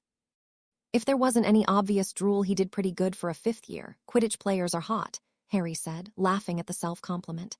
"Sort of explains a bit though, eh?" Dean asked, raising an eyebrow and looking over at Harry from behind a large silver trophy. Harry grimaced. "I prefer to think that after 150 years, those bits aren't working anymore." "Prudish," Dean accused.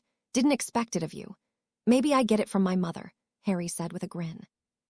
"Anyway," Dean returned to his story, "I was adding that particular installment when Filch managed to catch me. It's been 4 years. I figured he'd find me out one day. So I'll be in here with you polishing the glories of the past, likely for the next few weekends as well." Harry moved over to a 3-tiered trophy that was awarded to Abigail Minty for instituting an oral hygiene program at Hogwarts in 1763. Real human teeth decorated the top. Harry could see why they'd needed a course on tooth decay. "Ah, here you are, Harry." Albus Dumbledore had entered. He approached easily, humming slightly to himself. "I have good news for you." Harry looked back. "Decided to reconsider this whole detention thing?" he questioned hopefully. Dumbledore smiled gently.